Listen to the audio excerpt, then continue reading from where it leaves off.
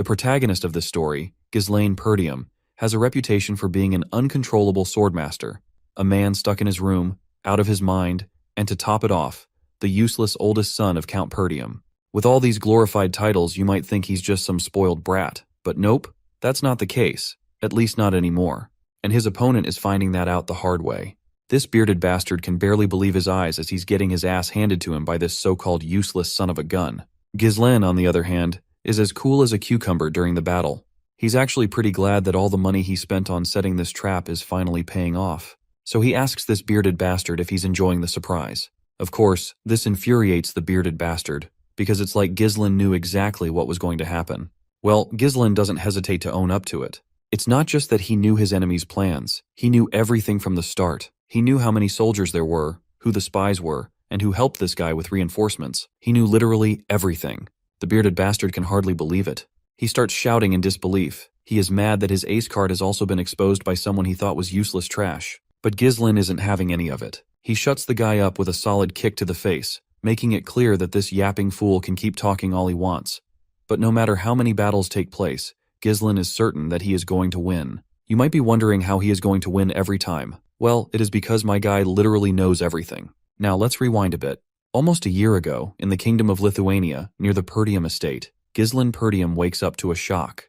He's alive, but he shouldn't be. He was supposed to be dead. The last thing Ghislaine remembers is being in the middle of a losing battle, facing off against one of the continent's top 7 noble knights, a guy named Idun, who was supposed to be the one to take him down. Ghislaine, on the other hand, was no slouch himself. He held the title of one of the continent's top 7 mercenary kings, known far and wide as Ghislaine Perdium. Before ending Ghislaine's life, Idun remarks how he did not expect to encounter the trash of a fallen Perdium household. As far as Idun knows, Ghislaine had left the family after his sister's death, so it seemed like his name had faded from memory. Ghislaine is surprised to hear this, and asks this bastard how he knows so much about him and his past. Idun claims that he had known this for a long time. He'd worked tirelessly to track Ghislaine down because he was one of them, someone who had worked alongside the Delphine household to bring the Perdium family to its knees. The mention of one of them catches our boy off guard, because this means that it wasn't just the Delphine household behind the downfall of his family. There were others involved, and now, one of them was standing right in front of him. It was then that his disdain and thirst for revenge skyrocketed, and right at that moment, Idun cut his head clean off. But when our boy woke up, he found himself in one piece, even though his head was decapitated. Not only does he not have a single scratch on his body, but he also looks quite young. He starts looking around, unsure of what's going on, and right at that moment, someone calls out to him with the title of Young Master, telling him to come on out. This man is actually Perdium's soldier, Ricardo, but the poor guy finds a sharp sword pointed at his neck while our boy demands that he quickly answer his questions. Of course, the soldier on duty has no idea what's going on, so he just agrees to answer anything his master asks of him, though he wonders why his master has to point a sword just to ask a few questions. Well, Ghislaine is also quite surprised by this, because he wasn't expecting this kind of reaction from someone he considers an enemy. Ricardo quickly yanks himself out of his master's grasp, reminding him that he tired himself out from his tantrum earlier and fell asleep. He was stressed out about how he is going to command the group to raid the orcs. As you can imagine, this doesn't make any sense to our boy, while the soldier tells him to grab his stuff and get out because the people are waiting for him outside. Our boy has no clue where they're going, to which Ricardo reveals that they're heading to the Perdium estate. The mention of his family name completely baffles him, because as far as he remembers, the Perdium estate had fallen. As they reach the place, Ghislaine takes a bird's-eye view from the hill, which clears up any lingering doubts that it's definitely the Perdium estate, even though he had already seen it reduced to ashes back then. Ricardo under his breath tries to inquire why our boy keeps calling his own house a fallen one, as he might get kicked out if the Count hears it. Just like any sane person, Ghislaine pinches his cheek to see if he's dreaming. But well, the pain is very real, so he guesses he's not. He reflects on how he now has a younger face. His estate is also in good shape, and if he can piece all things together, this only means he's traveled back to the past. You see, his younger self resented the household, and the immaturity born from feeling inferior led to trouble. As more time passed, more people from the household started to avoid him, and he couldn't withstand the criticism, so he ran away from home. But several years later, he became a mercenary. He survived countless battles, built up his skills, and made a name for himself. He returned to the Perdium country to make up for his past mistakes, but by the time he got back, his household had already been crushed to dust. So, our boy lost everything, but it's all still here, once again. All the people he held dear are still here. He can barely contain his excitement to see that he's gotten another shot at life, but it's too early to rejoice. From what he's learned from Ricardo, they're here to raid the orcs. He vividly remembers that day. It was the day most of the people in his raid squad would die. In his past life, he had followed the orc raid squad in an attempt to make a name for himself. At that time, the report had said there were only 3 orcs, so Ghislain had thought it would be easy enough for someone like him, who had no experience commanding a squad. But when he got there were more than 20 orcs. Almost all of them ended up dying because of his foolishness and stubbornness. Right now, my guy is confident that it should be doable enough since those orcs don't really have a strategy. But the problem is whether his soldiers will trust him, considering they all think he's some useless bastard. It looks like he does not have any time to prepare, because a watchtower is just obliterated as the horde of orcs comes charging in. My guy is absolutely boggled out of his mind at the sight because he was not expecting these damned creatures to attack so early. The orcs are literally demolishing the soldiers left and right, and each orc is strong enough to take down multiple foot soldiers on its own without much effort. The raid squad commander, Scoven, also jumps into the scene and tells everyone to get into a defensive formation. But it doesn't seem like any formation or strategy would work against these brute monsters who are literally slaughtering people left and right. Even Scoven is sure they're screwed because, seriously, getting ambushed when they weren't even prepared at all is just brutal. Not only that, but there are way more of these damned monsters than expected, and the way things are going, he's certain they're all going to die for sure. Suddenly, someone calls out to the commander, and when he turns around, he notices a massive monster about to crush him with its axe. It seems like the commander doesn't have much time to move away to save his life. That's when our guy launches himself and yanks the commander away, then brutally cuts through the monster's hand like it's nothing more than a cucumber. Everyone is absolutely jaw-dropped to see how effortlessly Ghislain pulled off that move. After all, he is supposed to be a trash. The monster finally falls down, while Ghislain feels annoyed that his body still can't use mana. He then walks back to the commander, extends his hand, and demands the commander's rights. But it seems like the commander doesn't think some useless idiot should be commanding the soldiers when everyone's life is on the line, so he flatly refuses. He further asks our boy if he actually thinks this is some kind of game. Even if Ghislain is the young master, Scoven simply just can't give up the authority that the Lord gave him that easily. Well, our guy already figured that no one would trust him, and he's pissed.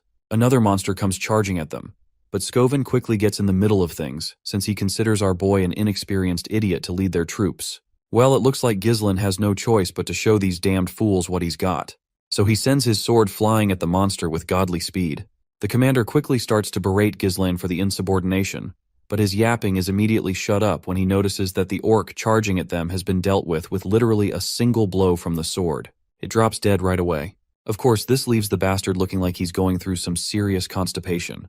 Meanwhile, our guy questions this fool if he even knows the most important thing in battles. Of course, the commander doesn't know, since he's the actual useless trash here. So, Ghislain shifts his attention to the terrified soldiers and reminds Scoven that there's no hope in winning a battle when their troops are filled with fear.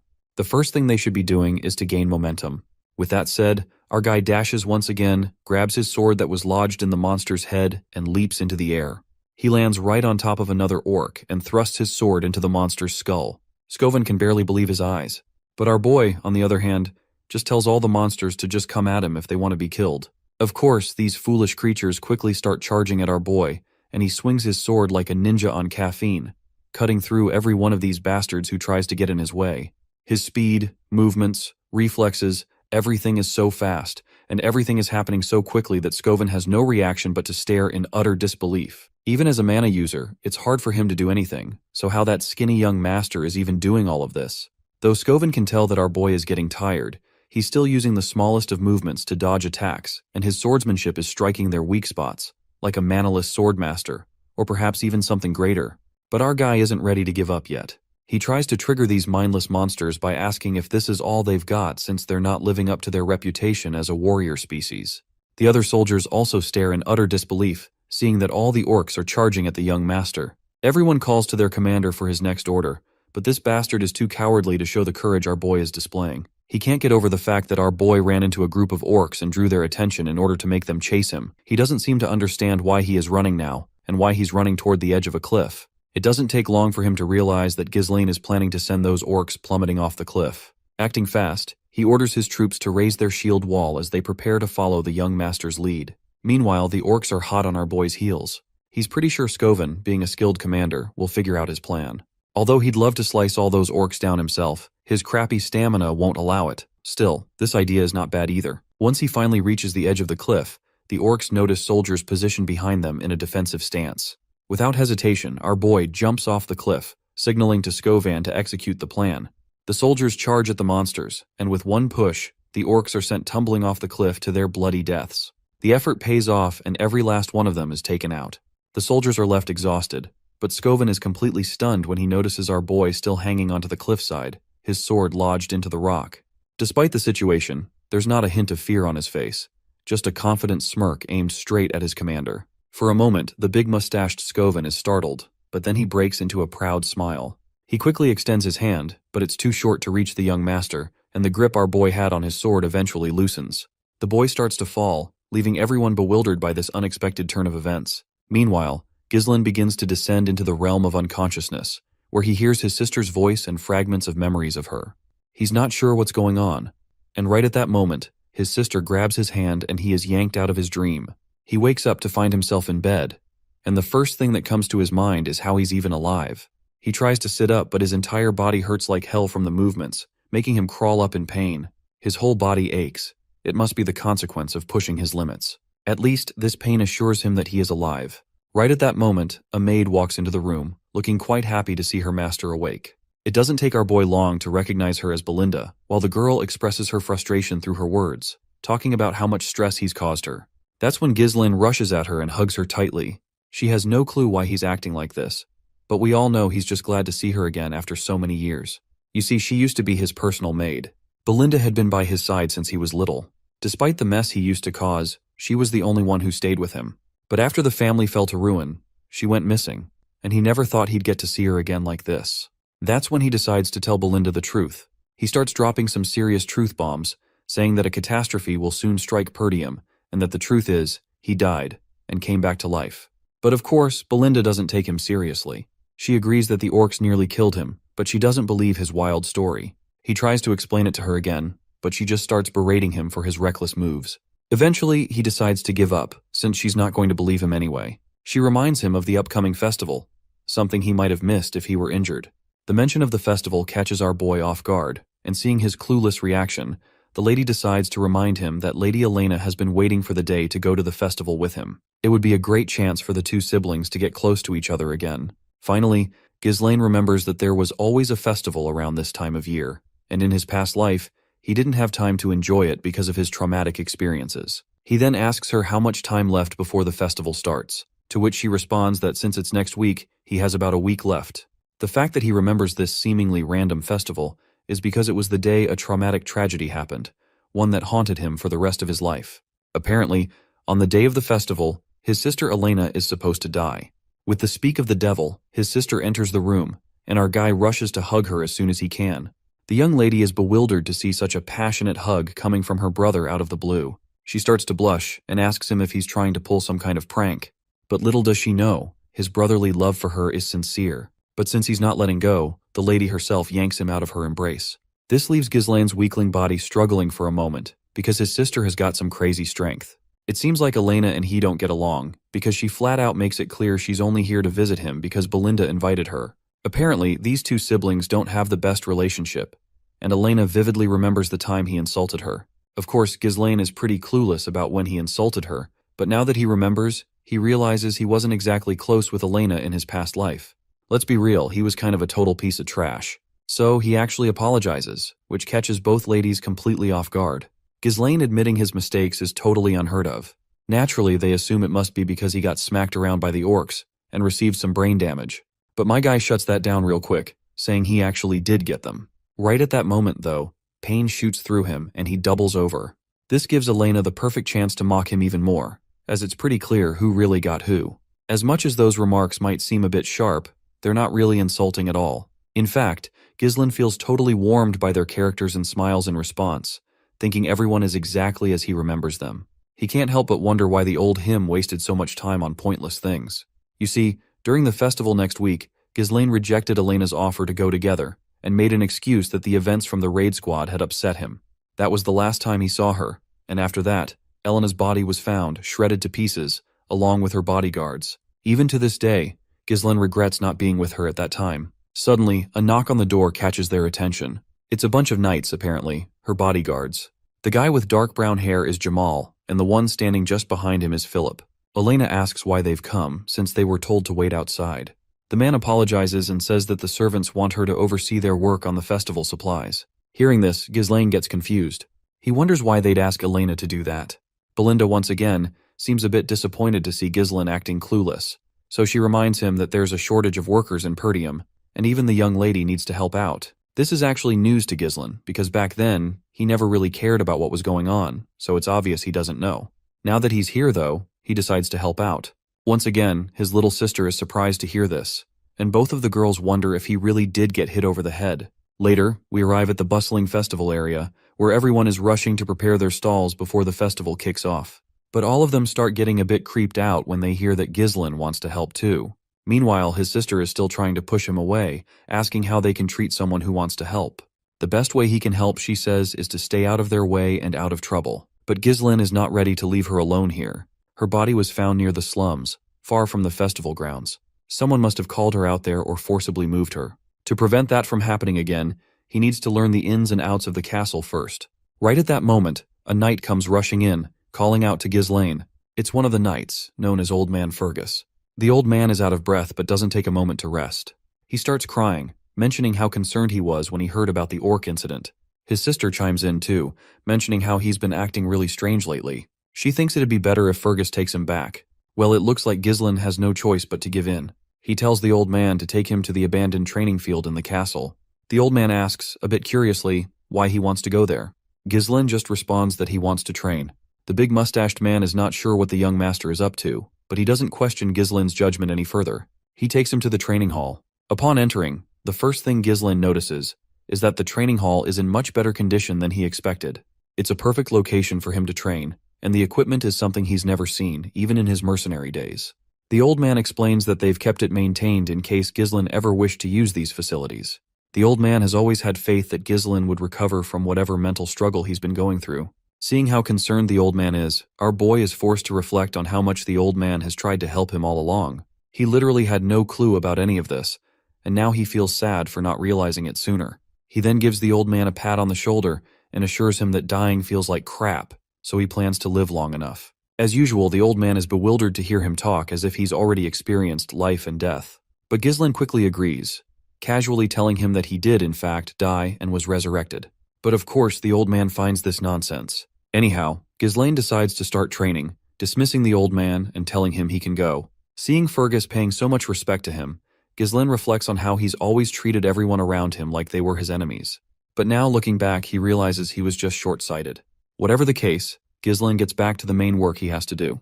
In his previous life, he has heard that one behind Elena's death was a lord from a neighboring territory. Because of that, Perdium got caught up in a war, which eventually led to its downfall. Elena's death was essentially the starting point for his house's collapse. This means he needs to set things right from here on out. First things first, he needs to get a better physique. It sucks that he doesn't have a lot of time, but he's sure he can at least get control over his mana. Mana is a supernatural resource that allows humans to break through their limits, and most people say that noticing and absorbing mana is the hardest part. But for Ghislaine, he was able to do that, even on the chaotic battlefield. He has to connect the mana particles floating in the air and bundle them up, almost like spinning a spool. For someone like him, who's experienced tens of thousands, of battles, creating a mana core is a piece of cake. But if it were that easy, he wouldn't be part of the strongest 7 of the land. Using the method from that half-burned book on magic he picked up, and with the natural mana core humans have, Ghislaine is able to create a second and even a third. He connects them in a mesh of multiple cores to create an explosive force. All this pushing his limits causes blood to leak from his mouth and nose, his face drenched in sweat. I guess he's reached his current limit. Although he was able to reach 5 cores in his past life, this technique is all about creating an explosive force in a short time. The catch is that it requires an extremely large amount of mana in return. This was the main reason he lost to Eden in his past life, who had brought an entire knight order when he was already out of mana. If it had been a fair fight, he definitely would have won. The technique is inherently unstable, but for now, it's good enough. Besides, this time, he has a youthful body and plenty of time to master it. He's determined that he'll claim Eden's head this time, and those bastards backing House Delphine, who helped destroy their country, they're going down too. Fast forward a week, and the day of the festival finally arrives. Our boy is ready, fully equipped, and walking through town with unshakable confidence. But as he strolls, he spots his sister standing there, who is surprised to see him. She's shocked that her brother, who's never been a fan of festivals, actually showed up. Not only that, but he's been acting super odd lately, and she's heard he's done nothing but train for the past week. Ghislaine tries to brush it off, reminding her that as the next in line of a knight family, training is just a natural thing for him. But she throws a brutal curveball, reminding him how he's always hated the idea of being lord, which is one of the main reasons he never got along with their father. Despite the jab, she starts to walk away with a smile over her face, as she is glad to see him finally acting like he was supposed to. Her remark forces Ghislaine to reflect on how his actions have started to change, not just how people perceive him, but also the trajectory of his future. The general flow of events might still be the same, but it's becoming harder to gauge the impact of his actions on the smaller details. Making good use of his knowledge of the future is now his responsibility, and he needs to respond to each situation effectively. With that said, he is ready to face his sister's killers. Later, he spends time with his sister, staying on high alert. After a while, though, Elena gets tired, commenting that there's nothing special about the festival. It's just like every other year. Meanwhile, Ghislaine is deep in thought, realizing the festival is almost over and yet nothing significant has happened. This leads him to believe that maybe the future has shifted because he's been sticking close to Elena. But just as that thought crosses his mind, her bodyguards show up. They suggest taking her to a livelier area of the festival to have some fun. As they begin escorting her away, Ghislaine quickly pieces things together. He deduces that it must be these bastards, the traitors of their house. Elena's escort knights, Jamal and Philip, are the most trusted knights in the family. They've been protecting Elena since she was a child, and it was known that they were murdered while protecting her in Ghislaine's past life. But now Ghislaine has lingering doubts. It must be a trap, and he is sure that these guys are the traitors of their house. So he decides to follow the knights. The place they arrive at is completely empty, which leaves Elena clearly annoyed, and she starts complaining. While she complains, Ghislaine's suspicions grow even stronger. At first, the street might seem like a simple deserted one, but looking at the way the obstacles block the escape routes, it's clear that preparations were made in advance. He's soon shaken out of his thoughts when his sister starts dragging him with her. Seeing how strong her grip is, Ghislaine can't help but to ask her if she has been hitting the gym lately, because she is too strong for a young lady. But just then, Jamal stops her, and the look on his face makes it clear that he doesn't have good intentions.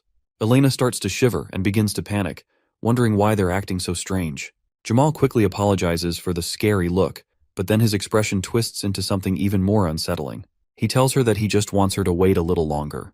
It's only a small request. Elena feels scared and hopeless, and just at that moment, someone walks into the scene. It's a guy with glasses, followed closely by two of his goons.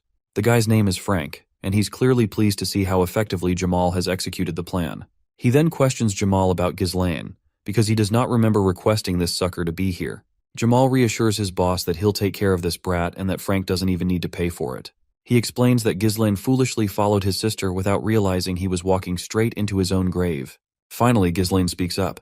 The first thing he wants to ask this filthy bastard how he is going to get away after betraying Perdium family. The bastard just snickers with little to no fear, claiming that all he has to do is run away to some far-off place. Besides, he's tired of this poverty-stricken land that's already been torn apart by barbarians. He's sure that it's not just him, but plenty of others want to leave Perdium too. But before he can finish speaking, my guy cuts him off. Instead of words, blood pours from his mouth. The sight is enough to shock everyone watching. As the traitor falls to the ground in two pieces, my guy looks at him furious. He reminds this sucker that even if people are leaving this place, they never betrayed them. He is absolutely livid and shoots a deadly glare at the other bastard, who, in a panic, pulls Lena closer, hoping to escape the same fate as his friend. But well, he doesn't make it. A sword pierces his skull and the bastard trembles, choking on his last breaths. The lackeys who came with Frank start second-guessing whether they should even fight. What baffles them more is if this guy is really the eldest son of Perdium. As far as they know, he doesn't have any real combat experience or basic training. Frank, though, is convinced he's the eldest son, but he still can't wrap his head around how this guy managed to take down two men so effortlessly. And, more shocking, his attacks were infused with mana. Meanwhile, the girl clings to her brother, trembling, but he knocks her out with a quick hit to her neck, telling her to take a little rest. Frank, the bastard, shows his gratitude to our guy for taking down the two knights, claiming they were planning to handle them themselves. He even compliments our guy on his godlike skills and can't help but ask where he learned them. But Ghislaine is not obligated to reply to them, so he shuts them down immediately, reminding them that it is none of their business. He then sizes them up, 3 in total, but only the one in the middle is radiating any significant mana. But whatever the case, my guy is ready to finish this quickly. Before making a move, he demands to know who hired them for the ambush. Frank, with a smug grin, brushes off the question, implying that someone about to die shouldn't care about such things.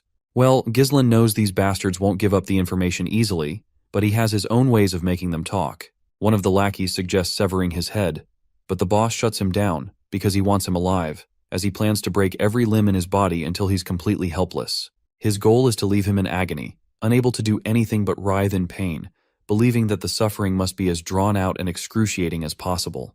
With that, the two of the goons charge at him. Anticipating this, Ghislaine pulls out a firecracker and throws at them. The unexpected move from our boy startles one of the lackeys for a split second, leaving him confused as to why someone would use a firecracker. That brief moment of distraction is all Ghislaine needs. In the blink of an eye, he strikes, killing one of the goons instantly. The second lackey charges next, but Ghislaine is ready. He quickly blocks the attack with ease, disarms the attacker, and yanks the sword from his hands. Finally, he follows through, cutting the man down as if it's nothing. As soon as the lackeys drop, their leader doesn't waste any time and tries to attack our guy from behind like a coward. But my guy's reflexes are on another level, and he blocks the attack without much effort. The bastard is left stunned, realizing his nearly perfect sneak attack has been completely ruined. Not wasting any time, my guy decides to retaliate. He moves so fast with his sword that Frank barely has time to react. The sword cuts deep across the bastard's throat, and the pipe he had in his mouth falls to the ground. The bastard tries to recover and launches another attack, but once again, my guy blocks it with ease. Frank quite frankly admits that his throat would have been completely sliced if he hadn't used mana. Even my guy is impressed, realizing that this bastard concentrated all the mana around his neck to reduce the damage. It's insane how he managed to pull that off. That's when Frank finally decides to show what he's really got. Gripping his sword as tightly as he can, he launches himself at our boy. But then, he notices the grin on our boy's face. That grin catches him off guard for a moment. It's almost like my guy wanted this to happen. And that's when Ghislaine overpowers this bastard and lands a solid kick straight to his face. Frank manages to land on his feet instead of tumbling over and smirks, claiming that with his mana levels, that kind of move won't work. But then he's proven dead wrong when he suddenly starts coughing up a copious amount of blood. Frank's face twists in confusion as he has no idea what just happened. Even with thick mana reinforcing his entire body, he's in disbelief. How did Ghislaine manage to pierce through his enhancement with sheer skill alone? Meanwhile, Ghislaine thinks about how he never found out about the culprit behind his sister's death, but now that he knows, he's ready to make this bastard pay. He warns Frank to prepare for the worst. With that, Ghislaine activates his third core. The bastard just stares in disbelief, but he doesn't have time to process it, because Ghislaine is already in his face. The two clash at a speed so intense that all you can see are the trails left by their blades. Frank is giving it everything he's got, but it's clear he can't keep up. His hands are already going numb, and no matter how much mana he draws, it's not enough. His sword begins to crack under the pressure. He's never heard of a technique that can boost mana so explosively, let alone with this level of precision. It's like Ghislaine has become a completely different person, and that different person lands a devastating blow that gives a nasty cut on Frank's body. But Ghislaine isn't done yet. He drives his blade into his sister's killer with full force, but he doesn't let him die. There are burning questions he needs answered. Through gritted teeth, he demands to know who ordered the hit on Elena. But it looks like Ghislaine isn't about to get his answers easily from this bastard. The sucker quickly pulls out these sneaky ninja daggers, but before he can throw them at Elena, some sort of threads block his hand from moving further. And the one holding those threads is our boy. Ghislaine decides to give this bastard another chance to talk. If he answers everything right, he promises to sheath his sword. Meanwhile, Frank's mind is once again officially blown when he realizes that the threads our boy is controlling are made of mana. Meanwhile, Ghislaine is sure someone of his caliber would know how to patch himself up. But well, not that it would matter if my guy destroys this bastard's mana core. So, without a second thought, Ghislaine starts pouring some magic energy into the sword he's already stuck in the bastard's belly. The bastard screams in pain as he feels his mana core shattering. This is one hell of a move our guy is pulling off, because one wrong step and the backflow of mana could cause an explosion and blow this whole area to pieces. It literally feels like Ghislaine is trying to self-destruct. But you see, my guy isn't some unskilled amateur. He can handle it pretty easily. Even this long-haired bastard can tell that Ghislaine isn't bluffing. With the way things are going, he knows he's as good as dead. When he stares into Ghislaine's eyes, all he sees is a bloodthirsty reaper. So, Frank decides to be a little wise for once, and finally slips out the name of Count Desmond, the real mastermind behind these assassination orders. He further admits that this whole setup is supposed to be a pretext to start a war against Perdium and Degard families. Seems like Ghislaine doesn't have a good impression of this name, because in his previous life, Such underground work was left to the families allied with the ducal houses. And if his guess is right, he is sure that it's Duke Delphine who orchestrated this nonsense. Anyhow, the fact remains that this glasses guy was here to take his sister's life. So my guy makes sure to take this bastard down as well to get his revenge from his previous life. Frank is in disbelief, thinking Ghislaine is backing down from his previous words. But our hero just reminds this bastard of all the sins he's committed, so this sucker has no right to feel terrified when it's finally his turn to become the victim. But to our boy's surprise, the bastard begins snickering even in his last breaths. This bastard is sure that nothing will change, even if our boy kills him, since he's already finished the work with the Degard family. He makes it clear that Perdium will perish due to the war, no matter what. Ghislaine quickly puts his hand over this bastard's filthy mouth to stop him from yapping. He lets this shithead in on a secret that he has reawakened after dying, so he's not about to let the past repeat itself this time. Those were the final words Frank heard before our guy cranked up the mana core shattering process. The mana inside backflows, and Ghislaine directs it into the sky, causing it to explode with a big bang like some twisted firework. Ghislaine is also out of breath, but at least all of the people involved have already been dealt with. He then takes notice of his unconscious sister, who seems safe and sleeping soundly. As he just closes his eyes to relax his muscles, a mouthful of blood leaks from his mouth, and he doubles over because of the pain. He reflects that exploding 3 cores wasn't an issue at all back when he was the Mercenary King, but his weak body is limiting his potential this time. But this is still not enough to make him back down. He quickly rushes to a nearby home where he finds a dead body. In his previous life, the officials had found another body besides Elena's at this place, and according to what Frank said earlier, this body is apparently the son of Degard. There's also another dead body, the escort knight who was killed in the process. This is apparently how the Perdium family in his previous life came to the conclusion that Degard family must be the one involved in the assassination of Elena. The moment these bodies were found, the war would start. So Ghislaine decides to leave no evidence behind. After torching the entire house, he takes his sister and begins to walk away. That's when we notice this dickhead cap guy in the shadows, keeping an eye on our boy. Later, he arrives at the council of all the shady people running this game and reports back that the mission has failed. It goes without saying that the big shots are not thrilled to hear this, and the hooded guy tries to argue that it was all because of Ghislaine Perdium. The name catches their attention, because how could a useless bastard from the north pull off such a big move? One of the big shots also claims that as far as he knows, Ghislaine is a useless piece of shit, so he's not sure why this reporter is using him as an excuse for their failed mission. But the guy tries to argue that Ghislaine was completely different from the information and rumors they had about him. The way he handled everything with such finesse made him feel like a completely different person. He tries to assure his masters that he has already taken care of things with Degard, so starting the territorial war won't be an issue. He begs for one more chance to prove himself. But the big shot gets angry, because the setback from this failure has caused immense trouble, and everyone in the council is losing their minds over it. They all collectively tell this bastard to just eliminate that bastard Ghislaine. That's when the big shot among the big shots speaks up and breaks the tension. He asks the hooded guy how he plans to handle that kid, to which the hooded guy states that he's going to make a duel happen naturally, and the one who is going to fight against Ghislaine is quite powerful. They ask who that guy is, to which the hooded guy explains that his name is Cain Loges, and he's famous for his strength-based swordsmanship. Despite his young age, he is the epitome of strength, and he's confident that there is no one in the north who can match his power. Not to mention, Cain is Ghislaine's cousin, so the hooded guy is sure it won't feel forced to have them meet. Everyone goes silent as they begin to consider this plan. The big shot, however, makes it clear that if this mission also ends in failure, there will be no next time. Terrified, the hooded guy quickly promises to deliver promising results this time. The scene transitions to the Perdium Castle training hall, where we see Fergus, who is here to announce mealtime to our boy.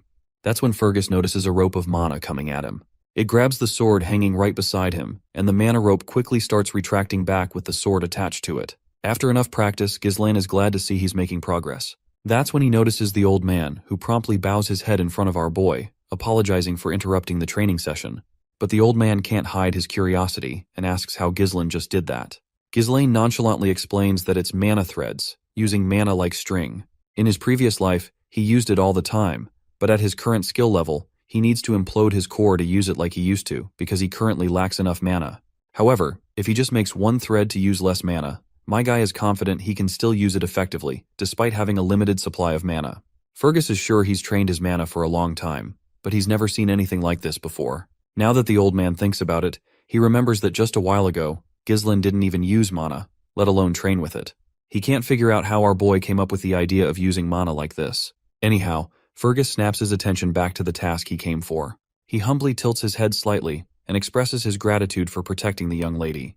But Ghislaine doesn't see any need for anyone's gratitude. She's his sister, and he would have done the same unconditionally. A few days pass after that, and the festival is paused. It only makes sense since a guardian knight tried to traffic the young lady.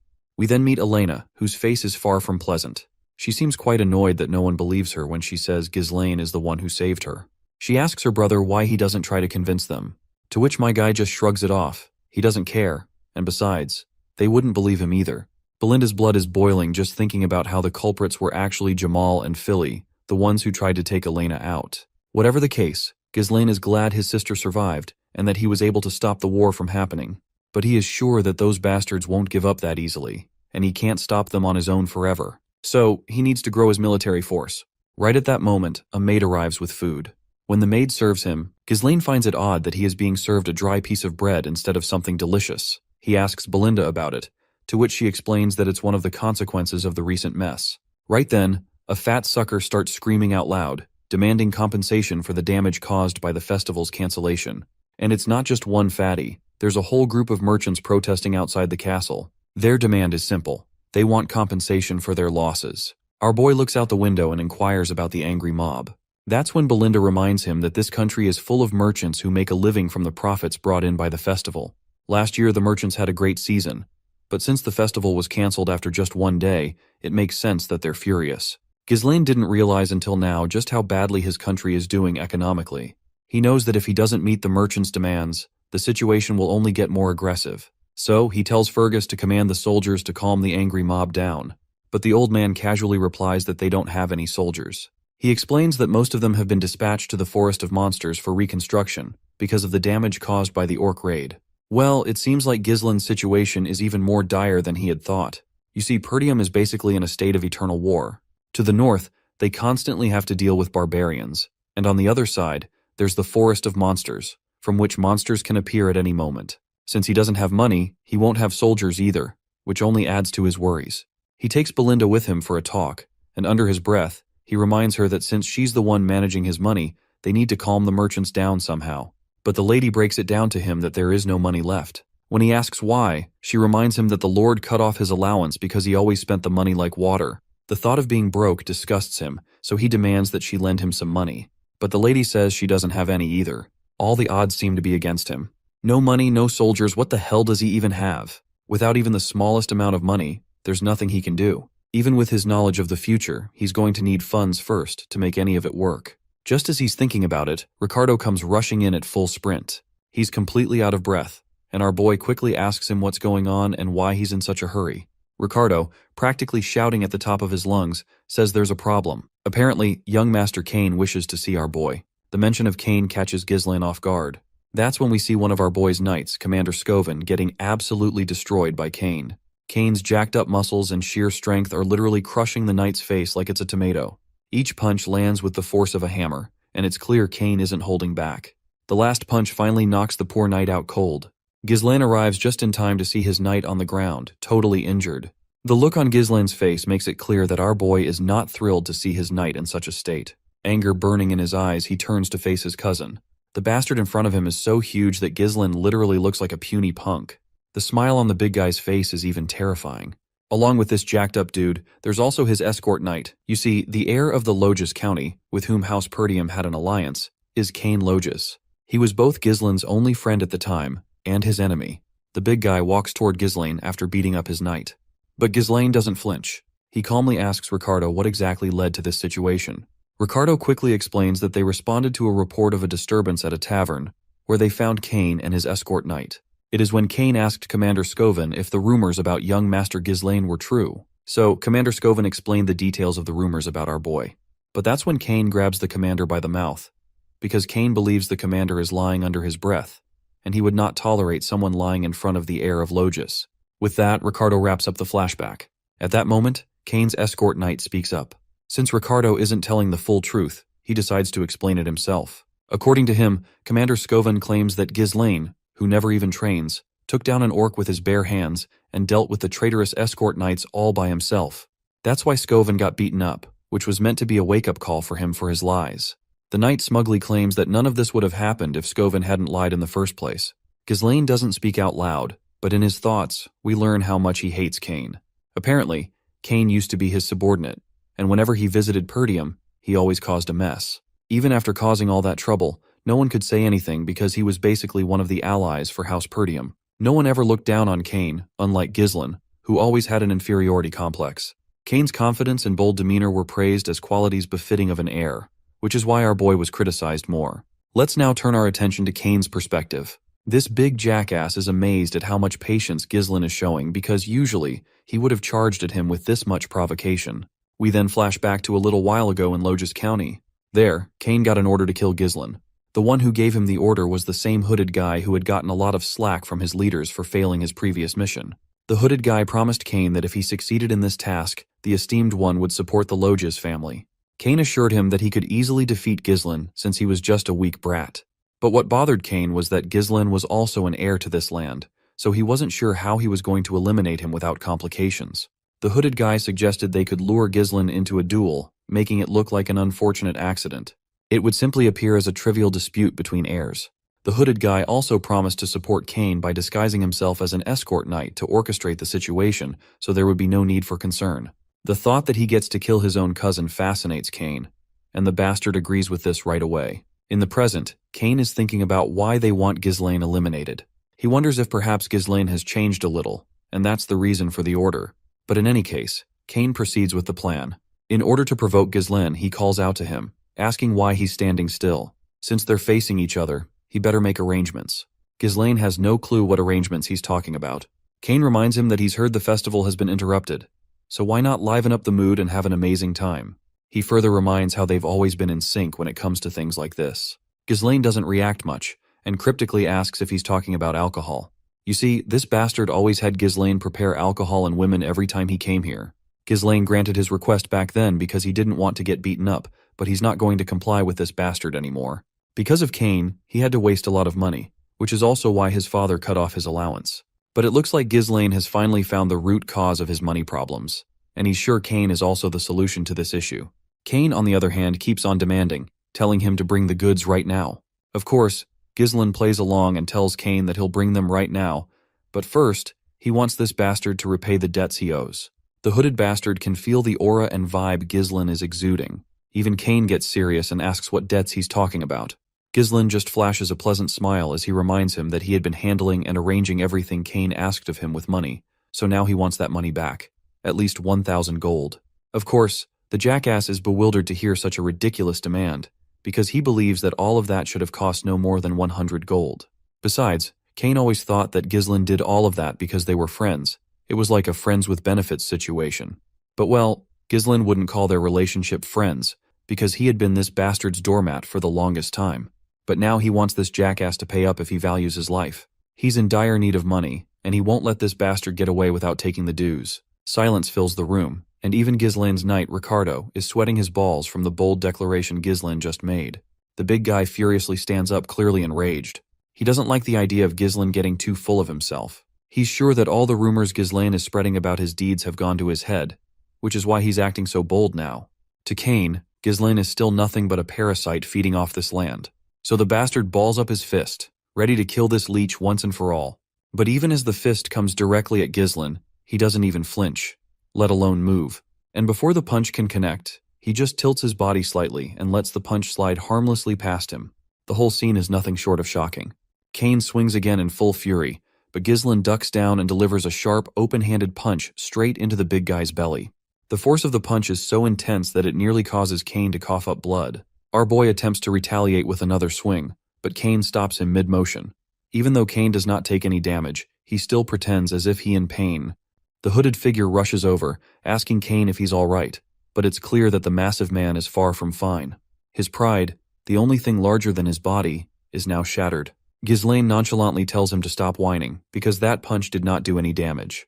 But Cain keeps on pretending as if he is suffering. The onlookers in the pub are left speechless, unable to process what they just witnessed.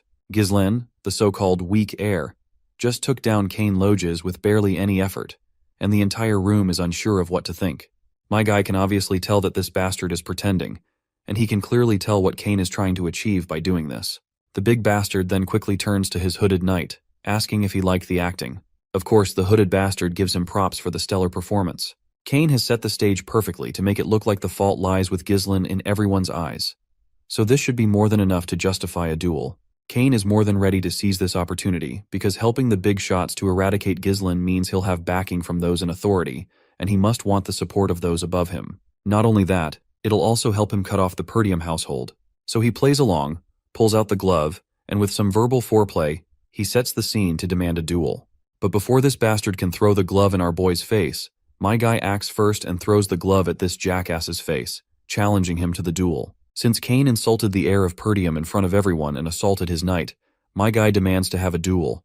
Silence falls over this big jackass's face, but that straight face quickly shifts into a smirk, because he thinks Ghislain has dug his own grave by demanding the duel. So, it goes without saying that he accepts the duel. On the other hand, the sassy smile stays plastered on our boy's face as he calls out to his knight, Ricardo, and tells him to bring all the merchants protesting in front of the castle. He wants them to know that Ghislain, the young master of the Perdium house, is about to make them some fat cash. You see, the festival was suddenly cancelled, and the atmosphere, which had heated up to its peak, suddenly cooled down. This left behind a bunch of tourists who couldn't leave out of regret. They're probably in a state of incomplete combustion, not able to spend their money or time. In such a situation, if an event were to take place to soothe them, everyone would be over the moon. And so, as my guy stands in the ring against that bastard, the crowd is going absolutely bonkers with cheers. People are gathering from far-off places, and the merchants in the market are finally able to make some cash out of the tourists. That fat merchant who was at the front of the line during the protest has set up his table for people to bet on their respective players. Many of them simply put their money on Master Kane, which is understandable because they think it's the safest bet. The big bastard is also ready with his giant sword to start the duel, but he's kind of annoyed that Ghislain has turned a serious duel into a marketplace like this. He makes one thing clear before starting. His sword won't stop even if our boy surrenders. Ghislain isn't terrified or surprised to hear this, since he can tell the bastard's motive is to kill. Anyhow, since it seems like they have enough people gathered, Ghislain decides to officially start the duel. That's when the hooded bastard butts in and states that the proper bet can't proceed at this rate. Everyone is confused about what this hooded guy means, so the fat merchant explains that nobody has bet their money on young Master Ghislain. The crowd starts to murmur among themselves, believing the result is already pretty obvious, and that Ghislain doesn't stand a chance. Kane finds it amusing to think that even the marketplace doesn't want to be associated with Ghislain in any way. Since the bet isn't balanced, they decide to change the criteria of the bet to make it somewhat fair. But that's when Commander Scoven brings out a bag full of cash and bets it on young Master Ghislain. Not only that, Lady Elena also fetches a bag full of money to bet on her brother.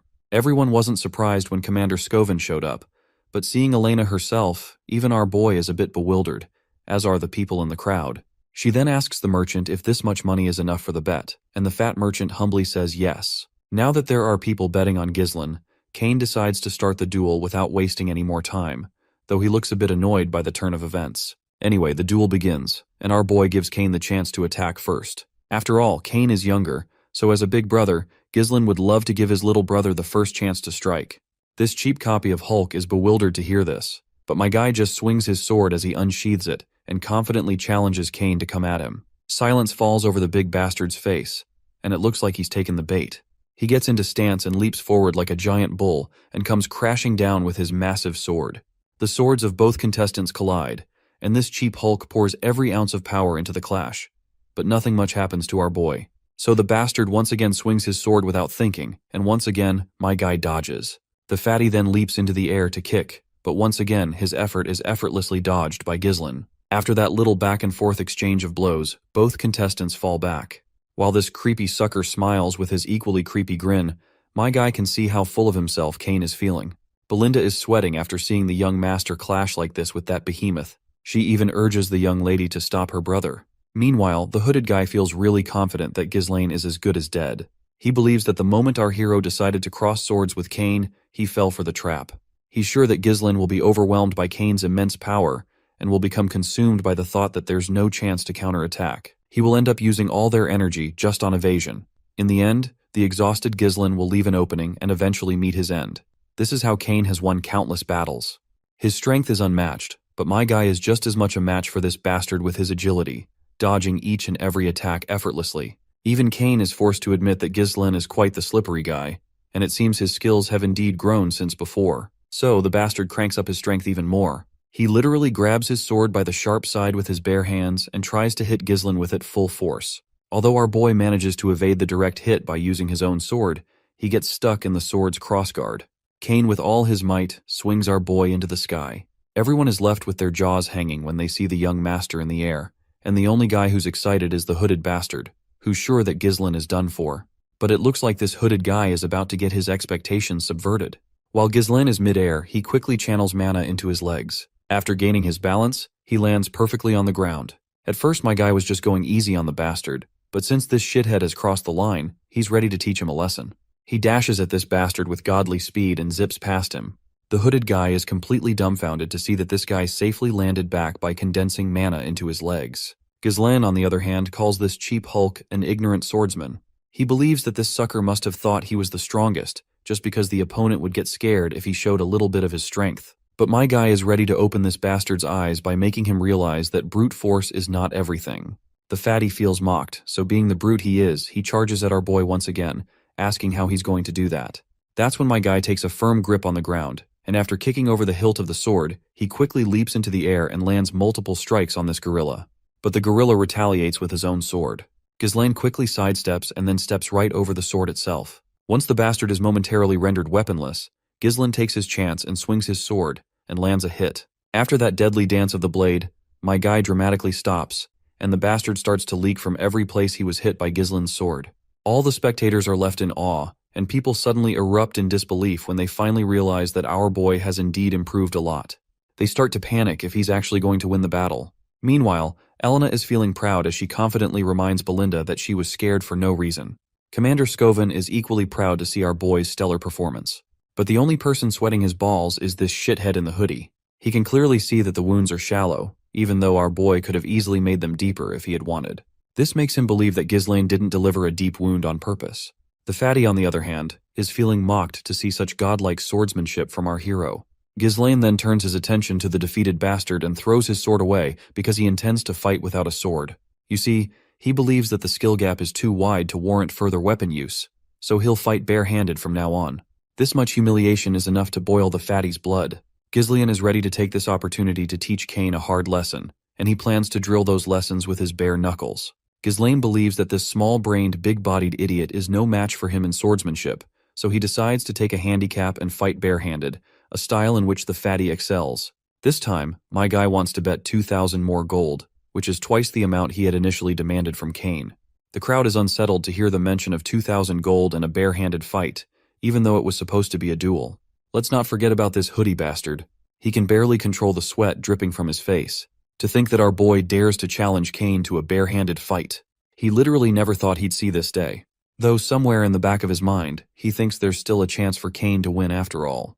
The fat merchant quickly tells everyone to place their additional bets, announcing that the event is now a barehanded fight between young Lord Ghislain and young Master Cain. This time, many people are betting on our boy, as their opinions are starting to shift. They realize that sheer force isn't always the winning factor, and for that reason, they're putting their money on Ghislain. The cheap hulk is still full of himself, but he nonetheless accepts Ghislain's challenge. However, he refuses to let go of his sword and decides to use it against our boy. Belinda, panicking at this unexpected turn of events, quickly urges the young master to pick up his sword as well. But the big bastard has already started to swing his sword down, while my guy stays as cool as a cucumber, ready to knock some sense into this brute. As soon as that sword comes crashing down, Ghislain ducks, moving so fast that his silhouette seems to lag behind. He delivers a crushing blow to the sucker's overgrown leg, following it with a devastating uppercut under the chin. The bastard's face is left leaking blood. That one punch was enough to scramble his brain, and one of his knees hits the ground. This was unreal. Cain didn't even see those punches coming. The audience is just as surprised as everyone else, thoroughly enjoying this unexpected turn of events. Meanwhile, Ghislain exudes confidence and charisma, claiming he hasn't even started yet and wants to play some more. This bruises the fatty's fragile ego, making his jaw clench as he rushes at our boy once again.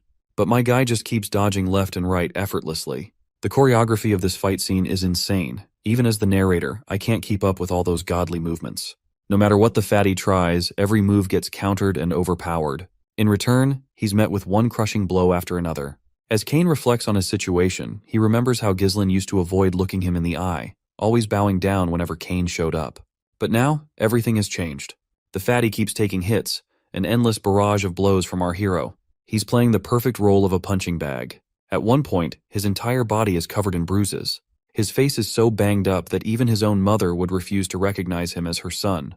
Ghislaine grabs the bastard by the hair, and as he looks at this stubborn fatty, he feels genuine pity for his family. Count Logos had supported the Perdium house relentlessly, even when it was on the verge of collapse, simply because he was a close friend of our boy's father. However, Ghislaine can tell that Cain is nothing like his father. The scene transitions to a few years ago, where we hear Cain shouting at his father for being overly supportive of the Perdium house. Cain is annoyed, arguing that his father is wasting resources by continuously investing in a land that's withering away. It hasn't even been a week since Logos returned home, but he's already preparing to head back to help Perdium. Cain begs his father not to go, visibly frustrated by what he perceives as his father's blind loyalty. But his father politely yet sincerely responds that he's doing all of this because they are friends, and there's no other reason than that. In the present, seeing this fatty, Ghislaine balls up his fist. But surprisingly, this isn't a punch meant to obliterate the fatty's face. It's actually a hand of friendship extended from our boy. This hand of friendship is something none of us expected. And what's even more unexpected is that Cain warms up to this gesture and admits defeat. Everyone is left absolutely awestruck to see Cain admit his defeat, and the referee promptly announces Ghislaine as the winner. Everyone from House Perdium is fascinated to see the young master win, while Elena is quite happy and overjoyed to see her brother finally bag the victory. That's when the hooded guy rushes toward the defeated Cain and starts berating him. He asks how Cain could admit defeat so early just because he was at a slight disadvantage. Cain doesn't respond. He simply turns his head away, stating that he's not playing that game anymore. Since Cain has failed to take down Ghislaine, the hooded guy is not sure how he is going to face his seniors. Right at that moment, our boy also pops up in the scene and decides to play a little dirty with this sucker.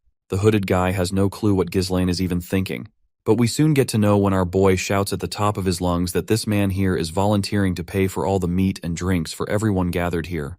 While the hooded bastard is losing his mind, the crowd erupts in pure happiness at the thought of getting meat and drinks for free. The hooded guy quickly argues back, telling Ghislaine that he never agreed to any of this and demands that he withdraw his statement. But my guy simply places a reassuring hand on this bastard's shoulder and lets him know that this is the price for losing the duel. And just to be clear, it won't be deducted from the bet. He tells him to remember to add 2,000 gold to the original bet of 1,000 gold. And if he tries to run, the consequences will be severe. When Ghislaine says this, he means every word of it.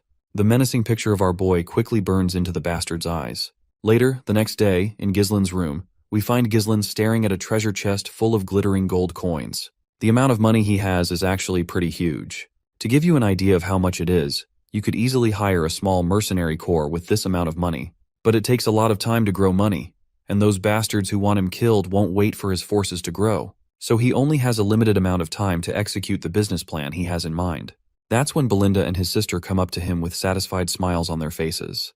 The way they're looking at him feels like they have some ulterior motive hidden behind their smiles. He quickly questions why they're here, to which his little sister politely asks where he plans to spend all this money. Of course, Ghislaine catches on to what she's implying, so he directly asks her if she wants some. To which the lady responds that she's just asking. Belinda then speaks up, stating that she has a pretty good idea of where he's going to spend it all. She is sure that since Lady Amelia's birthday is coming up soon, Ghislaine must be planning to put on a grand show to buy his fiancée an expensive present. But we all know that our boy isn't thinking about this at all. However, the mention of a fiancé catches Ghislaine completely off guard. He literally does not even remember if he even has fiancé. The maid laughs softly, thinking he must be feeling shy. They know he's pretending to be clueless because he's embarrassed that they figured him out. Still, since Elena is noticing that her brother is quite absent-minded lately, she decides to remind him that they're talking about Amelia of Rayfold County. Finally, the name triggers some memories in Ghislaine's mind, but they're not exactly fond ones. You see, Amelia Rayfold is renowned as a noble among nobles. Known for her kind nature and selfless actions, she's deeply admired in her territory, garnering the unwavering support of her people regardless of their social status. But Ghislaine knows another side of this story. In his mind, she isn't a celebrated noblewoman but a traitor. Why? Because Amelia Rayfold, who once stood as a shining beacon of nobility, would later incite rebellion. She would become infamously known as the Witch of the North, aligning herself with the Delphine Duchy to deliver the final blow to Perdium's downfall. To Ghislaine, she is no gentle fiancée, but the very woman who betrayed everything his family stood for. He then asks Belinda when his father will return, to which she responds with uncertainty, saying probably in a week. This is good enough for Ghislaine. With a full week ahead of him, he decides to take a trip to Rayfold County. Belinda isn't sure why he's leaving already since it's not even her birthday yet, but my guy says he's going to get some money from them. Later, we finally see the lady in question, Amelia Rayfold. At first glance, she looks dead-eyed, but I can't take my eyes off her major assets. Nonetheless, she's in this town, where she's offering a poor little girl a pair of sandals. Amelia is apparently offering her own sandals, so the little girl isn't sure whether to take them or not. But Amelia assures the hesitant girl that if anyone has to walk barefoot on her land, it should be her. She then commands her soldiers to provide food and shelter for them right away, and the soldiers quickly jump into action. As she walks away with her entourage of soldiers, all the civilians echo their gratitude. Later, we arrive at Rayfold County, in Amelia's garden, where we see this guy washing her feet with such dedication that you might feel jealous of. He's really proud of the great job she's done. This guy is actually Amelia's escort knight, Bernaf. Amelia responds to him that her father had always demanded absolute obedience from the people of his territory, but the common folk will always follow the one who keeps them warm and well-fed.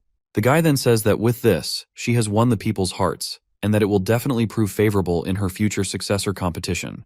But it looks like Amelia is not on the same wavelength as him, so she quickly puts her feet right over his face like a sadistic bitch. She questions him about what happened in the duel against the finest sword of the North, to which the guy apologizes, saying he lost intentionally to avoid unnecessary attention. If he had stood victorious, people might have started paying attention to her, and it's not yet the time for her to reveal her hidden claws. He then kisses her feet passionately while expressing his full support and loyalty to her. But the lady believes that this is how it should be since she has invested so much to raise him, and she definitely would never allow him to be a weakling. She then starts questioning him about the merchants. The knight assures her there is nothing to worry about with the Arctium Merchant Guild. All the materials used for the reconstruction of the Forest of Beasts outpost, which was recently half destroyed by the orc attack in Perdium, are being purchased through their merchant guild. In essence, her merchants are recouping all the support funds that Count Rayfold sends to Perdium each year. Moreover, he is recruiting all the soldiers and knights who are leaving Perdium. Many of those soldiers are great knights who are well trained from battles against barbarian tribes. Basically, her plan to squeeze everything out from Perdium is a total success so far. The lady is glad to hear this, and, as she said before, she tells him to maintain the appearance of an ordinary merchant guild and be thorough, because she cannot let their true identity be exposed until they have fully built up their strength. That's when her butler arrives. The knight is annoyed to see the butler entering the garden without permission, but the butler quickly delivers urgent news he received from the castle gate. Apparently, young Lord Ghislain Perdium has come to visit. Although we were told he is her fiancé, she definitely doesn't look even a little happy at the mention of his name. She questions the butler about the reason for his visit, and the butler gets all sweaty when he reveals that Ghislain is here to discuss the Merchant Guild. Both the lady and her knight, Bernaf, are wide-eyed upon hearing this. We then arrive in the visitor's room, where we find her sitting in front of our boy. My guy sits as casually as he can and greets her in the same laid-back tone. But the lady responds with a contemptuous expression to his greeting. She's clearly annoyed that he came here without prior notification, leading her to believe he still hasn't learned proper etiquette. My guy reminds her that since it's her birthday soon, he thought he'd give her a gift in advance. He places a flower on the table and explains that he picked it up from a merchant guild nearby. He mentions the fragrance is quite nice and that he plans to buy flowers from there from now on. If his memory serves him right, the merchant guild is called Arctium. Of course, the lady immediately knows where he's going with the conversation, but she plays clueless and says she isn't sure what he's trying to imply. Now that she's received his gift, she claims she'll take her leave and begins to walk away. But that's when my guy calls her name. With a serious look on his face, he tells her to sit down. The girl instantly picks on the pressure Ghislain is exuding. What bothers her the most is how such ominous pressure could be coming from a guy who used to squirm and barely speak whenever he stood in front of her. My guy then decides to get straight to the point and demands money, around 10,000 gold coins. Not surprisingly, she's not vibing with the idea of him showing up out of nowhere and asking for such a large sum from his fiancée. She wonders if he's here on behalf of his father, but Ghislain clarifies that his father has nothing to do with this. Besides, he already knows that she is not planning to marry with him anyway. He is sure that she might become the lord of this land given her preparations. He indirectly threatens her that if word about her secretly building power spreads in Rayfold, she might lose the succession fight. This makes her quite angry, of course. With some death glares, she tells him not to even joke about something like that, not even as a joke. To which my guy assures her that he will keep her secret for now, but of course he might not keep his word if he leaves this room empty-handed. But the lady remains sassy with her words because she has already figured out how to deal with Ghislain. She quickly calls out to her knight, Bernaf, and that feet licker promptly walks inside. The knight doesn't forget his manners and promptly greets Lord Ghislain. Meanwhile, When we peek into Ghislaine's mind, we learn that this guy has always stayed by Amelia's side, and he's a skilled individual with the potential to be compared to the finest sword of the North at the time. Our boy quickly reminds the lady that if she tries to kill him here, a war might break out. He questions whether she really has the time to be fighting wars when the succession ceremony is so close. But Amelia has already thought it through. She has the perfect alibi. A sudden ruffian barged in, caused chaos, and was killed by her escort knight. That's the story the world will hear about his demise. With that plan in mind, she doesn't hesitate before ordering her knight to kill this brat. The feet licker is more than happy to comply with her command, and quickly unsheathes his sword. But my guy isn't about to take any crap either. If that's how she wants to play it, then he has no choice but to get a little serious as well. The stage is set for yet another godly duel between two skilled individuals, so grab your parrots and brace yourself for what's coming next. But, well, as much as we wish to see a manly fight between two warriors, this piece of shit knight has some other plans. Suddenly, Ghislaine notices some rustling behind him, and before he can react, an assassin pops out from the empty armor and thrusts a sword directly into the sofa in an attempt to pierce our boy along with it. But this bastard was too slow, and my guy just rolls to the ground, kicks the bastard hard, and throws him out of the window. The lady and that sucker stand in disbelief because they didn't expect our boy to react with such finesse. Ghislaine expresses his disgust at this bitch for feigning politeness while launching a surprise attack. He then quickly lunges toward the knight, and they both engage in a sword fight. My guy questions this shit of a knight, asking if Rayfold doesn't know the way of chivalry. The knight apologizes but reminds our boy that he was the one who was rude by arriving unannounced and unsettling the lady with his shallow threats. The two go toe-to-toe, trying their best to tag the other with their sword first, but it looks like my guy has the upper hand with his ninja-like reflexes. He even manages to push this bastard back with a single kick. This knight definitely didn't think much of our boy, assuming he was all talk with no real skill to back it up. But now, he's learning the hard way that our boy is no rookie at all. Amelia, on the other hand, is losing her temper watching her knight get overpowered by this brat. She menacingly demands that he finish the fight quickly and bring her this bastard's head if he really considers himself her knight. The feet licker decides to get a little more serious because this is now a matter of his mistress's honor, and he doesn't want to disappoint her. He boldly tells our boy to come at him. My guy keeps that sassy smirk on his face, mocking how an escort knight dares to order him around like that. But now that this knight is asking for it, Ghislaine is more than ready to give this bastard exactly what he's asking for. The two once again engage in a deadly dance of swords, but this time, the knight isn't holding back a single bit. He even manages to graze Ghislaine's face with a nasty cut. Both of them are moving so fast it's hard to follow their movements. All they leave behind are silhouettes of themselves. Amelia, on the other hand, is growing more frustrated and restless watching Ghislaine fight like this. She can't believe how a guy who was once called a lousy punk is now fighting her knight, Bernaf, on equal footing. The fight itself is incredibly intense, and if you blink, you miss it. Both fighters are too fast. When our boy tries to tag this bastard, he dodges, and when this bastard tries to tag our boy, he dodges. This back and forth continues relentlessly. Ghislaine then tries to use the same attack he did before, but this time he gets slammed hard onto the ground. While he's caught off guard, the knight charges at him with his sword in hand, but Ghislaine quickly reacts, pulling off a series of acrobatic moves before landing back on his feet. By now, Ghislaine has figured out that this dude is enduring attacks by using mana. On the other hand, the knight is also forced to admit that Ghislaine is quite different from what they've heard about him. The way he wields his sword doesn't look like something systematically taught. It seems more like he picked it up through real combat experience. The knight asks if Ghislaine has perhaps fought with barbarians so often that he naturally adopted their style. He believes that such a method might work in a chaotic battlefield, but claims it won't work against him. This time the knight vows to end this. Ghislaine also knows that this is not proving to be easy. The narrow, precise thrusts of the blade constantly targeting his head can mess with sense of distance and timing. And at close range, the difference in opponent's size makes it hard to overpower this bastard with technique alone. In the first place, this knight wasn't an opponent Ghislaine should have tried to take on yet. It's basically like trying to defeat a final boss with level 1 gear. But, well, Ghislaine didn't have much time to prepare for all that, so he decides to take the fight up a notch. He conjures up a mana string, which zips past the knight's ear. Before the knight can even figure out what's going on, my guy pulls a sword from behind, knocking the bastard hard at the back of his head. Then Ghislaine follows up with a kick to the knight's face. Bernaf momentarily loses his senses after getting hit twice on his head, leaving the spider lady in disbelief. My guy then leaps into the air and comes crashing down, but the knight quickly throws him away with a powerful push of his body force. Bernaf swiftly tells his mistress to get out of here because he can no longer guarantee her safety at this rate. And from this point onward, he vows to give it his all, warning her that she might get caught in the collateral damage. Ghislaine is also fired up for this fight because he hasn't faced such an entertaining opponent in a long time. Meanwhile, Amelia is running down the corridor with her cat for her life. She looks visibly distressed because how dare our boy cause her such humiliation. She has no clue who could be the idiot who leaked information about the Merchant Guild to Ghislaine. There's no way he would know about it in such detail, at least not without help. The rumors about him about slaying orcs, protecting his younger sister from assassins, and even defeating the heir of Logius, judging by that rascal's past, she had thought it must have been either luck or exaggerated information. But now she is forced to believe that he might really have improved. She then notices that all of the guards are missing, which annoys her further. But she soon finds all the soldiers scattered on the ground, and the one who took them down is none other than Belinda. Amelia is startled to see Perdium's maid, and before she can react further, Belinda places a dagger right over her throat. That's when Belinda notices the spider hanging over her face. She grabs the little critter in her hands and expresses her dislike about this shit.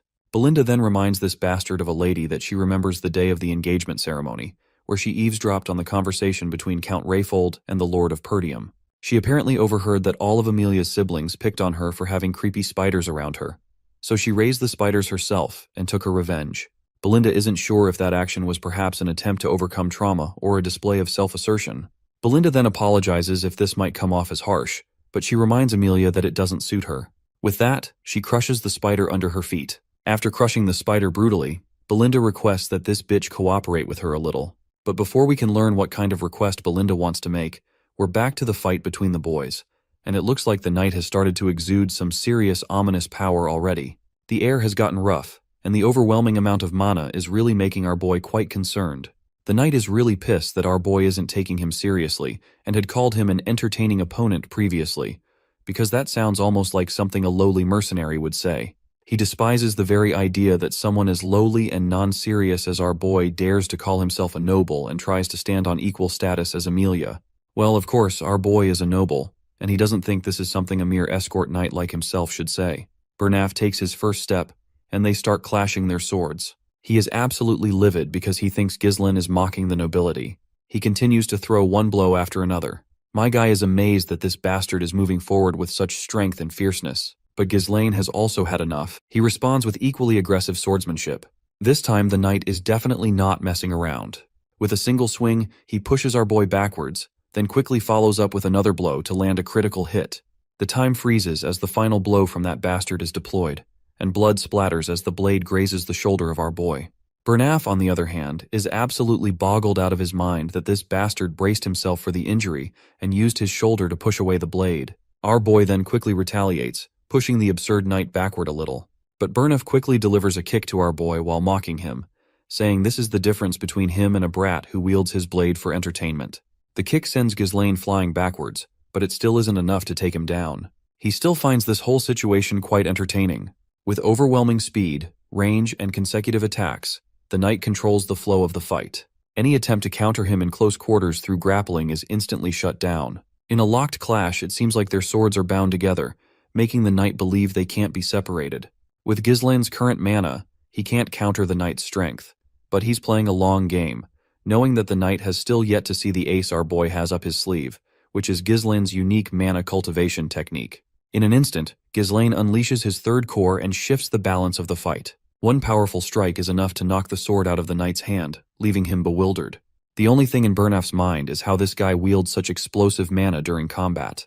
With Bernaf now defenseless, Ghislaine places his sword over the knight's head, freezing him completely. At that moment, Belinda drags Amelia into the scene as well. The once cocky lady is literally in tears, and quickly agrees to give the 10,000 gold, urging them to simply vanish from her sight afterward. While Ghislaine is glad to have gotten what he came for, he's also irritated that it had to come to this. It would have been so much easier if she had just agreed earlier. Anyhow, he withdraws his sword and walks toward Amelia to deliver some bad news. The fee just went up to 20,000 gold. In the aftermath, Amelia's entire palace is in shambles. She's throwing stuff around out of frustration. Not only did her knight lose, but now she has to fork over 20,000 gold.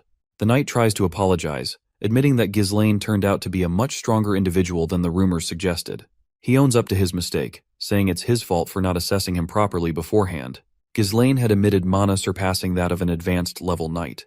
Amelia is clearly not thrilled to hear this. When Bernaf asks if she wants to report this to the Delphine Duchy, she slaps him across the face. She grabs him by the collar, furious because what he says isn't practical. Seems like she is terrified of Duke Delphine, because if he finds out about today's incident, she knows she's done for.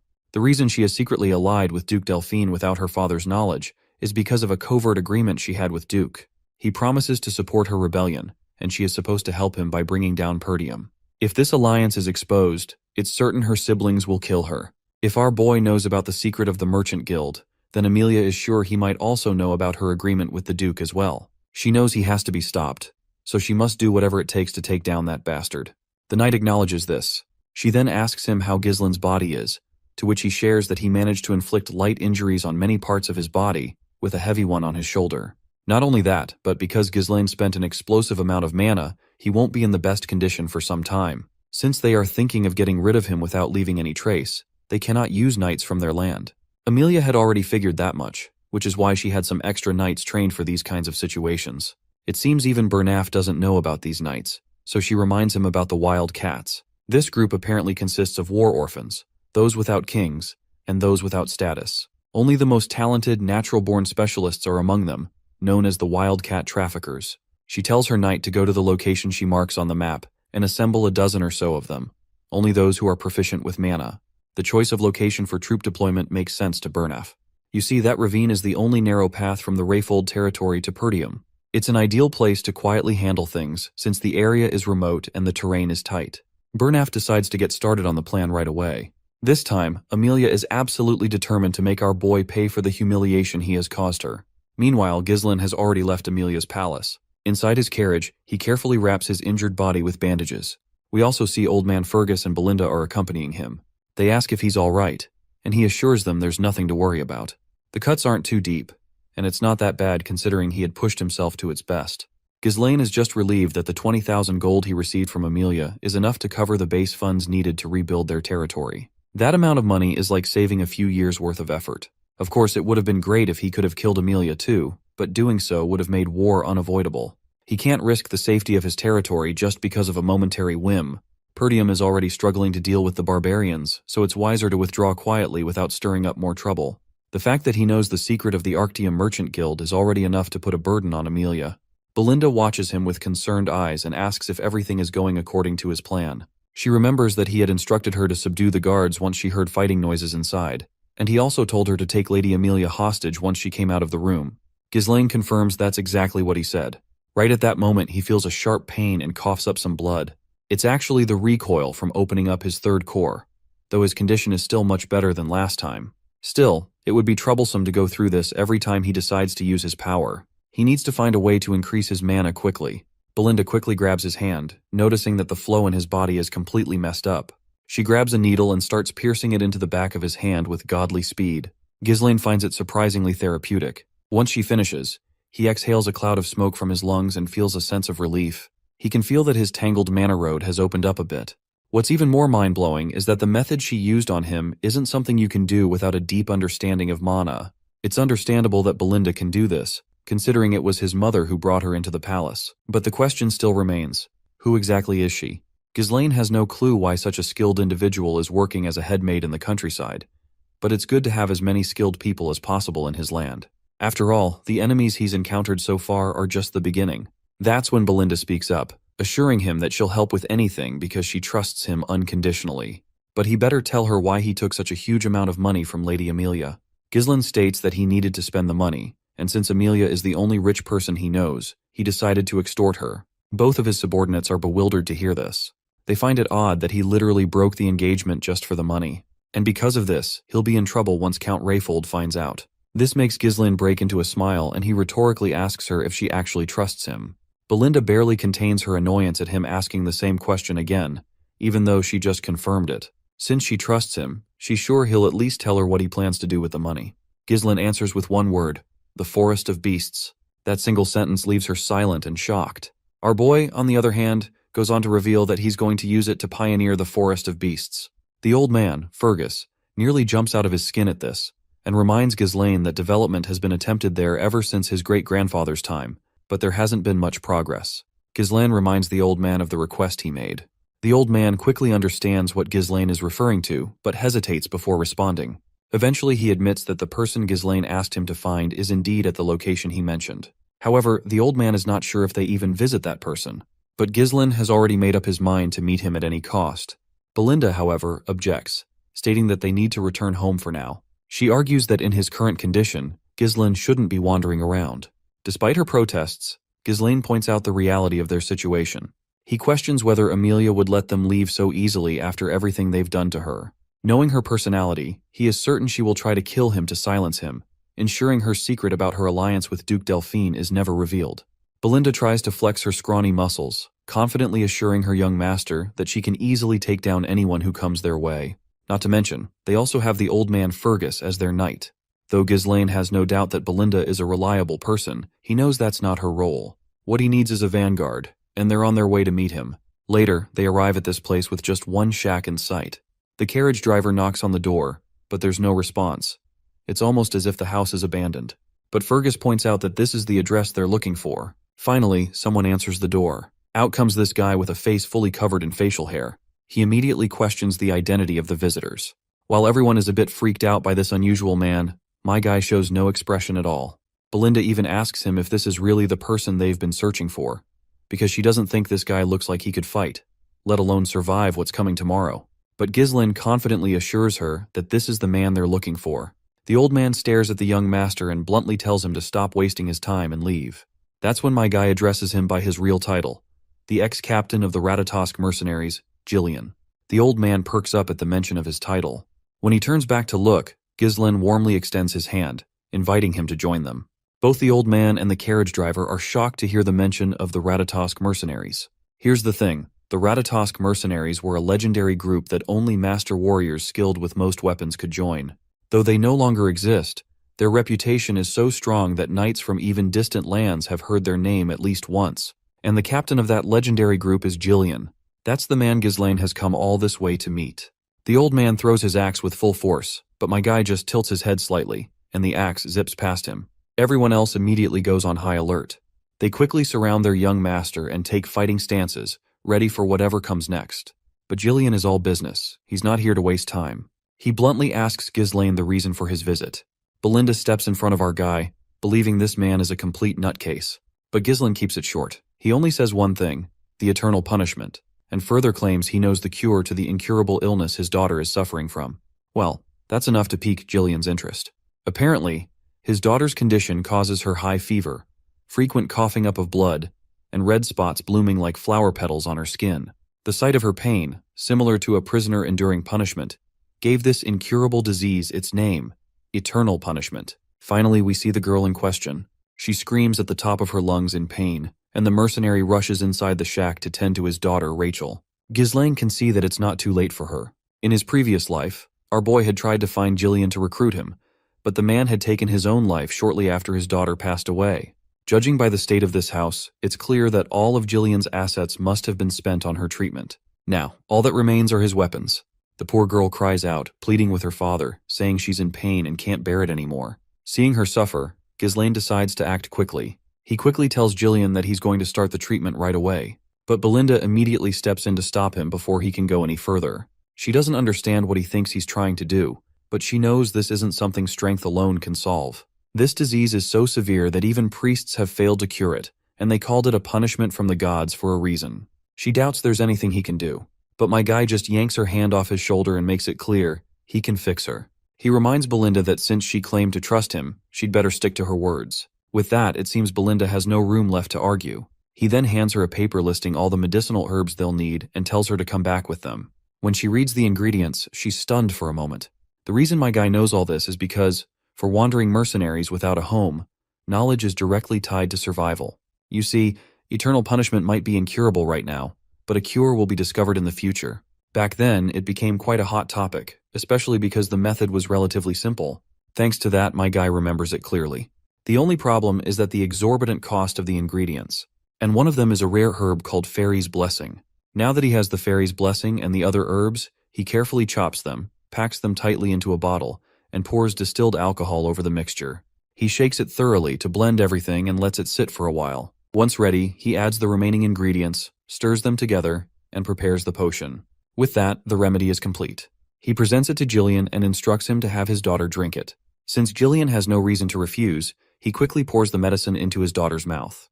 The moment it reaches her stomach, the effects begin to take hold. Her bruised red body starts returning to normal, leaving everyone speechless. It's just unbelievable. No one, not even Jillian, expected the medicine to work. But Ghislaine was already confident in the results. Jillian turns to him and asks how he knew about this cure when even divine power couldn't heal her. To this, Ghislaine explains that the priest's divine powers aren't omnipotent. They enhance the body's vitality and strengthen its regenerative abilities, helping it fight the illness. But that's different from offering a fundamental cure. The man's hands tremble as he reaches out to our boy, asking if his daughter will actually be cured. Ghislaine gives the father the positive response he's been longing for. He reassures Jillian that it will take a couple of months, but guarantees that his daughter will be completely cured. The man's eyes widen in disbelief. As big and strong as he is, he falls to his knees, bows his head, and humbly asks what our boy could possibly want in return. Since Ghislaine came all this way, there must be a good reason. However, the old man tells him up front that he has nothing much to offer, other than his useless body. If Ghislaine needs him to become his dog, so be it. He'll follow every command and be his slave. But Ghislaine makes it clear that he doesn't need a slave. What he needs is Gillian, the captain of the Regressed Mercenaries. When the old man looks up, he's shocked to see the familiar eyes of a dreamer. Gillian quickly stands up, picks up his axe, and removes his long ponytail. Now he looks like an absolute giant, exuding an aura of power and confidence. He asks if anyone else has come here aside from him and his party. Ghislaine confirms that it's just him and his 3 companions. The man then asks if there's anyone with a grudge against him, to which Ghislaine confidently replies that there is, and there will be more in the future. With that said, the giant man grabs his harpoon, and after imbuing it with mana, he launches it with godly speed. The harpoon drills straight through his hut and into the forest. Moments later, as he pulls the rope back, the prey caught on the harpoon emerges, a man lodged in its barbs. Jillian grabs the intruder with his massive hand, his grip like a vice, and demands to know who sent him. The spy, however, seems more interested in how Gillian even knew he was hiding in the woods. Turning to our boy, Gillian asks what he'd like to do with this one. Ghislaine calmly replies that he already knows who sent the man, but he'd prefer not to stain his blade on a day like this. Still, he admits, it seems he has no choice. That's when Gillian stops him from unsheathing his sword and promises to take care of the intruder himself. With that said, Gillian tightens his colossal grip, and the screams of the spy echo through the forest. Once the deed is done, the mercenary respectfully bows to his master. Meanwhile, Belinda is visibly unsettled. Seeing Gillian kill so effortlessly, without hesitation, leaves her shaken. She can't understand why the young master would recruit someone so dangerous. The big guy, on the other hand, falls to his knees and vows that from now on, his life belongs to Ghislaine. In response, our boy offers a confident smile, eager to work with him. The scene then shifts to a lone hut standing in the middle of a swamp.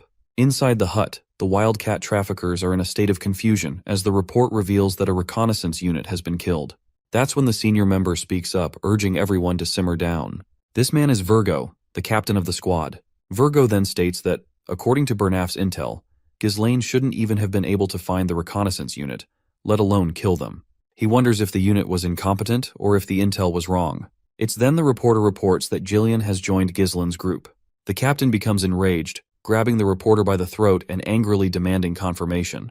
The poor guy barely manages to respond, confirming once again that he saw it with his own eyes. Virgo is fascinated by this news because he never expected that big guy to get back into killings again. And apparently, it looks like Virgo was also part of Regressed Mercenaries group. The scene transitions back to our party, where this time, Gillian is driving the carriage. Inside, Belinda finds herself suffocating from all the weaponry loaded into the carriage. She wonders if Gillian really had to bring so much stuff. Couldn't he have just brought a sword or two? She wonders if he's some kind of arms dealer. In the other carriage, Fergus and Ricardo are acting as rear guard, keeping watch from behind. Meanwhile, our boy tries to remind Belinda that Gillian will definitely put these weapons to use, so she'll have to bear it for now. The most important thing is to escape this rift safely. The lady then speaks about the spy they captured, mentioning that she's sure it must have been sent by Amelia.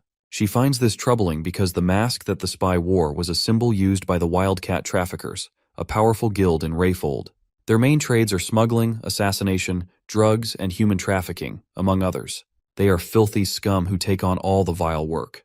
Among them are many skilled former mercenaries, making them a shadowy guild with considerable combat power. Ghislaine is quite bewildered that Belinda knows so much, especially since she only stays in the castle. In response, she simply states that she heard a lot about it before she started working here. In any case, she explains that the enemy is persistent, so he better be careful. Ghislaine warms to her concern, noting how much she values him. He reassures her that he will be fine because now they have Jillian with them. Suddenly, the ground beneath them starts to shift. Two assassins emerge and start following their carriage from both directions. In the next moment, they spring out of the sand to strike at Gillian. But this gigachad of a man grabs a sword in one hand and an axe in the other, effortlessly blocking both attackers' strikes simultaneously. Not only does he block them, but he twists his weapon so quickly that the assassins' arms are torn off from their bodies. And with his next move, Gillian cuts through both of them like they were nothing. More of these men appear, quickly activating the traps they've set up. Giant logs start to fall toward them, but before they can be crushed, Gillian takes control of the reins. He yanks the bridle, and the horses slam on the brakes. In a matter of seconds, the area is crawling with these creepy assassins, all armed with weapons embedded in their hands. That's when Virgo mentions Gillian as the former captain of the Ratatosk mercenaries. He calls him a coward for disbanding the entire group just because of his daughter. Gillian doesn't seem to vibe with the accusations this unknown bastard is throwing at him. Virgo continues, saying that after the group was disbanded, he had to live a life he never wanted. He tells Gillian not to act senile, as if he can't even remember his former peer. It seems that Gillian actually doesn't remember this creepy man. But Virgo is convinced that he's just pretending to play dumb. But Virgo is looking forward to making Gillian remember his old colleagues, and promptly signals his lackeys to charge. Our boy asks if he should step in to help, but Virgo simply replies that it's all okay. These bastards clearly have business with him, so he assures Ghislaine that he doesn't need to bother. As soon as those creepy bastards get close to pierce Gillian with their swords, this gigachad of a man cuts through them like they're vegetables. A few more charge from the other direction, but Gillian prepares himself and cuts down the first one in line. When the second tries to attack, he too has his hands ripped apart. Virgo, watching from the sidelines, had expected this outcome. After all, Gillian held the position of captain for a reason. Since direct attacks are pointless against this brute of a man, Virgo orders his units to split into two groups and take him on from both sides. But Gillian quickly hops onto his horse, axe in hand, charging at these bastards. With a single swing of his axe, he obliterates them, not letting a single one come close. Seeing no chance of getting closer, the men then decide to aim for the horse first, but they stand no chance. Gillian is swinging his axe like a blender, cutting down everyone in his path, leaving the ground a bloody mess. Finally, Virgo himself jumps into the fray, but Gillian quickly safeguards himself with his shield. Virgo, seething with rage since Gillian ruined his life, declares that he won't let him ruin his plans as well. For that, Gillian must die. The bastard quickly kills the horse Gillian was riding, but our big guy quickly jumps off, unharmed. Virgo doesn't waste any time and comes charging with his blade, but the old man quickly blocks the direct hit with his axe. In the middle of the fight, he reminds this bastard that he's no longer the captain of the Ratatosk mercenaries. One crushing blow from our old hero leaves this sucker in pain, and Gillian further throws him away with ease. Virgo is in shambles after just one hit. Blood leaks from his mouth as he questions who the captain is if it's not him. In response, Gillian begins to channel his mana, calmly stating that he has discarded his past. He is now nothing but young Lord Ghislaine's subordinate. This leaves Virgo utterly bamboozled. He furiously charges like a madman, realizing that this bastard is acting so nonchalant after destroying his life. The exchange of blows begins again, both warriors pushing themselves to overpower the other. But it's clear that the one struggling is Virgo, who is only acting out of sheer frustration. He reminds Gillian that the mercenary company was disbanded after he left, and thanks to Gillian's decision, Virgo lost his power and ended up living a disgraceful life just to survive. The old man doesn't respond to Virgo's words. Instead, he continues to swing strike after strike, relentlessly attacking Virgo. But finally, Virgo manages to render the old man's shield useless with a powerful kick. Virgo makes it clear that he had been prepared to sacrifice his entire life to make the Ratatosk mercenaries the best in history. But Gillian threw it all away, only to end up as a mere pawn of a spoiled noble. For that, Virgo isn't sure he can ever forgive him. He finally throws his deadly ninja daggers, but the old man swings his axe around and deflects 3 of the blades. Right then, Virgo charges in with a dagger in hand, but it zips past Gillian as their clash continues. No matter how strong Gillian may have been, Virgo is confident that he is not as powerful as he was when he was captain just a few years ago. While Gillian wasted his time trying to cure his daughter, Virgo is glad that he put himself through countless battles to grow stronger.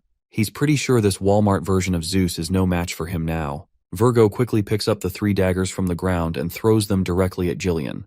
But the gigachad Gillian stops them with his bare hand as if they are nothing. When Virgo charges again, Gillian swings his axe once more. Virgo avoids the hit, coming mere inches away from the old man's skull. Gillian quickly imbues his hand with mana and stops the dagger mid-air. He then spoke to Virgo, asking if this was really all the reason he had for seeking vengeance. Virgo is caught off guard after seeing Jillian channel mana just to catch the dagger. It does not take him long to realize that Jillian had not been showing his true strength until now. Before Virgo could react, Jillian's axe struck him brutally in the face, sending him flying into a nearby tree with great force.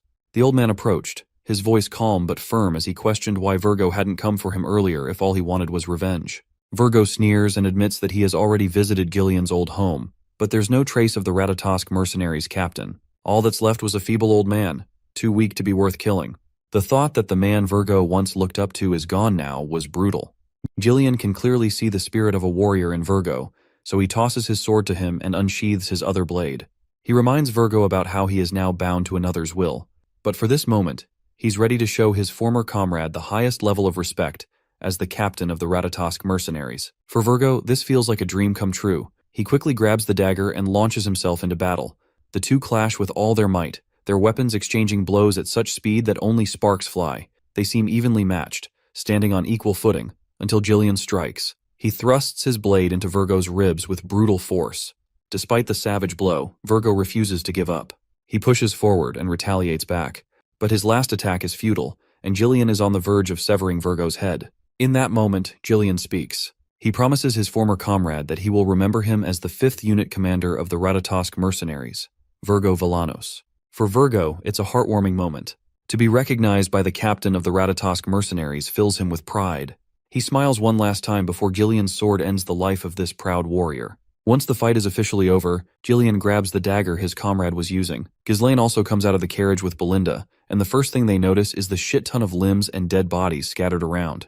Belinda comments how they could easily bring in quite a bit of money by looting these dead bodies. Jillian bows his head in apology for the unnecessary delays, but our boy reassures him that there's no need to worry about it. He then can't help but recognize just how exceptional Jillian is, far more than he had originally thought.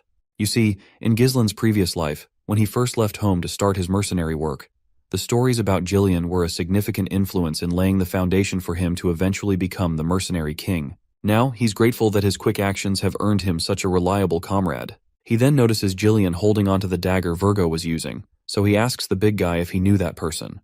Jillian quickly confirms that he does remember this person. He even mentions that they were once old comrades. The mention of old comrades causes Ghislaine to reflect on his friends from his previous life. He wonders what they might be doing now. Since he had not met them at this time in his previous life, he's sure they are living their own lives. But he plans to find them and recruit them into his party as well. Anyway, now that everything is cleared, he decides to follow Belinda's suggestion and gather anything valuable these guys have. The lady happily acknowledges it and commands Jillian to take the lead and collect them for us. But the brute warrior reminds her that he is not her subordinate. 2 days later, we find ourselves in Perdium territory after many days. Our party has finally made it into their land after riding for what feels like forever. The brute asks if this is Perdium, to which our boy confirms. When Ghislaine peeks at his territory through the carriage, he feels good to have a home to return to. When he first ran away from home, he thought he would be able to come back at any time, but he was dead wrong. He then turns to Jillian and asks for his opinion about this place. The brute is momentarily caught off guard to hear this and is not sure how to respond, so he just says it's great. But our boy knows that this place is awful, and as much as Jillian hates to admit it, it's indeed in a bad state. All the houses are outdated, renovations are out of the question, and the fields are completely uncultivated. All the farmers have been conscripted into the military, leaving the land forcibly fallow. Gillian then reveals the rumors he has heard that Perdium is always at war because of the northern barbarians, but after seeing it firsthand, the situation is worse than Gillian had expected. To which my guy states that this is one of the many problems he wants to resolve, and this is precisely why he needs the strength of the Ratatosk mercenaries captain.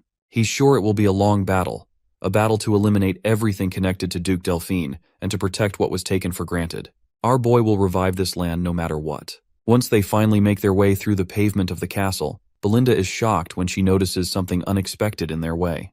The man in front of them is actually our boy's father, the man who had been missing since the beginning of this series. At the Perdium castle, we see some men talking to the Count. The Count suggested that they reduce their forces. The men were surprised to hear this. One of them said that it will be difficult to maintain the front lines properly if they cut their forces down. Another man advised the Count to request more support from the Rayfold family. The general administrator revealed to the men that the Rayfolds were the one who reduced the support fund. He said that the Rayfolds are gathering soldiers and stockpiling food right now. The knight in the room was surprised to hear this. Another man said that they need the funds because they need to rebuild the Forest of Beasts garrison that got partially destroyed during the last battle against the orcs. According to the man, reducing the Night Order's forces is barely enough to give them some breathing space. He said that reducing the forces poses a significant risk. Ghislain watched the men as they argued. He found this to be normal. The knight in front of him was the knight captain. His name is Randolph. The man with a lot of beards is the treasurer. His name is Albert. The general administrator's name is Homer. Our boy wondered about how long it has been since he saw his father as the young Lord of Pertium. It has only been a few months. However, it has been several decades for him as the mercenary king. Ghislain called out to his father and welcomed him back home. The count found it odd that his son did this. The count's name is Walter Pertium. As a child, Ghislain never liked his father for being so strict and serious all the time. But now it was different for him. He could now see it. He could see the countless burdens of exhaustion and fatigue weighing on the count's shoulders. He understood the responsibilities of the lord of the land. As Walter took a sip of his tea and revealed to his son that he heard he left the castle for a week, Ghislain told him that he visited the Rayfolds. As Walter asked him if he did not cause trouble there, our boy told him that he didn't. The treasurer turned to Ghislain. He told him that he heard that he won a duel against Cain and won some money. He actually found this hard to believe with a serious look on his face. Albert asked him if he went to Rayold to gamble. Ghislain was annoyed to hear that the man thought that he went to gamble when he actually went to invest. He told him that he actually had some business with Amelia. Homer told Ghislain that he needs to think before he acts. He reminded him that he will be the one to take over Pertium.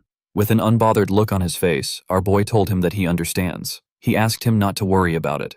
Homer was annoyed to see that Ghislain was ignoring his advice. This simply made him more worried. The count placed his tea down and asked his subordinates to stop. He told his son that he heard that he made some good trouble while he was away. Ghislain wondered about what his father was talking about. Walter asked his son if it is true that he executed Jamal and Philip for trying to sell Elena away. Ghislain was surprised to see that his father was referring to those worthless knights. The knight captain said that it was impossible for our boy to kill the two knights by himself. He said that the two knights must have fought against each other and the story got exaggerated. He believed that Ghislain only delivered the final blow. Ghislain understood why Randolph seemed to be angry despite the knights being traitors. The fact that they died at our boy's hand did not sit well with the captain. Ghislain decided to avoid any trouble. He went with the story that Randolph concocted. With an arrogant smile on his face, Randolph said that he knew it. The count told his son that he did a great job. He was shocked to hear this. Walter did not care about how his son took care of them. He said that the most important thing is that Elena is alive. This was the first compliment that Ghislain has ever gotten from his father. He told his father that he has a request to make. Walter was surprised to hear this. Homer told our boy that he needs to stop now if it is money that he is going to ask for. Randolph agreed with him. He asked Ghislain to remember all the trouble he has caused so far. With a look of anger on his face, Randolph reminded him that he sold military provisions to get gambling money. He lit the front gate on fire to grill an army horse and melted all the armors to forge some worthless legendary sword. Ghislain could not talk back to the captain. Although he didn't remember these things, he knew that he must have done them at one point in time. He revealed to his father that he simply wants to get permission from him. The count asked him about what he needs permission for. Our boy revealed to them that he will like to pioneer the Forest of Beasts. The men were shocked to hear this. Ghislain smiled at them confidently. The scene shifts, and we see our boy in his bedroom with a confident look on his face. He revealed to them that his father denied his request. According to him, Walter freaked out and began to yell at him. Belinda was not surprised to hear this. She told her master that this was expected. She said that the place is filled with monsters. She told Ghislain that there is nothing to gain from taking care of the monsters. Ghislain asked Jalayan if he has heard his plan from Belinda. The man said that he has. He said that our boy plans to pioneer the Forest of Beasts with the funds he received from Amelia. Jillian explained to his master that the forest is a forest of death which no one can return alive from. Because of this, nothing is known about the place and everyone avoids it. The forest's notoriety is already well known in other regions. With a smile on his face, Ghislain told his guard that he is well informed about the forest. He told him that there is actually nothing to gain from entering the forest. He stood up and walked towards his door. He told Jillian that they need to get started. Belinda reminded her master that he did not receive permission from the count. She asked him if he is still going to proceed anyway. Ghislain turned around and explained to her that he did not actually need his father's permission. He said that he simply asked out of courtesy. He told her that he needs to do this. Belinda did not understand why her master was adamant about going there. She asked him to tell her what is in the forest that he is so obsessed with it. Ghislain told her that he will tell her later. He knew that things will be bad for him if he was to reveal it now and the word spreads. If our boy is able to successfully pioneer the forest, he will get massive funds. At a place not too far away from the forest's entrance, there is a massive runestone vein buried there. When or is infused with mana, a runestone is created. It is an extremely rare mineral that mages are absolutely crazy about. It is used in all sorts of magical tools, things like barriers, magic circles, magic scrolls, alchemy, and magic research. It is basically used in anything that uses mana. In his previous life, Duke Deline was the one who discovered it, but now, only Ghislain has this important piece of information. Belinda could not see through her master's intentions. She decided to give up. She knew that he must have a plan. Gillian told him that he will follow his orders. Ghislain asked Belinda to head to the nearby guild and hire some mercenaries. He said that 200 mercenaries will be enough. Belinda could not believe that her master was not holding back on spending the money that he risked his life to get. Gillian asked him if he is certain about this. He explained to his master that mercenaries are a rough and unruly bunch. He said that it will be hard to control them if a lot of them are gathered in one place. They might even turn on their employer and take everything for themselves. Ghislain told him that he is right. He said that the two of them are going to personally pick out the useful ones. Gillian asked him to explain what he means. Our boy revealed to him that they are going to the most skilled group among the small-scale mercenary groups in the north. With a nervous look on his face, Gillian asked his master if he is referring to the crazy dogs. He explained to him that the crazy dogs are quite skilled, but they will turn on their employer if things go south. The crazy dogs are known as the Siberus mercenaries. Ghislain told his guard that they need to go put a leash on the crazy dogs. The scene shifts and we see Gillian guiding his master's horse as they walked up a hill. The Siberus mercenaries were on the outskirts of the Zimbar territory. One of them spotted Ghislain and Gillian coming from afar. He told his colleague that they have arrived. The man laughed when he heard this. He referred to Ghislain as a poor soul and said that they do not know what they are walking into. The man took another look at Ghislain. He realized that he was a noble. He believed that they were going to make a lot of money off our boy. While the man was looking at Ghislain through his spyglass, someone grabbed him. The man screamed out in pain. The men in the camp were surprised to hear his voice. Ghislain was the one who grabbed his head. He raised him up with one hand. The man called Gillian a bastard and asked him about what he is doing. Gillian threw the man with so much force that the upper half of his body got pushed into the sand. The mercenaries were annoyed to see what was done to their comrade. They began to yell at Gillian. They asked him if he has lost his mind. A mercenary stepped out of the crowd. He told Gillian that he can't act reckless just because he is from a noble family. The mercenary held a chain and a hook with a smile on his face. He told Gillian that he should not expect to return home alive. Unfortunately, this dumbass did not know who he was talking to. The man noticed that someone else was coming into the camp. He saw Ghislain on a horse. Our boy asked him to shut up and bring his captain. The man laughed when he heard this. He began to spin his chain. He said that the noble brat has lost his mind. He told Ghislain that it is time for him to understand what it means to take responsibility. The moment he said this, he threw his chain at him. Before the spiked ball could touch our boy, something hit it and stopped it from moving. The person who stopped it turns out to be Gillian. The man stopped it with a dagger. He put the dagger into a part of the chain. The man was shocked to see that Gillian shoved his blade into the chain. The spiked ball fell to the ground. Ghislain smiled when he saw this. He already knew that words won't get through to them. He asked Gillian to do enough so that the men won't die. Gillian took a stance and grabbed the chain. He told his master that he understands. He pulled the man in front of him with the chain. The man flew to his side without any resistance.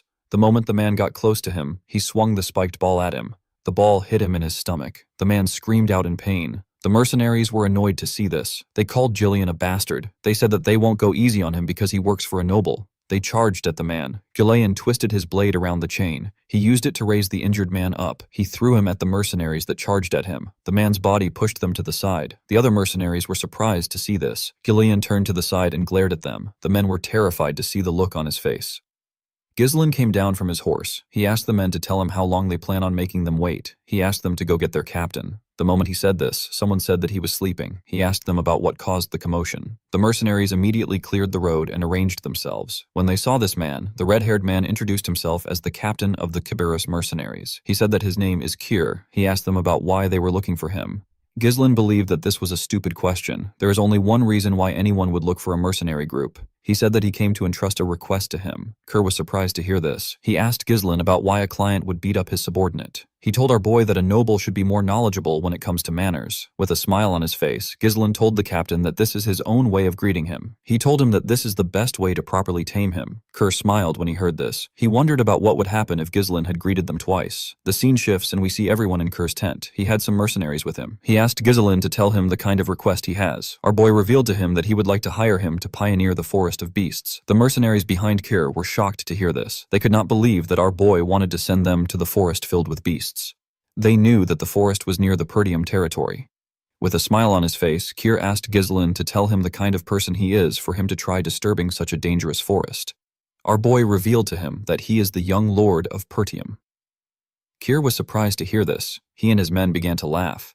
They could not believe that they were looking at the insane young lord from the rumors. They became certain that he had lost his mind. Kier told our boy that he does not know what the forest of beasts is like because he was raised in a greenhouse. He told him that it is not a place for rookies like him. The captain said that he is no longer interested in hearing anything from Ghislain. He signaled his men and told them that the negotiation is over. The men raised their weapons. Gillian raised his axe when he saw this. Ghislain asked Kier if he is scared. The man was shocked to hear this. With a smile on his face, he said that he is disappointed because he heard that his mercenary group is quite skilled. He told Kay that it is just a hoax. Carr placed his leg on his table. He asked Ghislain to not mess with him. He reminded him that they are mercenaries. He told him that they do not take jobs that don't pay off. Ghislain said that weaklings usually like to come up with excuses. Kier was annoyed to hear this. He told our boy that the mood is ruined. He told him that all he is doing is throwing around pathetic provocations. He referred to Ghislain as a clueless brat. He told him that he is not even worth killing. He assured our boy that he will let him go. He asked him to hand over some money for the trouble he caused and to get lost. Ghislain told him that this won't happen. With a serious look on his face, our boy requested to have a Marana's recognition with the captain of the Siberus mercenaries. Gillian and the other mercenaries were shocked to hear this. Carr asked him if he even knows what this means. With a confident smile on his face, our boy told him that he does. Marana's recognition is a traditional betting method passed down among mercenaries. When two people agree to the bet, they fight using only a single dagger without relying on mana. Each of the participants have one of their arms tied together. Stepping outside the small circle counts as a loss. This match forces them into a brutal life-or-death struggle within limited space and movement. In many cases, not only the loser, but even the victor ends up dead. Ghislain explained to Kier that the loser must cleanly admit defeat and absolutely obey the words of the winner. In other words, the loser becomes the winner's dog. He asked Kay about how he feels about the bet. Gillian wondered why his master, who is a noble, would know about a filthy mercenary tradition. In the mercenary world, rejecting this challenge would mean admitting to one's weakness. Due to this, it is something that can never be refused. Carr began to laugh like a crazy person. With a creepy smile on his face, he told his subordinates that they have a bold little noble who wants to be recognized in a mercenary's way. He told them that they should help our boy a bit. The men began to laugh when they heard this. The scene shifts, and we see everyone outside. Ghislain and the captain tied one of their arms together. They were both given a dagger. Carr took off his jacket. The mercenaries were cheering for their captain. They asked him to kill the insolent noble. Kay believed that Ghislain heard about this method from somewhere and decided to fight him with it. He told our boy that he cannot back out of it now. He pulled Ghislain to his side with a confident smile on his face. He told him that he has done this 5 times. Ghislain went back to his original spot. He pulled the captain close to him with a condescending look in his eyes. He revealed to Sir that he has done this over 100 times. The captain was shocked to hear this. Ghislain and Kier were asked to start. The two of them charged at each other with their daggers. They both managed to dodge the attacks. They swung the daggers at themselves again. They barely missed each other. Ghislain attacked Kier with more strength. The mercenary was able to block his attacks. He pulled our boy in front of himself and tried to stab him from behind. Ghislain managed to block each of his strikes. Even though he couldn't see the dagger well, he bent his head and made Kay miss an attack. He quickly attacked him with the opportunity. Carr managed to dodge it. He pulled our boy close to himself. He gave him a heavy kick on his leg. Our boy felt the power of the kick with a smile on his face. The mercenary told Ghislain that he is doing better than he expected. He could not believe that our boy was claiming that he has done a Marana's recognition 100 times. This is something that most people don't get to do once in their life. Carr charged at Ghislain. He advised him to make his bluffs sound realistic. He did not give our boy the chance to attack. The members of the Siberus mercenaries were happy to see this. They asked their boss to kill Ghislain for messing with them. Gillian glared at them when he heard this. The men immediately became silent. Gillian could tell that this was a losing battle. The area of the circle is barely large enough for one person to lie down. The rules forbid mana and force. This forces the opponent to purely rely on physical strength. Another problem is the size difference and the limited movements due to the hands being tied together. Ghislain can barely dodge or block his opponent's attacks. Meanwhile, the opponent has every opportunity to take control and dominate the fight. Gillian gently placed his hand on his axe. He decided to interfere if the situation becomes dire. Kier grabbed our boy's hand and held him down. He swung his dagger at him. Ghislain jumped to dodge the attack. He landed on the other side. The moment he landed, our boy noticed that he could feel some pain in his leg. The pain was surging from the leg he used to block Caesar's attack earlier. The damage was stacking up due to the lack of mana protection. Sears smiled when he saw the look on Ghisellin's face. He told him that he is looking pale. He asked him if he has already reached his limit. He began to attack our boy more fiercely. The mercenary believed that our boy looked pathetic the way he was trying to resist his strength. Although he did not like Ghiselin, he believed that our boy still had more guts when compared to the other nobles he has met. He believed that Ghiselin was not skilled. He was certain that he could see through him. He assumed that Ghiselin's strategy was to deflect and dodge the blade strikes with his weapon, while enduring less damaging blows by absorbing them with his body. However, Mirana's recognition is a fight that prohibits the use of mana. All the attacks will inevitably stack up. Kier could tell that our boy was already aware of the strain building up in his legs. It was showing on his face. The mercenary smiled. He wanted to see Ghiselin struggle for his life. This was the only way that it would be fun for him. He spun his dagger and charged at our boy. Ghiselin managed to block his attack. Kyer moved closer to him and swung his dagger at his head. Our boy bent his head to dodge the attack. He tried to attack Kay from below, but he blocked the attack. Kar dragged his hand to the side and held him down. He used his leg to attack him. Ghiselin blocked the attack with his already wounded leg. He felt a lot of pain because of the look on his face.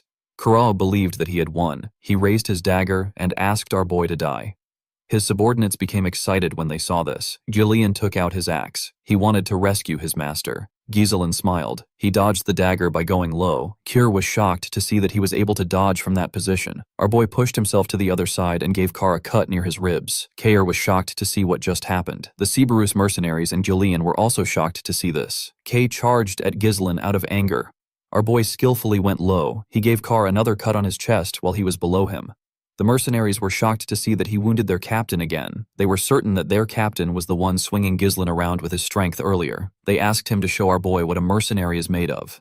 Gillian was shocked to see his master's movements. Kar swung his dagger at our boy's head. Ghiselin dodged it by going low. He pushed himself back up and used his shoulder to hit the captain's face. He clenched his fist, which he used to hold the dagger. He gave the captain multiple blows on his face. Before he could get a hold of himself, Ghiselin turned his dagger and used it to stab Sir in his hand. Kar did not scream. He simply charged at our boy more fiercely. Ghiselin easily dodged his attacks. The captain did not understand what was going on. He was certain that our boy was just struggling to withstand his strength a few seconds ago.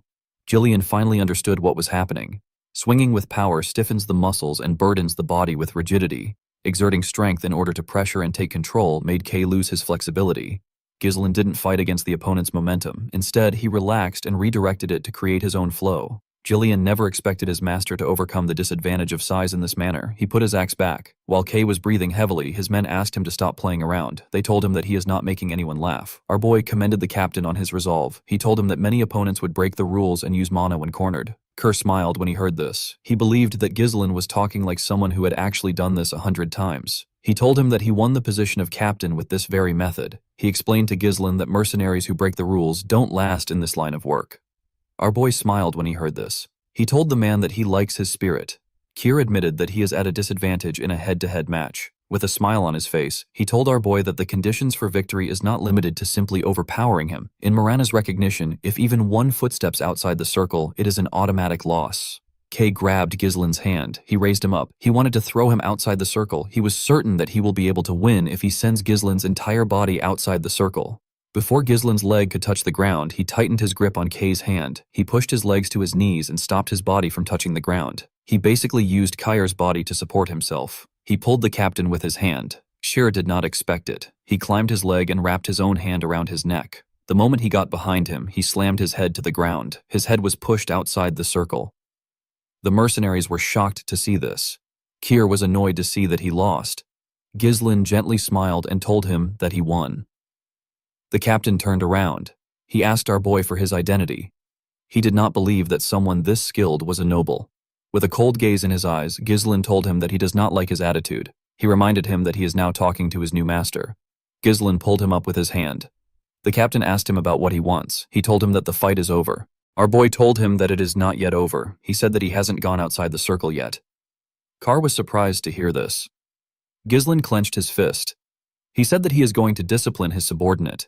He gave the captain a punch on his face. The punch knocked him down. The man quickly asked our boy to wait. He reminded him that the fight is over once a combatant steps out of the circle. Ghiselin gave him another punch on his face. He asked him if he is going to fight according to the rules on the battlefield. Kay called him a bastard. He said that a noble is not supposed to behave this way. With a serious look on his face, Ghislain asked him to not talk back to his master.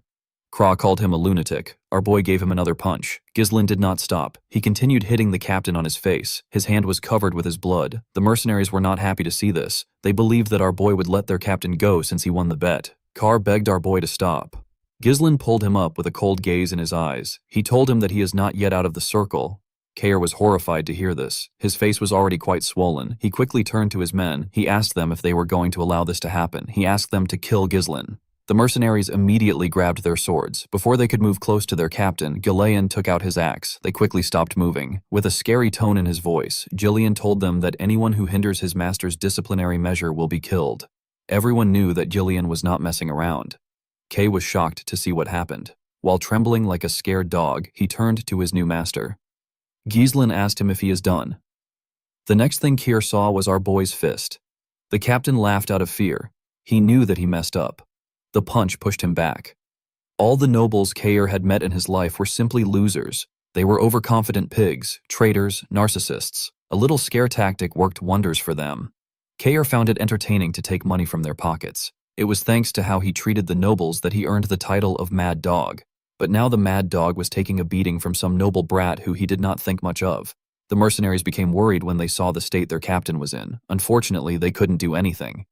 Ghislain took a look at Kay's body. He wondered if he had done enough. He asked the men to stop standing around. He ordered them to bring him some water, a bandage, and a towel. The men were surprised to hear this. Ghislain told them that their captain will die soon if they don't act quickly. The men were shocked to hear this. They accepted his order. Ghislain carefully watched his master. He noticed that the unruly mercenaries were listening to his orders. In the world of mercenaries, where fists are closer than the law, Ghislain engraved his position into their heads using the most direct and surefire method. He showed them who the boss is. In the next scene, we see Kerr sitting on a chair. His body was wrapped in bandages. Our boy placed a paper on the table. He asked him to sign on the paper. Sear stared at Ghislain. He knew that he had no choice but to do it. He took out his pen and signed. He asked our boy to take it. With a scary look on his face, Ghislain asked him to repeat what he just said. The captain became nervous. With a shaky tone in his voice, he told Ghislain that he looks forward to working with him. Our boy grabbed his hand. He was quite scared to see this. Ghislain told him that they are now family. He told him that he also looks forward to working with him. A few days later, we are taken to the outskirts of the Perdium territory. We see some mercenaries gathered there. One of them yawned. He asked the others if they know the reason why they were called early in the morning. A bald man with a shield told some of them that he heard a rumor that their employer is the young lord of Perdium. The men were shocked to hear this. One of them said that our boy is just a brat. He believed that Ghislain will not be able to handle the mercenaries properly. He said that the job might turn out to be easy. A shirtless man clapped his hand and called for the attention of his fellow mercenaries. The huge man said that they need a representative to handle their brat employer. The other mercenaries were surprised to see the man. They referred to him as Gordon the Muscle. With a smile on his face, the man said that they are correct. He said that he thoroughly observed the admirable posture of all of them, discussing ideas to reap rewards without working hard. He told them that they won't be able to get the result they want if they don't unite their voices. The mercenaries realized that he was right. One of them remembered a time when an idiot made an unreasonable demand and made the whole thing fall apart. The bald man asked Gordon about what he plans to do. The man said that it is important to know one's boundaries in matters like this. He opened a bag which contained some coins. He explained to the men that he will pressure their employer as the representative. He asked them to put the compensation for his hard work into the bag. The men believed that Gordon was perfect for the situation. They knew that his large build would be good for pressuring a person. They told him that he is quite reliable. They did not expect someone who works out all day to be so good at making money. They poured their money into the bag. The moment they did this, one of them said that someone is coming. Everyone quickly raised their head. They saw Ghislain coming from the distance. He was riding his horse towards them. They were shocked to see that he was alone. One of them said that our boy might run away after seeing Gordon's muscles. Gordon asked the men to move close with him. He said that it will help them set up a scary mood. With a smile on his face, the man said that it is time to teach a brat how scary the real world is. Before he could walk up to Ghislain, he noticed something strange. He saw some people moving close to our boy. It was Ghislain and the Cerberus mercenaries. One of the mercenaries quickly recognized the dog snout-shaped helmet. He said that this men are the Cerberus mercenaries. Gordon was shocked to hear this. He wondered about how Ghislain managed to make the crazy dogs follow him. When Ghislaine got close to them, the men stepped back. He turned to Gordon and asked him if he is the representative. With a nervous look on his face, Gordon said that he is. Ghislaine asked him for his name. The man introduced himself as Gordon the Muscle. Our boy found the name to be unique. He tapped Gordon on his chest and told him that his name is pretty cool. Our boy introduced himself as the young Lord of Perdium. He asked Gordon to gather the mercenaries. With a serious look on his face, he announced to them that they will now begin the pioneering of the Forest of Beasts. In the next scene, we see Belinda helping Ghislaine wear his armor. All the preparations for pioneering the forest were done. Construction of the expedition's temporary base and resource procurement were complete. He also acquired the most important asset, which is the troops. Ghislaine begged Belinda to do a head count one more time. The maid accepted his request. She revealed to him that there are 148 mercenaries contacted from the office and 41 Cerberus mercenaries which he brought there. The total number of people there was 192. Ghislaine told her that she did well. He asked her if she has properly informed Scovin. Belinda said that she has. She expected Scovin to have stopped them from going. To her surprise, the knight stepped in to ensure that they aren't detected while entering the Forest of Beasts. Since he is the commander of the Forest of Beasts post, Belinda believed that they would not have any issues. She asked her master to not worry about him. Ghislaine smiled when he heard this. He found this reassuring. He called out to the mercenaries. He asked them to line up. He told them that the land they're going to pioneer lies ahead of them. He believed that everyone must have heard the rumors about the forest being a place filled with unknown danger. He explained to them that various monsters, unseen threats, and something beyond what they can imagine is lurking in the forest. He told them he is determined to conquer this place even with its dangers. The mercenaries were shocked to hear about the Forest of Beasts. They said that they didn't know that they would be venturing into the forest. They knew that they could die in the forest. Belinda asked them to not interrupt her master while he is talking. Ghislaine asked those who wish to withdraw to do it now. He promised the mercenaries that he will pay them 3 times of their current pay if the mission succeeds. The mercenaries were shocked to hear this. The offer was quite tempting. Belinda quickly moved close to her master. She whispered to him. She asked him about why he is spouting nonsense. She reminded him that they already spent all their funds on the preparation. Ghislaine told her that this is how to boost a person's morale. Our boy knew that he would be able to pay them and still have more left if the mission succeeds. He turned to Belinda and asked her if she trusts him. The maid said that she doesn't have any other choice but to trust him. Carr told Gillian that their master must be crazy to offer 3 times the pay. He wondered how Ghislaine was going to live up to his promise. He said that our boy is quite bold. Gillian told the captain that Ghislaine is a man who always has a plan. Ghislaine referred to the troops as the Forest of Beasts expedition team. He told them that it is time to move out. In the next scene, we see the group cutting down the trees in their path. Everyone was cutting down a tree. Even Ghislaine was assisting them. After he cut down the tree in front of him, Ghislaine looked up. He was relieved to see that the trees had cleared up a bit. The sunlight was able to enter the forest. Our boy raised his hand and asked the men to keep clearing the path in the direction he is pointing to. He asked them to cut down the trees and chop them into logs. The logs are to be loaded onto the carriage. Those without a task were asked to dig around the stumps to make it easy to uproot the trees. According to the Forest of Beasts Developmental Journal, which Ghislaine obtained in his previous life, the forest is ridiculously large. Our boy believed that one day they will drive out the monsters and make full use of the forest resources. However, what Ghislaine needed right now is money. He had to ignore everything else and secure the fastest route to the Runestone Vein. The wealth to be gained from this expedition will greatly help in stopping the conspiracy surrounding Perdium. Carr found it odd that their employer was stepping up to do something. One of the mercenaries said that Ghislaine was doing this to show the dignity of a noble. Another mercenary with a helmet said that our boy is just pretending. He said that Ghislaine will soon give up. Belinda asked the men to stop chattering. She asked them to get to work. The mercenaries quickly returned to work. Belinda was annoyed to hear what they said about her master. She moved close to Ghislaine and reminded him that he went through so much trouble to hire the mercenaries. She asked him about why he is personally working. She revealed to him that the men are taking him lightly because he is doing the same work as them. Ghislaine told her that it is fine. He told her that they will be done faster if they have more hands. He said that nothing good will come out of staying in this place for too long. Belinda decided to accept her master's explanation. She told him that he talks as if he already knows everything in advance. Carr smiled when he saw Ghislaine and Belinda talking. He could not believe that his employer had a woman worrying about him while he became his employer's dog and is now walking to hell with his own feet. Gillian hit him with his log when he heard this. Carr asked the man if he is trying to pick a fight. So far, everything was going smoothly. The Duchy of Deline, which conquered the kingdom and established a new dynasty, began a large-scale development in the Forest of Beasts. Our boy wasn't able to find out why the Duke chose to develop this place. Instead, He managed to obtain a developmental journal that recorded the locations of major resources and the ecosystem of monsters. Thanks to the journal, Ghislain was able to come somewhat prepared.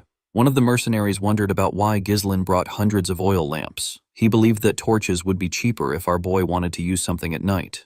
The absence of incidents made Ghislain feel uneasy. He only read about what happened. He was not there to experience it himself. He asked the men to not let their guard down. He told them that the forest is getting deeper. While some mercenaries were cutting some trees, one of them asked if they were already in the night. Everywhere had gotten darker with a smile on his face. Another mercenary said that they haven't encountered a single monster. Even though they said that the forest was dangerous, the man he was speaking to agreed with him. He said that it might have been a false rumor. He said that things would have still been easy for them even if Gordon did not do anything.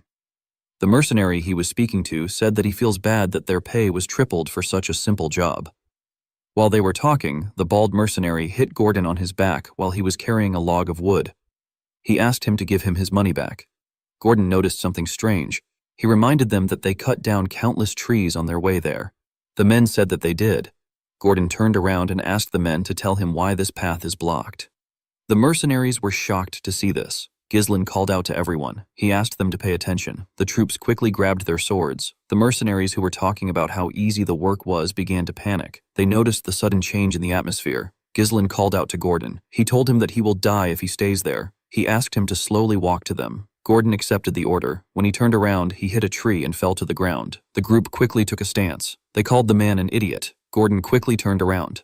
To his surprise, nothing happened. The mercenaries were confused. They did not know what was happening. With a smile on his face, the bald man said that their employer gets scared easily. He said that there is nothing there. He told everyone that it only seems like there is no path because the scenery is similar. He said that Gordon was mistaken. He told them that the Forest of Beasts is just a grand name. In reality, it is just a slightly dense forest. With a serious look on his face, Ghislain asked the man to move close to them if he doesn't want to die. The man was annoyed to hear this. He asked our boy to tell him why he keeps trying to create a scary atmosphere. He told him that they know that he is trying to intimidate them. The moment he said this, some vines got wrapped around his waist. Before the man could react, the vines pulled him to the top of the tree in front of them. At the top of the tree, we see a large mouth filled with sharp teeth. The monster threw the man inside its mouth. This monster had no presence at all. There was no way to predict how it would move. It was a being that you can only fall victim to if you are unaware. The huge monster tree opened its eye. Ghislain realized that he was looking at a Déruissant. A large amount of Déruissants surrounded the group. Gordon and the rest of the mercenaries began to panic. They wanted to run away. They believed that they were going to be eaten.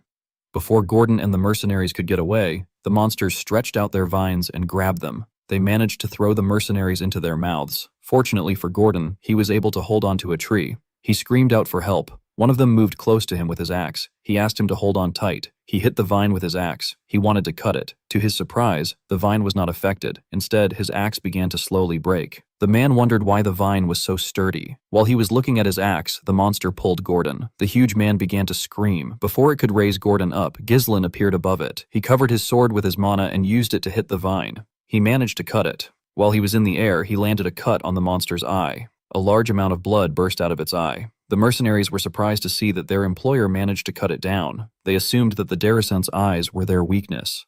Ghislain took a deep breath. While screaming at the top of his voice, he asked the mercenaries to get themselves together. The men were shocked to hear their employer's voice. Our boy told them that they will become easier targets if they spread out. He asked them to raise their shields and form a tight formation to make sure that no one gets caught by the vines. He asked them to focus on defense until they received the next order.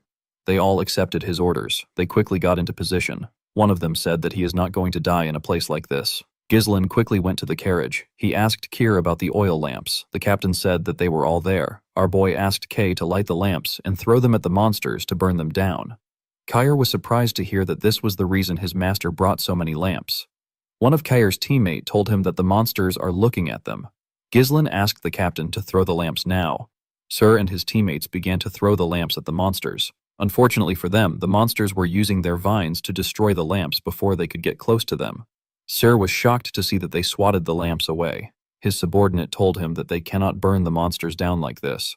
A Déruissant fired its vines at them before it could touch them. Gillian appeared in front of them. He used his axe to destroy the vines. Belinda took out some knives. She threw them at the monster's eye. Ghislain asked Gillian and Belinda to prepare to throw the oil lamps while guarding the Sybaris mercenaries. Our boy raised his sword. He said that he will draw the attention of the monsters. The moment he said this, a Darusant fired its vines at him. Belinda called out to her master. She asked him to look out. Ghislaine swung his sword and managed to cut through the vines. The other Darusants began to attack him. Our boy skillfully dodged their attacks. One of the Darusants raised its leg to crush him. The mercenaries were shocked to see that the monsters had legs even though they were trees. They believed that their employer was going to get stomped on.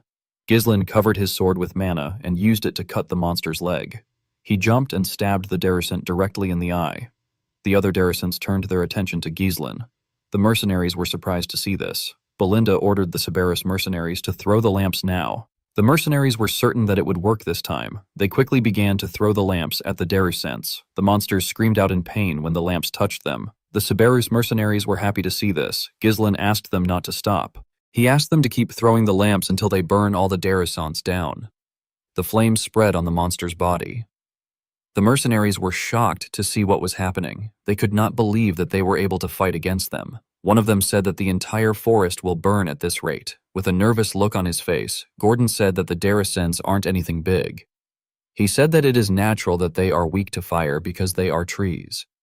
Ghislaine asked the men to not let their guard down. He told them that it is not over yet. The mercenaries were shocked to hear this. With a serious look on his face, Ghislaine informed them that the Darusants will now show their true appearance. The Darusants released some steam into the surroundings. The mercenaries did not understand why there was steam there. They wondered if the fire has already been extinguished. Belinda and Jillian quickly ran to their master. Belinda asked Ghislaine about what is happening. Our boy explained to her that the shells of the monsters are weak against fire, but their insides are different. He said that the fire that is burning the shell is meeting the moist flesh and causing them to release steam. When the steam cleared up, we see the true form of the monsters.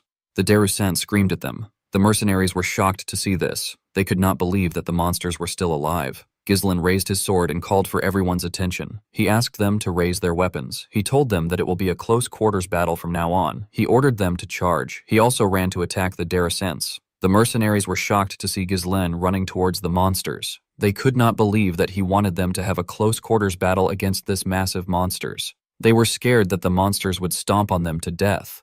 Unlike Gordon and his friends, the Cerberus mercenaries and their leader charged at the monsters. They said that they have been waiting for this moment.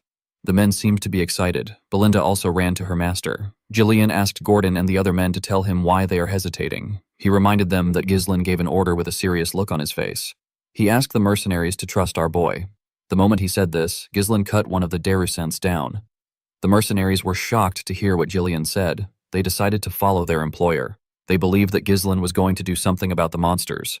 Gordon asked his teammates to trust their employer. They all raised their weapons and charged at the monsters. Ghislaine raised his sword and pointed it at the monsters. He revealed to his men that they will be able to cut the monsters without mana because their barks has burned away. He asked them to not be afraid. He told them that the Darusants are nothing but huge target dummies. The mercenaries followed his orders and ganged up on the monsters. Kay was enjoying killing the Darusants. Belinda and Jillian also helped in taking care of the monsters. The group did not relent. They fought every single monster that surrounded them. Ghislaine knew that hesitation in this situation is death. He believed that his role is to eradicate all hesitation from his followers. The moment he thought of this, he stabbed a Darusant in its mouth. He used his sword to tear it open. Our boy believed that he needs to instill them with the will for making the impossible possible. He wanted to instill this will into his men. When the monster which our boy killed fell to the ground, the mercenaries looked around. They realized that nothing was around them. The men could not believe that they killed all the Darusants. Ghislaine asked them to line up. The mercenaries quickly followed his order. Our boy asked them to look around. He told them that this is the reality of the forest of beasts. He reminded them that they were still at the entrance and yet it is already swarming with Darusants. The men became nervous when they heard this. Ghislaine asked them to not fret. He assured them that he will always be standing at the forefront. He turned around and looked them in the eye. He asked the mercenaries to trust and follow him. The mercenaries were shocked to hear this from an employer. They assured Ghislaine that they will follow him. As they continued their journey, they faced several monsters. Carr seemed to be enjoying himself. They faced monsters like orcs and some form of crystal mole. As they fought monsters, Belinda took care of her master. The group also faced some form of ancient birds. When they went deeper into the forest, they came across a giant rat. The mercenaries became nervous. They never expected the monsters to be endless. They had already gotten tired. Sir and Jillian appeared in front of them. Sir charged at the rat and cut off its leg. The monster screamed out in pain. It opened its mouth as it fell to the ground. The mercenaries were shocked to see it falling. Before the monster could fall on them, Jillian appeared in front of them. He used a shield to block the monster's mouth. While the monster was struggling on the ground, Ghislain climbed on it and stabbed it in the head.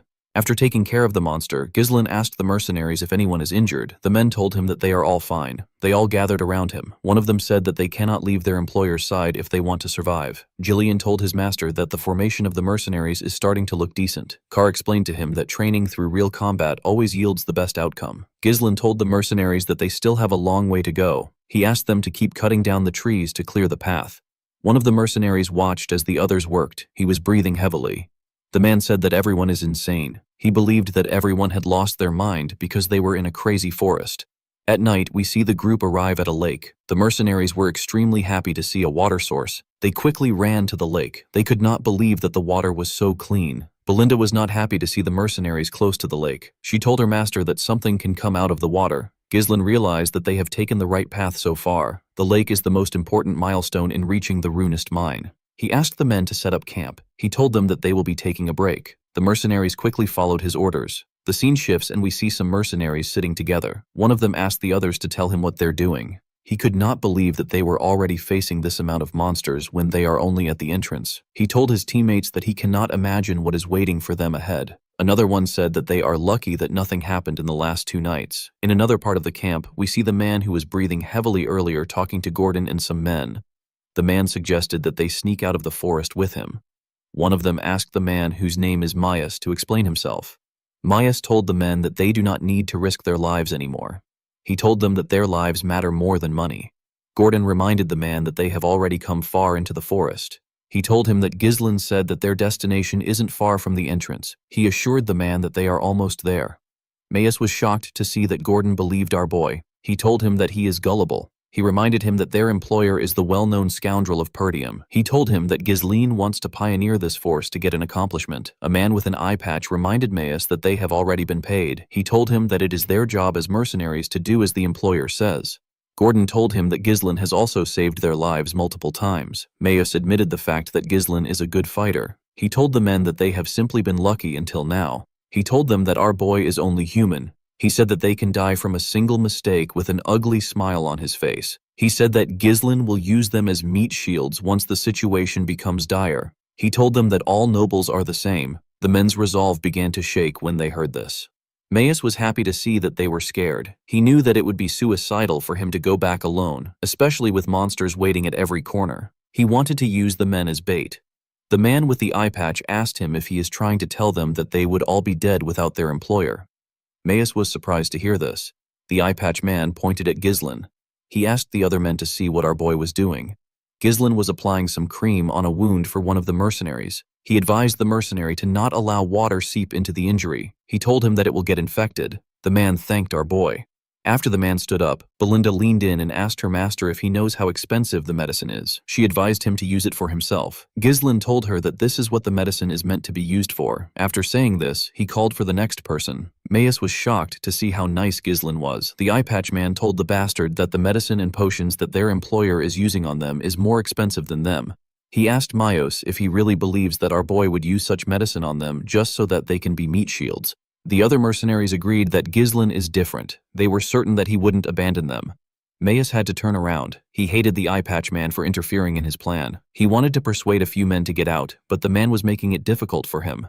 Ghislain walked up to Gordon and the other men. He asked them to stop chit-chatting. He told them that they need to get some rest. He moved close to Jillian and Kay. He told them that he needs to speak with him for a moment. Kier asked Ghislain if he is sure about leaving Myas alone. He told our boy that he would have sliced the man's tongue if it was him. Ghislain assured him that it is fine. He told him that Myas cannot do anything because of the monsters. He told Kier that he has something more important that he has to confirm. The group moved to a part of the camp where there was no one. Belinda asked her master to tell her why he wanted them to count the number of lamps available. Carr told him that there are currently 24 lamps. As our boy expected, a few lamps were missing. Ghislain reminded the group that monsters have charged at them day and night ever since they entered the forest. However, they have not seen any monsters for the past 2 nights. Belinda was surprised to hear this. Kier asked our boy about what this means. Jillian explained to him that they have entered the territory of a nocturnal monster. It is a monster that happens to have a huge influence in this forest. Ghislain told the man that he is correct. He turned around and looked into the forest. He said that they are now in real danger. In the next scene, we see Gordon resting on some logs of wood. While the man was trying to sleep, he felt a bright light shining in front of him. He quickly opened his eyes. The lamp that was on the log was floating. Gordon was shocked to see this. He did not understand how a lamp was suddenly flying. The moment he moved back a little, a terrifying monster with 8 sets of eyes bit his shoulder. Gordon quickly screamed out. The mercenaries were shocked to hear his voice. Gordon picked up his mace and swung it around. He asked the monster to get away from him. The mercenaries quickly moved close to him. They asked him if something is wrong. They did not see any monsters around him. Gordon told them that there was a monster next to him just now. The men were surprised to hear this. They told Gordon that there is nothing around. The man was shocked to hear this. He looked around. He could not believe that they were right. The men believed that Gordon had a nightmare. They told him that his sleepwalking is terrible. They believe that Gordon had such a bad dream because they have had to deal with a lot of monsters recently. The man tried to explain himself to them. One of the Subaru's mercenaries told the men that they are wrong. He explained to them that he woke up because he felt a strange presence. He saw the lamp disappear right in front of his eyes. Other mercenaries agreed with the man. One of them said that he heard a creepy laugh. Another said that he also witnessed the same thing. One of the men who told Gordon that he is wrong asked the others to tell him why they are acting like this. With a serious look on the man's face, he told the others that there is definitely something out there. Ghislain asked the man if he really saw through the monsters. The man was surprised to see our boy. Ghislain ordered the men to gather around. The scene shifts, and we see the men gather outside our boy's tent. Ghislain allowed Gordon and the man from the Subaru's mercenaries to join the meeting. Gordon was shocked to find out that the monsters had surrounded them. The man with the head cover told our boy that they cannot see the monsters with their naked eyes. Ghislain explained to them that this is a feature of the monsters. He told them that the monsters started following them when they reached the lake. These monsters are one of the monsters that dominate the night in the forest. They are the hunters of the darkness. They're known as fallers. They can melt into the darkness. This means that you cannot see them and physical attacks don't work on them. A few hundred of them follow their prey and take away their light. Luring their prey into the darkness is what they excel at. It is their hunting method. The head coverman and Gordon were shocked to find out that a few hundred followers surrounded them. Belinda was surprised to find out that this was the reason why they have been losing their lamps. Kair was annoyed to hear what Ghislain said. He wondered if the monsters were trying to play with them before killing them. He suggested that they take care of the monsters now. He told our boy that it will be better for them to strike first, before the monsters start toying with them. Ghislain told him that they need to wait until the monsters start attacking them. He said that it will be the best time to counterattack. Belinda reminded her master that they have already lost more than half of their lamps. She told him that they cannot just wait around. Ghislain explained to her that attacking the monsters recklessly would only stimulate their sadistic tendencies. The followers would fall back for a bit and harass them more thoroughly. Later, he told Belinda that they would be losing their chance to wipe out all the monsters at once. Gillian was surprised to hear this. He asked his master if there is a way to achieve this against hundreds of invisible monsters. Our boy told him that there is a way. He asked Belinda if she has prepared the magic scrolls. The maid said that she has given out one to each of the mercenaries. Ghislain told the group that he will now explain how they are to fight the monsters. The group was surprised to hear this. Our boy drew some images on the ground to signify their current position. He told them that a herd has surrounded their camp from 3 different directions. The monsters are stealing their lamps to slowly tighten their position. Since they were vastly outnumbered, it will be impossible to cover the entire area, especially since what they are up against isn't human. Ghislain told them that they will start collapsing from the sides if they start fighting them head-on. Gillian explained to Ghislain that due to the fact that they set up their camp with a lake in the back, they avoided being surrounded from all directions. Our boy told him that he is correct. Although it looked like they were at a disadvantage, Ghislain assured them that it is not the case. He told them that they have the initiative of this fight. The group was surprised to hear this. Our boy explained to them that they need to first divide their forces into 3 groups. The defenders will take on the monsters' attacks. The crossbow unit will stop them, and the elite assault unit, which Ghislain is part of, will do the rest. The defenders and the crossbow unit will gather in the middle and push away the enemies. In the meantime, the assault unit will attack them from the left. They will be focusing all their firepower on that side. If they are able to surround them with the forces in the middle, it will be their victory. Gillian quickly understood his master's plan. Gordon asked if this is even possible. Carr said that it is possible as long as the units in the middle hold out long enough. Belinda interrupted the men. She reminded them that Ghislain said that followers are immune to physical attacks because they can melt into the darkness. She asked them about how they plan on dealing with the monsters. Everyone turned to Ghislain. Kair assumed that they just have to use mana. Ghislaine asked her not to worry about it. With a smile on his face, he told her that they have magic scrolls. Later in the night, we see the defense unit standing in front of the monsters with their shields up. One of them asked the others to not break the formation. He asked them to remember what their employer said. One of them announced that the followers have taken their last lamp. He said that something is coming. In the Pioneer Journal of the Deline, it was stated that the followers are extremely vulnerable to light. When they shone intense light on them, they revealed their true selves. The moment he thought of this, Ghislaine raised his magic scroll and tore it. He asked the others to do the same. Gillian, Belinda, and the rest of the group followed his order. They all tore their first circle magic scrolls. The spell is known as Light. The magic scrolls fired some energy into the sky. The energy turned into a ridiculously bright light. The followers screamed when they saw the bright light. The mercenaries were surprised to see that the darkness has been repelled. They could not believe that this was what the monsters looked like. They never expected this eel-looking monsters to be the ones surrounding them this whole time. Immediately, they thought of this. The followers charged at them. The crossbow unit quickly raised their crossbows. They were ordered to stop the monsters' charge. They were asked to hold on for as long as possible. The men fired their arrows at the monsters. Ghislaine raised his sword. He told his men that the true appearance of the falls has been revealed. He covered his sword with mana and swung it. He pointed his sword at the monsters and ordered the assault unit to charge at them. The team immediately charged at the monsters. They tore them apart when they got close to them. Ghislaine made a huge swing and tore through them. Although possessed the ability to assimilate into the darkness, their actual defense is extremely weak. Our boy was certain that he can tear through the followers with this unit. He ordered the group to cut down as many monsters as they can. They overtook him and charged at the monsters. Gillian was taking their attacks and keeping their attention on himself. While he was doing this, Carr disrupted their formation. Belinda was responsible for creating an opening. She threw her knives at the monsters' heads. Immediately, she did this. She called out to her master. Our boy jumped and made a huge swing when he landed. His attack was able to cut through a large amount of monsters because of how big his sword is.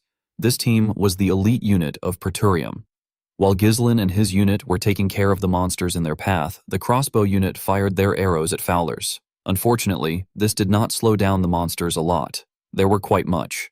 The crossbow unit began to panic. They were almost out of arrows. They wondered about when the assault unit were going to reach them. While they were panicking, the followers got close to the defenders. Before the followers could ruin the formation, the assault unit arrived and cut through them. Ghislaine turned to the men. He told them that they have done well. Gordon and the rest of the mercenaries were extremely happy to see their employer. They knew that they were saved. Ghislaine ordered them to widen their formation and surround the fallers from all directions. He said that it is now their turn to overrun the fallers. The mercenaries quickly followed his order. One of the followers screamed and signaled the rest of the group. The moment it did this, the fowls began to run. The mercenaries were shocked to see this. Our boy did not expect them to retreat before they were surrounded. He realized that the monsters are very quick-witted. He turned to Belinda and asked her to find their leader. He said that the monster has a horn on its head. It was the one that was sending out the retreat signal. As they ran after the monsters, Kerr asked our boy if they need to chase the monsters. Belinda told her master that it is better if they retreat. Ghislaine explained to them that followers tend to obsess over their prey. Even if they retreat now, they will still come back and harass them for days. Our boy told the team that there is no reason to give the followers a second chance. He said that they must avoid a war of attrition at all cost. He explained to them that their system will collapse once they lose their leader. He said that they need to kill every single fowler here. Belinda was surprised to hear this. She gently smiled and took out a rope. She realized that her master has changed a lot. She took a stance and told Ghislaine that she understands. She threw the rope at a tree and held onto it with a hook. She used the rope to drag herself up. While she was in the air, she got a look at everything in the surroundings. She easily spotted the leader. She quickly threw her rope at it and held it down. She told her master that she has caught the monster. Ghislaine covered his body with mana. He charged at the monster with his sword pointed at it. He moved at a crazy speed, so he cut through every monster in his path. He stabbed the leader in its chest. The monster tried to struggle. Our boy told it that it is over. He tore the fowler apart. The moment he did this, he announced that the leader was dead. He ordered his mercenaries to wipe them out. The mercenaries quickly charged at them. They told the monsters that they will make them regret hunting them in the dark. Sir ordered his mercenaries to attack. He told them that they must not lose to Gillian. At sunrise, we see Ghislaine kill the last monster. He commended his mercenaries on their efforts. He told them that it is their victory. The men raised their swords and cheered. They could not believe that they survived and won the fight. Belinda quickly ran to our boy. She asked him if he is hurt anywhere. Gillian commended his master on his efforts. Ghislaine told them that they all did well. He asked Belinda to do a head count. He ordered Cyr to gather his mercenaries. He said that he needs the men to go with him and Gillian to spread the corpses of the followers around the camp. Cher was surprised to hear this. He asked Ghislain if this has some sort of effect. Our boy explained to him that the smell of the corpses will chase away the other monsters. Followers are one of the monsters that are at the top of the food pyramid at the forest's entrance. Gillian referred to Sir as Kid and told him that the corpses will make the camp safer. Sir was annoyed to hear this. He took a stance and asked Gillian if he wants to settle their issues now. It has now been 10 days since the group entered the Forest of Beasts. Now that the followers have been exterminated, the group has successfully eliminated all sources of danger from their planned route. The only thing left was to mine the runstones. Ghislain took a look at the mountains. He wondered if the danger was really over. While he was thinking, Belinda told him that she is done with the head count. She revealed to him that there are 42 people from the Regressed mercenaries and 126 people from the contract mercenaries. They lost 3 people. Ghislain asked Belinda if there are no casualties from the Regressed mercenaries. With a cocky smile on his face, Care reminded our boy that he is their captain. Ghislain asked the maid if the 3 dead people are among the contract mercenaries. Belinda said that she cannot confirm it because they cannot find the bodies of the 3 mercenaries.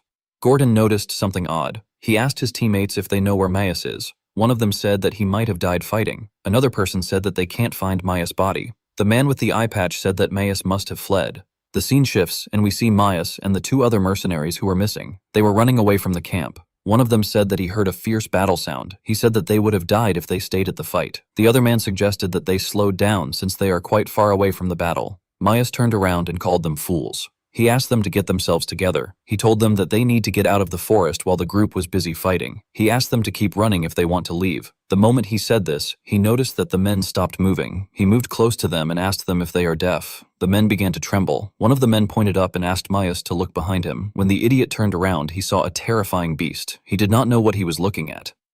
In the next scene, we see a ridiculously huge snake on the runstones. The snake had a large amount of bones in front of it. It opened its mouth and let out something. It dropped the bodies of Maius and the stupid men on the bones. The scene shifts, and we see the group cutting down the trees in their path. The mercenaries wanted to end their journey and returned back to the town. They were working extra hard. Sir noticed that they were working well without someone ordering them around. He said that he has never seen the lazy mercenaries working so hard. Gillian told him that the mercenaries are different from him. Kerr decided to ignore him. He asked Ghislain if he is going to let the mercenaries go once the mission is over. He told our boy that it is a waste to only use the mercenaries once. Ghislain asked him not to worry about it. He pushed a tree down and revealed to Kair that he is going to hire the men as his personal mercenaries. Mercenaries naturally have weak organizational skills. It is impossible for them to win against a regular army in large-scale battles. However, these men have already surpassed the limits of mercenaries just through the experience they gained in this forest. Ghislain knew that they will be an excellent foundation for expanding his power. The man with the head cover told his captain that they spread the corpses of the falls around their path. Kerr commended the man known as Gazelle for his efforts. He turned to Ghislain and told him that the effect of the corpses has been really good. He said that they have not seen a single monster ever since they left the camp. They did not even encounter a lone monster that has lost its path. Ghislain looked into the forest. He got an eerie feeling. He hoped that it was just a needless worry. While he was looking around, Belinda jumps down from a tree. She called out to him. Ghislain asked her if she saw anything up ahead with a bright smile on her face. Belinda said that she did. Ghislain was shocked to hear what she found. He turned around and ordered the mercenaries to pave the path with all their might. They all accepted his orders. As they moved closer to their destination, they saw a bright light through the trees. When they walked out of the woods, they saw something shocking. The mercenaries were shocked to see what was in front of them. With a confident look on his face, Ghislain told them that this is the reason why they started the expedition. He told them that they came for the highest quality runstone mine. Around the mine there was some fog. Sir could not believe that the forest really had something that was worth a lot of money. Gillian told him that his master always acts upon reason.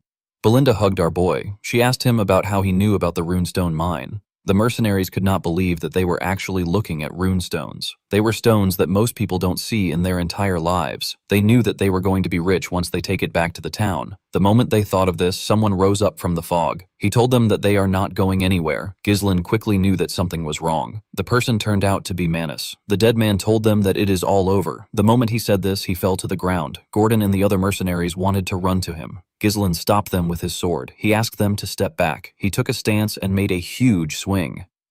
His sword pushed away the fog.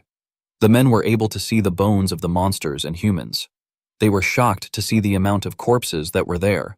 They wondered about what happened there. Kir, Belinda, and Jalayan quickly grabbed their weapons. They called out to our boy. Ghislaine told them that they cannot mine the runstones for free due to the amount of bones. Our boy was able to tell that this was the nest of a high-class monster. Since some corpses are yet to be corroded, the monster must still be staying there. Ghislaine was not able to figure it out immediately because the harmful gases from the corpses were mixed in with the fog. Our boy did not like the situation. There was no particular recording that stated that the mine itself had any danger factors. He turned around and asked everyone to prepare for battle. Immediately he said this. He saw something on the runestones. He saw the python. The monster quickly charged at them. Ghislaine ordered everyone to scatter. He charged at the python. He dodged its mouth by going above it and made a slash on its head. When he landed on its body, he covered his sword with mana and charged at its head. He pushed his sword into its head. Unfortunately, it barely damaged the monster. Jillian and Sarah were shocked to see this. They could not believe that Ghislaine only left a scratch on the python even after using many. Sarah had never seen such scales. The monster tried to push Ghislaine down. Our boy jumped off its head. While he was in the air, the snake fired its venom at him. Ghislaine could tell that its venom is extremely poisonous. He turned around and used his coat to block the attack. The venom melted it. Before our boy could get in a good position, the snake charged at him with its tail. Ghislaine used his sword to stand his ground. He tried to push the tail back. Unfortunately, the monster was much stronger. It pushed him into the ground. Belinda quickly called out to our boy. The snake spread its body around the group. The men quickly realized that it was trying to squash them before the monster was able to crush them. Ghislaine, Belinda, and Carr saved them. They were trying to save as many men as they could. As the group struggled to put themselves together, they called out to Ghislaine. They wondered about where he was. Our boy was standing on top of the bones. Now that he had seen the monster with his own eyes, his bad feeling went away. He knew that this monster is the master of the Runestone mine. It is known as the Blood Python. It is one of the monsters he considered impossible to hunt down in this expedition.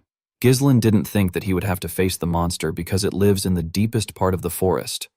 Our boy knew that the chances of them winning against this monster is very low. It would be best for them to retreat for now and come back prepared next time. However, our boy had no time for delays. He believes that everything he has done up until now will become meaningless if he gives up now. A bright light shined from his chest, and he took a stance. He asked the monster to not get in his way. He said that he has too many things on his back. Ghislaine opened his third core after saying this. The blood python turned to him and charged at him. Our boy managed to block its head and landed a cut on it. Before letting the monster go back up, he landed a cut in its eye. The moment he did this, the blood python used its tail to attack him. Ghislaine quickly used his sword to shield himself from the crushing weight of the monster. He managed to push the tail back. However, the monster did not stop attacking him. It used its tail to aggressively attack our boy. Ghislaine managed to block off the attacks. Even when winning is unlikely, there are battles that one must not avoid. This is the definition of responsibility. Kir, Belinda, and Jillian watched as their master fought for their lives. Ghislaine jumped and landed a cut on the python's mouth.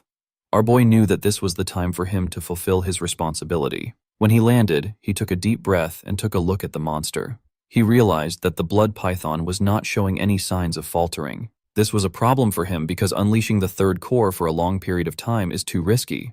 Ghislaine realized that his mana will be depleted before he can kill the blood python.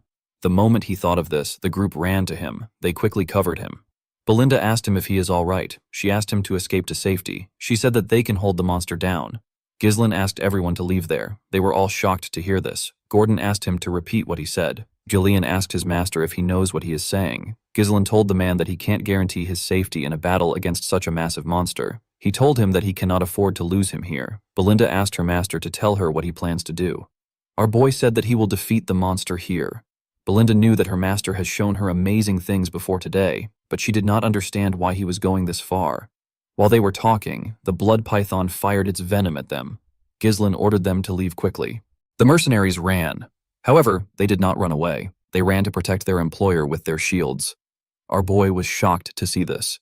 The men begged him to allow them fight with him. The eye patch man told our boy that they have never met an employer like him. Gordon reminded him that he has saved their lives many times. Seer told him that the treasure will be theirs once the python is gone. Belinda told her master that it is impossible for her to leave him behind. She took out her knives and a dagger.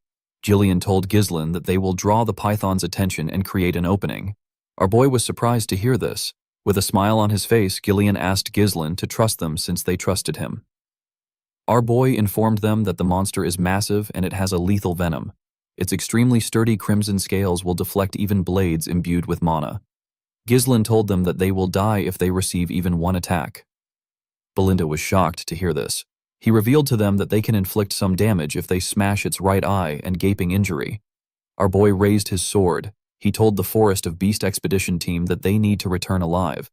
The men smiled when they heard this. They all accepted his order. The blood python charged at them. Ghislaine attacked its mouth while Belinda and Carr attacked it from the side. Carr stabbed it in its injury. The monster screamed out in pain. While the python was screaming, Ghislaine slammed his axe on its tail. He pressed it down.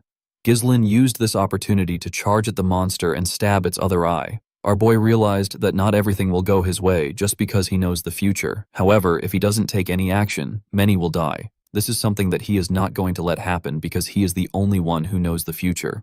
Ghislaine and the other mercenaries continued hitting the tail to hold it down. The python screamed out in pain. The mercenaries did not let it rest. They climbed on top of it and continued stabbing it in its injuries. The python shook its head and managed to shake them off. The moment it did this, Ghislaine jumped and charged at it. He was going to stab it on its head.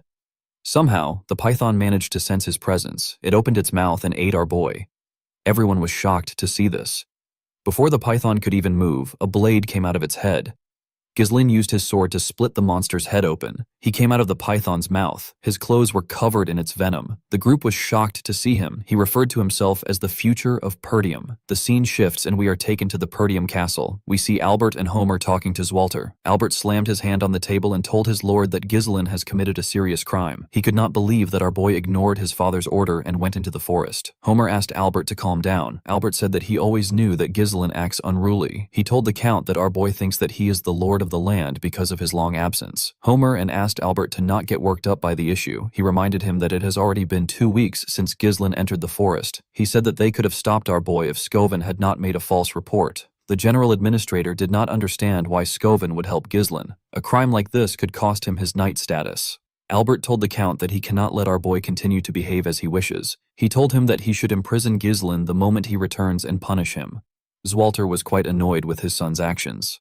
While they were talking, the knight captain barged into the room. He told the count that he needs to come down to see something. Zwalter asked Randolph if something is wrong. The man revealed to him that Ghislaine is back. The men were surprised to hear this. The scene shifts and we are taken outside. We see Ghislaine walking towards the castle. He was in normal clothes. In the next scene, we see Ghislaine in his father's office. The officials were there with him. They all glared at him in silence. Even the count glared at his son. Ghislaine told his father that he is home. The count reminded his son that he did not permit the development of the Forest of Beasts. Our boy apologized to his father. He told him that it had to be done. Homer was annoyed to hear what he said.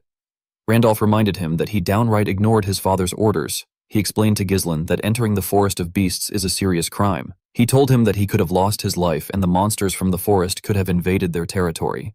Ghislaine told him that he is fine. He said that the monsters did not invade their territory. Homer and Randolph were annoyed to hear this. They could not believe that he was talking back. Albert asked our boy if he finds this funny. He said that they can let the Forest of Beasts incident pass since it didn't lead to any trouble. He put his hand into his clothes and brought out a paper. He placed the paper on the table. He asked Ghislaine if he has any excuse for this. When our boy picked up the paper, he was able to tell it was from Count Rayold. Albert said that he felt uneasy when he heard about our boy's visit to the county. He told Ghislaine that they found out about how he extorted 20,000 gold, which is the estate support funds that is given to Perdium regularly from Amelia, by threatening her. Albert told our boy that Count Rayold was absolutely furious, and he has decided to cut off all forms of support to their territory and cancel the engagement as if it never happened. The treasurer told Ghislaine that this will negatively affect their entire land. Ghislaine was surprised to see a letter written by Count Rayold, who doesn't get along with Amelia. Well, the letter did not seem to be fabricated. Our boy knew that it isn't difficult for Amelia to pull this off by manipulating the Count's money-driven mindset. The only thing Ghislaine did not expect was that Amelia was willing to join hands with her enemies just to screw him over. This means that she will stop at nothing to get what she wants. Our boy had a feeling that the assassins weren't going to be the end of things. Unfortunately for him, he no longer has a leverage over the girl. If he was to reveal the secret deal with the Duke and the merchant guild that she controls, everything he will say will be dismissed as nonsense meant to cover up the incident. Ghislaine realized that he would be tied down in the territory if he had been a little late. He became more certain that time was not on his side. Albert asked Ghislaine to say something. Homer told our boy that they are in an urgent situation. He said that they need to ask him to return the money first. Randolph said that the 20,000 gold will be enough to run the entire Knight Order for months. Ghislain revealed to them that he has used it all. He said that he used it for the development of the Forest of Beasts. The room became silent. Albert asked him if he wasted the entire money on a useless forest filled with monsters. Our boy apologized to the man. He said that he doesn't have much to say about the Rayfold incident. Randolph grabbed Ghislain's shirt. He called him a stupid little brat. He reminded him that he is supposed to be the successor of the land. He could not believe that Ghislain sold the future of their land with his own hands. Homer and told Ghislain that he is no longer the young lord of their land. He said that he is now a filthy criminal. He asked Randolph to tie him down and throw him in a cell. Ghislain asked the man not to worry. He said that they will receive support funds from him. He told him that he will also add the 20,000 gold. The Count asked him to explain what he means. Our boy called out to Belinda. The woman entered the room with a box. Ghislain told the men that he won't have started the development if he wasn't going to bring anything back. Belinda opened the box and showed the men the runes. Ghislain revealed to them that these are the highest quality runstones. Albert was surprised to see the runist. Homer held one of the runestones. He asked our boy to tell him where he got such a valuable thing. Randolph said that he might have spent the 20,000 gold on it. Ghislain revealed to them that they mined it from the Forest of Beasts. Albert explained to our boy that the stones are worth a fortune, but they are nowhere near enough to run the land. With a smile on his face, Ghislain told the man that this isn't the end of it. Our boy took the officials to the entrance of the Forest of Beasts where his camp was. They saw the body of the blood python and hundreds of runstones. They saw the mercenaries working hard to transport the runstones. They were moving fast and carefully in order not to scratch the runstones. They were also separating the corpses of the monsters into different sections. Homer could not believe his eyes. He could not believe that Ghislain and this men managed to get all of this in 2 weeks. Randolph asked Homer if he is seeing things. The Count asked Belinda if all of this truly came from the expedition. The woman said that it did. She said that Ghislain led the expedition himself. Ghislain told the men that they obtained the inner hide of the Derussents and they got some byproducts from the blood python. He revealed to them that the amount of runstones here is merely a fraction of what they found in the mine. He told them that the reason for his expedition was to help the land. He said that he will use the gains for their land. Albert revealed to the Count that they won't have to struggle with the lack of support funds with the amount of items available here. He said that this is only a rough estimation. Homer and Randolph were shocked to hear what the man said. They both tapped Ghislain on his shoulders. Randolph commended him on his efforts. He asked him if he is tired from his expedition. Homer asked our boy to let them know if he needs anything. Ghislain revealed to the men that he has a few conditions for the support funds. Randolph was shocked to hear this. He asked them to release Scovin and Ricardo. He said that they were just following his orders. He told them that they have to continue to prohibit civilian access to the Forest of Beasts just as they have done so far. He said that unnecessary rumors can spread and it can cause needless trouble. Homer believed that this was reasonable enough. For his last condition, Ghislain told the men that he will take care of recruiting and managing the mercenaries and security forces by himself. He said that having interference every time he moves troops within the territory would be a waste of time. The general administrator asked him if he intends on maintaining a private army. Randolph was against this idea. He told our boy that they do not know what he is plotting. Albert told Ghislain that he seems to have misunderstood something. He said that he will explain it to him. He told our boy that he is currently in a position where he should be begging for forgiveness. He told Ghislain that he sounds as if he is saying that he will do as he pleases, so they should stay out of his way. Ghislain told the man that this is a misunderstanding. He said that he is simply laying out the conditions necessary for him to provide financial support to Perdium in place of Rayfold. He explained to the man that if such trivial issues were to disrupt their operations, it will also negatively affect Perdium's finances. He asked the treasurer if he is okay with this. Albert was shocked to hear this. He called out to the Count. He asked him to say something. He told him that they are currently making a deal with the future of their land. The Count was simply looking around. Gillian and the other mercenaries came up to Gizon. They wanted to report to him. Gillian explained to our boy that the runist loading process is almost complete. He asked Ghislain to give the order. He said that they will be ready to move at any time. Cyr revealed to him that the hides of the Derussants have been stored without any preservatives. He asked Ghislain to tell him what he plans to do with the blood python. Our boy told him that the blood python will soon be dismantled. The venom, blood, flesh, and hides will all be separated and preserved to prevent decay. Cyr told him that he understands. The Count called out to Randolph. The man revealed to him that the mercenaries are individually formidable and they have an overwhelming presence. He said that he has no clue on how Ghislain could have such people under him. He said that it is just like an elite force. Zwalter moved close to his son. He commended our boy for getting such difficult mercenaries to follow his orders willingly. He told our boy that he must have put in a lot of efforts. Ghislain said that the expedition wouldn't have prevailed without them. Upon hearing this, the Count turned around. He told his officials that they should return back to the castle. Before leaving, Zwalter told Ghislain that he will let things slide this time. He asked our boy to prepare to face the consequences if he ever defies his order again. With a nervous smile on his face, Ghislain thanked his father. The Count reminded his son that he is the successor who will inherit the land in the future. He told Ghislain that he seems to possess the spirit of the Northern Wolf. The Northern Wolf is the alias given to Count Perium, the one who guards the frontier of the Lithania kingdom. Zwalter was a lonely person. He had weak military forces and a treasury plagued by poverty. Yet in the northernmost reaches where war never ceases, the Count dedicated his entire life to protecting the land even without his wife, his son, or his daughter. In the end, he was met with a miserable death and he was forgotten by all. Belinda moved close to her master and asked him if he is headed straight for the castle. Ghislain said that he is not yet going to the castle. He asked her to get everything ready so that they can leave immediately. Belinda was shocked to hear this. She asked him if he is not going to rest. Gillian told him that he has overworked himself. He advised his master to rest. Belinda told him that it is a miracle he made it out alive from the blood python's body. She asked him if he knows how hard she worked to detoxify the poison from his system. Ghislain tapped the woman on her shoulder and begged her to do it. Belinda was surprised to see this. Ghislain knew that other people will soon find out that they secured the runestones. Those who want to invade their land will soon find out too. He knew that he had to expand his power as quickly as possible. He wanted to reach a level where no one would dare challenge him. The moment he thought of this, Ghislain fell to the ground and lost consciousness. Everyone was shocked to see this. In the next scene, we see a dove fly into a building. It was carrying a letter on its neck.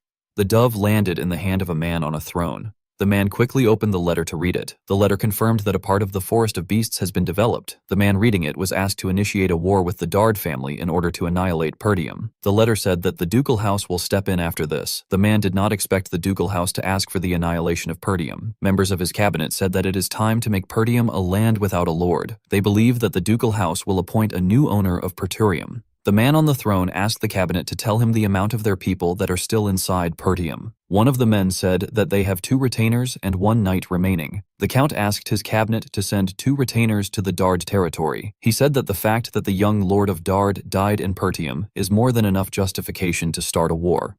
With a cold gaze in his eyes, the Count said that the supreme commander of this operation will be Victor. The cabinet was shocked to hear this. They never expected that their county's strongest card would be revealed so soon. One of them said that Pertium would have fallen if Frank had done his job properly. Another member told his master that he understands that Victor will be able to handle the task flawlessly. He told his master that it might be too soon to reveal their hidden card. He reminded the Count that they have proceeded with caution so far. He said that this decision feels rash. He said that it is odd that the ducal house, which has always operated in secret, is now choosing to directly intervene in Perturium. The Count told him that it is because of the Forest of Beasts. The man was surprised to hear this. The Count told the man that all decisions were made by Duke Delane. He asked the man not to question any orders no matter what they may be. The Count stood up and asked his cabinet to prepare for the war. This Count is known as Harold Desmond. He is the Count of the Desmond County. Count Desmond asked his men if there is anyone else who is aware of the situation. The scene shifts and we see Amelia screaming as she rested her head on Bernaf. The man called out to his mistress. Amelia revealed to him that Ghislain has secured a runestone mine with her 20,000 gold. She said that he survived even though she sent the wildcats to kill him. She told Bernaf that she even bowed her head to her wretched father to cut off support funds for Pertium. She said that this made her look like a fool. Bernaf told his mistress that she is not acting like her usual self. Amelia took a deep breath. She told the man that he is right. She said that she got too emotional. She said that what is done can't be undone. Bernaf smiled when he heard this. He told Amelia that he is waiting for her orders. Amelia moved close to a map. She said that Perturium will soon escape their financial difficulties because they have obtained a runestone mine. Bernaf told her that they should be celebrating right now. Amelia told him that it is too early for them to celebrate. She told him that the most important thing is that they haven't sold the runist yet. Bernaf was surprised to hear this. Amelia revealed to him that she got information that they secured the runist 2 days ago. This is far too little time for them to establish a distribution network.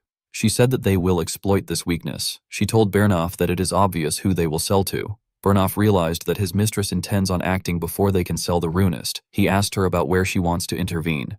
Amelia revealed to her knight that there is only one place in the northern region that Ghislain will sell to. She believed that our boy was going to go to the finest magic tower in the north, which is dominated by the seventh circle arch. The magic tower is known as the Crimson Magic Tower. According to Amelia, runes is essential for magical research. Due to this, magic towers are always determined to secure their distribution channels. She placed a pin somewhere and asked Bernaf to set up the Wildats for an ambush along the main routes leading to the tower. The target isn't Ghislain, it is the laborers who are transporting the runist. Amelia said that they will use a hit-and-run tactic to isolate the transport and prevent the transfer completely. She said that they will take the runstones for themselves. Bernaf reminded his mistress that there is another magic tower in the north. This is the Flame Magic Tower, which is in Brian's territory. He asked Amelia if it is wise to deploy all their forces to the Crimson Magic Tower. Amelia told him that this may have been the case before. She revealed to him that the Flame Magic Tower has been in decline ever since it lost its place at the top when it was blinded by past glory. Amelia believed that someone like Ghislain, who is obsessed with money, will not choose the Flame Magic Tower deal over the Crimson Magic Tower's better deal. With a serious look on her face, Amelia promised to take everything away from Ghislain. In the next scene, we are taken to the Perdium Castle. We see Ghislain lying on the bed. Some bandages were wrapped around his body. Our boy was unconscious. The scene shifts, and we are taken back to the time our boy was fighting the blood python. Ghislain got swallowed by it. A predator like the blood python begins to digest its prey. Immediately it swallows it before it reaches the esophagus. The prey is first dissolved by venom secreted from the inside. This makes the digestion easier. The mana from Ghislain's third core burned the acid upon contact. It prevented it from invading our boy system. However, in the process, the resulting toxic fumes create a lethal breathing environment. Most prey either lose consciousness or die by this stage. Ghislain forced himself to endure it. He did not want things to end there. The expedition, everything he holds dearly, and even the future will be gone. Since it was impossible to avoid getting poisoned, our boy decided to make the poison his own. He directed every bit of invading venom into his mana core. He knew that the fierce rotation of mana within the mana core can neutralize the venomous energy. He closed his eyes and began to move the energy. This delicate mana manipulation is something that only those who have reached the realm of superhumans can achieve. Ghislain believed that this venomous energy will serve as an alternative fuel capable of withstanding a mana explosion. The moment he thought of this, he attacked the monster. In the present, we see our boy wake up. He felt refreshed. He noticed that he was in his room. He remembered that his father forgave him. When he raised his head up, he saw Elena next to him. He was surprised to see his sister. Elena quickly hugged her brother. She informed him that he passed out for 2 whole days. She reminded him that he did not say anything before leaving, and now he passed out right after returning. Ghislain was surprised to see his sister hugging him. Elena pushed her brother away and ran to call Belinda. Our boy could not believe that he passed out for 2 days. He recalled that he received the bare minimum first aid after exiting the body of the python. He wanted to endure everything until the runstone is sold. Unfortunately, he cannot do this with his younger body. Ghislain stood up from the bed. He noticed that he was in a really great condition compared to how he overworked himself. He knew that 2 days shouldn't be enough to recover from the damage he received. He found this to be strange. Ghislain took off his bandages. He noticed that his body has gotten stronger, his resilience has gotten better, and his total mana has increased.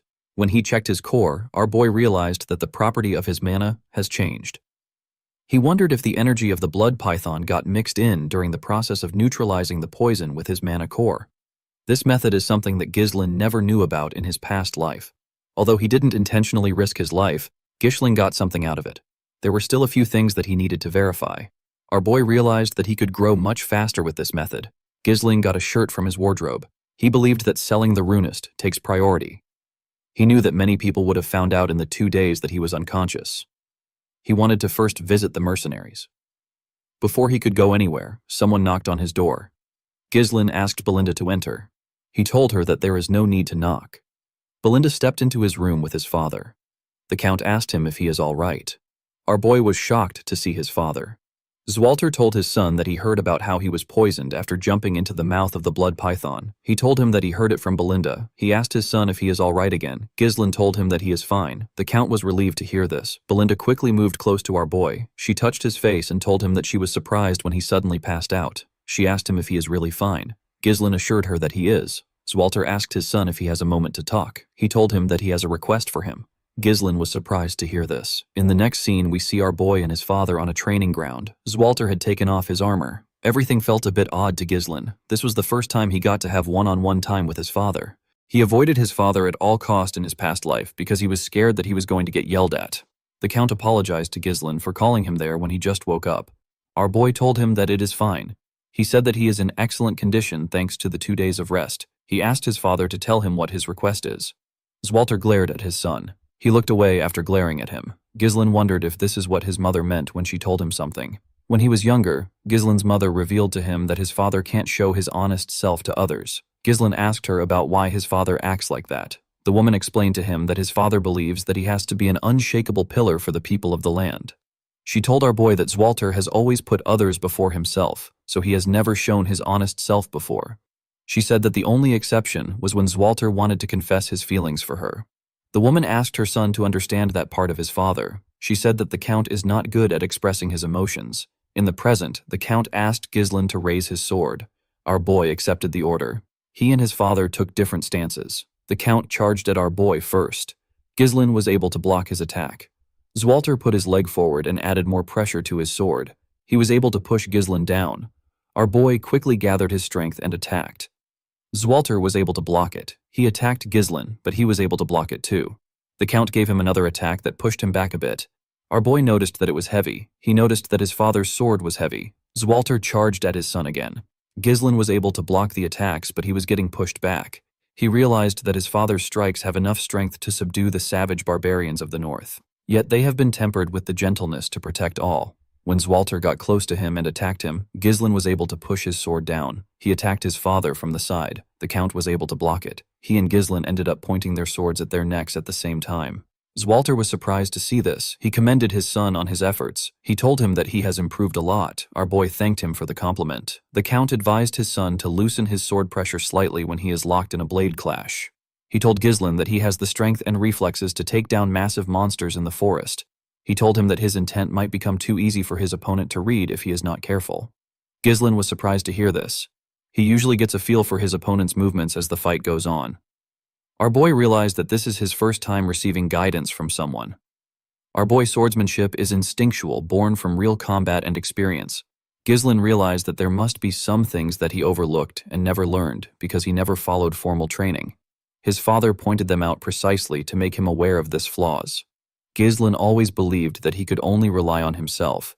He believed that he will struggle through everything alone. He now realized that receiving guidance isn't such a bad thing. He thanked his father for teaching him. The Count revealed to his son that he actually intended on scolding him today. Our boy was surprised to hear this. He explained to Ghislain that no matter how great his contribution is, he still broke the rules. He told him that if everyone starts disregarding the rules under the pretense of making a contribution, the only thing that will follow is greater chaos. Zwalter told his son that he has actually changed.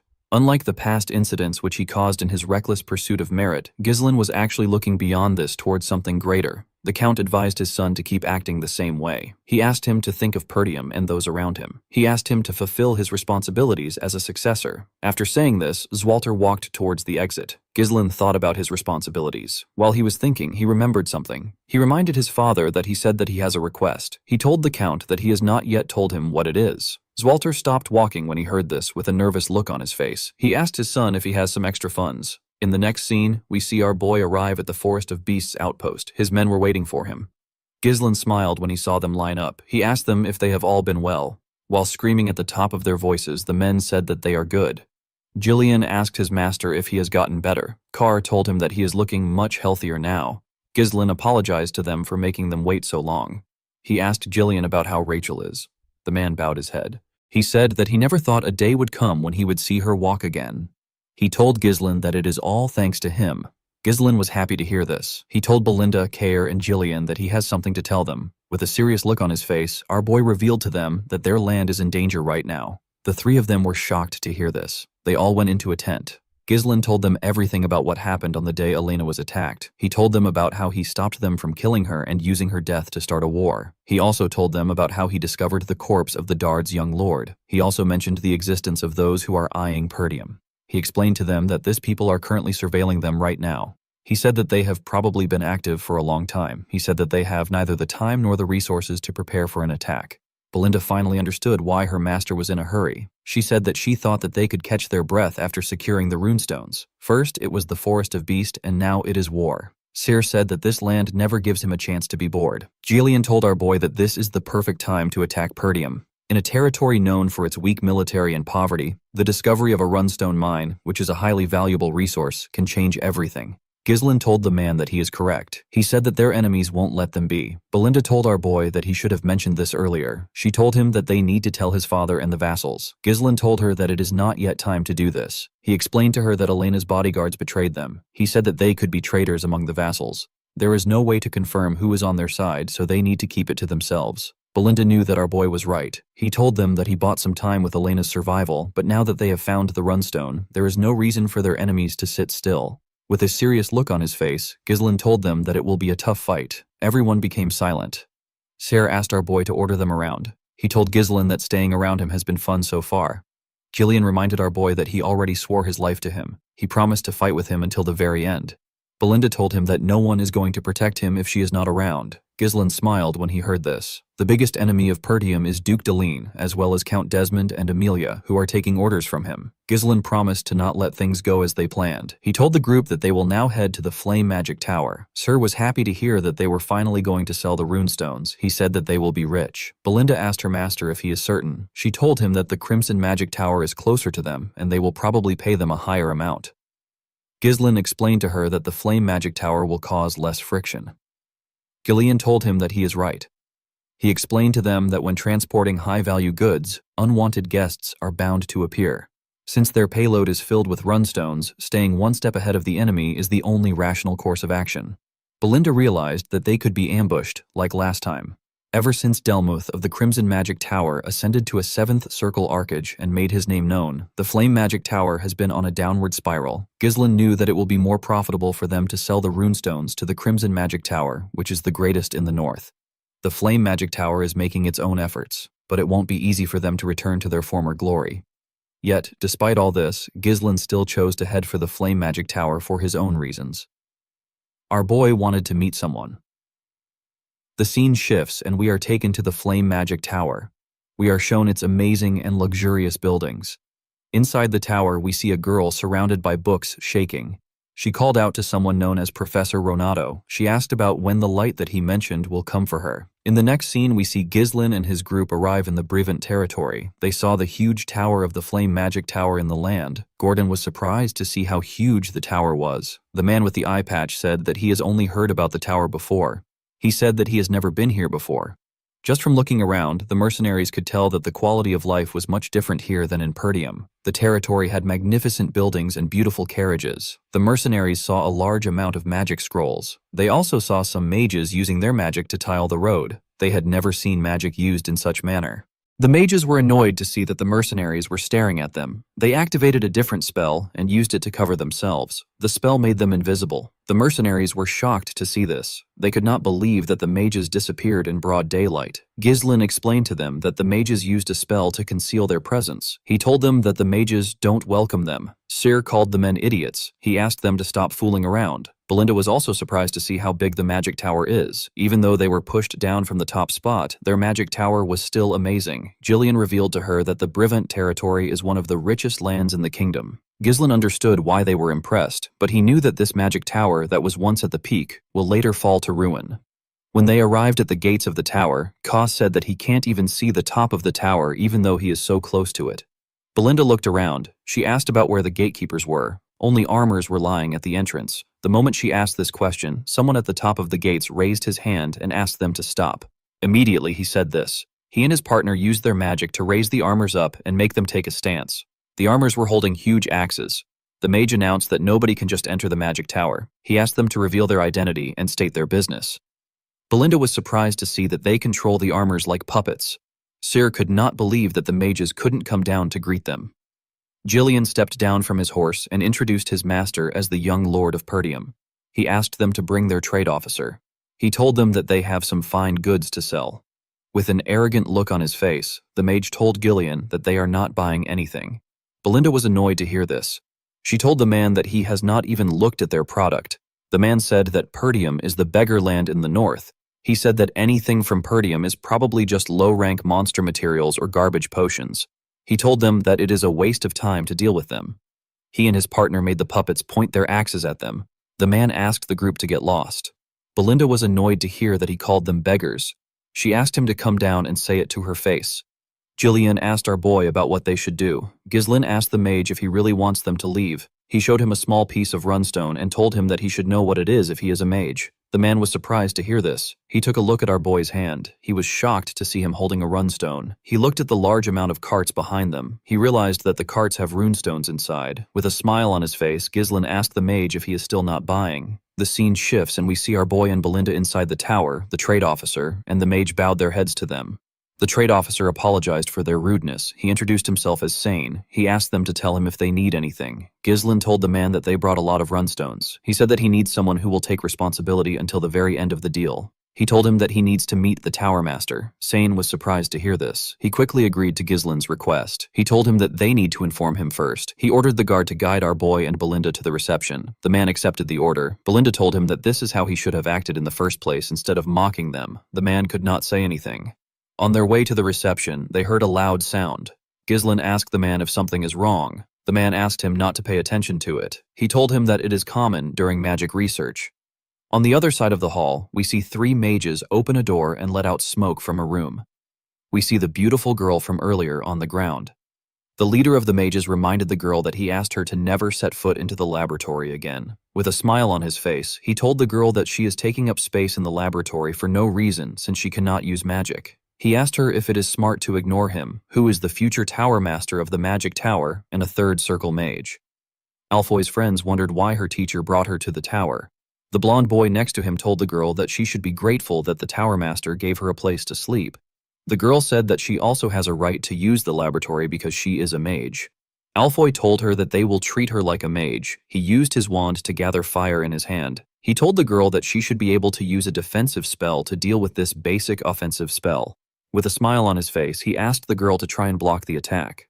The moment he said this, he fired the first circle magic known as Fire Sling at the girl. She quickly raised her hand. She screamed out defense, but nothing happened. She quickly used her hand to cover her face. Fortunately for her, Ghislaine appeared out of nowhere and used his sword to cut through the attack. The boys were surprised to see this. Ghislaine asked the idiot if this kind of behavior is what is called magic research in the Flame Magic Tower.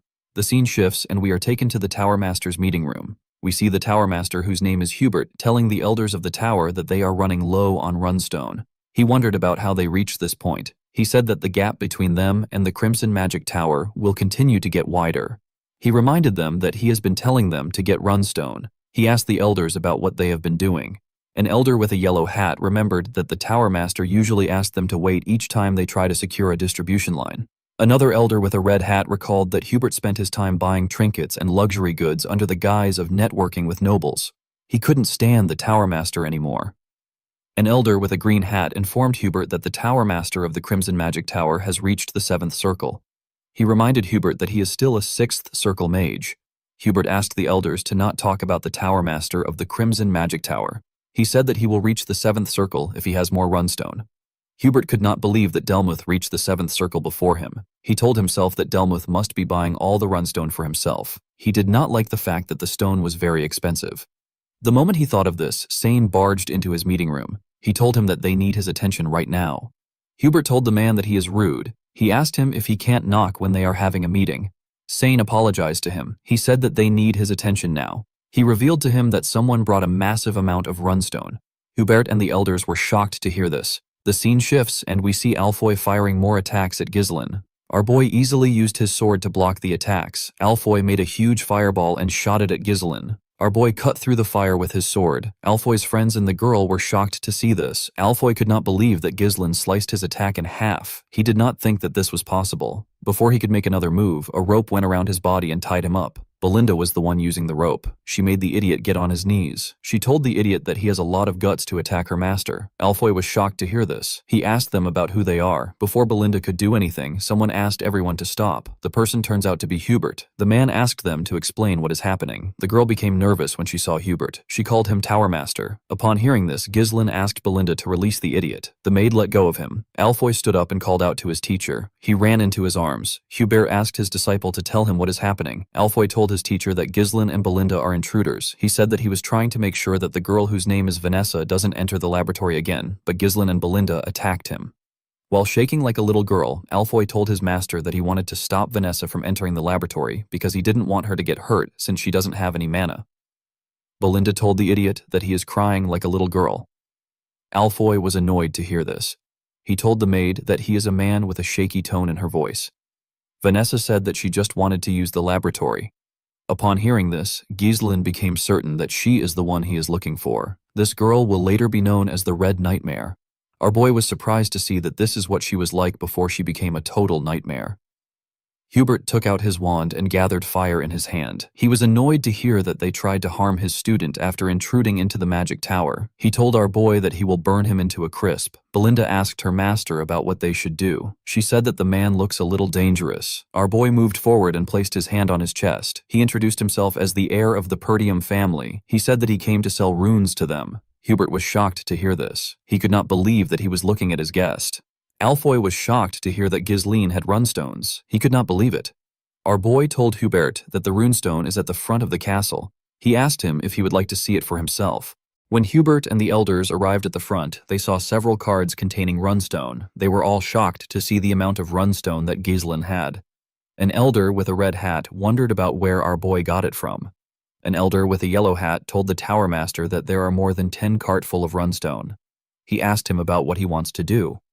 Hubert did not respond to him. The man cheered like a little girl. He did not expect to get this amount of runestone. He knew that this was a once-in-a-lifetime opportunity. He believed that he will be able to crush the Crimson Magic Tower with this runestone. Hubert actually cheered in his imagination. He didn't want to lose his cool in front of the elders. He put himself together and told Ghislain that the quality doesn't seem very good. Sir was annoyed to hear this. He grabbed his sword. He could not believe that Hubert was spouting nonsense after they worked hard to mine the stones. Vanessa was surprised to hear this. She said that one cart should last them for some weeks. Hubert was annoyed to hear this. He could not believe that she was talking at this moment. He told her that she doesn't know anything. He ordered her to get inside. As he watched Vanessa walk into the tower, he cursed a man named Renato for leaving Vanessa with him. He believed that the girl should have the ability to read the room even if she doesn't have talent. He turned to the elders and carefully winked at them. He asked them if they agree with Vanessa. The elders immediately understood what he was trying to tell them. The green hat elder picked up one of the stones and said that the quality is not very good. The yellow hat elder said that runestone from a poor territory has a possibility of being fake. Belinda was annoyed to hear this. She asked the old idiots if they know how hard her master worked to get them. The yellow hat elder said that their efforts is not his business. He asked Belinda if she knows how many scammers there are today. The green hat elder said that they can't judge solely on what the seller says. Ghislain told them that he believes that they don't want to buy his product. The elders were shocked to hear this. Our boy turned around. He said that the Flame Magic Tower doesn't need it. He said that they can sell it somewhere else. Hubert panicked when he saw this. He quickly asked them to wait. He turned to the elders and signaled them. The blue hat elder told Hubert that they will take the carts off his hands since he went through so much trouble to bring them there. He said that he doesn't want Ghislain to leave empty-handed after coming so far. He begged Hubert to show them some mercy. The Tower Master decided to play the role of Messiah. He told the Blue Hat Elder that he will do it since the elders agreed on it. With a smile on his face, he told Ghislain that he will buy all of them out of the generosity of his heart. He said that he has to buy it below the market price. Ghislain told him that he is misunderstanding something. He asked Kay to take all the carts back except one. With a smile on his face, our boy told the mercenary that they only planned on selling one cart. Hubert and the elders were shocked to hear this. With an evil smile on Kay's face, he apologized to Ghislain. He said that he forgot about this. Sir ordered the men to take the carts away. The mercenaries immediately began to move. Hubert quickly moved close to Ghislain. He asked him about what he is doing. Our boy apologized to him for the confusion. He said that his subordinates made a mistake and brought too much goods. He told Hubert that their actual destination is the Crimson Magic Tower. He said that they just need some money for their trip. Hubert became annoyed when he heard about the Crimson Magic Tower. He quickly changed his expression. He told Ghislain that he was just joking around so that their first meeting wouldn't be too awkward. He asked our boy to follow him inside for a little chat. The elders were disappointed when they heard this. They could not believe that he quickly stopped bluffing with a smile on his face. Our boy told him that a meeting will be fine. The scene shifts and we see everyone inside the meeting room. Hubert introduced the old men as the elders of the tower. He said that they are all fifth circle mages. Ghislain said that this is impressive. He said that this is expected from the second strongest in the northern region. Hubert told our boy that he has heard some strange rumors that are not true. He said that the Flame Magic Tower is still the strongest magic tower in the northern region. Ghislain told him that it is not important. Belinda was surprised to see how her master spoke. She wondered if he is trying to piss Hubert off. Keir liked what he was seeing. Ghislaine told the woman that their master definitely has a plan. Hubert asked Ghislaine about the amount he wants to sell it for. He told him that he won't get a better deal than what he will get here if he tried to sell it to anyone else. Ghislaine raised his hand and told Hubert that he wants double the market price. Hubert and the elders were shocked to hear this. They believed that our boy was just too naive to understand how the world works. Hubert told Ghislaine that this isn't how negotiations work. He explained to him that it is about both parties making a compromise. He told Ghislaine that he can't just make a one-sided decision. Our boy told him that he simply felt like he needed to get double the market price from the Flame Magic Tower. The elders were annoyed to hear this. They told Ghislaine that he shouldn't joke in a place like this. They asked him if he is mocking them. With a serious look on his face, Hubert asked Ghislaine to watch himself. He told him that he gets angry when he sees clueless brats flailing in a world that they don't understand. He told Ghislaine that he understands that he makes mistakes because he is still young. He said that he will show him mercy once out of generosity. He asked our boy to take the negotiations seriously. He told him that he will give him a little extra on top of the market price. He asked our boy to sell to them. Ghislaine stood up when he heard this. Hubert was surprised to see this. He asked him about why he stood up. Ghislaine told him that he doesn't seem interested in buying them. He said that double is actually a discount. He told the Tower Master that he will simply go to the Crimson Magic Tower. The moment Ghislaine turned around, Hubert panicked and called out to him. He asked him about why he is in a rush. He said that he was simply upset. He asked our boy to sit down and chat a little longer with them. Ghislaine smiled when he heard this. Hubert told our boy that he has guts. He said that they will take the runist for double the market price because they are the first people he visited. Our boy smiled and agreed to Hubert's offer. The Tower Master became relieved. Ghislaine revealed to him that the double price is just for one cart. The elders and Hubert were surprised to hear this. The Tower Master told our boy that he needs to sell everything he brought to them. Ghislaine explained to him that he can sell the rest of the runestone for triple the market price if he tells the Crimson Magic Tower that he sold it to them for double the price. He asked Hubert to tell him why he would sell everything here. The Tower Master was annoyed to hear this. He told Ghislaine that there is a limit to how much they can let him joke around. Ghislaine stood up and told Hubert goodbye. The moment he saw this, the Tower Master panicked. He quickly accepted our boy's offer to buy at triple the price. Ghislaine smiled and sat down. He said that this is what he expected from the greatest magic tower in the north. Hubert stood up and asked our boy to wait there. He said that he wants to get the money immediately. The elders were shocked to hear this. They did not expect their Tower Master to panic this much. The Tower Master couldn't believe that a 6th circle mage like him was getting played by a country bumpkin. He didn't understand why he was buying into this nonsense. He had no choice but to buy them since they were currently experiencing a shortage of runestone. He told himself that he will burn Ghislaine if he acts out again. Before Hubert could take a step forward, Ghislaine called out to him. He told him that he has not finished stating his conditions. The Tower Master turned around out of anger. He asked our boy to tell him what he wants. With a serious look on his face, Ghislaine told the Tower Master that he wants him to give Vanessa to him. Hubert was shocked to hear this. He asked him if he really wants the girl. Ghislaine revealed to him that he intends on making her his exclusive mage. The scene shifts and we are taken to the past. We see an older Ghislaine roasting some meat on his sword. His comrade was next to him. The man had a hook in his right hand. Ghislaine told the man that the meat is burning. The man asked him to roast the meat by himself. He reminded him that he is missing an arm. Our boy clenched his fist and asked the man to repeat what he said. His comrade became scared. He told him that it is nothing. The man asked his captain if he has heard about Vanessa the Red Nightmare. Ghislaine had never heard of anyone like this. His comrade revealed to him that he has been going around to collect information. He said that he found something very interesting. He revealed to our boy that he heard about a mage who burned down the entire northern region of Lithuania. The mage was a woman who had reached the 7th circle. Ghislaine said that her name is pretty flashy. He asked his comrade about why he brought her up. The man revealed to our boy that he believes that Vanessa has gone completely mad.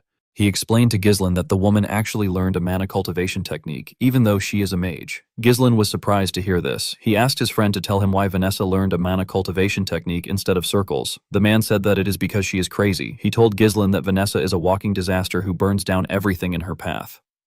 Thanks to her, the nobles are having a lot of trouble. The man told our boy that the subjugation request they received a while back is for her. Ghislaine still found it odd that a mage reached the 7th circle through a mana cultivation technique. With a smile on his face, he told his comrade that he is curious. He told the man known as Claude that they should recruit her. Claude was shocked to hear this. He did not expect to hear this after all he said. Unfortunately, Ghislaine was not able to recruit her. By the time he found Vanessa, she was as good as dead. She was not able to control her magic. Vanessa had the talent to reach the 7th circle even though she never properly learned magic. Ghislaine believes that her talent will flourish with a little guidance. He told himself that he will definitely recruit her in this life. Gillian did not expect his master to mention Vanessa. The girl did not seem special to him. Seer told Ghislaine that she didn't seem strong. Belinda told her master that he should inform her in advance if he wants to bring someone along with them. The elder with the red hat told the tower master that this is a great opportunity to get rid of the useless girl he asked him to do as Ghislaine said.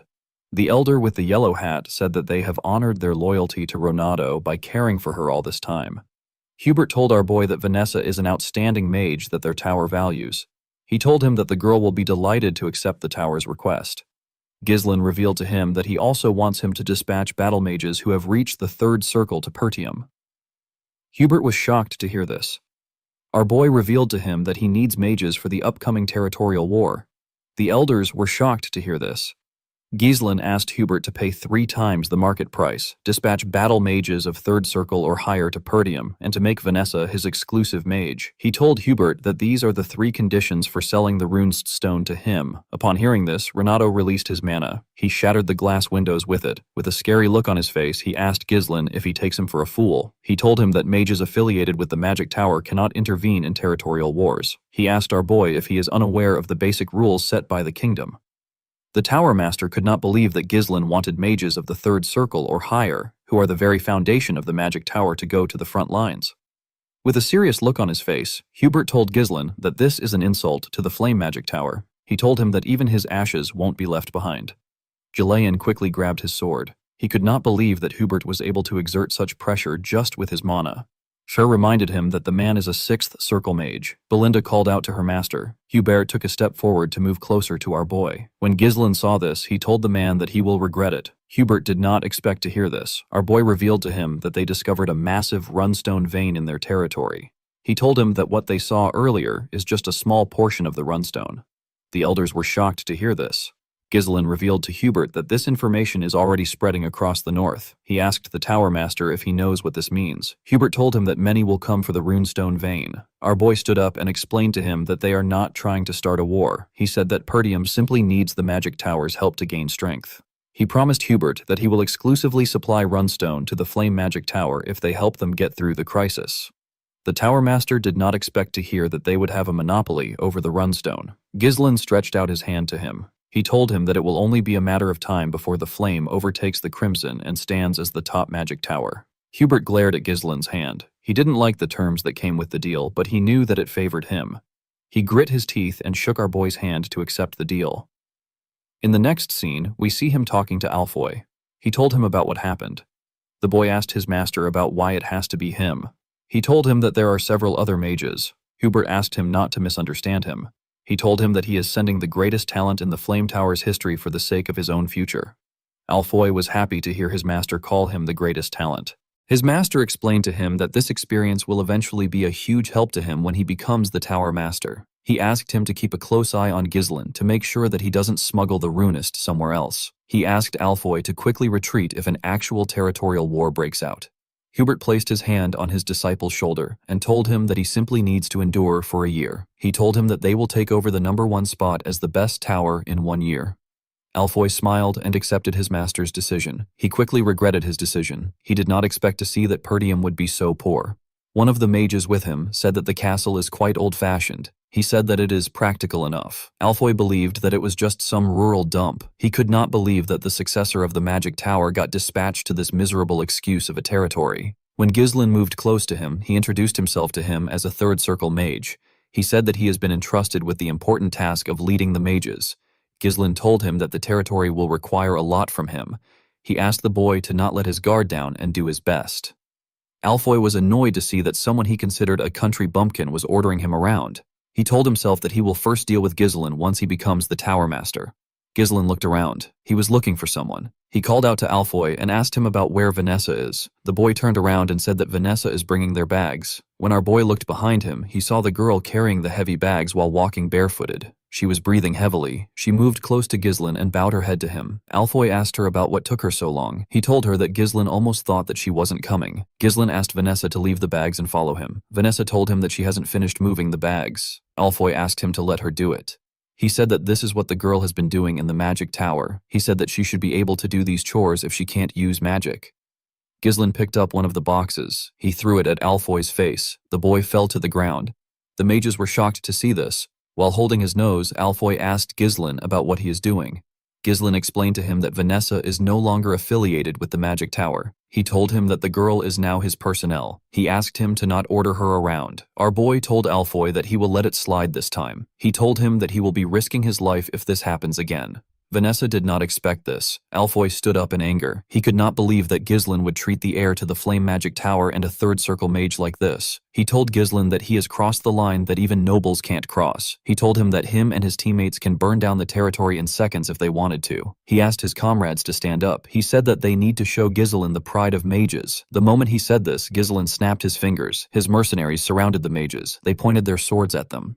Alfoy said that this is barbaric. He told them that they are barbarians who draw their weapons against mages. He demanded that they treat them as mages. He said that they deserve the best treatment. Ghislain asked him to shut up. He reminded him that he is there due to a contract. He explained to him that he has been granted full authority to command him freely for a year through a legitimate deal with the Tower Master. He told him that he has to exclusively supply runestone to the Flame Magic Tower in return. He asked Alfoy to tell him whose side the Tower Master will take if the contract is voided because of his reckless action. The boy became nervous when he heard this. Ghislain explained to him that his role is nothing more than that of a reserved bundle of living mana. He asked the boy to obediently fulfill his role if he wants to be treated well. Aloy became angrier when he heard our boy call him a reserved bundle of living mana. Ghislain turned around and asked Julian and Ser to take good care of the mages. With a creepy smile on his face, Ser asked the boy if he liked it better when he was at the magic tower. He told him that he will guide him so that he can adapt to their land. Alfoy began to tremble. He called them miserable human beings. While they were screaming, our boy walked up to Vanessa. He asked her to not take orders from anyone other than him. He told her that she is his exclusive mage. Vanessa was shocked to hear this. She put her head down. She informed Ghislain that she can't use magic like Alfoy. With a smile on his face, our boy asked her to follow him. He told her that he will help her use magic. In the next scene, we see Ghislain take Vanessa to his training room. He called out to her when they stepped inside. The girl quickly answered him. He turned around and asked her about how far she got in her magic studies. The girl said that she got up to the 5th circle in theory. Ghislain told her that this is excellent. Vanessa did not expect to hear this. She said that it is all useless because she can't use magic. Our boy asked her if there is a particular reason why she can't use magic. Vanessa explained to him that she was never able to feel mana since she was a child. Even though she couldn't feel it, she believed that she would be able to use magic someday if she worked hard enough. The more she studied magic, the more she realized that this day will never come. Vanessa held her staff close to her chest. She said that she must have been kicked out of the tower because her teacher who guided her has passed away. Ghislain realized that a 5th circle mage possesses the strength that is on par with the average elder of the Flame Magic Tower. Magic isn't something that can be mastered just by memorizing it. It requires insight and understanding of the principles behind activation and the ability to infuse it with your interpretation and will. Vanessa may understand it in her head, but her body can't keep up. Ghislain knew that she must have endured grueling efforts and countless trials and errors to overcome this problem. He believed that the girl's efforts were not in vain. He just wanted to lead her down a different path. He remembered Claude telling him that Vanessa reached the 7th circle in his past life. The man told him that she learned a mana cultivation technique. He said that she did this because she is crazy. Our boy smiled when he remembered this. He revealed to Vanessa that he will teach her a mana cultivation technique from now on. The girl was surprised to hear this. She asked Ghislain to tell her why she will learn a mana cultivation technique when she is a mage. Our boy explained to her that both circles and mana cultivation techniques are used for controlling mana. He asked Vanessa if she has ever tried it before. Vanessa was shocked to hear this. She said that it is crazy. She asked Ghislain to tell her how she can use magic with a mana cultivation technique. She said that she can become magically crippled for the rest of her life if things go wrong.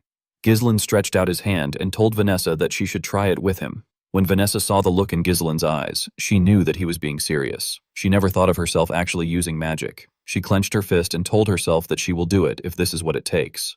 The scene shifts and we see her and Ghislain sitting on the floor. She loosened her dress to show Ghislain her back. Our boy recalled that the girl had the same eyes as him in his past life. It was filled with regret, rage, and hatred. The place she fell to after endlessly yearning for magic was an endless abyss.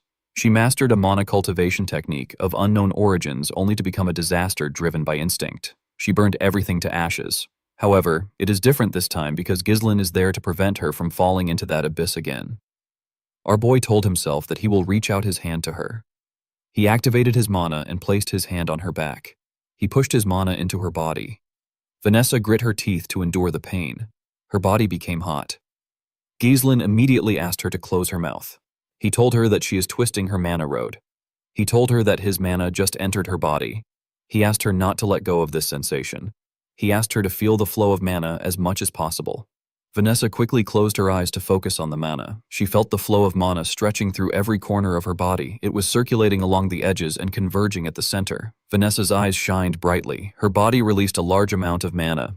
Vanessa fell into a trance. We see a younger Vanessa watching her master talk to Hubert. Her master found out that the tower was going to cut off his support. He asked Hubert if he knows what he is saying. He told Hubert that Vanessa has talent.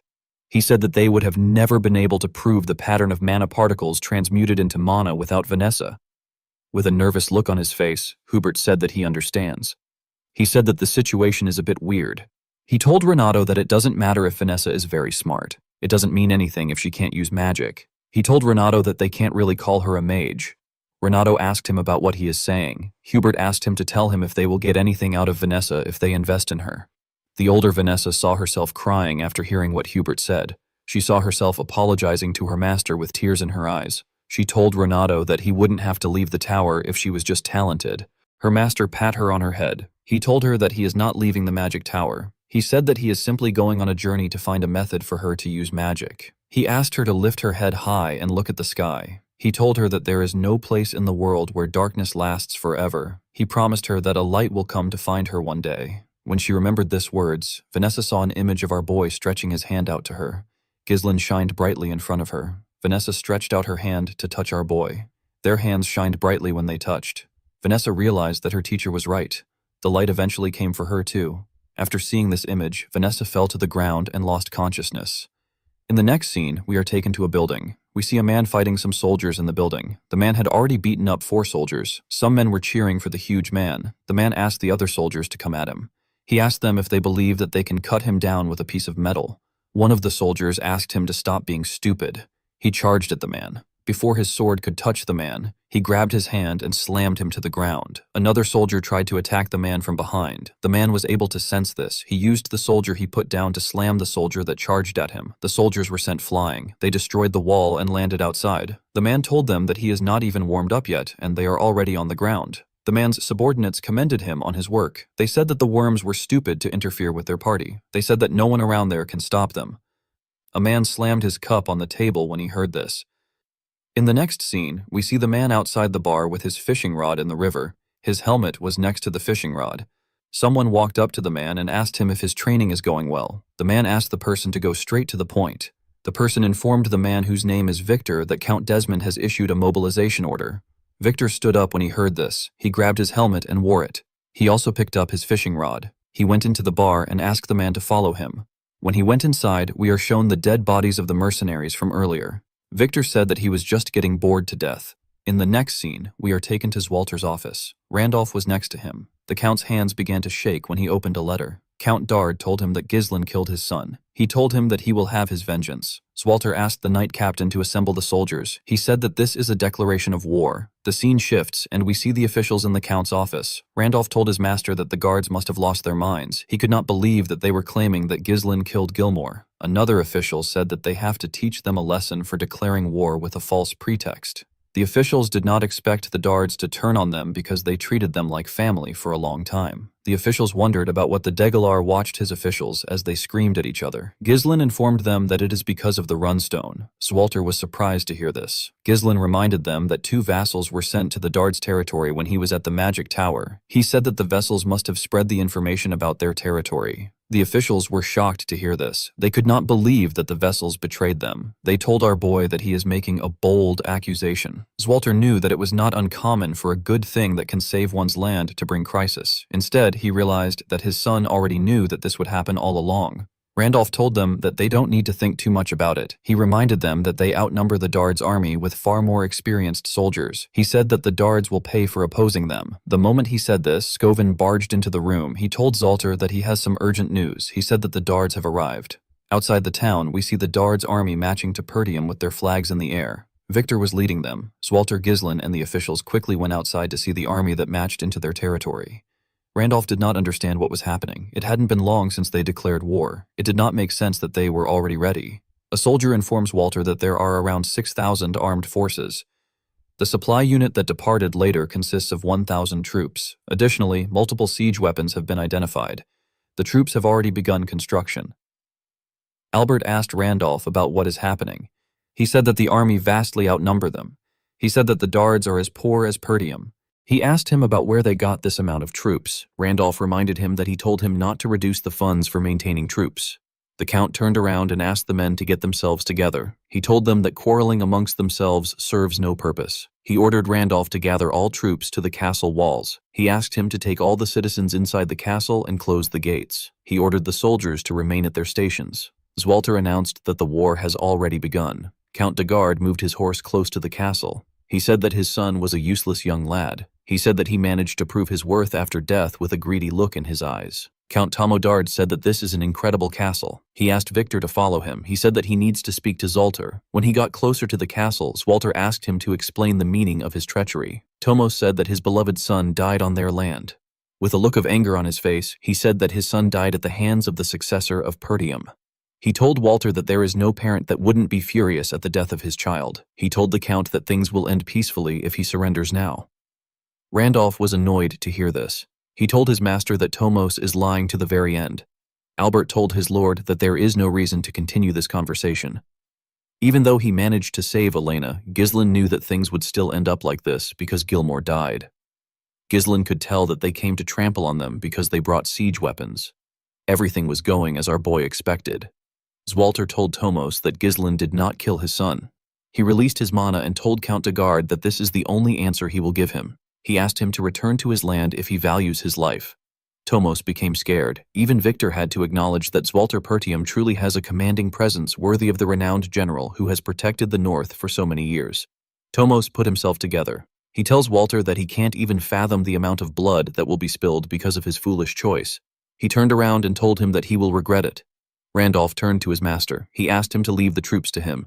He said that these troops are nothing but unorganized dogs. He assured Zoltar that he will wipe them out and bring victory to their land. Homer asked him if he has lost his mind. He told him that it doesn't matter if he is very strong. He said that the difference is too vast. Albert told him that one lost battle can cost them their lives. Randolph told them that they can't just stand by and watch. Homer suggested that they request aid from other lands. Randolph asked him if they can hold out until they arrive. Someone said that they may have to abandon the castle and retreat to the northern fortress as a last resort. Due to the chaos, Walter could not get his thoughts together. After the sudden declaration of war, their enemies appeared fully prepared. Due to the number of enemy troops, Walter was able to tell that someone must have assisted Count Dard from behind. He didn't know who it was.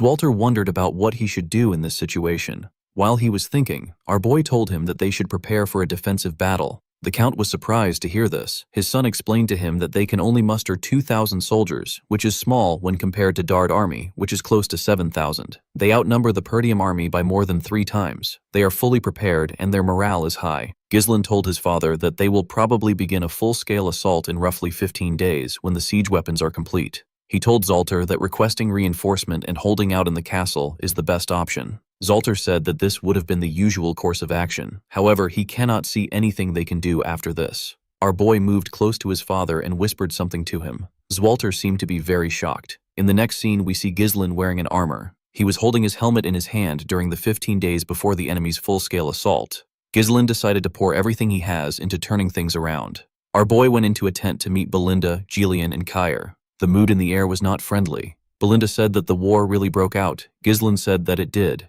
He told them that he will tell them what they must do from now on. He informed them that they are going to ambush their enemies. Ghislain explained to them that they will ambush their supply units before they begin their assault once they block off their supply route. Continuing the war will become much more difficult for them. Belinda asked her master about how they will do it. She reminded him that the Dard soldiers have occupied the front of their castle. Due to this, there are many eyes watching them. The enemies will notice immediately if they try anything. Ghislain called out to Sarah and Gillian. Sarah informed him that he has already stationed the troops in the Forest of Beast Outpost. If things go south, they can retreat into the woods, so there is no need for worry about being discovered. Gillian informed his master that they have finished distributing the ponchos made from the Daracent skin as he ordered. The man said that the ponchos should be well suited for nighttime operations due to the dark materials. Ghislain told him that a large army moving would be easily detected.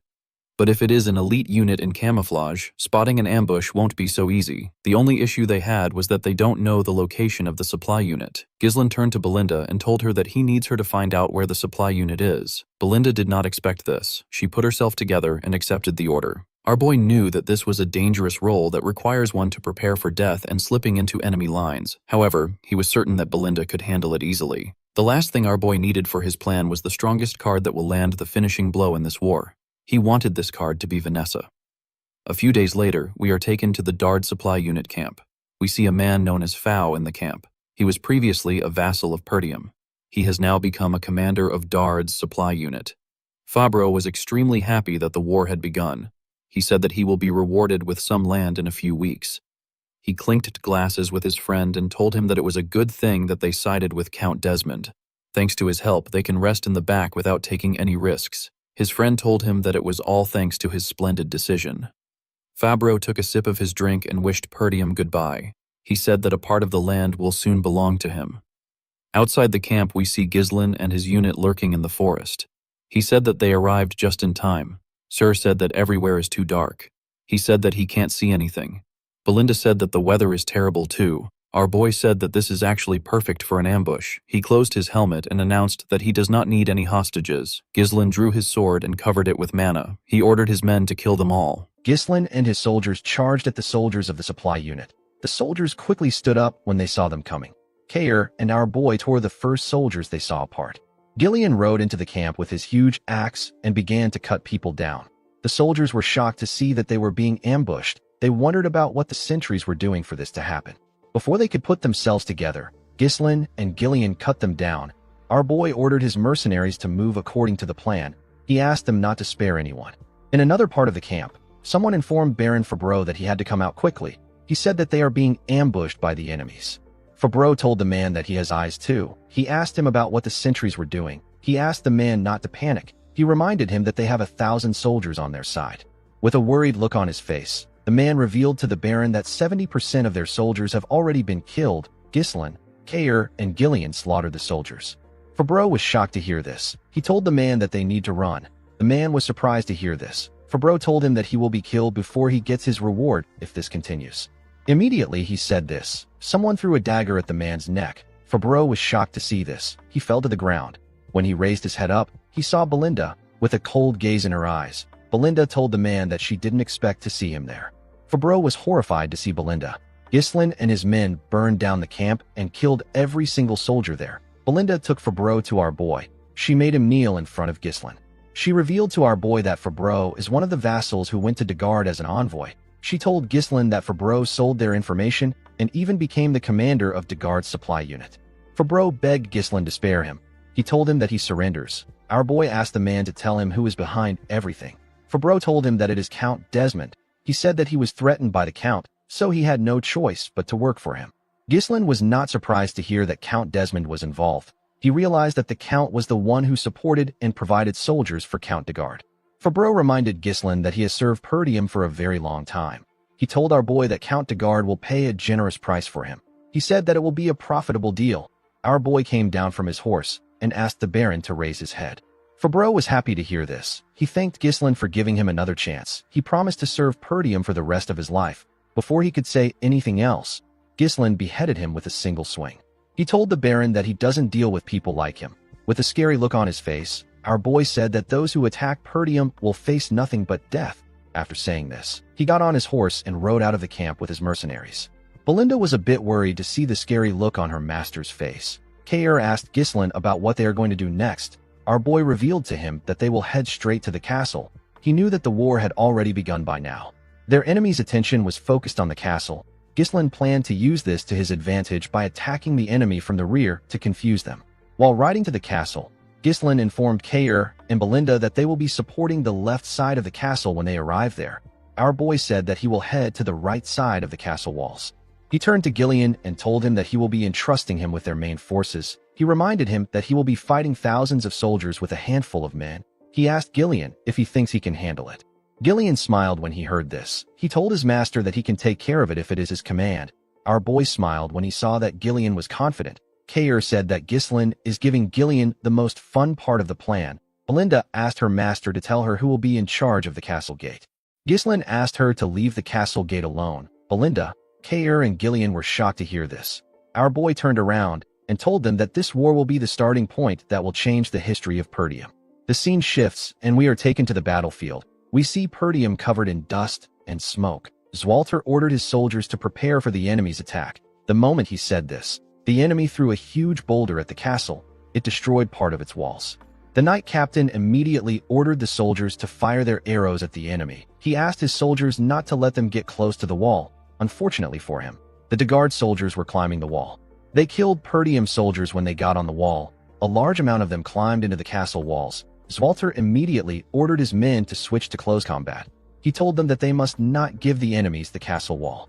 Count Degard laughed as he watched his soldiers destroy Perdium. He said that this is so satisfying. He believed that the war was already over. He called out to the catapult unit and asked them to get ready for the second strike. He said that they need to take over the castle as soon as possible. Victor could not believe that this was the end of the Northern Wolf. He expected something more from Zwalter.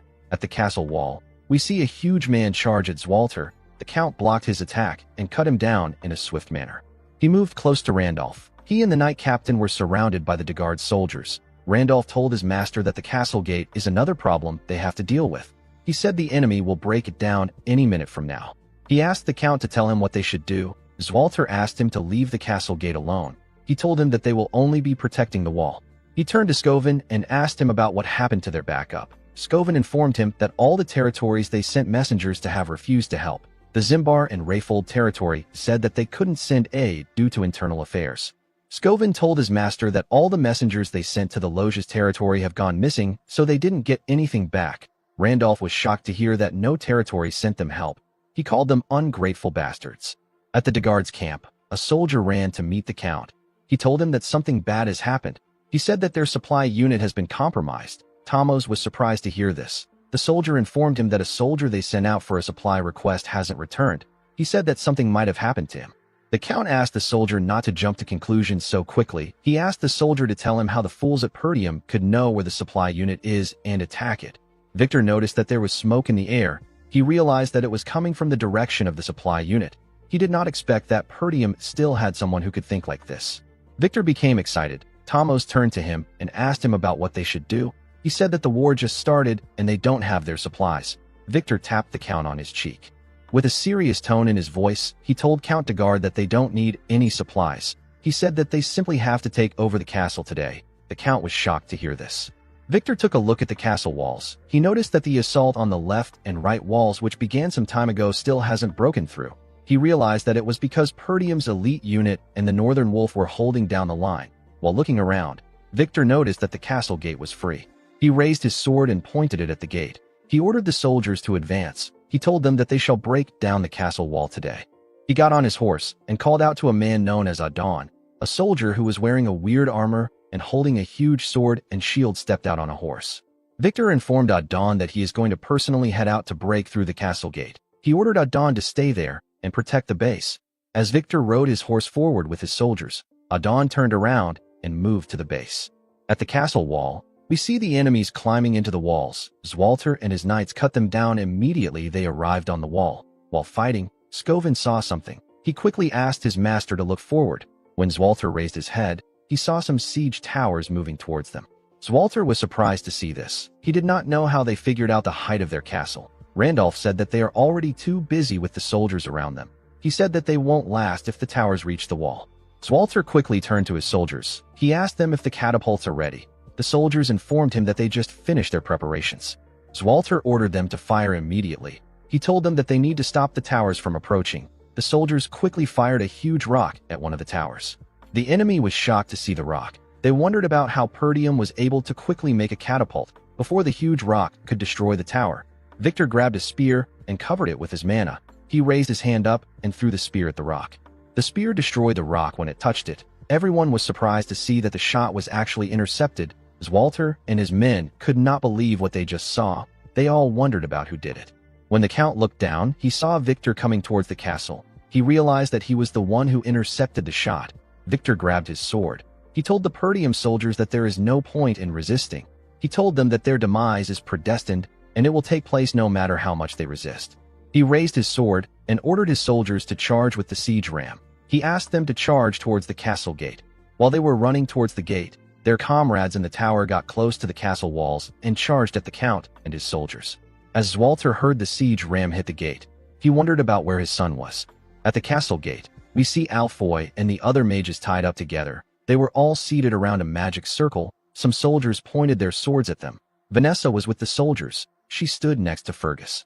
Alfoy called the soldiers lowly peasants and asked them to let them go. He said that they are mages. He said that they are not supposed to be part of the war. Fergus told Alfoy that this is an order from his master. He asked him to stay still. Alfoy asked the man if he is blind. He asked him if it is right for him to stay still in this situation. He told Fergus that the fact they let the siege ram get close to the castle gate means that they have already lost. He said that the castle is done for. Vanessa asked Alfoy not to worry. She told him that Ghislain will surely prevail. Alfoy was annoyed to hear this. He asked her not to mention Ghislain in front of him. He said that they are going to die a meaningless death because of Ghislain. He asked Vanessa to tell him what Ghislain will do now. The girl said that she still believes in him. Alfoy became angrier when he heard this. He asked Vanessa to shut her mouth. He called Ghislain a lunatic and asked Vanessa if she is going to continue listening to his orders. With a serious look on her face, Vanessa told Alfoy that our boy is not a lunatic. The scene shifts, and we are taken back a few days. We see Vanessa trying to use magic. She was barely able to shoot out a small amount of energy. She apologized to Ghislain for her pathetic display. She said that this is everything she can muster, even though she can now use magic. Our boy smiled and told her that it is fine. He told her that the important thing is that she can use magic. He explained to her that time will sort her lack of mana since it will accumulate soon. He asked Vanessa to follow him. He told her that he wants to show her something. Ghislain took Vanessa to the entrance of the gate. She saw Alfoy and the other mages burying some runestone in the ground with their shovels. The mages were burying the runestone under the guidance of the mercenaries. Vanessa wondered why they were burying the runestone. Alfoy quickly ran to our boy when he saw him. While shaking in pain, he asked Ghislain about why he is making the mages dig. He told our boy that he has plenty people who can do this job. He told him that he can move the runestone if he wants to hide it. Gordon grabbed Alfoy's neck and slowly choked him. He asked him not to talk while he is working. Alfoy begged for his life. Vanessa asked our boy about what this is. Ghislain said that he is making preparations. He explained to her that the most powerful and simplest tactic in war is to overpower the enemy with an overwhelming difference in numbers.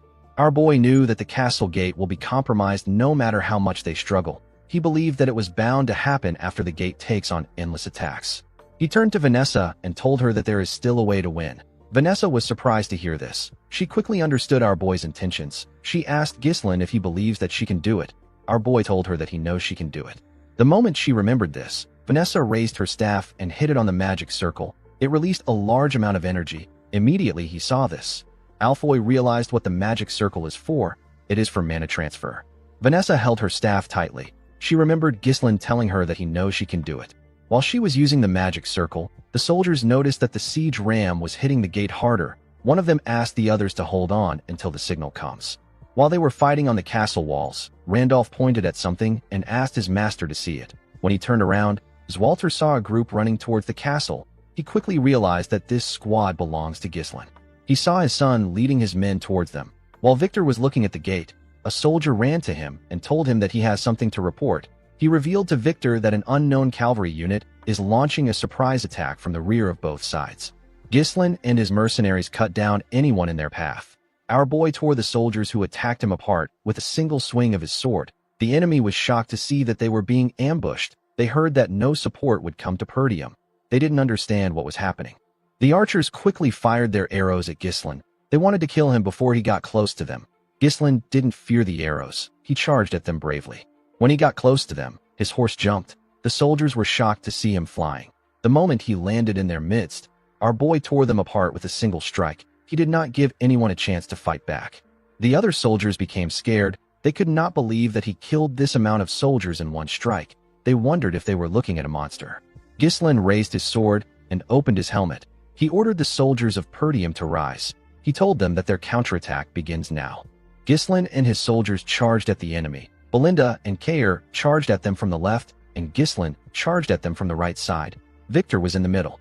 At the Degard main camp, Gillian tore the soldiers apart with his group. He called out to Gordon and the eye-patch man whose name is Torrent. He told them that he will draw the enemy's attention. He asked them to spread out wide and disable their key facilities. The two men accepted his order. Torrin smiled when he saw how the enemies were panicking. Gordon told them that their base will be in ashes by the time they return. Count de Garde did not understand what was happening. He did not know why they were the ones being ambushed. A soldier pushed him back and told him that he needs to leave right now. Before the Count could run, Gillian charged at him. He told Thomas that he will take him as a hostage. The Count became scared when he saw the man coming towards him with his huge axe. Before Gillian could reach the Count, someone swung his weapon at him from the side. Gillian was able to sense the attack. He used his axe to block it. He was attacked by Adon. The attack pushed him back. Thomas fell to the ground when he saw this. Gillian could tell that this man was strong. Adon told our man that he has a lot of guts to attack the main base with a small force. He introduced himself as Adon Prasso. He asked Gillian to state his name, like a badass. Gillian raised his axe and told the man that he has no name. He said that he is merely a weapon for his master. At the left fortress wall, we see Belinda use a rope to tie some soldiers up and throw them at Kair. With a smile on his face, Kair tore the soldiers apart. Belinda was annoyed to see this. She asked him to stop splattering blood on her. Kair called her an old lady and asked her to handle it herself. He said that he can't worry about this. Belinda became angrier when she heard him call her an old lady. At the right side of the castle walls, Ghislain was cutting down the enemies without any issues. They began to run out of fear. They knew that they were going to die if Ghislain got close to them. Our boy ordered his soldiers to make a full charge while their enemies are confused. He told them that this is their chance to overwhelm them. He said that he will bring down the siege towers by himself. The mercenaries' morale got boosted when they saw how their master took care of the enemies. They all wanted to completely crush the enemies. One of the superiors called the soldiers who ran a disorganized bunch of amateurs. He told them that they were foolish for turning their backs on the battlefield. He ordered the spearmen to block the front. They all quickly raised their spears. Ghislain asked his horse to dodge the attacks on its own. When the horse got close to them, the soldiers thrust their spears at it. The horse was able to bend its head and dodge the attack. The spearmen were shocked to see that Ghislain was no longer on the horse. They quickly looked around. Unfortunately for them, Ghislain was above them. He landed on a soldier's neck and used his leg to lock the soldier down. He used the soldier's neck to turn around and tear everyone around him apart. He then moved away from the man's neck and beheaded him with a clean cut. Our boy looked in front of him. He saw a large amount of soldiers on the ground and a large amount of them around the tower. Ghislain noticed that the castle wall was in a worse condition than he expected. He believed that it was because of the siege tower. He realized that the castle wall might fall before the enemies break through the gate.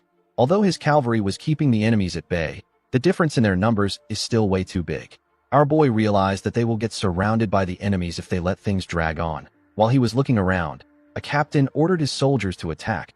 He said that the castle walls will soon fall now that the siege tower is in play. He asked them to do their best to keep Ghislain there. Our boy realized that he didn't have a lot of time left. He raised his sword and said that they must secure their win before they lose this momentum. Ghislain used his sword to split the head of the first soldier that got close to him. Another soldier quickly charged at him. Ghislain cut off his neck. He cut the next person's throat. He blocked a soldier's attack and moved his sword close to him. He quickly tore the man's chest apart. The soldiers on the siege tower saw this. They quickly fired their arrows at him. They knew that they couldn't let Ghislain get close to them because he is targeting the siege tower. Our boy dodged the arrows and moved close to the captain. He stabbed the captain in his stomach and used his sword to raise him up. He threw his sword and the captain's body at the tower. His sword managed to land on the tower. The captain's body fell out of it. Ghislain attached his mana thread to the sword and used it to pull himself towards the tower. Immediately, he got close to his sword. He took it out and landed inside the tower. The men in the tower were horrified to see him. Ghislain raised his sword and hit it on the ground. He pushed his sword into the tower and dragged it down to the ground. The enemy soldiers were shocked to see what our boy did to their tower. Victor could not believe that our boy dismantled the entire tower with his bare hands. He realized that Ghislain is the commander of the cavalry unit. He turned to a soldier and asked him if the main gate still hasn't been breached. The soldier explained to him that the gate's defenses are stronger than expected. He said that they have been slightly delayed by internal resistance. He told Victor that they should be able to break through in about 10 minutes. Victor asked the man to make it 5 minutes. He said that he will take out Ghislain. He asked the man to have the gate open by the time he returns. With a scary look on his face, Victor asked the man to fail if he wants to die by his hands. The soldier became scared. He told Victor that he understands. Before Victor could move forward, someone called him a flying tin can. The person told him that he is not going anywhere. Victor turned around and asked the person for his identity. Kair introduced himself as the commander of the Cerberus mercenaries. With a smile on his face, he asked Victor to play with him. Kair charged at Victor and asked him to stay with him. Victor tapped his horse and made it use its hoof to hit Kair's horse in the neck. This destabilized Kair. Before he could get himself together, Victor swung his sword at him. Kair was able to dodge the attack, but his horse got beheaded. He charged at Victor from above and swung his sword at him. Victor easily blocked the attack with his sword. Kair grit his teeth and swung his sword at him again with more force. Victor easily blocked it. Kair was surprised to see this. He did not expect him to block his attacks. Victor moved his sword and made Kair lose his balance. He told Kair that he has seen tons of people like him. He referred to the man as a mediocre mercenary who simply uses brute force. Immediately he said this, he swung his sword at Kair. The man quickly used his sword to block Victor's heavy attack, but he got pushed back. He could barely stand his ground. Victor used his sword to break Kair's sword and landed a cut on his shoulder. Victor glared at him and said that there is nothing easier to deal with than beasts who just swing their front paws instinctually. Kair quickly moved back. He placed his hand on his shoulder to slow his bleeding. He realized that Victor is as strong as Ghislain said. The scene shifts and we are taken to the past. We see Ghislain reveal to Kair that Victor is the hidden Joker card of Count Desmond. Kair asked our boy if Victor is stronger than him. Our boy told him that Victor is stronger than everyone he has ever fought except for himself. Ghislain explained to Kair that Victor will use his overwhelming advantage in numbers to force them to focus all their attention on defending the walls. While they are focused on the walls, Victor plans to break through the weakened gate and launch an all-out attack. Ghislain told Kair that this is actually what he wants Victor to do. He told him that the plan might fail if Victor makes it out of the castle gate. Our boy asked Kair to hold Victor down. Upon remembering what his master said, Kair smiled and stood up. He said that our boy is asking for too much. On the other side of the battlefield, we see Gillian clashing with Adon. Adon used his shield to block Gillian's attacks. Count de Guard called out to the knight. A soldier held him back and asked him to be careful. Torin, Gordon, and the other mercenaries fought the soldiers behind Gillian. They were doing their best to reduce the number of enemies so that they don't get in Gillian's way. Gillian was annoyed to see that Adon was blocking his attacks. He didn't want to waste time with the knight. He noticed that Adon's shield can take attacks from all angles. Unfortunately, Gillian couldn't pierce through it. He wondered about the last time he met someone this sturdy. The moment he thought of this, he swung his axe at Adon with a large amount of force. He told the knight that he can no longer waste time with him. The knight was able to block the attack with his shield. Adon asked him not to waste his time. He told Gillian that he can't break his shield. He pushed Gillian's axe aside and thrust his huge sword at him. Gillian was able to push his sword aside with the handle of his axe. Adon turned his sword and used it to behead Gillian's horse. Gillian did not expect this. As his horse fell to the ground, Adon raised his shield and asked him to fall. He covered it with his energy and used it to push Gillian back. Gillian used his axe to block the attack. While he was fighting the knight, the enemy was hitting the gate with their siege ram. They eventually destroyed it. Zwalter and his soldiers were horrified to see this. However, our boy did not panic. Alfoy called out to Vanessa. He asked her to do something since she took their mana. While draining their mana, Vanessa said that it is not yet time. Victor raised his sword and ordered his soldiers to attack and take over the castle. The soldiers quickly ran into the castle. Victor turned to the soldier next to him and ordered him to bring Count de Guard there. He said that he is going to eliminate the enemy commanders. The soldier accepted his order. Kair stood up with his body covered in injuries. He raised his sword and told Victor that he is not going anywhere. Victor asked Kair if he does not know when to run away as a mercenary commander. He asked the man to tell him why he wants to fight him again. On the other side of the battlefield, Adon told Gillian that their gate has been torn down. He told Gillian that he is lost. He said that it was unexpected that they boldly launched a surprise attack. He told Gillian that the result didn't change in the end. He told him that the biggest mistake he made was filling the strike team that would decide his fate with mere mercenaries. He told Gillian that no matter how skilled a mercenary is, they can't defeat a highly trained knight. At the same time, Victor asked Kair to act like a mercenary if he is one. He advised him to know when to run if it is not worth it. Victor and Adon told both Kair and Gillian that there is nothing in this war worth throwing their lives away for.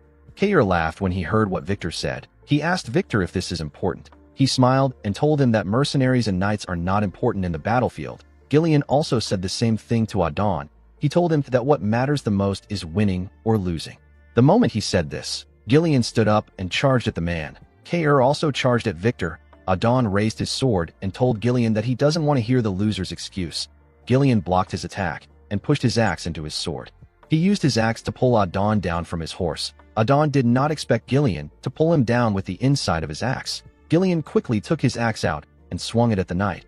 Adon was able to block the attack with his shield, but Gillian's axe struck his horse's neck. Adon got slammed to the ground.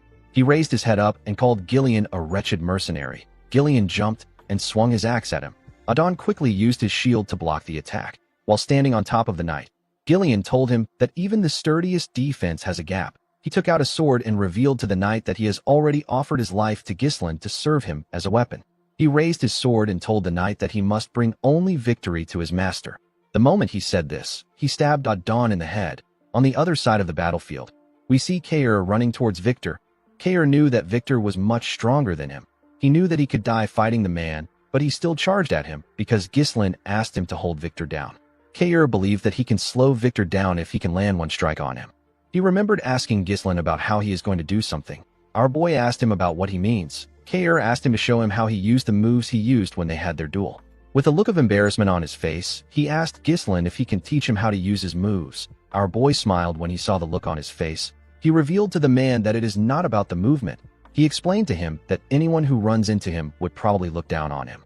Kair raised his sword and ran towards Victor. The man told him that he is just an animal that charges forward. He blocked Kair's attack and swung his sword at him. Kair dodged it by moving to the side. He threw his broken sword at Victor with a large amount of force. The knight used his sword to send the sword flying. He told the mercenary that fools like him always make hasty decisions in desperation. They are oblivious to the fact that this might be their last decision. Victor raised his sword and thrust it at Kair. He asked him to die. As the sword got closer to him, the man remembered that our boy told him that he will be able to land a proper strike if he can hide his true intention when his opponent is close to him. Immediately, he remembered this. Kair dodged Victor's blade. Victor was still able to leave a cut on his shoulder. Kair grabbed Victor's arm and used it to push himself up. He grabbed his broken sword that was in the air. Victor was surprised to see this. Kair charged at him with his broken sword. Victor was barely able to dodge the attack. Fortunately for Kair, he was able to stab Victor's horse. The horse screamed out in pain. It fell to the ground. Kair also fell to the ground. Victor was able to get off the horse before it fell down. He did not expect Kair to make an irregular movement to catch the blade that he deflected. He realized that Kair threw his sword at him in order to shift the extremely disadvantageous situation to his favor. Victor knew that only those prepared to face death could reach this caliber of skill. He told Kair that he is not as thoughtless as he believed. He walked up to him and said that it is not uncommon for one to surpass their limits at the crossroads of life and death. He told Kair that he missed his chance because he met the wrong opponent. He raised his sword and asked the mercenary if he has any last words. Kair raised his head and smiled at Victor. He told him that he landed a hit. The knight was surprised to hear this. Before he could question Kair, someone threw some daggers at him. Victor was forced to move back to dodge the dagger. The person who threw it was Belinda. Our favorite maid jumped and took out a rope with a hook. She threw the hook at Kair and used it to hold his jacket. She landed on a horse and used the rope to drag Kair with her. Victor didn't chase after them. He was more worried about what Kair meant when he said that he landed a hit. He knew that he lost his horse because of Kair's attack, but he would have still been able to kill him if Belinda had not interfered. Victor knew that Kair wasn't so stupid that he would trade his life simply to kill his horse. He realized that the mercenary was risking his life for something important. He turned to his dead horse. Victor quickly raised his head to see his soldiers. He watched them as they rushed inside the castle. He looked past them to see Vanessa gathering mana. He quickly realized that Kair's goal was to hold him down there, while gathering mana. Vanessa remembered our boy telling her that the situation can be flipped to their advantage even if the enemies get right under their noses after breaching the castle gate. He told Vanessa that the situation can be flipped with the help of her magic. Vanessa asked Ghislain if he really thinks that she can do it. Ghislain smiled and told her that he is certain that she can do it. The moment she remembered this, Vanessa released her magic. A bright blue light shined in the eyes of the soldiers. Vanessa activated a spell known as Flame Strike. A ridiculous amount of fire got released. The fire destroyed the castle wall and broke outside. It burnt everything in its path. Zwalter and his allies were shocked to see the scale of the attack. Ghislain and everyone on the battlefield could see this ridiculously powerful flame. The soldiers burnt to death. They screamed out in pain. The soldiers outside began to retreat. Before they could get far, Ghislain attacked and cut them down. He ordered his mercenaries to surround the castle gate and not allow a single enemy escape. Victor was able to survive the fire thanks to his armor. A soldier carrying a shield ran to meet Victor. He informed him that most of the soldiers have been burned to death. He told them that they need to retreat. Victor said that this is irritating. This was a war that was meticulously planned with long preparations. The army had effectively blocked every path Perdium could take to survive. With all their efforts, Victor and his masters couldn't predict the special forces, the Mad Dog, and an Elder Class mage capable of incinerating thousands of soldiers in an instant. Victor knew that these factors were far too convenient to see them as a mere coincidence. It was all perfectly aligned to thwart his victory. Victor used his sword to push himself up. He accepted the fact that he has fallen into Gislin's trap. He ordered the soldier to assemble the rest of the soldiers. He told him that they will be making a temporary retreat. He explained to him that the area is not forested. He told the soldier that they can regroup back at the main camp if they are able to get out of the blaze. Victor said that it will take longer to capture Perdium than they expected. He ordered the soldier to call Adon immediately. The moment he said this, he saw something shocking. He saw Gillian walking towards him with Adon's helmet in his hand. With a serious look on his face, Gillian asked the knight if he is the commander of the Degard army. Victor could not reply. He was in shock from seeing Adon's helmet in Gillian's hand. Gillian threw Adon's helmet on the ground and told Victor that his main force and army are done for. He pointed his axe at him and asked him to surrender. Victor released his mana and asked Gillian not to make him laugh. He raised his sword and asked Gillian if he really believes that his war will end this way. He told him that he will simply cut off everyone's head by himself. He covered his sword with his mana and said that the war has just began. While the enemy soldiers were rushing to retreat, Zwalter ordered his men to fire at the enemies. He told them that the enemy is trapped. Gislin ordered his mercenaries from the ground. He asked them not to allow any of their enemies escape from the fire. He told them that this is their golden opportunity to turn the tides of the war. Gislin asked his soldiers not to spare anyone. While the mercenaries were tearing the enemies apart, Belinda called out to her master. She moved close to him and asked him if he is hurt. Our boy said that he is fine. He asked her about how she and Kair are. Belinda turned to Kair to see if he was conscious. The man raised his hand and gave our boy a thumbs up to show that he is fine. Our boy smiled when he saw this. Belinda told her master that things would have gone wrong if the fire had happened a little later. She revealed to him that she actually thought that his plan was ridiculous. Gislin told her that it ended up working out. Belinda asked him not to ask them to do this again. She could not believe that they spent all their mind runestones in that one strike. Gislin looked around. He asked Belinda about where Gillian is. The girl was surprised to hear this. Our boy quickly rode his horse past her. Belinda called out to him. Gislin didn't respond to her. On the other side of the battlefield, we see Gillian block Victor's attack with his axe. Victor attacked him again. Gillian was able to block it, but he got pushed back. He was surprised to see how heavy Victor's strikes were. Victor didn't give him the chance to think. He attacked Gillian with more strikes and pushed him back with each swing of his sword. Gillian was impressed with Victor's momentum. He quickly swung his axe at the knight when he got close to him. Victor was able to jump and dodge the axe. He used his sword to destroy Gillian's arm plate and land a strike on his shoulder when he landed on the ground. Gillian did not expect this. Victor's speed and strength were both ridiculous. He wasn't giving the mercenary any time to rest. Victor overwhelmed Gillian with his attacks. He called him a disgusting mercenary. He said that he will take a mile when he is given an inch. Gillian attacked the knight with his axe and used it to push his sword down. But this didn't stop Victor. He moved his sword inside the axe. Gillian was surprised to see this. The knight used his sword to raise Gillian's axe. He pushed it out of his hands. Gillian's axe was sent flying. Victor raised his sword and told the man that he has crossed the line. Immediately he said this. He thrust his sword at him. A large amount of blood poured out of Gillian's body. He also spat out some blood. Victor was impressed to see that the mercenary twisted his blade to evade his vital point at a crazy speed. He realized that Gillian didn't defeat Adon by luck. He told the man that no one has ever received his attack like this. He told him that it was a foolish decision for him to come straight at him after he spent all his strength defeating Adon. Victor believed that Adon won't have been angry since he was killed by a man like Gillian. He told the man that it is now time for him to die. The moment he said this, someone threw a sword at him from behind. Victor was able to sense the sword coming at him. He quickly drew out his sword and separated himself from Gillian. He turned around and asked the person to show himself.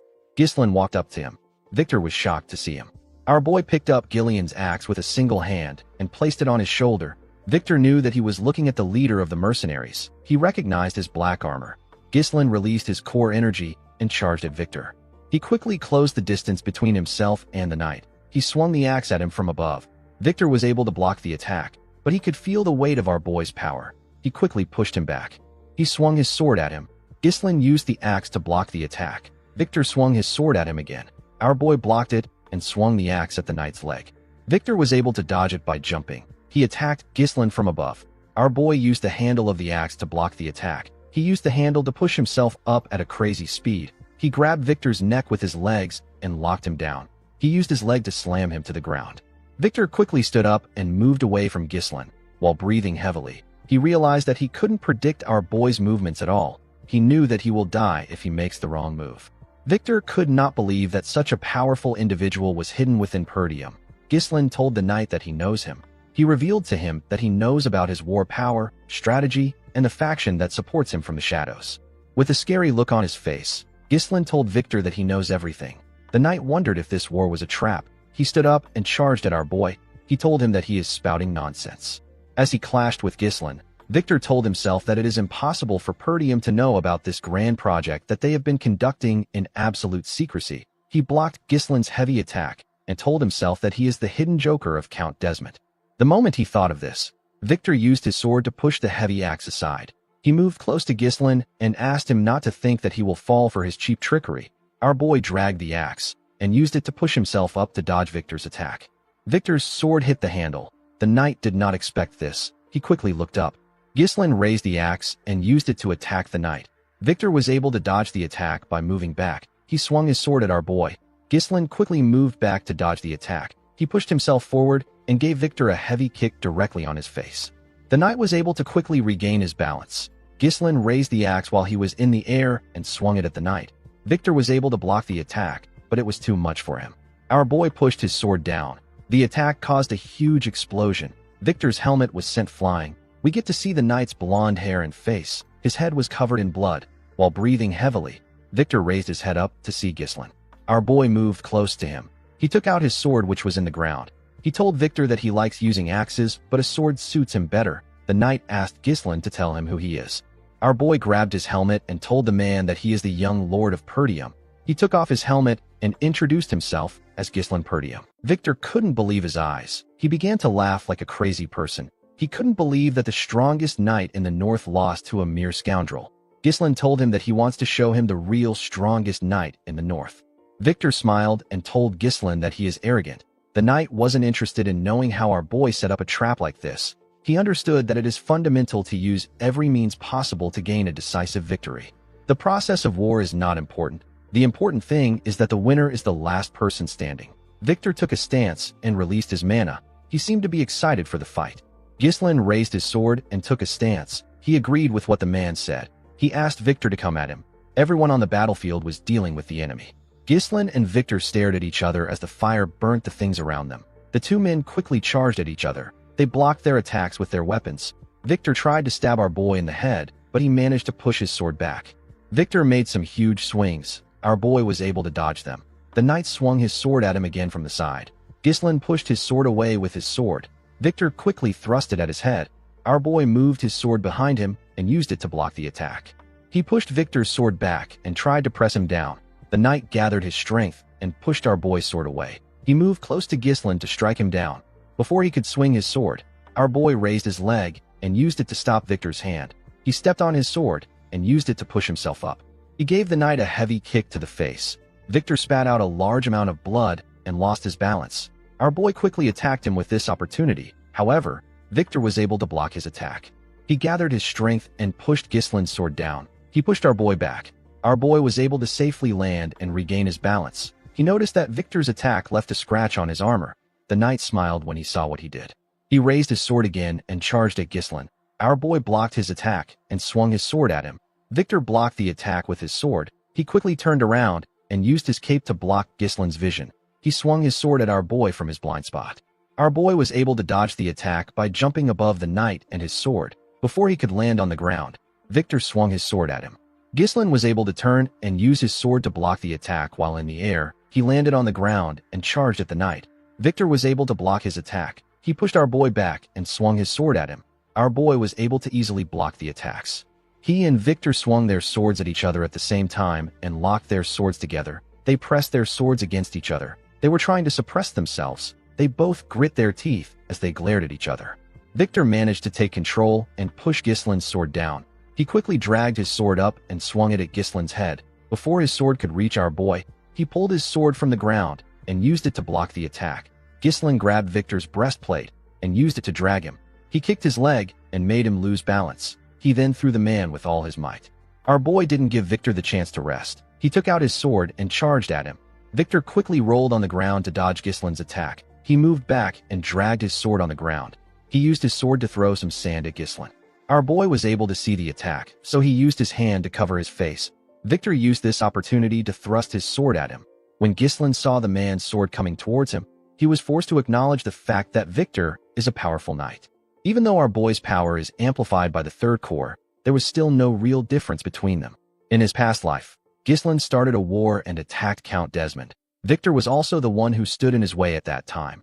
Our boy was able to defeat him after their swords clashed dozens of times. Unfortunately, he ended up wasting too much time on Victor. He lost Perdium because of this. Gislin understood that Perdium's downfall was inevitable since men like Victor were determined to destroy it. On that day, Gislin made up his mind. He told himself that he will deliver nothing but death to those who pose a threat to him and his family. The scene shifts, and we are taken back to the present. We see Gislin raise his sword and cover it with his mana. He also thrust his sword at Victor. Our boy stabbed the man in his stomach. A large amount of blood poured out of Victor's body. His blood splashed on the sand. Gislin was able to block Victor's sword by pushing it in between his arm. The knight called out to Count Desmond. Our boy took out his sword and let Victor fall to the ground. Victor looked around to see the fire that burnt everything around them. Our boy glared at him. He could tell that this man was done. He turned around and decided to leave. Before he could take a step forward, Victor called out to him. He told him that he has one thing to ask him. He asked Gislin to tell him who he is. He said that the Gislin he knows is just a loser in Perdium. He is the trash of the North. Victor smiled when he said this. He realized that this was stupid. Our boy's identity didn't matter anymore. Victor told Gislin Perdium that he enjoyed their fight. After saying this, he passed away. Our boy turned around and walked away from the man. In the next scene, we see Gislin supporting Gillian's arm. He held the man's hand and assisted him in walking forward. When our boy raised his head up, he saw his father and the soldiers waiting for them. Everyone was breathing heavily. When our boy turned to the side, he saw Belinda and his mercenaries waiting for him. Gislin smiled. He asked his soldiers if everyone is still alive. Belinda and his mercenaries quickly ran to him. The mercenaries spoke about how this was their first time experiencing a war like this in their entire careers. One of them asked Gislin about the magic that was used. Another person told him that he had goosebumps all over his body. Gislin thanked the mercenaries for following him. He told them that they did a great job.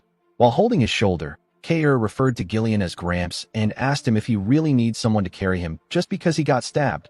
Gillian said that it is nothing. Belinda asked him to stop spouting nonsense. She asked the man to let her see his wound. Gislin asked Belinda about where Vanessa is. The woman revealed to him that Vanessa passed out because she used all her energy. She said that Fergus moved Vanessa and the other mages inside the castle. While Belinda was talking, someone called out to our boy. When Gislin turned around, Randolph hugged him tightly. He told him that he is proud of him. He told our boy that he is truly the successor of Perdium. Gislin told the knight captain that he also did a wonderful job. He turned to the side and told his father that he also did well. Zwalter could only look at his son. He looked worried. He moved close to Gislin and gave him a hug. He told his son that he did an amazing job. Gislin was shocked to hear this. Zwalter told his son that he thought his plan was impossible when he first heard it. He never expected that Gislin would actually be successful. Gislin told his father that he was only able to carry out his plan because he fended off the enemies from the castle wall. The count smiled and told our boy that he is wrong. He said that he did everything by himself. He raised his son's hand and screamed that they were victorious. He announced that Perdium had won the war. The men joined the count in screaming. They were all excited. The mercenaries also joined them in screaming. Gislin was shaken by the sound of their voices. He smiled and told himself that this is what he came back for. Our boy suddenly clenched his fist. He remembered Duke Delphine. He told himself that the war isn't over yet. Randolph told his master that he is going to check on the state of their soldiers. He asked the count about what he will do. Zwalter advised his son to check on his soldiers too. He asked Gislin to rest for now because there will be much to do later. Our boy declined his father's request. Zwalter did not expect this. Gislin told his father that they don't have time to waste. He explained to him that they need to secure a formal surrender from Count de Garde as quickly as possible. Zwalter asked him not to worry about it. He said that he will head out tomorrow. Gislin told him that it will be too late by that time. He said that he is going to head to the de Garde territory with his mercenaries immediately. He told his father that he needs him to grant him the authority of a lord's deputy. Randolph was surprised to hear this. Zwalter asked his son if there is a need to be so hasty when he and his mercenaries are exhausted. With a serious look on his face, Ghislain told his father that the war isn't over yet. The Count was surprised to hear this. Our boy explained to him that Count de Guard broke their alliance and declared war on them to seize their territory. He told Zwalter that they can't afford to give the Count time to think. If they let this slide, he will strike them again. Our boy told his father that they must strike immediately, use their advantage and demand reparations on their own terms so that he will never challenge them again. Zwalter could not believe what he was hearing. It was natural for a person to be basking in victory, even if it is for a moment, and yet his son was already planning their next move. Zwalter told his son that they must push forward to take the chance to end things decisively. He granted Ghislain his permission. Our boy thanked him. Before our boy left, Zwalter reminded him that Count de Guard was once their ally, and he is a noble who has sworn his loyalty to the royal family. He asked Ghislain to do his best to treat the Count with as much courtesy as the situation allows. Our boy smiled and asked his father not to worry about this. Ghislain turned to Kair and Belinda. He asked them if they can still move. Kair said that he is fine. Ghislain got on his horse. He asked his men to follow him. He told them that they are heading to the de Guard territory at full speed. The scene shifts, and we are taken to Castle de Guard. We see Thamos throwing things around. The Count could not believe that they failed. He only accepted this secret treaty because everyone knows how powerful Desmond is. Thamos couldn't believe that the powerful Desmond lost to the scrubby Perdium territory. The man in front of the Count asked him to calm down. Thamos asked the man known as Lowell to shut up. He asked him if this looks like a situation where he can be calm. He asked the man to stop standing around and prepare for surrender negotiations. He asked Lowell to tell the bureaucrats to prepare for reparations. Lowell asked the Count if he is serious. Thamos said that Zwalter is an idiot known for respecting customs and honor. He was certain that Zwalter would accept the negotiation. The Count knew that Perdium is desperate for money at the moment. He believed that he could overcome this if he offers them reparations. He planned to make Count Desmond take responsibility for what happened after he is done with the negotiation. Lowell reminded his master that they poured all their finances into the war. He asked the Count about where they can get money for reparations. Thamos grabbed his neck and began to choke him. He called him an idiot. He asked him about how he was able to work in his castle with his brain. He asked Lowell to squeeze the money out of the citizens. With a scary look on his face, Thamos asked the man if he feels guilty about doing this because he is also a peasant. He asked him if the animals are more important than him. While struggling to speak, Lowell told the Count that the peasants are not more important than him.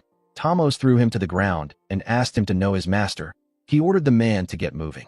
Lowell spat out some blood. He glared at the Count. He was tired of his tyranny. He was forced into administering this territory.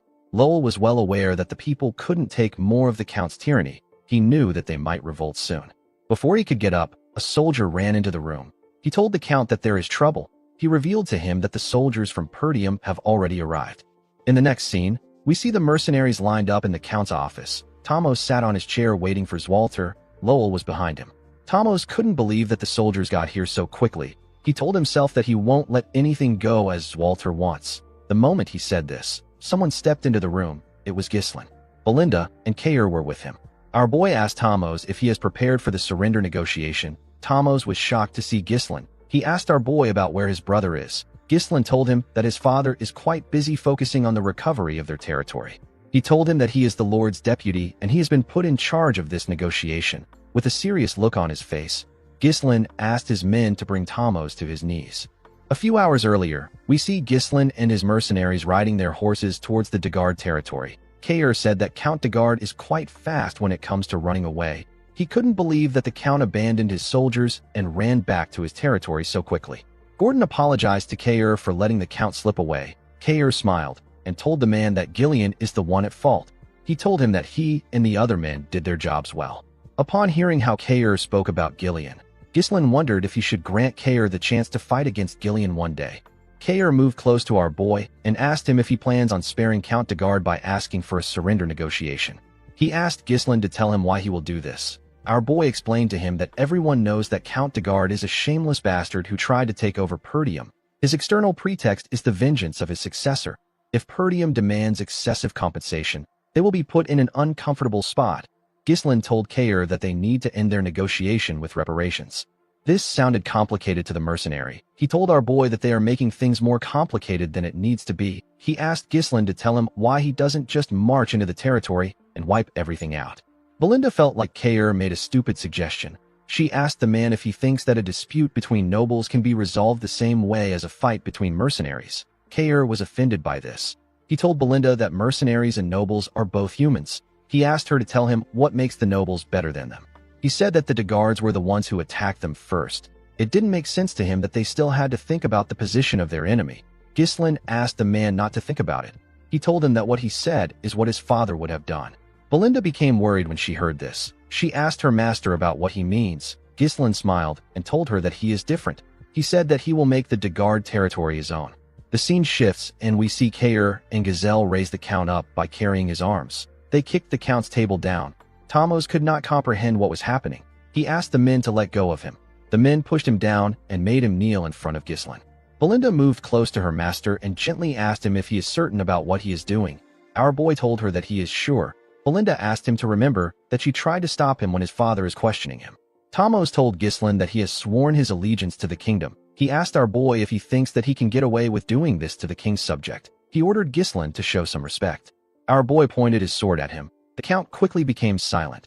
Ghislain explained to Tamos that he is a traitor who was deceived by the enemy's sweet temptations. He broke their alliance and tried to seize Perdium for himself. Our boy told him that only death awaits those who dares to harm Perdium. The Count became scared. He asked Ghislain to stop playing around. He couldn't believe that our boy was really going to kill him. Ghislain explained to him that he must also risk his life if he pushes countless lives into the battlefield. He told him that he must pay the price that such actions deserve. Tamos began to laugh. He realized that Ghislain was an insane bastard. He was really going to kill him. Our boy raised his sword. Before he could swing it, Tamos asked him to wait. He said that he has a price to pay. He told Ghislain that he will give him the territory. Belinda and Lowell were shocked to hear this. Ghislain simply smiled. He knew that Tamos would do this. He reminded the Count that one must be from the same bloodline or a rightful successor to inherit a territory. Otherwise, they would be against the inheritance law. A domain isn't something that a person can just trade like battering goods. Tamos told our boy that he will handle those issues himself. He asked him not to worry about it. He told him that they will say that he is a distant blood relative. Tamos revealed to Ghislain that he will have his people forge the inheritance rights. He told him that all he has to do is accept it. The Count turned to Lowell and asked him to stop standing around. He ordered him to bring a pen and paper.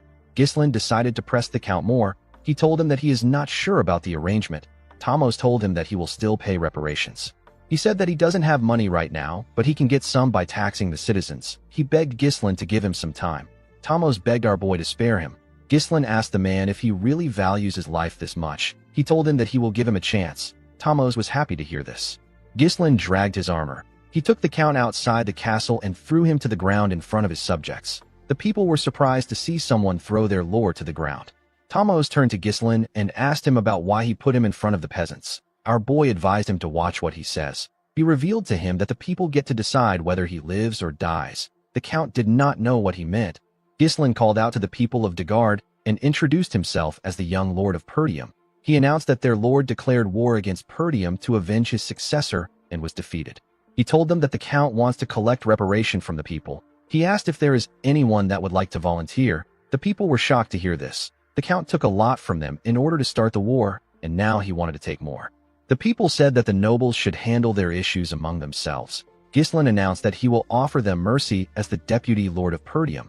He told them that he will also give them a choice. Ghislain asked the people if they will save their lord and pay him massive reparation or let him die and have their land absorbed by Perdium. He revealed to them that they won't have to bear the weight of defeat if they do this. Tamos could not believe what he was hearing. He did not expect that Ghislain would insult him in this way. The moment he thought of this, someone threw a rock at his head. Tamos was shocked to see this. Before he could react, more of his citizens threw heavy rocks at him. The citizens picked up pitchforks and stones. They moved close to their lord. One of them told Tamos that he took his mother's keepsake and the bread for his children. The citizens asked him if he knows the amount of people that have suffered because of him. Tamos couldn't respond. The citizens attacked him with their pitchforks and stones. They beat Tamos as if they had forgotten that he was their lord. They didn't give him the chance to beg. The man could only cover his head and scream out in pain. Ghislain walked up to his men and told them that they can go back now. He said that the war is over. He turned to Belinda. He said that he has something to say to his father. Belinda believed that our boy must have a plan to deal with his father. She told him that she is not worried. The scene shifts, and we are taken to Perdium. We see Zwalter and his council looking shocked after finding out that Count Degard is dead. Zwalter asked his son to repeat himself. Ghislain told his father that the Count is dead again. Zwalter asked his son if he remembers that he asked him to treat the Count with as much respect as the situation allows. Ghislain assured him that he did not forget his words. He explained to his father that he judged that this was the best course of action after seeing the Count for himself. He told him that the Count would have attacked them again if they spared him.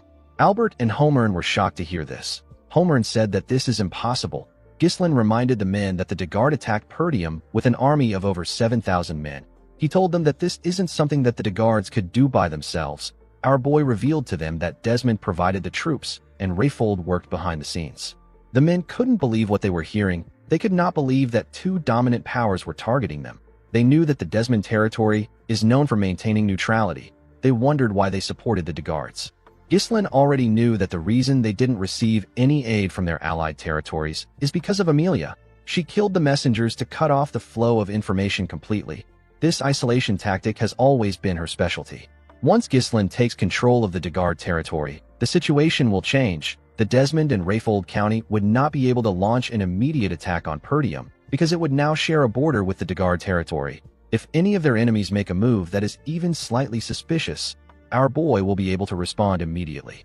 Zwalter now understood his son's reason for killing Tomos. He reminded his son that the land won't belong to him just because he killed the Lord. He told him that it must be inherited by a blood relative or a rightful heir.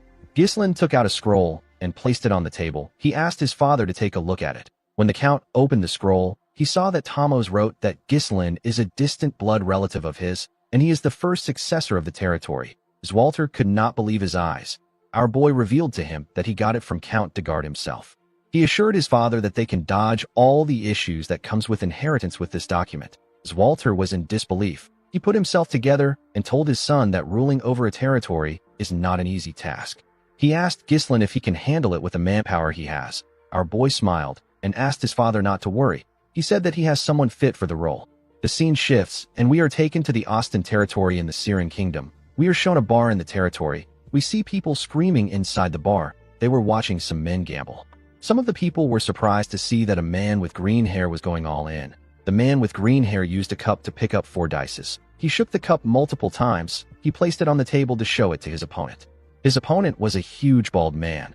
The bald man had 2 bigger men behind him. The bald man asked the man known as Claude if he knows what will happen if he plays a trick on him.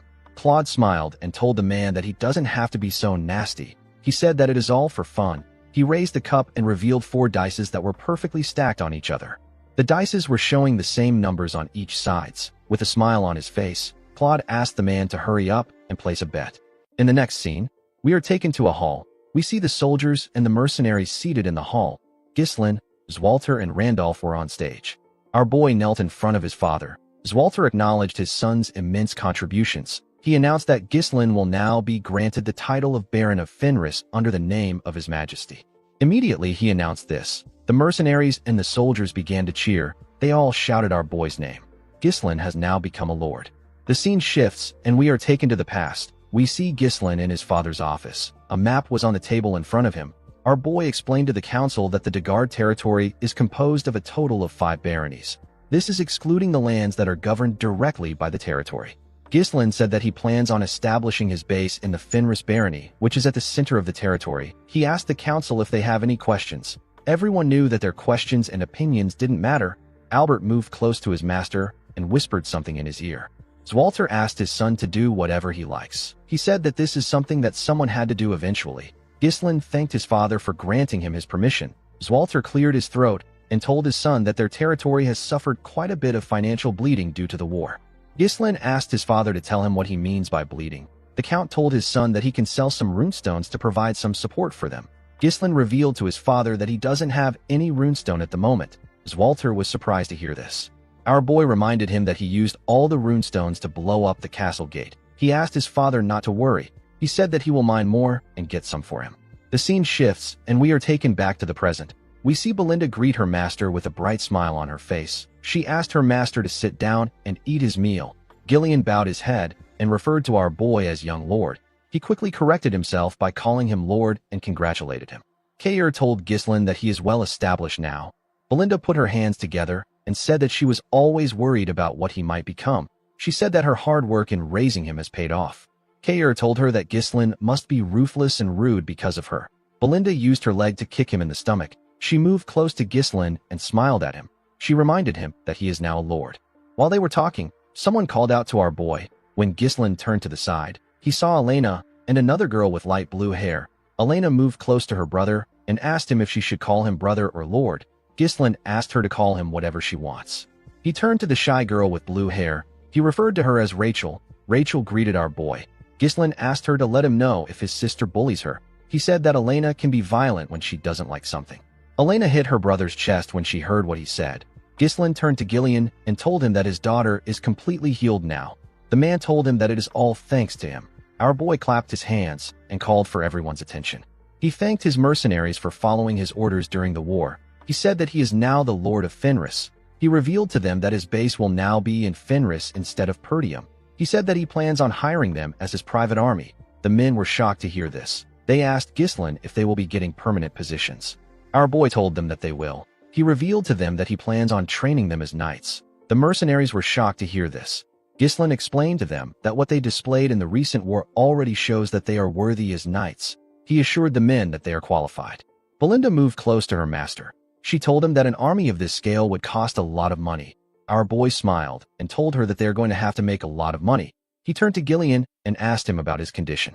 The man said that his body is in a good state. Ghislain ordered him to lead the people to Fenris and wait for his arrival. Gillian was surprised to hear this. He asked his lord if he won't be following them. Our boy revealed to him that he has somewhere to visit. He explained to Gillian that Fenris will be in poor public order since the war ended. He asked the man to first go there and solve this issue before anything else. Gillian did not seem excited to take on the job. It was like his master was pushing him away. Ghislain told the man that he is one of the people he trusts the most. Gillian did not expect to hear this. Our boy tapped his arm and told him that this is the reason he left the task to him. Gillian bowed his head and asked his lord to have a safe trip. Ghislain moved close to Belinda and Kair. He told them that they will be going with him. He asked them to prepare. Belinda asked her master about where they are headed to. Our boy revealed to them that they are going to the Austin territory of the Syrian kingdom. Belinda could not believe that they were going overseas. Kair asked our boy if he is referring to the territory that is famous for its games. Belinda told her master that she loves to travel. Kair asked our boy if they will be playing some games now that the war is over. Ghislain told him that they are not going there for entertainment. In the next scene, we see Vanessa ask someone to let her suck it one more time. Alfoy was shocked to hear what she said. He quickly moved back. He asked her to tell him what she wants to suck. Vanessa explained to him that she might be able to use all the magic she has in her head if she sucks his mana like last time. Alfoy asked her about why she would take his own mana. The girl told him that Ghislain said that he is a mana battery. Alfoy was shocked to hear this. Ghislain stepped into the room and told him that he is still as energetic as ever. Alfoy asked our boy to do something about Vanessa. He said that she keeps trying to take away his mana.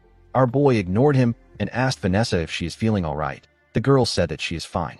Ghislain asked her if she was nervous because it was her first time in real combat. He pat her on her head and told her that she did well. Vanessa blushed and thanked our boy. Alfoy said that he also contributed. Ghislain commended him on his efforts. He told him that he played his role well. Alfoy grit his teeth when he heard this. He told our boy that things will be different when he returns to the magic tower. Ghislain revealed to the boy that he is traveling with them. The scene shifts and we are taken to the Austin territory of the Syrian kingdom. We see Ghislain enter the Kraken gambling house with Belinda, Kair, and Alfoy. Kair was happy to be in the gambling house. He said that he missed the atmosphere and smell of this place. Alfoy could not believe that Ghislain brought him to a gambling house. He told our boy that he thought they were going to the magic tower. Ghislain threw a pouch full of cash at Kair and asked him to have fun with Alfoy. He told him that he will call him when he needs him. Kair was happy to get some gambling money. Alfoy asked Kair about how they will have fun with the cash. Kair smiled when he heard this. He placed his hand on Alfoy's shoulder and told him that he knows how to use magic, but he doesn't know how the world works. Alfoy asked him about what he means. Kair smiled and asked him to watch and learn. He told him that he will show him how to make money with money. Belinda and Ghislain walked forward. The maid told her master that he can be honest with her. She asked him if he is also there to have some fun. She promised not to nag him if he gambles a little. She told him that he has done a lot. Ghislain assured her that he is not there to gamble. He revealed to her that he came to find the man that he wants to make the steward of the territory. He said that the man lives in this gambling house due to his circumstances. He said that he wants to take the man away before he loses his hand. Belinda was shocked to hear this. She couldn't believe that her master wanted to make a gambler the steward of the territory. Ghislain told her that the man is under special circumstances. He asked her not to worry about it. He assured her that the man is good at handling resources. Before he could tell her the man's name, someone called Claude a crazy bastard and told him that he caught him. Ghislaine and Belinda quickly turned around. In another part of the gambling house, we see a large amount of people gathered around a particular table. The people spoke about how it was odd that Claude had been winning. They said that he deserves what he is about to get for boasting about his education. On Claude's table, we see one of the huge men that works for the bald man holding him down. He held out his hand. The other guard took out a sword. People asked the bald man, whose name is Captain Crank, to cut off Claude's hand. Crank reminded Claude that he asked him not to play any tricks. He accused Claude of swapping and using a die that has weight in it. He told him that he can't use tricks with a fake die. The man crushed the die in his hand and asked Claude if he has been scheming this entire time. Claude said that he has never prepared or swapped a die like that. He told Crank that he is the one playing tricks on him, even though he asked him not to play a trick. Crank asked Claude not to feel mistreated. With a smile on his face, he told the man that they can never fully understand each other. Claude grit his teeth out of anger when he heard this. Crank ordered his subordinate to cut his hand off. When the man raised his hand, Claude closed his eyes. He began to sweat. While he was panicking, he heard someone say that it is a fun game. The person asked Crank to let him join them. Claude quickly opened his eyes. He saw that Ghislaine was blocking the man's sword. With a look of anger on his face, Crank asked our boy for his identity. Our boy introduced himself as Baron Ghislaine Fenris of the Lithania Kingdom. Crank did not expect to meet a noble from a foreign land. His men quickly raised their swords. They wanted to attack Ghislaine. Crank ordered them to stop. He welcomed our boy to the Kraken gambling house. He asked him not to start a fuss in this place. He asked Ghislaine and his men to put their swords away. His men quickly followed his order. Our boy put his sword away and called out to Belinda. The maid put her dagger away. Crank referred to our boy as a distinguished guest and asked him about why he came to a place like this. Ghislaine said that he was looking for someone. He said that he has found the person. He asked Claude to stand up. He told him that he came to get him. In another part of the gambling house, we see someone roll 3 dice. The 3 dice all landed on 1. This roll made Alfoy win the game. He was given a large amount of gold. The boy was shocked to see what he won. The other gamblers could not believe that they lost to a newbie. They wondered about how he was so lucky. Kair placed his hand on Alfoy's shoulder and asked about the amount of money he won. He did not think that Alfoy would be so lucky. Alfoy did not say anything. He realized that he just earned more money than he has ever gotten from selling magic scrolls all day. The boy felt his heart beating fast. He wondered about the last time he felt his heart beat this fast. I think Kair might have created a gambling addict. Kair noticed that people were shouting upstairs. He wondered why they were doing this. Alfoy did not care about the noise. He was more focused on his newfound passion.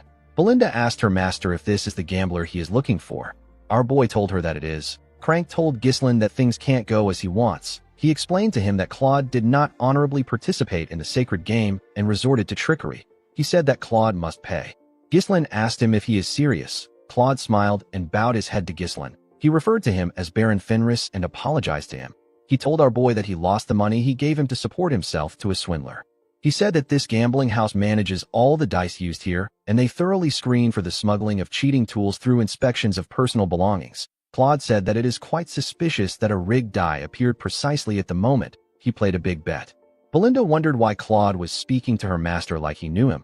She told him that he has never seen her master. She said that he is lying. Ghislaine stopped her before she could raise her voice.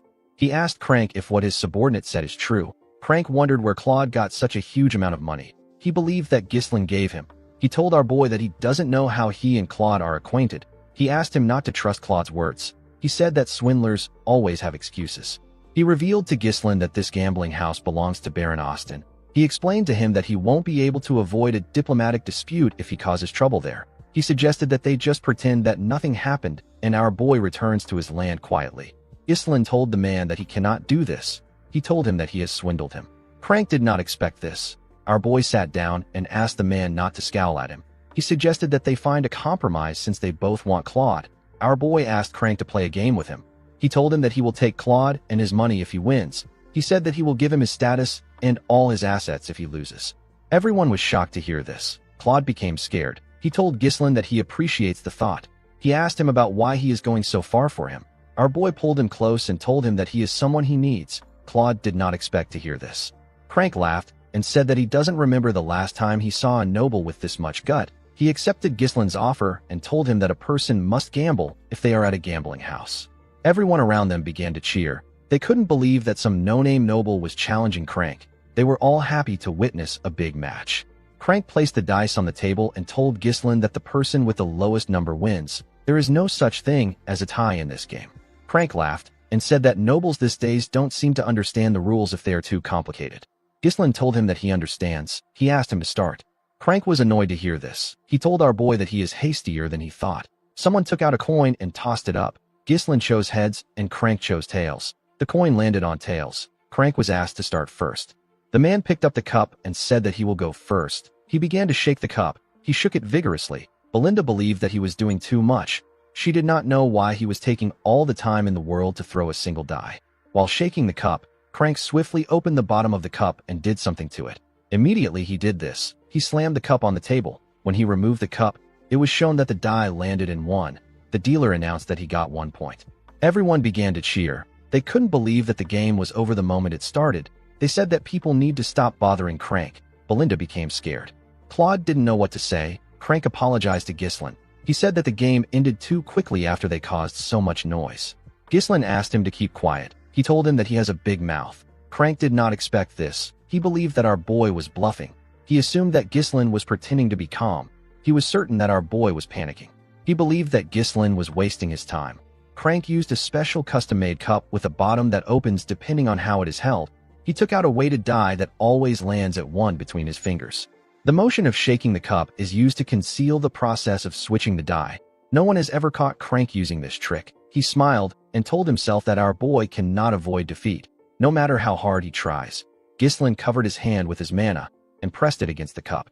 A small wave of energy covered him. The energy dispersed when our boy released his mana. He placed the cup down and reminded the man that he said that the person with the lowest number wins. The moment he said this, our boy removed the cup and showed everyone the crushed die. He told Crank that he got 0 points. The man was shocked to see this. Everyone around the table were also shocked to see that Ghislain turned the die into dust. They wondered if this counts as a loss for Crank. Crank stood up and pointed at our boy. He told him that this doesn't count. He said that it is trickery. He told Ghislain that he can't do this even if he is a noble. Ghislain grabbed his hand. He pressed it and made the man drop a die. He asked him to tell him what he was holding. Everyone was shocked to see another die drop from Crank's hand. They couldn't believe that he has been lying to them this entire time. Our boy reminded him that he talked about acting honorably in the sacred game. Crank could not comprehend what was happening. He wondered if Ghislain knew everything from the start. He quickly took out a dagger and thrust it at Ghislain. Our boy easily dodged the attack by moving to the side. Belinda and Claude were shocked to see this. Our boy told the man that he should have done this from the start.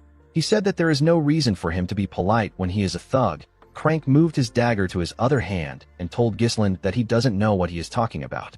He told him that they can't let him go now that he knows. He ordered his men to attack our boy. They quickly charged at Ghislain. Ghislain dodged their attacks by jumping. He stepped on their shoulders and used it to push himself forward. Crank was scared to see our boy coming at him. He quickly raised his dagger and thrust it at him.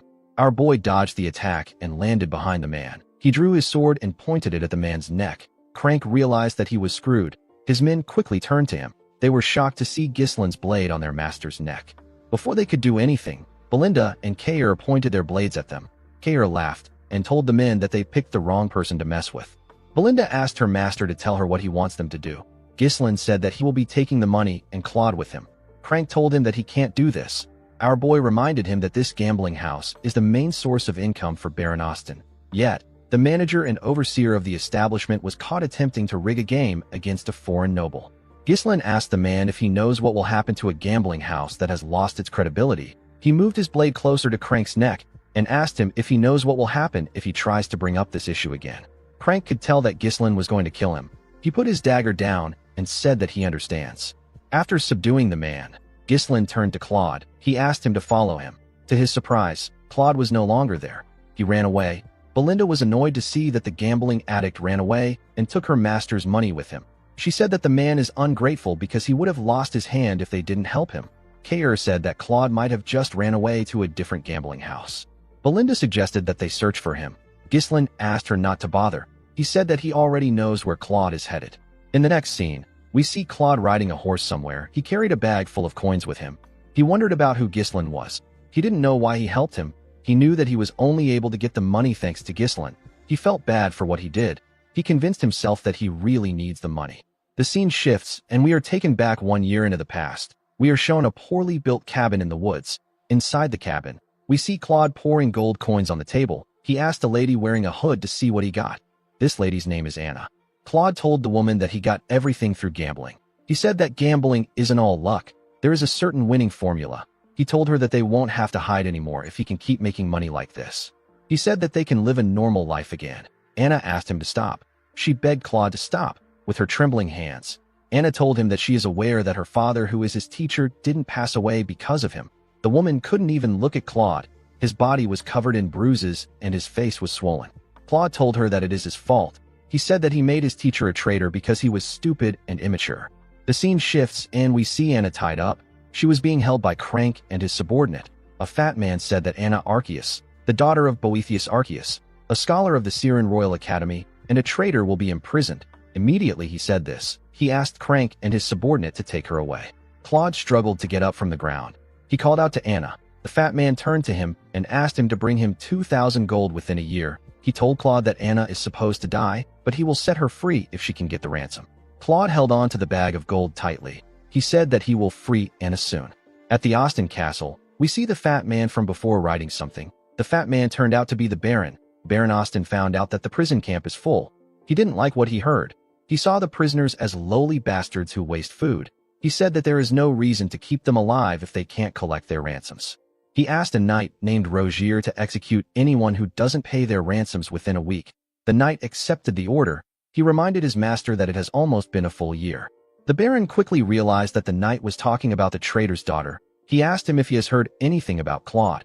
Rogier said that Claude is only wasting his time at the gambling house. The Baron said that Crank is doing his job well. He had planned to make Anna a maid, but he didn't think it was wise to hire a traitor's daughter. He asked Rogier to execute the woman along with the others, and to make sure that Claude never finds out. Rogier asked his master about what they should do if Claude pays the ransom one day. The Baron asked the man to take the money and eliminate him later. He knew that no one would care about a dead gambler. He smiled and said that this can only happen if Claude is able to pay the ransom. Immediately he said this, a soldier stepped into his office. The Baron asked him about why he came to see him at this late hour. The man revealed to him that someone known as Claude is making a fuss and shouting about how he wants to pay a ransom. Baron Austin and his knight were shocked to hear this. A while later, we see Claude place the money on the Baron's table. He told him that the bag contains 2,000 coins. There were 4 soldiers in the Baron's office. Claude asked him to release Anna. Baron Austin carefully looked at the coins. He was surprised to see that the coins aren't fake. He asked Claude about where he got the money from. The man told him that he won it in a bet. The Baron ordered his men to lock Claude up. The man was shocked to hear this. Before he could do anything, the soldiers grabbed him from behind. Claude asked the Baron to tell him what is happening. He told him that he brought the money he asked for. The Baron said that the source of the money is too fishy. He told Claude that he has to confirm things from Crank. He asked him to stay in prison if he doesn't want to be executed. With an evil smile on his face, Baron Austin said that he can't believe a gambler really got the money for the ransom. Claude screamed at the Baron as he got dragged away. Before they could drag him out of the office, the soldiers got hit in the neck. They both passed out. The Baron and his knight were surprised to see this. Our boy tapped Claude on his shoulder and told him that he did a good job. The man was shocked to see him. Ghislain walked forward and greeted the Baron. The fat bastard asked him to tell him who he is. Ghislain snapped his fingers and introduced himself as Baron Ghislain Fenris from the Lithania Kingdom. Immediately he said this. Belinda and Kair brought Crank into the room. Belinda used her rope to push him and make him kneel. Baron Austin was surprised to see Crank. Kair moved forward and drew out a chair. Ghislain sat down and placed his legs on the table. He asked Baron Austin to bring him a cup of tea. The Baron was annoyed to hear this. Rogier drew his sword and told Ghislain that he is acting insolent. He asked our boy to stand up and show the Baron some respect. The moment he said this, Kair pointed his sword at him and asked him to step back. He told him that he can't handle this situation. Rogier was annoyed to hear this. Baron Austin could not believe that Ghislain was acting violent in front of him. He ordered his men to get our boy out. Ghislain assured him that he is not there to cause trouble. He said that he only came to receive compensation. Baron Austin asked our boy about what he means. Ghislain called out to Belinda. Immediately she heard her name. She pushed Crank forward. Our boy grabbed the man's chin and told the Baron that the manager of his gambling house was caught cheating in a game against him. He told the Baron that he and Claude almost lost their life savings on the game they bet on. Baron Austin quickly realized that the money in front of him was gotten from the game. Crank told the Baron that Ghislain is lying. He He said that our boy was the one who cheated. Belinda was annoyed to see that Crank was still lying. She kicked his head with her leg. Baron Austin did not expect Crank to cause trouble for someone like Ghislaine. He believed that the man should have carefully chosen his opponent. He asked our boy to tell him what he wants him to do. Our boy said that it is unacceptable to cheat in a gambling house where trust and credibility is the utmost priority. He asked the Baron to give him and Claude a fair compensation. Baron Austin said that Crank just said that he is lying. He told Ghislaine that he doesn't know who to believe. He asked him to meet a judge if he is looking for a just solution. He said that the situation has nothing to do with him. Ghislaine told him that the situation actually has something to do with him. Baron Austin asked him to tell him how it concerns him. Ghislaine explained to him that the Kraken Gambling House is a place where many nobles from various countries visit to indulge in gambling. At least half of the Baron's total income comes from the gambling house. Ghislaine told the Baron that if people find out that cheating was uncovered in the gambling house, it will look like he brazenly tried to scam the nobles. He said that things will become interesting if this happens. With a look of anger on his face, the Baron asked Ghislaine if he wants him to pay him hush money. Ghislaine told him that the compensation must be at least twice the amount in the bag. He asked him to also release Anna Arceus. Claude was shocked to hear our boy's request. He didn't know how Ghislaine knew about his situation. Our boy told the Baron that he will act like nothing happened today if he can fulfill his requests. Baron Austin said that he finally understands what is happening. While screaming at the top of his voice, he called Claude an ungrateful prick. The man was surprised to hear this. The Baron told him that he gave him the chance to save a woman that is supposed to be executed, but he repays him by working with another country's noble to rob him. Immediately he said this, his soldiers ran into his office. Kair asked Claude to move aside. He told him that he will only get in the way. Belinda felt offended that Baron Austin thought that they were working with Claude from the start. Ghislaine asked her to give him a dagger. Baron Austin told our boy that no one will hear about anything if he kills them there. He ordered his men to take out the group. Immediately, he gave the order. Rogier swung his sword at Ghislaine. Before his blade could reach our boy, he used his leg to kick the bag of gold. The bag hit the knight's head and made him lose balance. Ghislaine took out the dagger and charged at the Baron.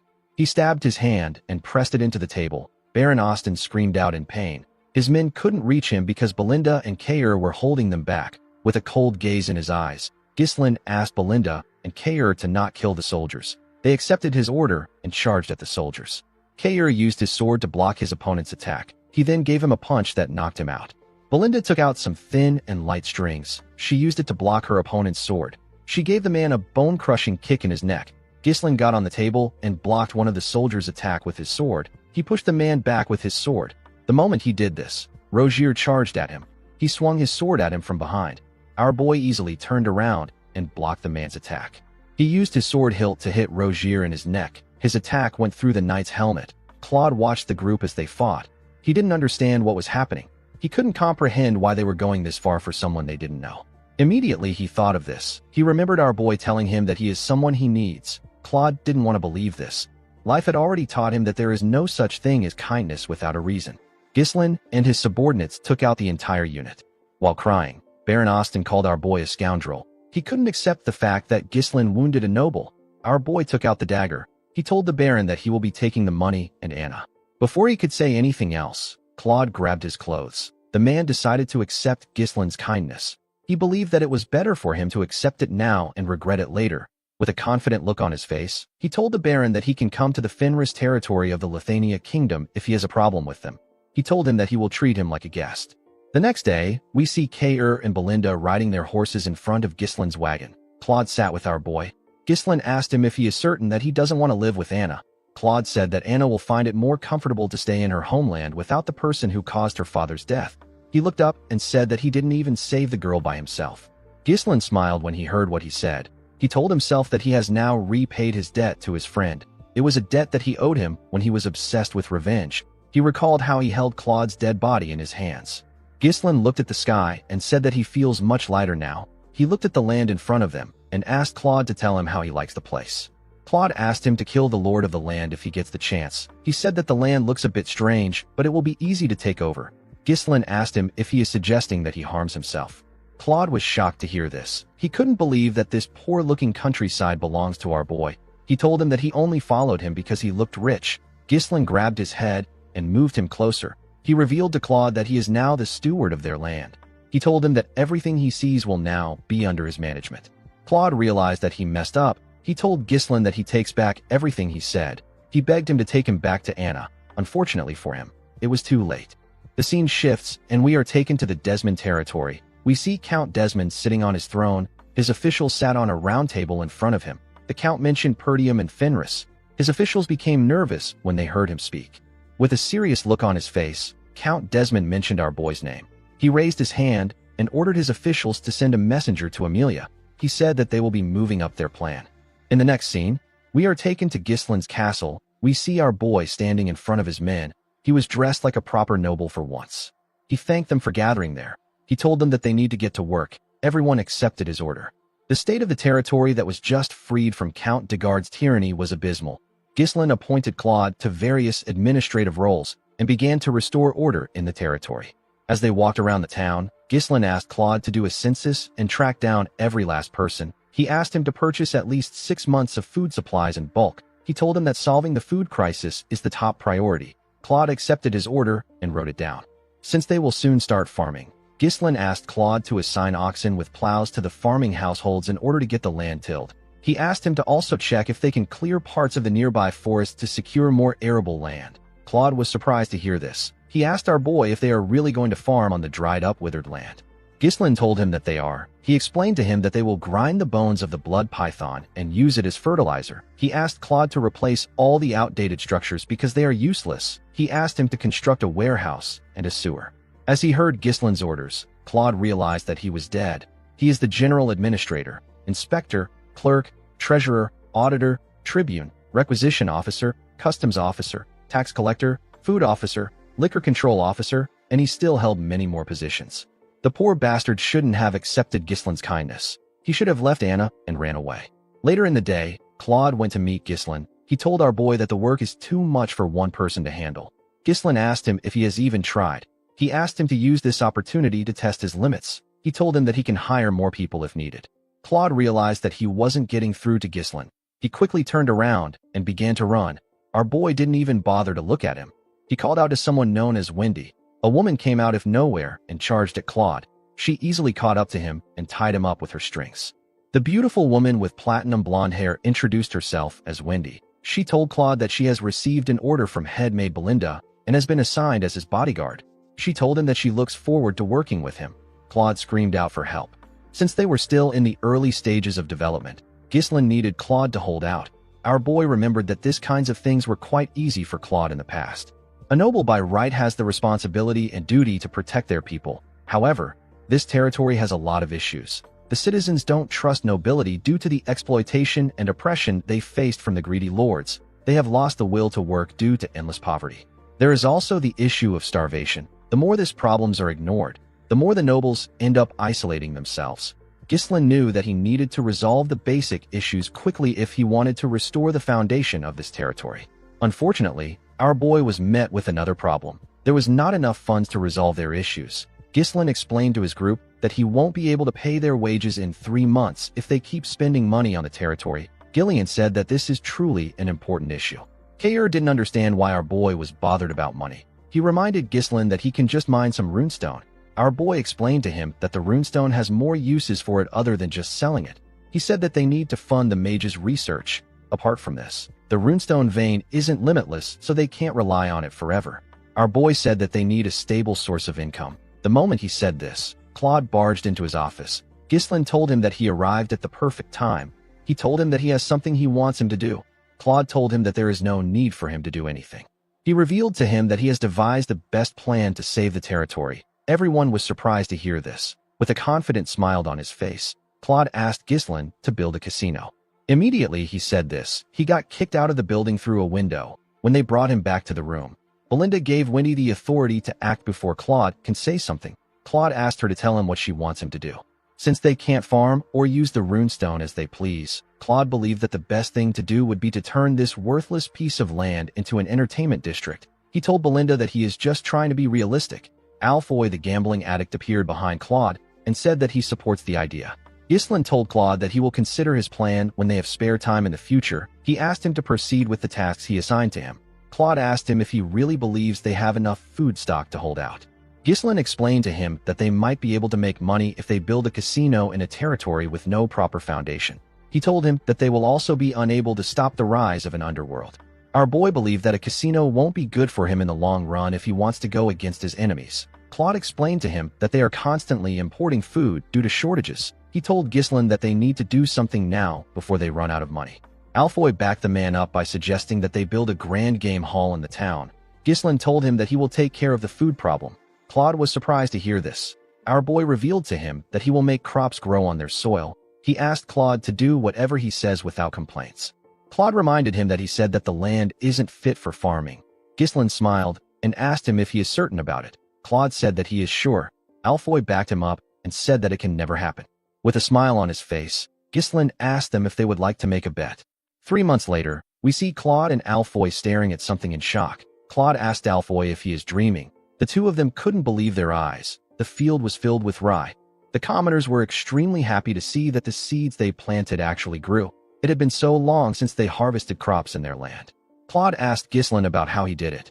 Our boy explained to him that rye grows in harsh environments. Before planting the seeds, they spread the powdered bones of the blood python on the soil. The bones are rich in nutrients. They then planted rye seeds which were enhanced with the mana compression sigil. Ghislain touched the rye and told the man that this method will make crops grow faster and allow them to be harvested frequently. Upon hearing our boy's explanation, Alfoy now understood why our boy made them develop a mana compression sigil. Vanessa was amazed by Ghislain's knowledge. She asked him about how he thought of using a mana compression sigil on seeds when it is normally meant for humans. The truth was that Ghislain didn't come up with the idea himself. A mana compression sigil is a magic circle that extracts power stored in a runestone to accelerate growth several times over. When mages first suggested that mana compression sigils could be used this way, they experienced some backlash. People didn't want to use something so valuable on mere grains. However, once the results were shown, no one argued again. This method of farming has already been verified by magic scholars in the future. The principle behind it was none of Ghislain's business. The people began to cheer for Ghislain. They said that they will now trust him. They were extremely happy to see that they will no longer starve. While the people were cheering, Claude and Alfoy tried to sneak out of the fields. Ghislain called out to them. He asked them about where they are going. He told them that they need to write their contracts. With a nervous look on their faces, they asked Ghislain about the contract he is referring to. Our boy took out some papers and reminded them that they made a bet saying that he will give them 5,000 gold each and grant them freedom if they won. However, if Ghislain won, they will work as unpaid slaves for 10 years. Immediately, our boy reminded them of the bet. His soldiers surrounded them from all ends. The two of them realized that they were screwed. Now that they had resolved their food problems, they were free to use the runestone for purposes beyond just selling them.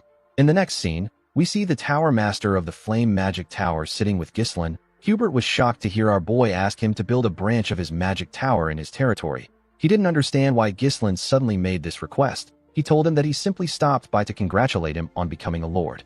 Ghislain revealed to him that they won the war at a heavy cost. He told him that the victory came at the cost of detonating runestones. He said that this happened even though they received help from the magic tower. Hubert was shocked to hear this. He only heard about Perdium's victory. He didn't hear about the runestone. Ghislain let out a sigh and said that if a young territory like Fenris is attacked, they will have no choice but to blow up more runestone meant for the magic tower. Hubert became scared when he heard this. He asked Ghislain to stop doing extreme things. With a smile on his face, our boy told him that they will need more mages. Hubert easily accepted his request. Ghislain believed that mages shine the brightest when used for construction projects. He used them to solve his housing issue, his waterways issue. He used them to build churches and to construct the Flame Magic Tower's Fenris branch.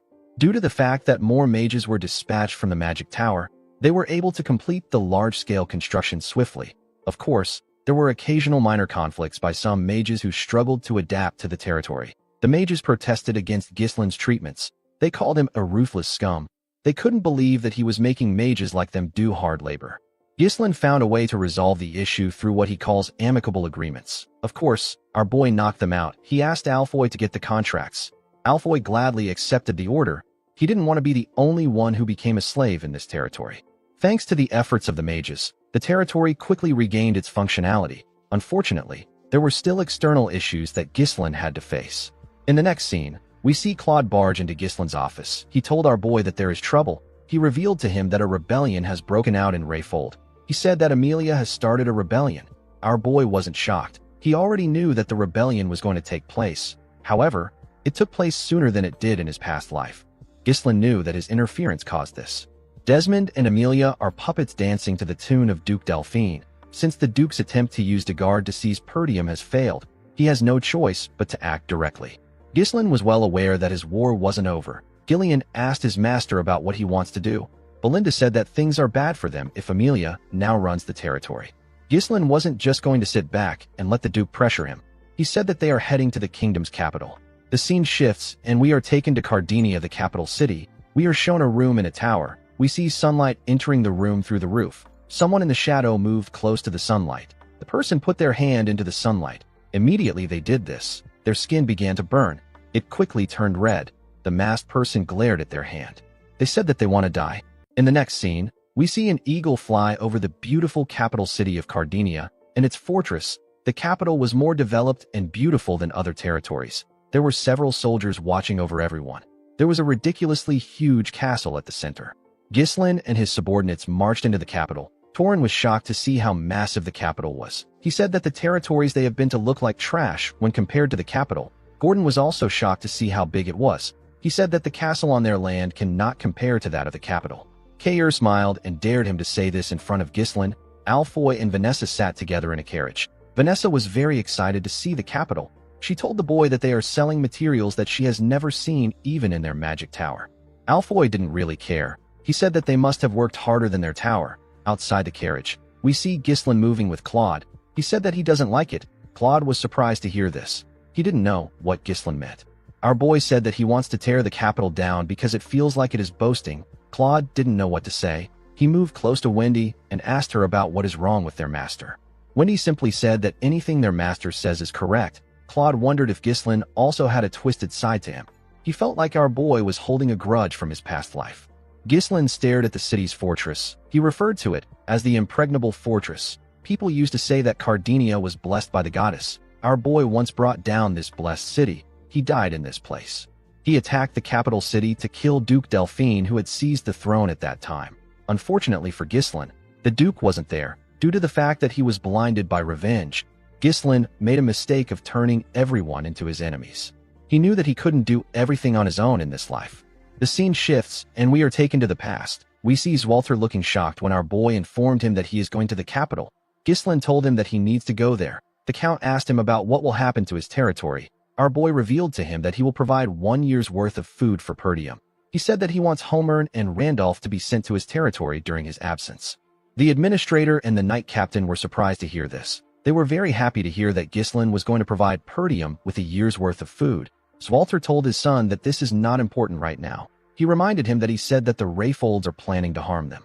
He asked his son if he knows what it means for him to leave his post now that a rebellion has broken out. Ghislain told his father that he understands that they won't stand a chance if Rayfold and Desmond join hands to attack them during his absence. He raised his longbow and fired an arrow at a bird that was hovering above them. His arrow easily went through the bird. He explained to the Count that Amelia still needs some time to stabilize her territory since she just took control of the internal affairs. He said that they need to gather enough power to resist during this time. Zwalter was shocked to hear this. He asked his son to tell him what he means. Ghislain told his father that they need to get the kingdom on their side.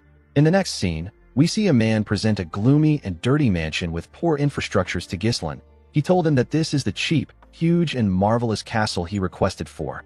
Our boy asked Belinda about how it looks. With a nervous look on her face, the woman said that it is quite spacious. Alfoy and Claude moved close to the man and asked him to tell them what is wrong with the mansion. The man was also aware of the state of the mansion. He told the men that the place has been unsupervised for a long time. The moment he said this, Gordon screamed when he heard something move in the trees. He moved close to the others. One of the soldiers asked him to act like his size. He didn't know how someone like Gordon went into the forest of beasts. While shivering, Gordon asked the man if he doesn't think that the place is cold. Vanessa wondered why Gordon doesn't just wear some clothes. The agent told Ghislain that things about ghosts and phantoms of the dead appearing in the mansion are just baseless rumors. He swore on his name that the mansion has no problems. Ghislain told the man that he will take it. He asked him for the price. Claude was shocked to hear this. He quickly asked the agent to stop. He grabbed his head and showed Ghislain the smile on his face. He told our boy that this man is obviously happy to get rid of this mansion after not being able to sell it for a long time. The agent actually couldn't even hide his happiness. Claude told his master that they need to perform geomancy on this place. Ghislain assured him that he doesn't need to worry. He told the man that a ghost can't kill him. He told him that he can just beat up the ghost if it shows up. He asked him not to be scared. The agent quickly grabbed our boy's hand and told him that he made a smart decision. He explained to him that the mansion and the land that comes with it originally cost 1,000 gold. He told him that he will sell it to him for 500 gold due to their poor management of the place.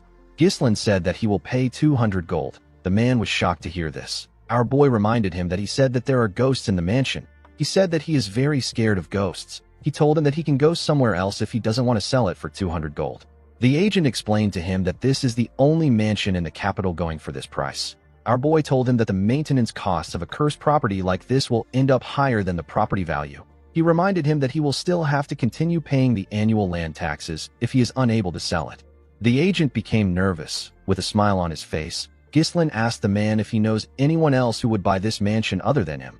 While our boy was talking, we see the masked woman who was in the tower watching him from the roof. Immediately, she got a look at Ghislain. She disappeared. After our boy bought the mansion, Belinda and the others went inside. Belinda told the men that they need to remove all the gloominess in this mansion. The men quickly began to clean the building. While they were cleaning, Claude called out to Ghislain. He reminded him that he said that he will get one of the factions in the capital to support them. He asked him about how he plans to do this. He asked him if he believes that the factions would want to meet a countryside noble. Ghislain told him that the nobles don't have a reason to meet with him. He said that he will give them a reason to meet with him. In the next scene, we see a large amount of ingredients on a table. There were numerous cauldrons next to this ingredients. Claude asked his master about why he prepared these things. Alfoy asked him if he is going to perform some sort of alchemy. Ghislain told him that he is kind of correct. He revealed to the group that they will be making cosmetics from now on. Alfoy and the others were shocked to hear this. Our boy explained to them that he is going to make some samples and send it to every noble house in the capital. Claude asked him if he plans on using this to establish connections across the capital. Belinda wondered if this would really work. Ghislain smiled and told them that they will understand what he means once they use one of the products. He assured them that the nobles won't be able to resist his product. Nobles see exceptional looks as a symbol of power and dignity. They were the kind of people who would stop at nothing to look beautiful or handsome. In the future, it will be revealed that the cosmetics which are made from mercury and cinnabar powder are incredibly harmful to the skin. Duke Delphine created an improved line of cosmetics to address this issue. He made a massive profit from this. Ghislain stole the recipe for this cosmetic when he plundered the Duke's house. This dream cosmetics that resolved all the flaws of the old products is known as Deneb. Our boy asked Vanessa to use her magic to oxidize the zinc and turn it into powder. He placed beeswax into a preheated steamer and let it melt. He then added evening primrose seed oil and shea fruit extract. Once removed from the heat, the zinc oxide powder is added. After this, our boy blended an oil extracted from the blessing of the fairy. The moment he did this, the product released a scent into the air. Vanessa and Alfoy were shocked to smell the amazing scent the product released. Claude wondered why a mere baron would even know how to make something like this. Ghislain gently shook the cream. He told his subordinates that it is not yet finished. He explained to them that they need to leave it for a day in order for the cream to solidify. Ghislain knew that once anyone uses Deneb, they will not be able to get themselves to use other products. This products will become essential to the nobles. Our boy smiled and said that he will make good use of this product. He turned to Claude and asked him to wrap the product up. He ordered him to send it to the nobles as a gift. Claude was surprised to hear this. He asked our boy if he won't even test it. Ghislain assured him that it is fine. While they were talking, the masked woman watched them from a window. She was staring at the product. Later in the night, we see a heavy rain falling in the capital. Everyone in the mansion was asleep. The masked woman appeared in the mansion. She appeared in the room where the products were. She moved close to the wrapped products and picked one up. She opened the product and gently touched the cream. While she was looking at the cream, Ghislain appeared behind her. He asked her if she is the ghost from the rumors. The woman was shocked to hear his voice. She quickly turned around. Ghislain told her that he can guarantee the effects of his product. A heavy lightning struck when our boy said this. The woman quickly drew a sword and charged at Ghislain. She appeared in front of him in an instant. Our boy drew his sword and blocked her attacks before it could touch him. The woman tried to thrust her blade at him, but our boy blocked it before it could touch him. He swung his sword at her and pushed her back. The woman turned around and attacked his back. Ghislain was able to move his sword behind him to stop the attack. He pushed her sword back. The woman took a stance and pointed her sword at him. Ghislain recognized this sword technique. The woman thrust her sword at him. Our boy easily blocked it. He pushed her sword back. He and the woman pushed each other away and swung their swords at the same time. They parried each other's attacks. Ghislain recognized this grace. modesty, and spiral of roses that this woman displayed. Every single one of her movements draws a graceful trace. The woman raised her sword and swung it at our boy from the side. Ghislain easily blocked the attack. He grabbed the woman's hand and dragged her. He put his blade close to her neck. The woman was unable to move. Ghislain found it odd that a lady like her is pretending to be a ghost in a place like this. He asked the woman about her relationship with the Branford family. A while later, we see Belinda and Gillian rush into the room. Belinda was only wearing a garment. She held her dagger in her hand. Gillian asked his master about what caused the noise. When they got inside the room, they saw their lord looking at an open window. Ghislain asked them to go back to their rooms and rest. He said that things might actually work out better than he expected. The scene shifts, and we are taken to a more beautiful mansion. We see a woman standing in front of a mirror after getting her makeup done. Her maid told her that she is as beautiful as ever. This woman is the Countess of Elizabeth. Her name is Muriel. Muriel wasn't satisfied with her face. She knew that her face was burdened with all kinds of paint and powder. In her youth, she was a pioneer who led the fashion world of the capital. Every woman imitated her cosmetics, and they wore clothes styled to look like hers. However, her fame began to fade as the years passed. Her makeup is now nothing but a veil to hide the passing of time. Muriel wondered if she can never return to her glory days again. While she was thinking, her maid informed her that she has to go to the salon. The moment the Countess turned around, she saw something shocking. Her maid's face was glowing. Her skin looked amazing. Muriel grabbed her face. She felt the moisture and the firmness of her skin. She ordered the maid to tell her what she did to her face. The woman revealed to her that Count Elizabeth received cosmetics as a gift, but he didn't want them, so he gave them to the maids. She told Muriel that her husband received it as a greeting from a noble who just arrived in the capital. In the next scene, we see Muriel's carriage at Ghislain's entrance. Alfoy, Claude, and Gordon were shocked to see the woman's golden carriage and white horses. They wondered if the queen was coming to greet them. Claude realized that Ghislain's cosmetics idea worked. He watched the Countess step out of the carriage with her feather fan, when he pushed him and asked him to greet the Countess. Claude bowed his head and greeted her. He asked her to follow him inside to have a talk. Inside the mansion, we see Ghislain sitting in a pavilion in the garden. He was feeding a bird. Claude greeted him and revealed to him that Countess Elizabeth has come to visit them. Our boy fed the bird and stood up. The woman asked him if he is Baron Fenris. Ghislain kissed her hand and introduced himself as the lord of the Fenris territory in the northern region. He told her that he is honored that she came to a secluded place like this. The Countess told our boy that he didn't send her any gifts. She said that he only gave it to her husband. She said that her fame wasn't great enough to reach the place he lives in. Ghislain smiled and told her that this is not true. He explained to her that he thought that it would be impolite to give the madam who leads the fashion world something that wouldn't satisfy her. Muriel liked that our boy praised her. She told him that he is not completely clueless. She said that they need to go straight to business. She sat with Ghislain in the pavilion. She asked our boy to give her his cosmetics. Ghislain asked her if she has used it. The Countess told him that it is excellent. She said that she no longer needs the other cosmetics she uses because of the product. She revealed to Ghislain that she wants to monopolize the product. She told him that all he needs to do is focus on developing and delivering the products. Our boy told her that he can only allow her to buy in bulk. The Countess gently smiled when she heard this. She told him that it will be very difficult for him to do business in the capital on his own. She explained to him that it will not be easy for him to enter the network of influential figures even if his product is good. Due to the fact that our boy settled in an old mansion, the Countess assumed that his finances are not very great. Belinda was annoyed to see the Countess talking down to her master. Claude found Muriel's words to be weird because they only settled in the mansion out of Ghislain's stubbornness. Our boy told the woman that the supply price will be a bit high. He asked her if she is okay with this. The Countess laughed when she heard this. She revealed to him that the Elizabeth family is one of the wealthiest family in the capital. Ghislain told her that each unit will cost 100 gold. The Countess was shocked to hear this. She asked our boy if he is joking. Ghislain assured her that he is not. He said that the Queen of Socialites has set her eyes on a product, so it must be worth a lot. Muriel blushed for a moment. She quickly put herself together. She believed that our boy was a sly fox. If it were jewelry or furniture, the price would make sense. It is completely absurd to sell a single jar of cosmetics for 100 gold. In order to make any profit, Muriel would need to raise the retail price above the supply price. Our boy was basically telling her to give up on the monopoly. She was annoyed to see that Ghislain was toying with her. Our boy smiled when he noticed that she was angry. He told the Countess that he has another offer.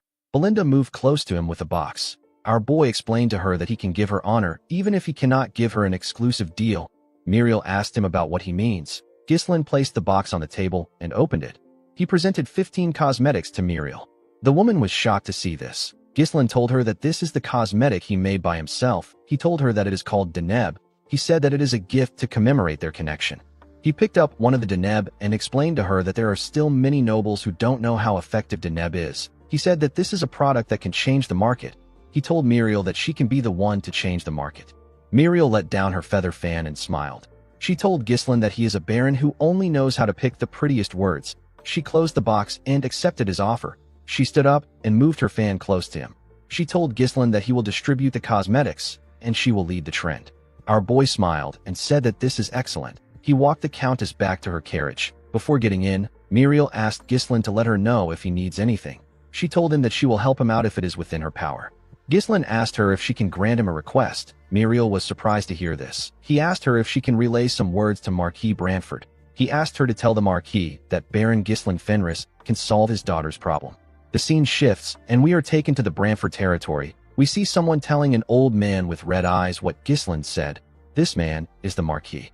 In the next scene, we see Claude throwing money in the air. He screamed that they have hit the jackpot. He was very happy. He realized that the Countess was really famous. He couldn't believe that the expensive cosmetics were selling like hotcakes. Kair was also surprised to see how much they made. Alfoy the gambling addict was amazed to see how much they made. He said that he can gamble until the day he dies with this money. Claude advised Ghislain to forget their land. He said that they should just stick to the cosmetics business. Wendy quickly tied him up to shut him up. Belinda wondered why he was so excited when it wasn't even his own money. Gillian commended his master for easily securing a place in the capital. Ghislain said that this is not enough. What he really wanted was something else. Later in the night, we see Ghislain walk to his pavilion. When he got there, he saw a knight waiting for him. The knight informed him that Marquis Brantford has summoned him. The scene shifts, and we see Ghislain and his subordinates walking to the Marquis's huge mansion. When they got to the entrance of the Marquis's office, 2 guards opened the door for them. When our boy stepped inside, he saw the Marquis and the knight that came to summon him. There was also another man next to the Marquis. Marquis Brantford didn't pay attention to Ghislain. He was looking at a book. Our boy bowed his head and greeted him. He introduced himself to the Marquis. Marquis Brantford raised his head when Ghislain greeted him. He called our boy the son of Count Zwalter Perdium and the heir of Perdium. He called him an arrogant brat who won the war against Degard, killed the Count, and seized the Lord's seat. The Marquis told Ghislain that he is completely different from his father. Our boy was not surprised to hear this. He knew that the Marquis had been watching the situation unfolding in the Northern Territories. Marquis Brantford is a minister and the greatest authority in the kingdom. He is the leader of the royalist faction that opposes Duke Delphine. All the kingdom's affairs pass through the Marquis's hands. If it weren't for Countess Muriel, who is a fellow royalist, Ghislain wouldn't have been able to meet him this quickly. The man next to the Marquis drew a chair out for our boy. The Marquis asked him to sit. Ghislain noticed that the Marquis had a Deneb on his table. He sat in front of him. The Marquis told our boy that he heard that he claimed that he can solve his daughter's problem. Ghislain told the man that he can cure her illness. The Marquis let out a sigh and closed his book. He told Ghislain that he has never even met his daughter, whose name is Rosalind. He asked our boy about how he plans to cure an illness that they have been unable to cure for years without even knowing her symptoms. Ghislain informed the man that he heard some rumors while staying in the capital, and he gathered information on his own. He told him that he has cured an illness before. The Marquis told Ghislain that he likes his confidence. Before our boy could reply to him, the Marquis asked him to leave. Ghislain did not expect to hear this. The man told him that he is not the first person to claim that he can cure his daughter's illness. He said that all the others have failed. Each one of them had to pay the price with their lives for not taking responsibility for their words. The Marquis picked up the Deneb. He said that he doesn't want a talented young man to waste his life. Ghislain understood the Marquis's cold consideration. He knew that the man would have already tried everything possible to cure Rosalind's illness. He asked him if he doesn't plan on curing his daughter. The man said that it is not a big deal. He said that having bad skin cannot kill her. Ghislain told the man that his daughter won't agree with him. The Marquis knew that our boy was right. He told him that he brought him there because he wanted to confirm it by himself. He asked Ghislain if he is confident. Our boy placed his hand on his chest and told the man that he is different. The Marquis could tell that he was serious. He asked Ghislain to do his best if he is determined to risk his life. He ordered the man next to him to provide Ghislain with everything he needs. He asked him to reward our boy well if he succeeds. Ghislain told the Marquis that a reward is not enough. He asked him to give him something that he desires. The Marquis did not expect to hear this. He asked our boy to repeat what he said. Ghislain told the man that he is the pillar supporting the kingdom. He asked him if granting him one small wish would be difficult. The Marquis asked our boy if he is really asking for compensation just for treating his daughter. Our boy told him that he is. He asked the Marquis to tell him the value of being the pillar of the kingdom and the greatest authority if he cannot even protect his own family. He asked the man to tell him the use of his authority. Belinda was surprised to hear what her master said. Claude was scared.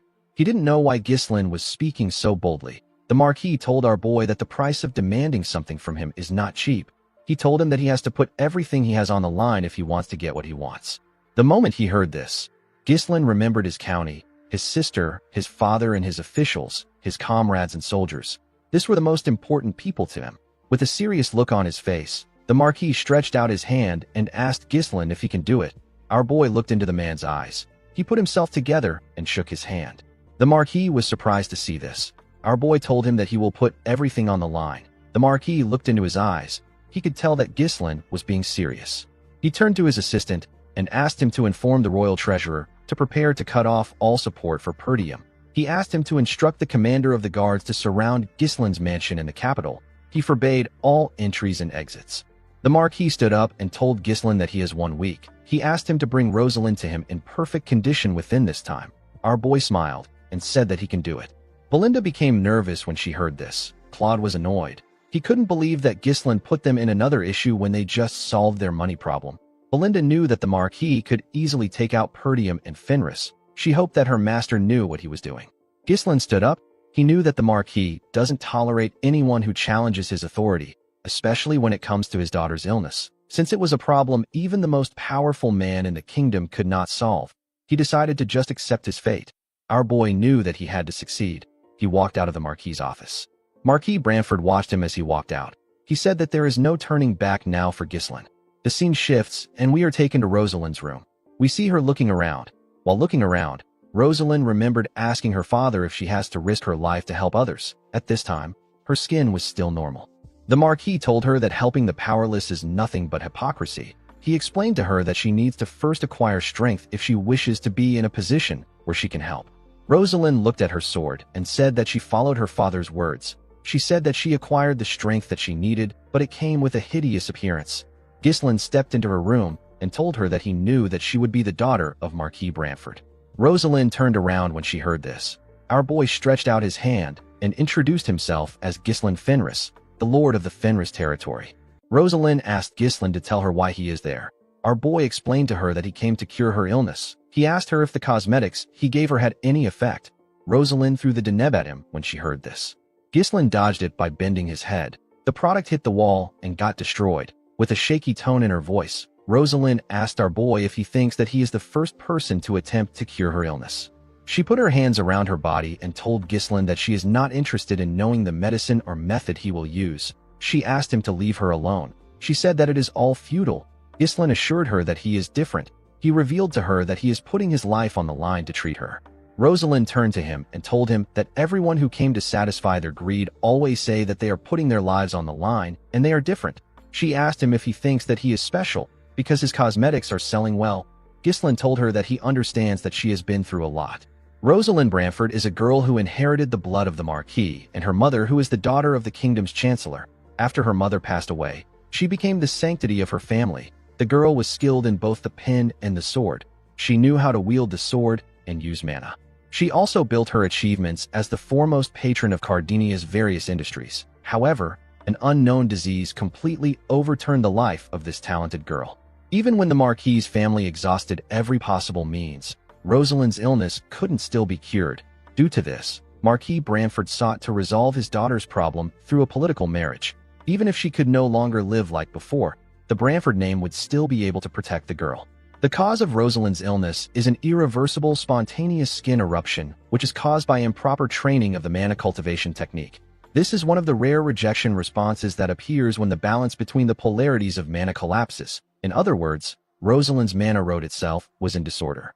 Rosalind drew her sword and covered it with mana. She asked Ghislain to get lost before she kills him. Our boy knew that Rosalind's illness will worsen if she continues to force mana out of her body. He apologized to her and told her that he is going to have to treat her forcefully.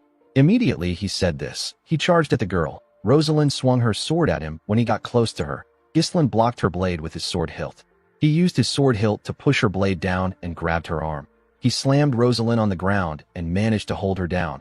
Immediately he did this, he called out to Belinda and Wendy. The two women entered the room with a bed. They tied Rosalind to the bed. The girl asked them to let her go immediately. Claude stepped into the room with a box. Ghislain took off his jacket and told the girl that he will remove her mask. Rosalind was shocked to hear this. Our boy explained to her that he needs to check her condition before beginning the actual treatment. When he placed his hand on her mask, Rosalind asked him to stop. She told him that she doesn't need his treatment. Ghislain didn't listen to her. He took off her mask. Claude and the rest of the group were quite shocked to see how damaged her skin was. Ghislain didn't seem surprised. He took out a vial from the box Claude was holding and explained to the girl that she will have to endure a lot for a week. He told her that she can endure what is about to happen as long as she is determined. Rosalind grit her teeth out of anger. She asked our boy if he has a death wish. She asked him if he really thinks that he can treat her illness. Our boy told her that he will die if he is not able to treat her. He poured the substance in the vial in her mouth. He told the girl that she will also die if she doesn't get treated. Rosalind was shocked to hear this. Tears flowed out of her eyes. Ghislain covered his hand with his mana. He was certain that his method will be successful. This is because this treatment was invented by Rosalind's future self. Our boy placed his hand on Rosalind's stomach and pushed his mana into her body. His mana entered her veins. Rosalind felt a large amount of excruciating pain when Ghislain's mana entered her veins. She couldn't believe that she had to endure this for a whole week. The girl wondered why she had to get this illness. She wondered why she was the only person in the world who had to suffer this kind of pain. The moment she thought of this, she remembered Ghislain telling her that she will also die if she doesn't get treated. The girl grit her teeth and pulled herself together. Since she was going to die eventually, she asked our boy to try his best until the very end. She told him that she will kill him if he messes up. The scene shifts, and we are taken to Ghislain's mansion. We see the mansion surrounded by the Marquis soldiers. Ghislain's soldiers were scared and confused. They didn't understand why they were in a situation like this. While trembling, Alfoy said that their stupid lord must have made another mess. Gordon suggested that they look for Ghislain instead of staying like this. Gillian asked him not to bother. He and Kair walked down the stairs with barrels of liquor in their hands. Kair asked the men to relax and have a drink. He reminded them that their lord wouldn't make a move without thinking. A week later, we are taken to the Marquis' mansion. We see the Marquis and two knights walking to the basement. When he stepped into the basement, the man saw something surprising. He saw Ghislain standing in a room covered with blood. His daughter's face had a light veil on it. Our boy turned to the Marquis and looked him in the eye. Marquis Branford stared at Ghislain with a chilling look on his face. Ghislain used his hand to remove the veil on the girl's face. The Marquis was shocked to see what our boy did. The scene shifts, and we see people gossiping about how the daughter of the Marquis has been cured of her illness. Later in the day, we see Ghislain step into the Marquis' office with Claude and Belinda. He bowed his head to the Marquis when he stepped into his office. Marquis Branford smiled and told our boy that he wasn't all talk. Ghislain sat down and told him that he was able to do it because he gave him a chance. The Marquis asked him to tell him what he wants. Everyone in the room nervously looked at Ghislain. They all wanted to know what he would ask for. Our boy asked the Marquis to be his guardian. The Marquis' subordinates were shocked to hear this. Belinda was happy to hear what her master said. She knew that he would request for this. Claude knew that Marquis Branford would be forced to take responsibility for his lord if he becomes his guardian. This is perfect for building a base of power in the kingdom. Marquis Branford reminded Ghislain that he said that he needs a small favor. He told him that he now understands why he came to him. Ghislain smiled when he heard this. The Marquis revealed to him that he already has someone in the north who he has set his sights on. Our boy asked him if he is referring to Count Brivant. The Marquis did not expect to hear this. He reminded Ghislain that Count Rayfold and Count Desmond are also great lords in the north. He asked him about why he thinks it is Count Brivant. Our boy explained to him that Count Desmond pretends to be neutral, but no one knows what he is really thinking. The Rayfold County is currently in chaos due to internal family strife. Besides this too, the other lords are incompetent and greedy. On the other hand, Count Brivant is wealthy and close to the royalist faction. He also possesses the military power of the Flame Magic Tower. The only person that the Marquis could set his eyes on is Count Brivant. Marquis Branford asked Ghislain if he is saying that he is more worthy than Count Brivant. Our boy smiled and asked the man to be honest. He asked him if he doesn't find the Count to be unsatisfying. Marquis Branford began to laugh when he heard this. He told Ghislain that he is correct. He said that the Count is a good man, but he is lazy, indecisive, and easily influenced. Our boy told him that the Count would have already been influenced by the Duke because of his personality. He asked the Marquis to be bolder if he is going to grant his wish. He asked him to make him the representative of the North. Marquis Branford did not expect this. He told Ghislaine that he now knows why he risked his life for this. He stood up and asked everyone present to bear witness. He announced that he will support Ghislaine as his guardian. He said that our boy's enemies are now his enemies. Everyone who wants to face Ghislaine must remember that the Marquis stands behind him. Marquis Branford turned to our boy and asked him to swear that he will consider his honor in everything that he does. Ghislaine went on his knees and drew his sword. He held his blade and swore that he will consider the Marquis's honor. The moment he did this, someone congratulated him. Our boy quickly turned around. The person told him that she couldn't greet him properly because of the chaos. The girl with the blue fan told Ghislaine that although her father has rewarded him, she is the one who is truly indebted to him. Immediately she said this. Rosalind closed her blue fan and revealed her beautiful face and shining red eyes. The girl told our boy that she will become his guardian. In the next scene, we see a party taking place in the Marquis' mansion. We see nobles dancing and talking to each other. Some of them talked about how Rosalind's illness was cured by some no-name noble with cosmetics.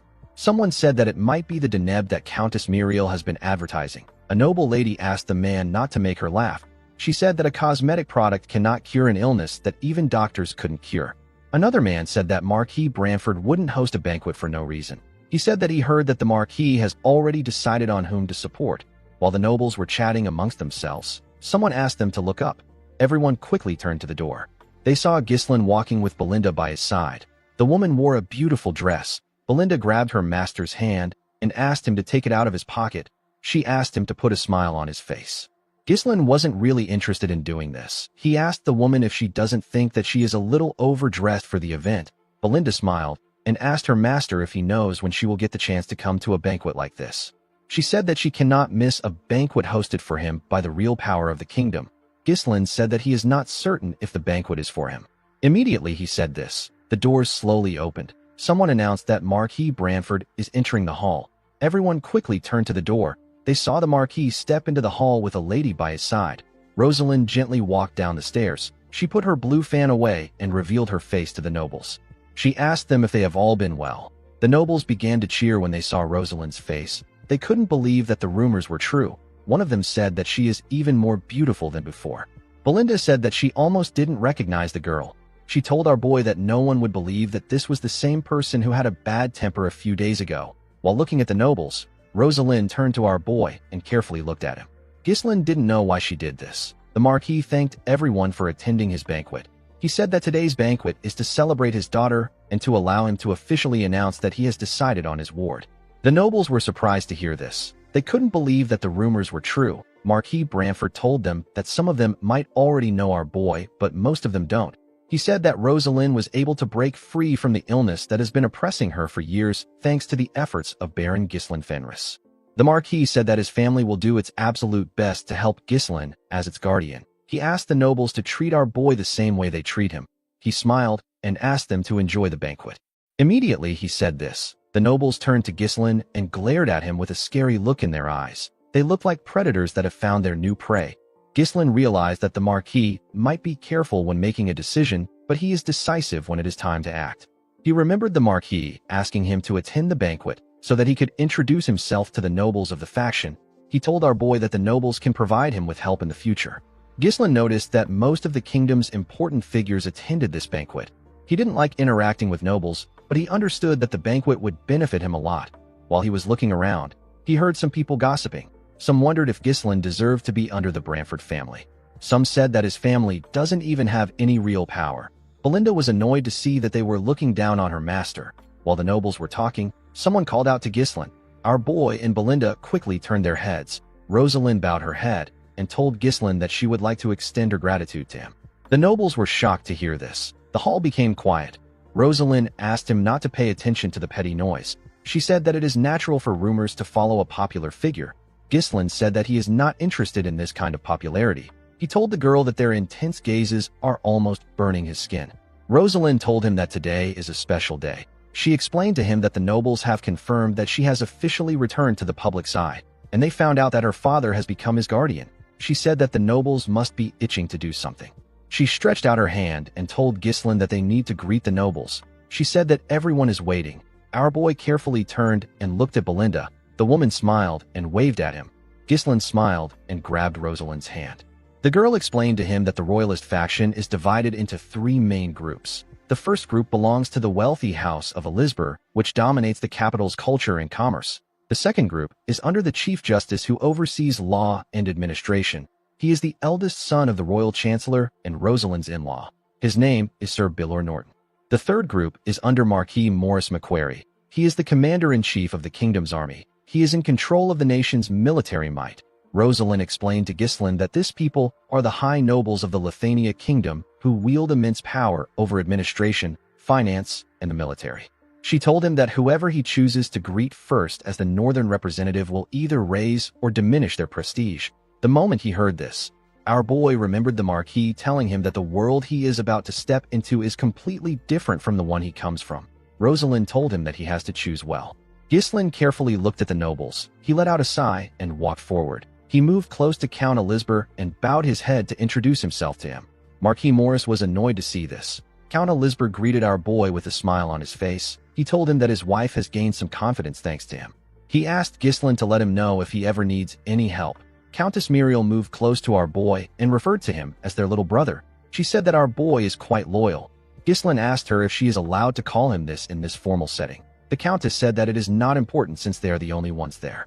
She thanked Ghislain for saving their faces. Immediately she did this. Marquis Morris cleared his throat loudly so that Ghislain can notice his presence. A man wearing blue clothes said that Ghislain should first pay his respects to the commander of the army if he is the son of a count. A man wearing red who stood behind Marquis Morris said that Marquis Branford has grown old. He said that Marquis Branford is now poor at discerning people. Ghislain turned around and moved close to the Marquis. He walked past the man instead of greeting him. Marquis Morris was shocked to see this. He saw our boy introduce himself to Sir Bilor Norton. The man was annoyed to see this. Sir Bilor thanked Ghislain for curing Rosalind. He told him that he has lifted a great burden off his heart. He revealed to him that Marquis Branford told him that he was looking for dwarven and elven slaves. He told Ghislain that he takes care of the legal issues related to slave traders and taxes. He asked him not to worry about it. Ghislain thanked the man for his help. After he was done with Sir Bilor, he went to greet Marquis Morris. The man was quite angry to see that our boy greeted him last. He asked him not to get conceited because Marquis Branford is backing him. He told Ghislain that he can cut him off anytime. Our boy said that he still has many shortcomings. He asked Marquis Morris to continue guiding him in the future. Marquis Branford watched our boy as he greeted the nobles. He heard the other nobles discussing about how Ghislain greeted the high nobles. When Ghislain was done, Rosalind asked him if the order was intentional. Our boy told her that he simply followed his heart. The moment he said this, the other nobles ran to him. They wanted to give him gifts and talk to him. The Elizabeth family and Sir Bilor watched Ghislain as the other nobles surrounded him. Count Elizabeth said that our boy has earned the resentment of Marquis Morris. His wife asked him not to worry because the Marquis is a simple man. Sir Bilor said that Marquis Morris can't cut Ghislain off just because he is jealous. Marquis Branford said that this is natural. He said that our boy is the only one who was capable of curing Rosalind's illness. Sir Bilor was amazed that the Marquis discovered such an excellent talent. He referred to him as brother and told him that he is quite impressive. Marquis Branford said that he didn't do much. He explained to him that Ghislain rose from the bottom to this position with his own strength. He said that our boy possesses the might to turn an unfavorable war into victory, and he has the ability to read the surrounding state of affairs and foresee what lies ahead. The Marquis said that he believed that Ghislain was worthy to receive his support. The moment he said this, someone stepped into the hall with a cane in his hand. Ghislain immediately sensed a person's presence. The high nobles and our boy quickly turned to the door. They saw a well-dressed man with a walking cane. Ghislain grit his teeth out of anger when he saw this man. He was happy to see that the man had finally crawled out. This man is the closest aide of Duke Delphine and the strategist of the ducal house. His name is Raoul Joseph.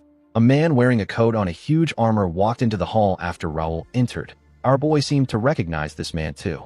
The other nobles recognized Raoul. They all knew that he was from the Delphine ducal house. They believed that it wouldn't be smart to associate with him. Raoul and his knight walked up to the Marquis. Raoul greeted Marquis Branford. The Marquis told the Viscount that he believed that he had no interest in events like this. The Viscount told him that he simply came there to pay his respects. He told the Marquis that he heard he recruited a young lion. The Marquis told him that his lion is not special enough to interest the Duke. He asked the Viscount about the identity of the person behind him. Raoul told the Marquis that it is his escort. He said that it is not someone special enough to interest him. The Marquis's knight told the Viscount that his escort needs to remove his helmet and reveal his face. He asked the escort knight to show his face. The man didn't do anything. The Marquis's knight was annoyed to see this. He placed his hand on his sword and asked the escort if he didn't hear him. Before he could draw his sword, Marquis Branford asked the man whose name is Tolio to stop. He said that it is okay. With a serious look on his face, the Marquis asked Raoul to enjoy himself since he has come a long way. He asked him to take care of himself before he leaves so that he doesn't dishonor the Duke's name. The Viscount smiled and thanked the Marquis for his consideration. He turned around after thanking the Marquis. Marquis Branford could not believe that he was not informed that someone like Raoul, who is a significant figure in the Duke's faction, was in the capital. He couldn't believe that the man managed to avoid his eyes and ears. He realized that the Duke's influence has reached the capital. Raoul and his knight walked up to Ghislain. Our boy looked the Viscount in his eyes. He glared at the man to show his disdain for him. Raoul did not understand why Ghislain was glaring at him. This was his first time meeting him. He asked our boy if he knows him. Ghislain put himself together and stopped glaring at the man. He told him that he knows him. He said that he heard many things about him in the capital. The Viscount told Ghislain that he also knows him very well. He said that our boy put on an amazing show in the northern region. Ghislain was not surprised to hear that the man knew about what happened in the north. This is because Raoul was the one who made all the plans to bring Perdium to its knees. The Viscount suggested that they move somewhere else since they have greeted themselves. He told our boy that he has something to tell him privately. In the next scene, we see Ghislain in a room with the Viscount and his knight. Raoul decided to be straightforward. He told our boy that they are interested in his cosmetics. He explained to him that he came to the capital because he heard that a product that was good enough to cure Rosalind's skin and bring it back to life had appeared. He said that they were actually developing something similar. Ghislain wasn't looking at the Viscount when he was talking. He was staring at the knight behind him. Our boy turned to the Viscount and told him that he will have to apologize to him if he came to talk about an exclusive contract or technology sharing. The Viscount told him that he did not come there to engage in such a tedious talk.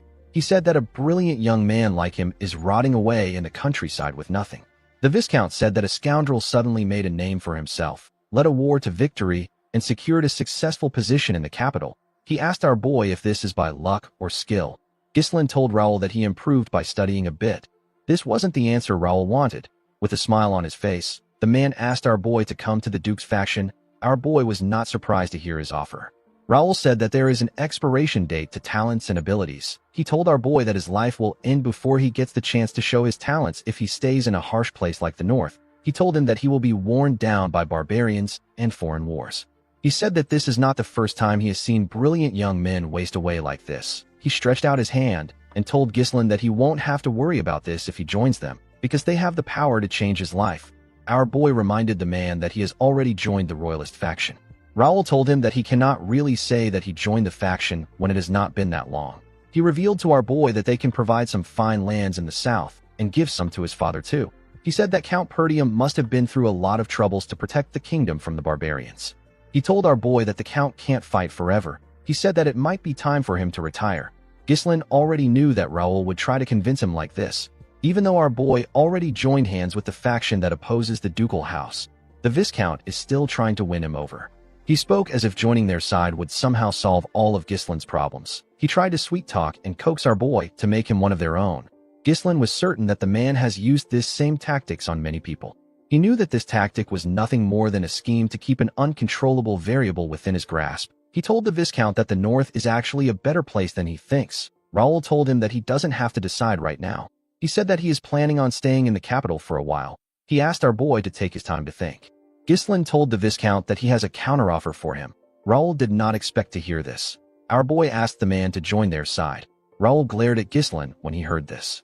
In the next scene, we see a carriage leaving the Marquis's mansion. Raoul and his knight were inside the carriage. The knight asked him about how he feels about Ghislain now that he has seen him. The Viscount said that our boy has strange eyes. He said that he wants to gouge them out. The knights revealed to him that Ghislain tried to kill him. Raoul was surprised to hear this. The knight told him that he could feel our boy's killing intent. He said that Ghislain was gauging his skills during the entire conversation. Our boy was wondering about how fast he could kill the Viscount after getting past the knight. He and the man locked eyes. They fought with their minds. In his mind, Ghislain swung his sword at the Viscount in an instant, but his attack was blocked by the knight. The knight pushed Raoul away and blocked our boy's attack. Although his first attempt was stopped, Ghislain didn't give up. He tried again, but his attacks were blocked by the man. Our boy and the man glared at each other. Our boy increased his speed and swung his blade at the man. The knight easily blocked his attack. He pushed Gislin's sword back. Our boy gathered his strength and pushed his sword away. He and the knight quickly swung their blades at each other. Their fight came to a standstill. Gislin realized that he couldn't get his way. He glared at the man. He grit his teeth and gave the Viscount the offer to join them. Raoul smiled and told him that he now understands why the Marquis likes him. He stood up and told Gislin that he enjoyed talking to him. He told him that he will see him again in the future. Our boy said that he is also looking forward to it. After Gislin said this, the knight glared at him with his green eyes.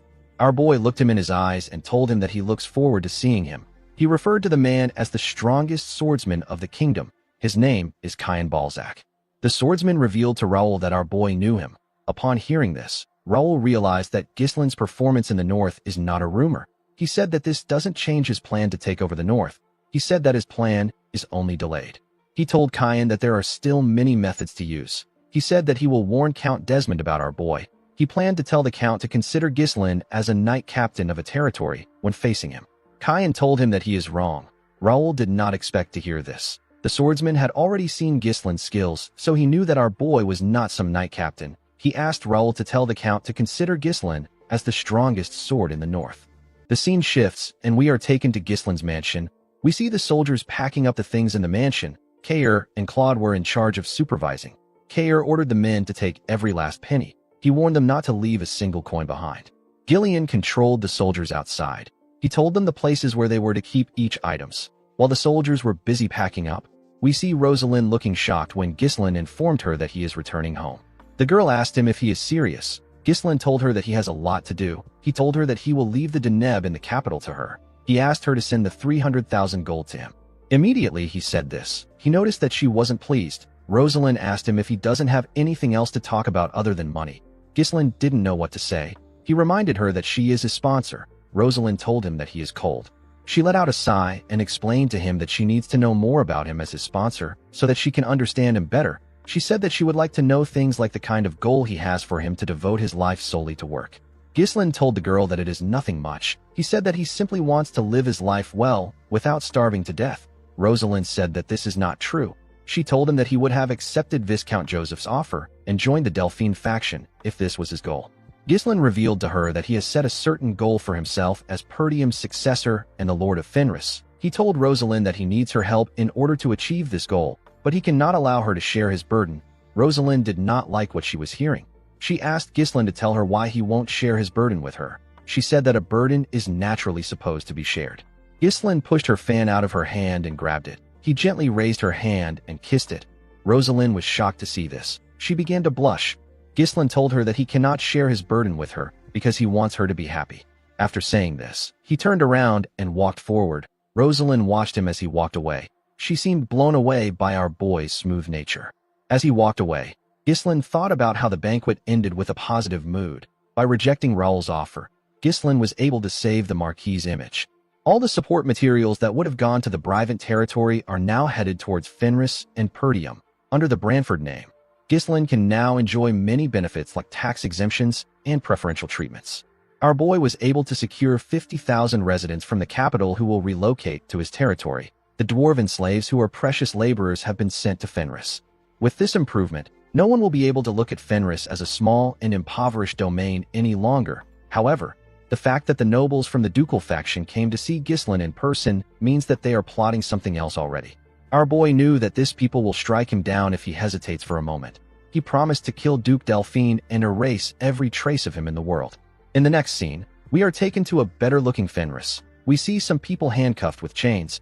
These people are dwarven slaves. The dwarves were being escorted by some soldiers. A bald dwarf called out to a dwarf with full beards.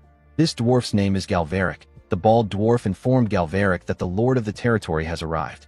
When Galveric raised his head up, he saw Gislin and his cool-looking horse marching into the town. The people of Fenris came outside to cheer for our boy and his soldiers. Belinda was surprised to see that everyone came out to greet them. Caer and the soldiers seemed to like the standing ovation. The dwarves noticed that the citizens were excited. One of them said that he has never seen a territory like this. He revealed to his comrades that he heard that their new lord will build them a home and will never starve them. Galveric was annoyed to hear this. He asked his comrades if they haven't learned their lesson. He said that a noble is a noble. He turned to Gislin and said that nobles are pieces of trash who only think about themselves. He said that their new lord is no different. The others became worried when they heard this. The bald dwarf asked him if he really wants to continue with his plan. Galveric told him that they will proceed as planned. While on his horse, Ghislain turned to the side to see the dwarven slaves. He saw Galveric. Belinda moved close to him and tapped him on his shoulder. She asked him to wave to his citizens. Ghislain raised his hand and waved to them. Claude was quite happy to return to Fenris. He believed that he can relax now that they have made a lot of money. Ghislain called out to him and asked him to organize the materials that he told Lowell to research on and bring them to his office. Claude was annoyed to hear this. He told our boy that they just got back. He begged him to give him some time to catch his breath. Ghislain said that there is no time for a slave to rest. He asked him to consider the time he spent in the capital as his vacation. He ordered him to call for a meeting immediately. In the next scene, we see everyone gathered in Ghislain's office. Our boy called out to Lowell and asked him if he had any trouble with Homern. The man said that he didn't. Ghislain asked him to tell Homern that he will visit him soon. He asked the man to report what happened in his absence. Lowell took out a report and revealed to him that the administration of the territory has been carried out exactly how he instructed before he left for the capital. Ghislain asked Alfoy about the construction work on the major facilities. While scratching his nose, Alfoy revealed to Ghislain that the mages finished the roads and the waterway maintenance while he and Vanessa were not around. Vanessa used her staff to hit him on his head and asked him to try to be more polite. Lowell said that Alfoy is correct. He told his lord that they will soon finish building the workshops and the grain storage. He said that it will be completed quickly once they put the dwarven slaves to work. He said that their crop yield is so abundant that they may no longer need to purchase grains from merchant guilds. Belinda curiously asked him about how great their crop yield was. Claude told her that it rivals the Rayfold's yield in sheer volume. He said that it has the highest per unit area of production in the kingdom. Wendy couldn't believe that this was coming from the man who once said that it is impossible to farm there. Belinda was quite happy to hear this. She said that her young master will soon become a great lord. She said that his chances have improved now that he has the backing of the royalist faction. Gillian told his master that his goal of truly reviving his land is slowly becoming reality.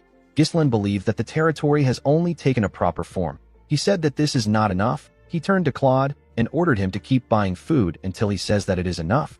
He said that they need to expand their residential area, so they need to secure land in advance. Claude was surprised to hear this. Ghislain announced that they will now be preparing for a war. Everyone was shocked to hear this. Claude asked him about what he means. He asked his lord to tell him who will dare to attack him now that he has joined the royalist faction. Ghislain said that it could be Desmond or Rayfold. He asked Claude to read the report in Lowell's hands. The man was shocked to see what was written on it. He read that there was a large-scale conscription and training in the Desmond territory. They were also recruiting free knights. Claude saw records of massive purchases of weapons and iron ore. Ghislain revealed to the administrator that this is the data he asked Lowell to collect on Count Desmond's movements before leaving for the capital. He said that the critical part is that Count Desmond has been buying up large quantities of high-quality iron ore from the Cabaldi territory. Gillian said that the most important resources in war are food, manpower, and weapons. Iron ore is an essential resource used in forging and maintaining weapons. However, the amount the Count is purchasing is far too much for a peaceful era. Kair smiled and said that a war might really break out. Alfoy was sad to hear this. He couldn't believe that he had to take part in another war again. Claude told his lord that they will be in trouble if Count Desmond gets more iron ore. He said that Count Cabaldi won't sell the iron ore to them even if it is necessary for the overall advancement of the territory. Ghislain said that they need to consider Count Cabaldi as a part of the Delphine faction.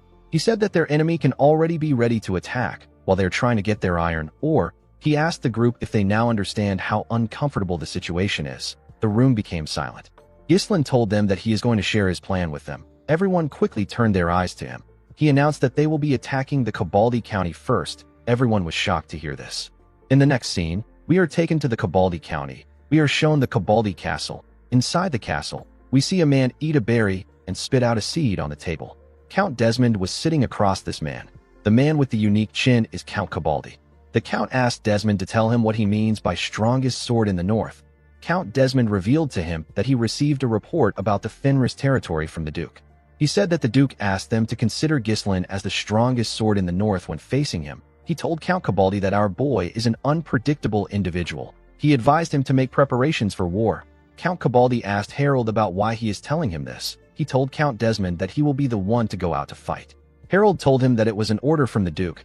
Count Cabaldi began to laugh like a crazy person. He asked Harold if he lost all his senses after losing to Ghislain. He asked him if anyone would dare wage war on his territory.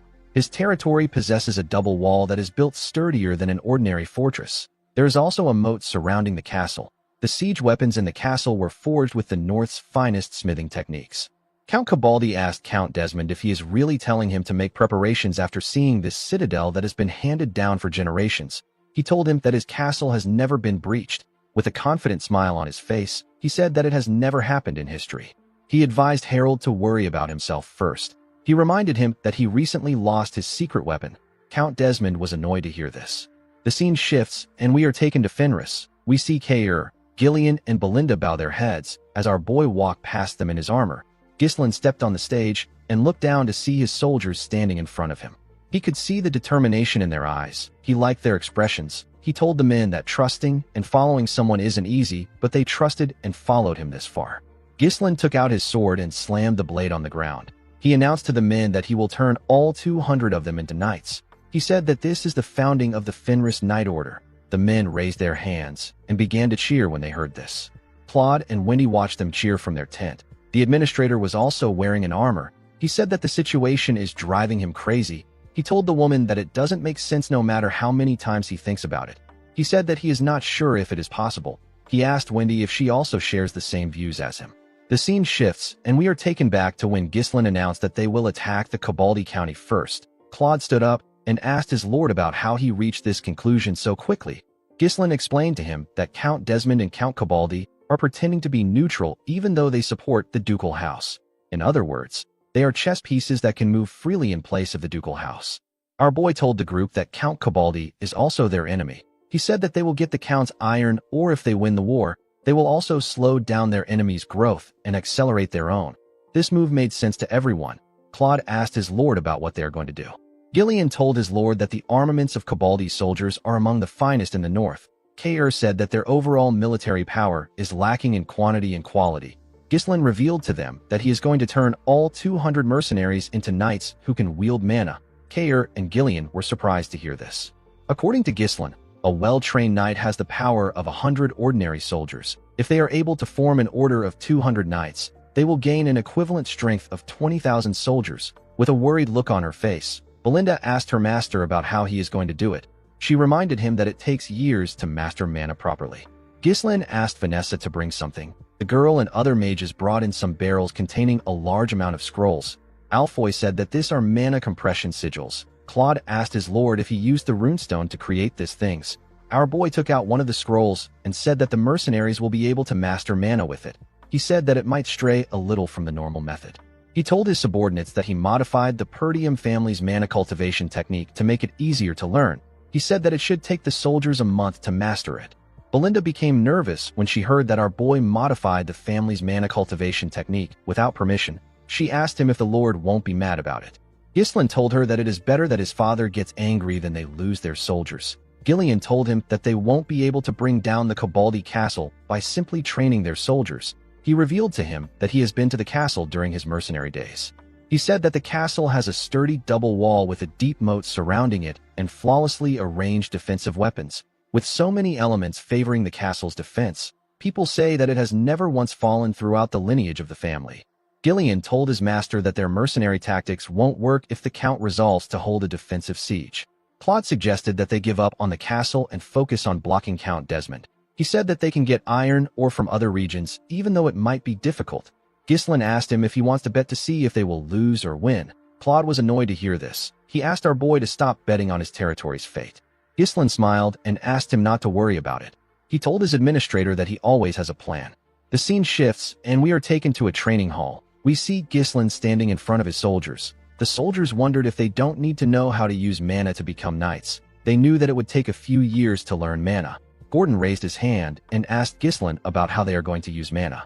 Ghislain told the soldiers that it would normally take several years to learn how to use mana. He told them that he will make sure that they all learn it within a month. Gordon and the other soldiers were surprised to hear this. Ghislain smiled and said that he will explain to them in a way that they can really understand. A while later, we see Ghislain pushing his mana into Gordon. There were several exhausted soldiers laying on the ground. They were breathing heavily. Gordon grit his teeth to endure the pain of our boy's mana. Ghislain asked him to bear with it. He told him that he is compressing several years into a single month. The burden for this is naturally enormous. He told Gordon that he will temporarily feel mana through the compression sigil. He asked him to gather the mana particles in the air and take them beneath his lower abdomen to form a mana core. He advised Gordon to imagine winding up a skein of thread. While following his orders, Gordon dragged the mana beneath his lower abdomen. He screamed out in pain. A while later, we see Ghislain step out of the training hall. He saw Belinda and Lowell waiting outside for him. Belinda told him that he did well. Ghislain thanked her and asked her if she can take the soldiers back to their lodgings. He told her that she will need to keep an eye on them for a while. While breathing heavily, he called out to Lowell and informed him that they will be crafting the armor that their order will be using. He asked him about how their dwarven slaves are doing. Lowell informed his master that the elves haven't arrived yet, but the dwarves are already waiting in the territory's lodgings. Ghislain turned to the sky when he heard this. He said that the moon won't be rising tonight. The scene shifts, and we are taken to a forest outside the town. We see someone push his hand out from the ground. The person created a huge hole and came out of the ground. The person turned out to be Galveric. His comrades were behind him. Galveric asked his comrades to come out after looking around. One of the dwarves asked Galveric if he is certain that they will be free once they escape this kingdom. Galveric revealed to him that people said that there is a secret autonomous district in another kingdom where slaves of different races live together. He asked his friends to leave with him. He said that the border is right in front of them. The moment he said this, Galveric noticed that his friends were hesitant. They seemed to be shaking. Galveric was annoyed to see them hesitating. He asked them if they have some lingering attachments to the slave life. He asked them to go back and spend their whole lives crafting toys for nobles if they're scared. The bald dwarf said that this is not it. He pointed at something and asked Galveric to turn around. When the man turned around, he saw Ghislain behind him. Our boy told the dwarves that there is no point in running away. The dwarves were shocked to hear this. They believed that Ghislain knew about their escape plan. Galveric couldn't believe that he already caught up to them. The moment he thought of this, he noticed something. He didn't see anyone behind Ghislain. He asked him if he came alone. Our boy told him that he did. The dwarves quickly came together and had a little meeting. They turned to Ghislain and glared at him. Galveric told him that they will be free if he is gone. Ghislain smiled and asked them to do their best. A while later, we see Galveric struggling to get up after taking a beating from Ghislain. His friends couldn't even move. Ghislain moved close to him and told him that dwarves are quite sturdy. Galveric raised his head up when he heard this. Ghislain explained to him that the slave traders are going to search for him once he runs away. He asked the man if he would like to just work for him. Galveric asked our boy not to make him laugh. He said that he would rather die chasing freedom than getting stuck there and making boring toys for him. He told Ghislain that he is gravely mistaken if he thinks that they are going to work without resisting. Ghislain smiled when he heard this. He liked the dwarf's resilience. He believed that his behavior was normal since he is someone who will later be called the legendary blacksmith in the future. Galveric pushed himself up and took a stance. Ghislain asked the man to give him 10 years. He promised to build an autonomous district for dwarves in his territory and free them from slavery if they cooperate with him earnestly. The dwarves were shocked to hear this. They all got up. Galveric asked him to stop lying. He told Ghislain that the kingdom legally defines them as slaves. He told him that it will be meaningless for a rural lord like him to give them freedom. Ghislain told the man that laws can be fixed when needed. The bald dwarf informed Galveric that Ghislain is backed by the royalist faction. He said that it might really be possible for him. Galveric clenched his fist out of anger. He knew that he couldn't win this fight. Ghislain told him that he is not interested in some luxurious craftsmanship.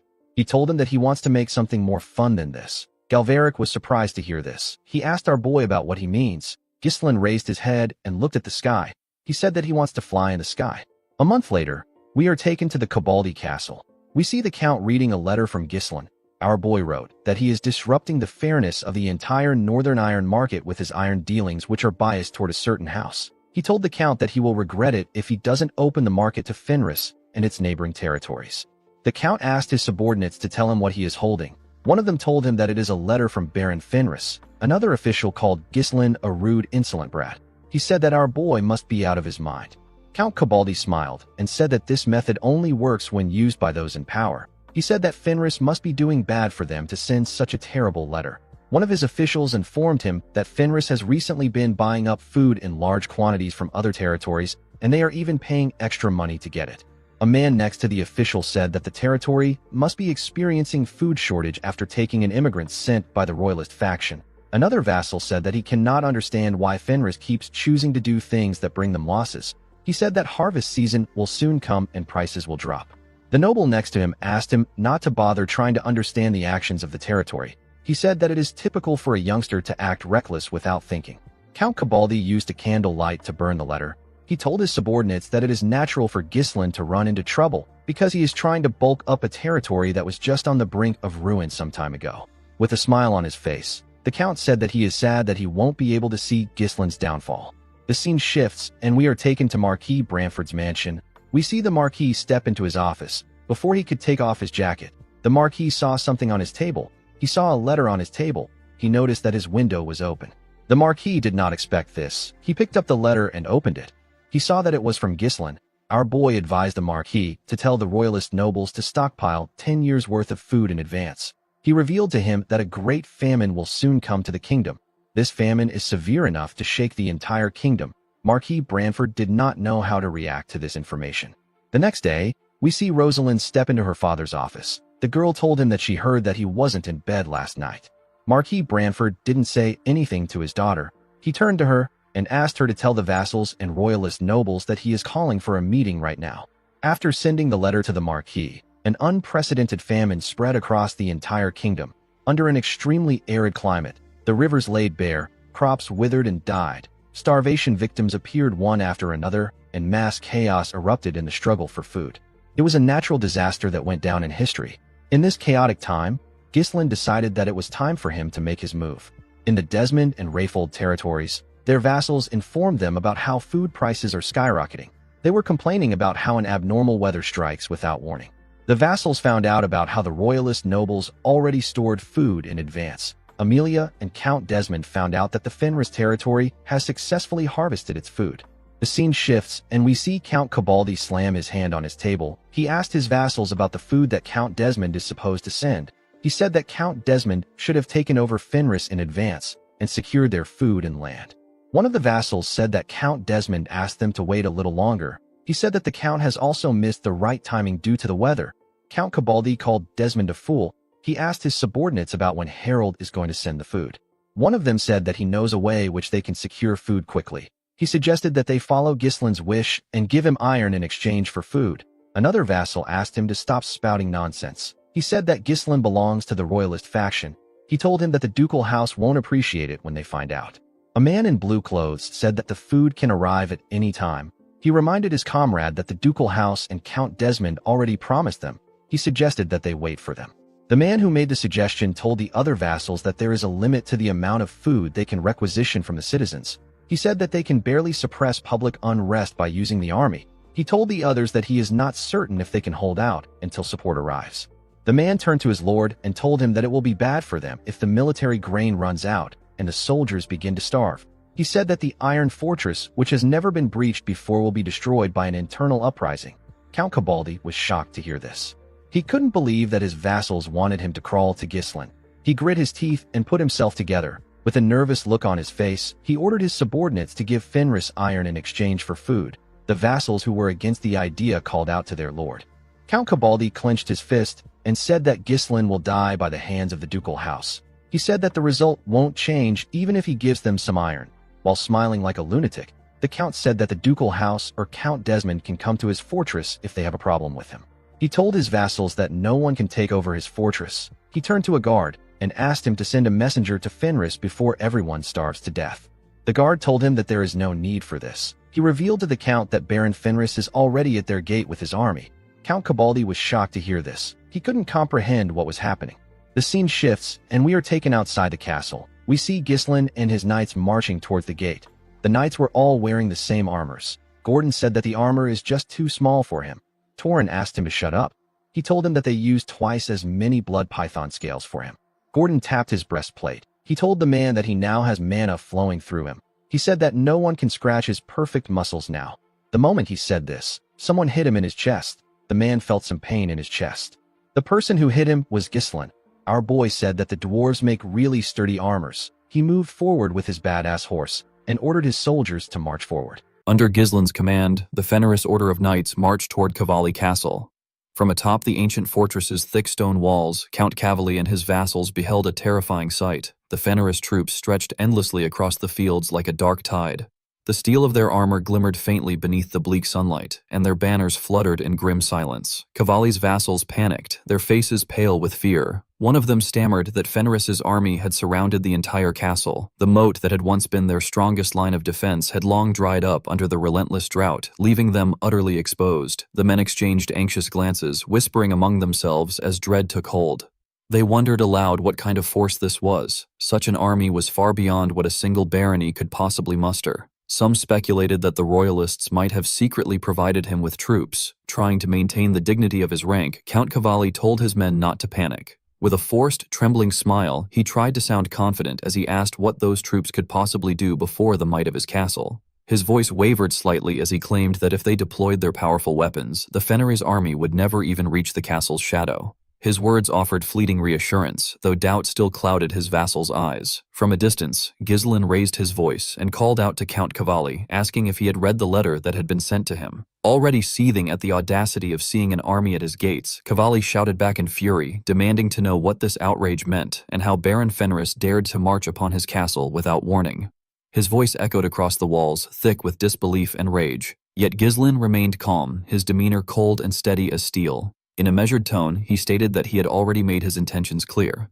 He reminded them that he had warned the Count of the regret that would follow if the market remained closed. Though his words were not shouted, they carried such weight that silence fell over the scene for a brief moment. Hearing Ghislain's declaration, Count Cavalli's vassals could no longer restrain their fury. Their fists clenched as they shouted down from the battlements, demanding to know whether Ghislain truly believed that stringing together bold words could justify a cause for war. Their anger flared, for such audacity was a grave insult to noble dignity and could not be tolerated. Count Cavalli himself, his pride burning hotter than reason, declared that if Ghislain wished for war, then he should prepare a proper justification and issue a formal declaration. He added that he would not associate with anyone who disrespected noble etiquette in such a disgraceful manner. Though his voice remained stern, it trembled faintly, betraying both the sting of insult and the weight of the situation. But Ghislain's gaze only grew sharper, and his tone colder than ever. He said that if the Count desired a declaration of war, he would receive one here and now.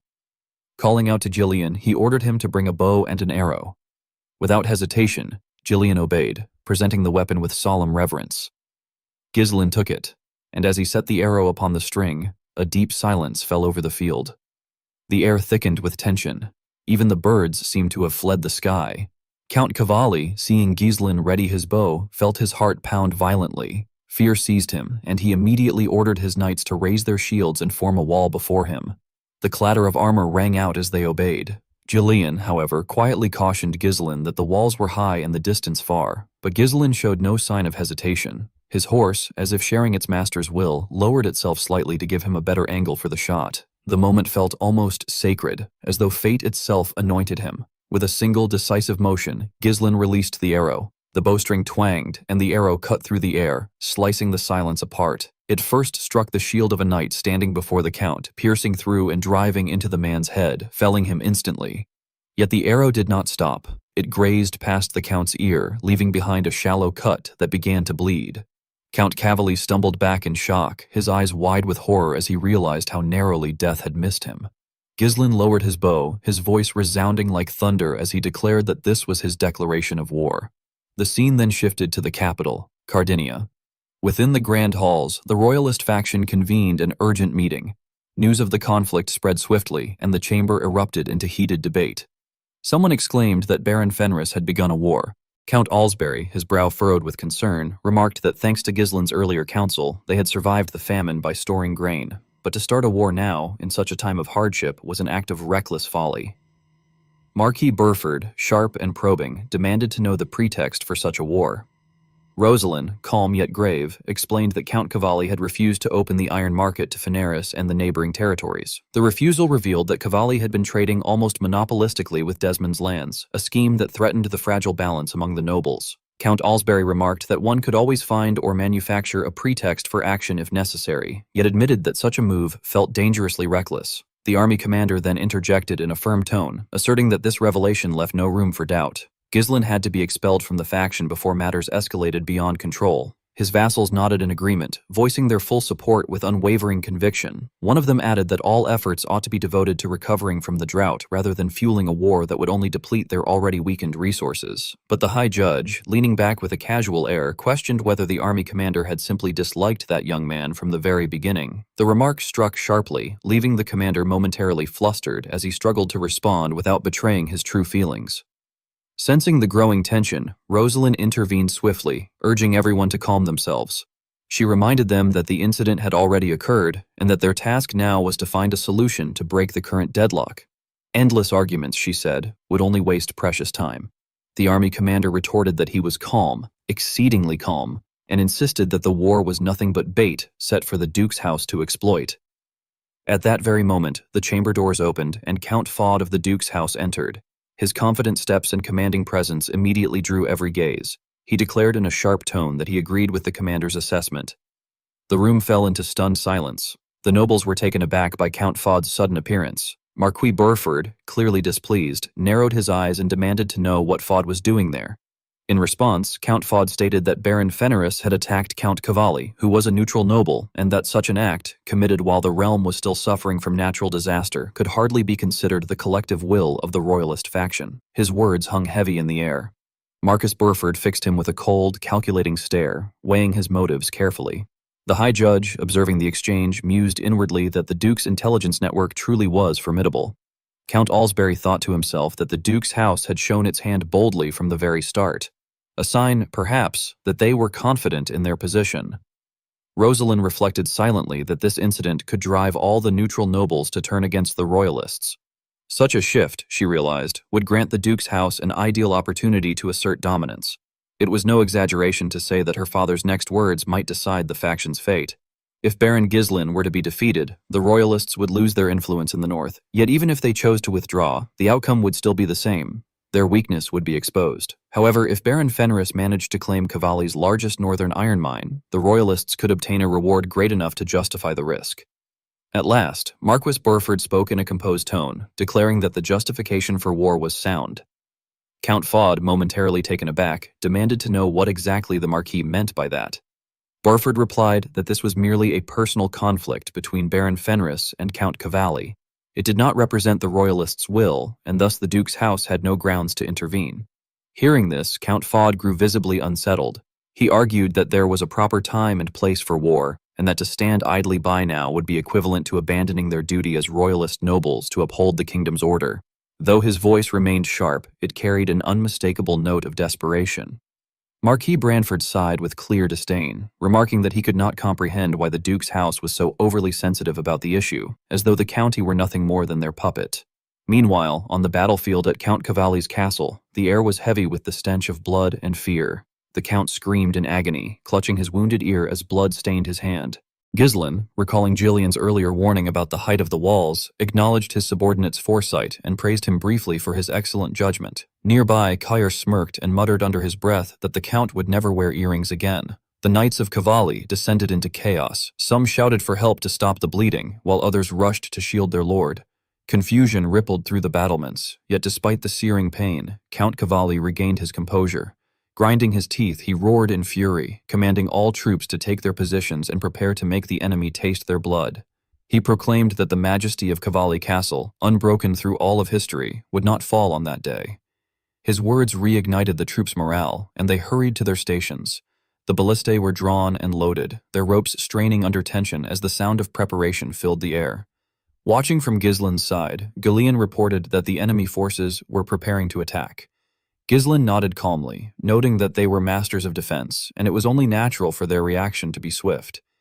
His tone carried no trace of concern or fear, only a composed certainty born of control and confidence.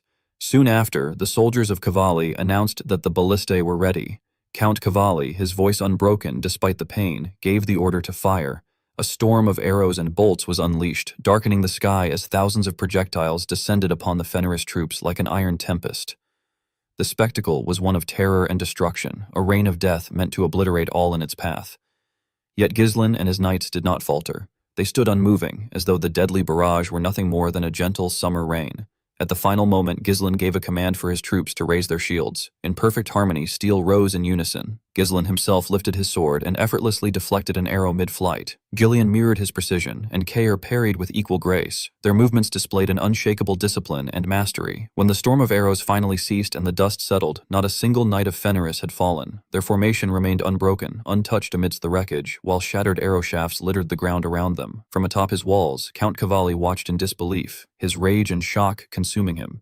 His confidence, once towering, now trembled at its foundation. Ghislain sheathed his sword slowly, every motion deliberate. Raising his voice, he asked whether this feeble assault was truly all the Count had to offer, his words cutting deeper than any blade. Then, in a tone of cold authority, he ordered his troops to withdraw to their main position and prepare for the next phase of the operation. While the group was relaxing, Claude laughed, remarking that his lord had chosen the perfect moment to engage in battle. He then turned to Wendy, asking if she agreed, and commented that the cavalry territory probably hadn't stockpiled food the way they had. According to him, if they simply waited, victory was all but certain. Alfoy, looking discouraged, wondered aloud why Ghislain had even brought the mages along. Claude brushed off the question, saying it didn't matter. Since the mages had already exhausted their energy constructing the garrison, they could rest for now. He leaned back against a supply crate, stretched his arms, and sighed contentedly, saying it felt good to finally relax and do nothing for a change. Turning to Alfoy, he suggested they play a game together. Trying to shake off his gloomy mood, Alfoy showed some interest and asked what the wager would be. Before Claude could answer, the tent flap was suddenly thrown open and Ghislain entered, his expression dark and commanding as he ordered Claude to step outside. Both Claude and Alfoy froze in surprise. Claude blinked in confusion, asking why Ghislain was already back, but Ghislain ignored him and strode past, instructing Alfoy sharply to gather all the mages at once. His tone left no room for refusal. Ghislain then declared that from that moment onward, they would begin digging tunnels toward the cavalry castle.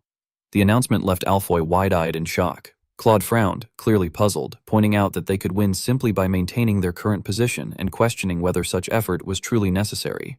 But Ghislain replied with unwavering determination that they couldn't afford to just wait. If they wished to end things before the Duke's house could send reinforcements to Cavalli, they had to take action immediately. Soon after, Ghislain reached the forward camp outside Cavalli territory. His eyes were cold and resolute as he looked toward the distant fortress walls, quietly stating that the war would end sooner than Cavalli could imagine. Meanwhile, inside the fortress, Count Cavalli grimaced as he tended to his wound. He cursed Ghislain as an insolent brat for daring to run off after having pierced the ears of his noble self. His vassals stood around him, their faces tight with anger and frustration. One of the men remarked that, faced with Ghislain's overwhelming firepower, they would have been helpless regardless of their efforts. He reasoned that the enemy must have switched to a delaying tactic, aware that the cavalry territory lacked sufficient food supplies. Count Cavalli clenched his teeth in anger and demanded of one of his vassals whether he was suggesting that Ghislain intended to wait until they surrendered. Yet, he reminded them that the Duke's house stood behind the Cavalli domain. With a dark laugh, the Count declared that the Duke's house would never abandon the largest northern iron mine under his control. He was certain that reinforcements would arrive. All they needed to do was hold out until then.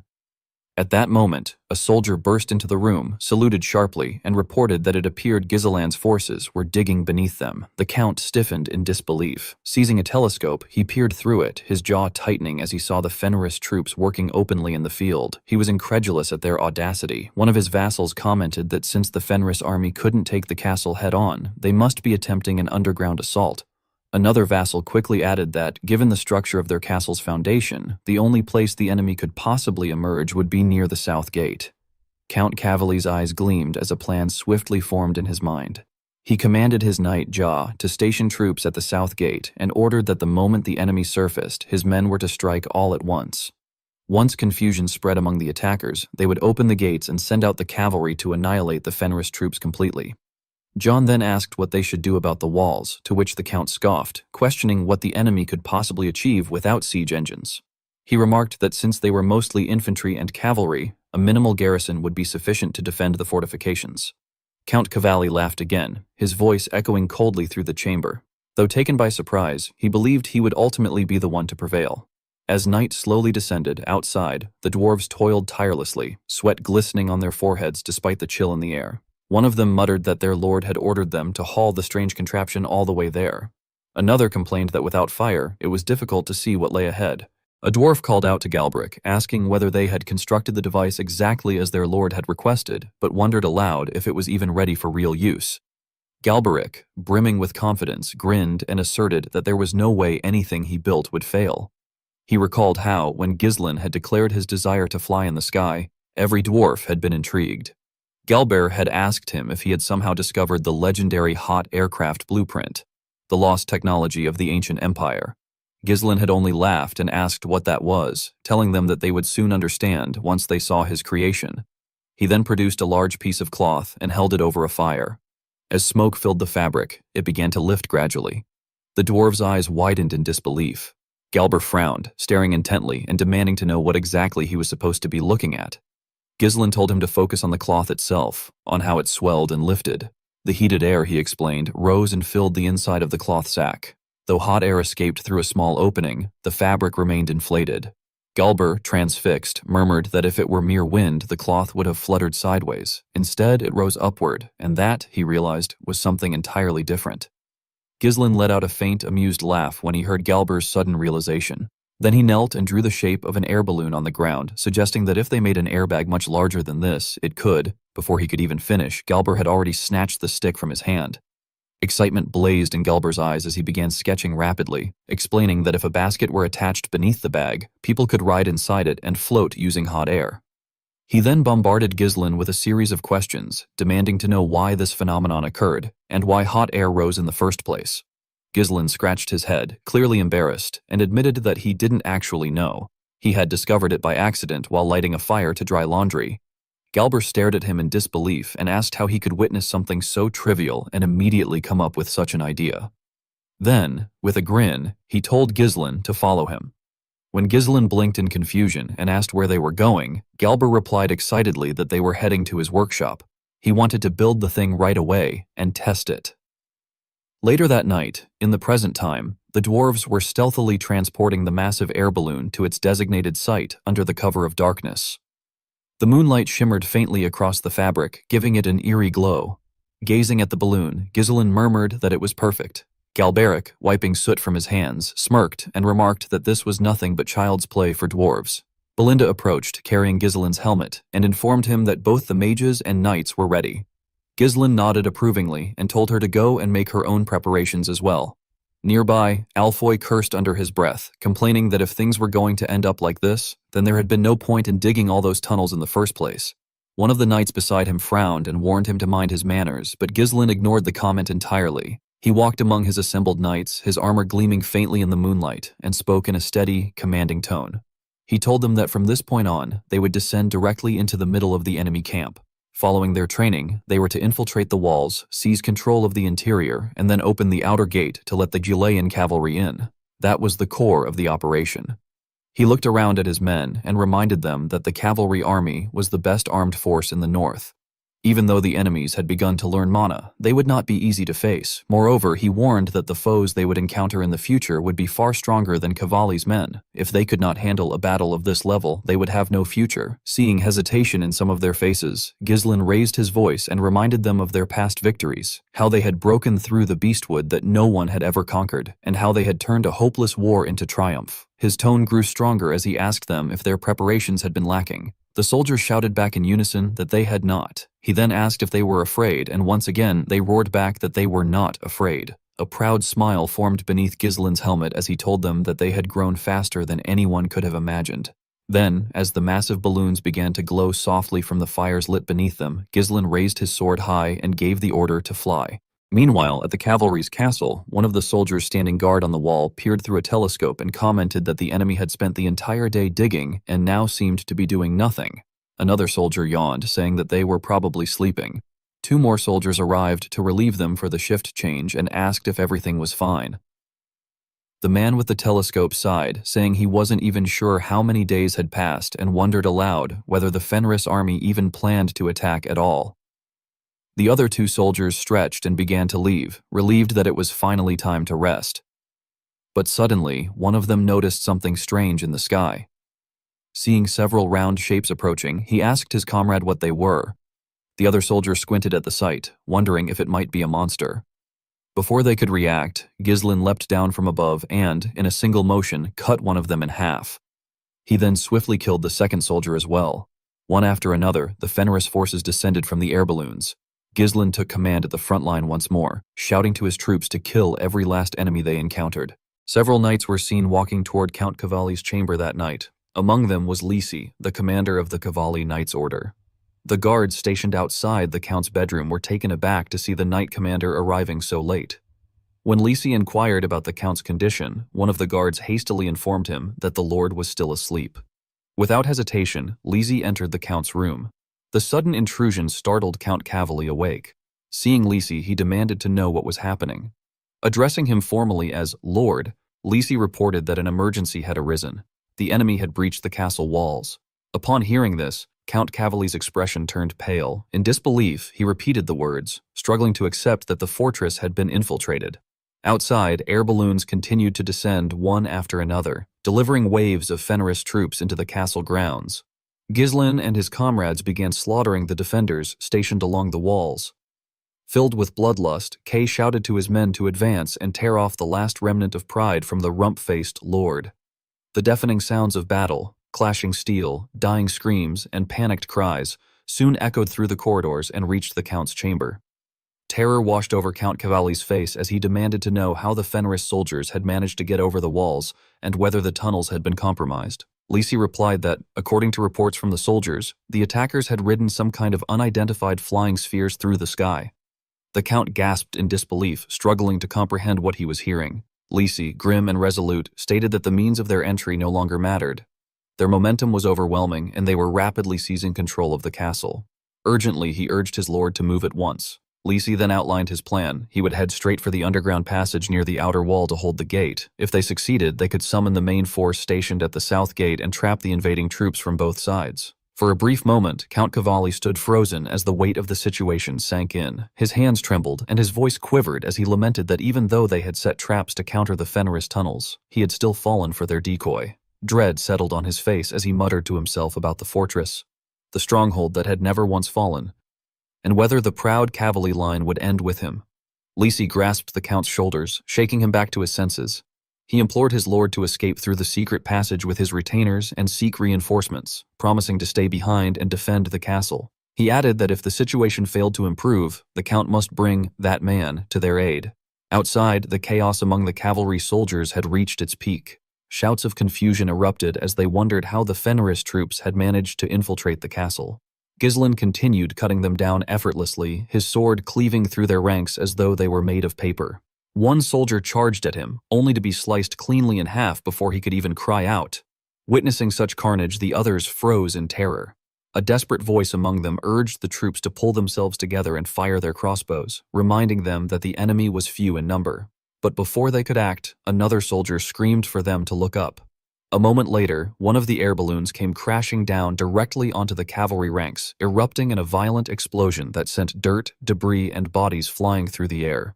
Apparently, Gordon and Alfoy had been aboard that balloon. As the smoke thickened around them, Alfoy, coughing harshly, shouted angrily at Gordon that he was a stupid muscle pig, and that he had already told him not to ride along because his weight was too much. Gordon, still trying to catch his breath, only glared at him in silence. As they both struggled to stand, a group of cavalry soldiers suddenly charged toward them. Before their blades could reach the two men, Ghislain appeared out of nowhere and swiftly eliminated the attackers. He immediately asked whether the two were hurt. Keir, watching, smirked and remarked mockingly that even as a knight, Gordon still acted the same as always. Gordon, however, remained silent, his face grim. Suddenly, Ghislain and Belinda caught sight of movement in the distance. Beyond the wall, the cavalry soldiers had already seized control of the gate. CA, seeing this, was taken aback, realizing that the enemy had already assumed a defensive formation. Ghislain calmly noted that their reaction was faster than expected, and reasoned that there must be someone sharp among their ranks directing them. He warned that the enemy forces they had scattered with the tunnel operation would soon regroup and that they needed to move quickly.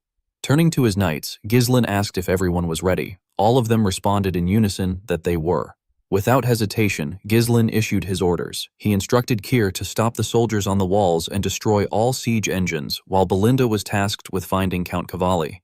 Ghislain himself would clear a path toward the gate. In a firm and serious tone, he asked again if they were ready. The knights raised their swords high, and a powerful aura enveloped them as they shouted that they were prepared. A faint smile crossed Ghislain's lips as he placed his helmet on. Then, in a commanding voice, he gave the order for the Fenris Order of Knights to begin their action. A tense stillness settled across the battlefield as both sides prepared for the inevitable clash. Moments later, one of the cavalry soldiers rushed to the knight commander, reporting an alarm that the Fenris troops were advancing. Lisi immediately realized that their true objective had always been the gate. He ordered his men to ready their spears. As the Fenris knights charged forward, Lisi commanded his troops to hold their ground until reinforcements from the south gate arrived. The battle erupted with an earth-shaking roar. Gislen and his knights unleashed a brutal assault, slaughtering the cavalry forces in a one-sided massacre. The knight commander watched in disbelief as his troops were torn apart without mercy. His eyes focused particularly on Gislen, whose every swing of the sword cleaved through men as though they were paper. Panic spread among the soldiers as they realized there was no way to stop the attackers, whose weapons were all infused with mana. Lisi was stunned to see that every intruder was a knight, something he considered impossible. No matter how skilled they were, he thought, they should not have been able to break through a heavy infantry line so quickly. Resolving himself, he declared that the man leading the charge had to be stopped at all costs. Another soldier soon reported that the momentum of the Fenris knights was overwhelming and that the forces at the outer wall could no longer hold. At this rate, the gate itself would collapse. Gritting his teeth, Lisi ordered the destruction of all mechanisms that opened and closed the gate, saying he would buy them some time. But before long, Gislen charged straight toward him. Their blades collided with a deafening clang. Lisi barely managed to block the attack but was immediately forced backward by the sheer power behind Gislen's strike. Their swords clashed again and again, sending sparks flying through the air. Lisi's arms began to tremble as he struggled to withstand the onslaught. He was taken aback, his breath catching as he faced Gislen's cold, fearless gaze. Each swing from Gislen's blade forced him back step by step until Leslie found himself nearly breathless. Still, he refused to falter. Gathering his remaining strength, he raised his sword high and declared that he was Leslie, commander of the Cavalli Knight Order, and that his opponent would not pass beyond that point. Meanwhile, in the depths of the castle, the scene shifted to the dungeon. The air there was damp and heavy, filled with the faint clinking of iron chains. Count Cavalli arrived, his footsteps echoing softly against the stone floor. Inside one of the cells sat a man bound by numerous chains. His expression was vacant until the sound of approaching steps made him lift his head.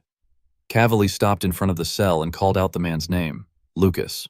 Slowly, Lucas raised his head, his sharp eyes glinting faintly in the dim torchlight. The Count spoke hurriedly, his voice trembling slightly as he urged Lucas to delay the enemy.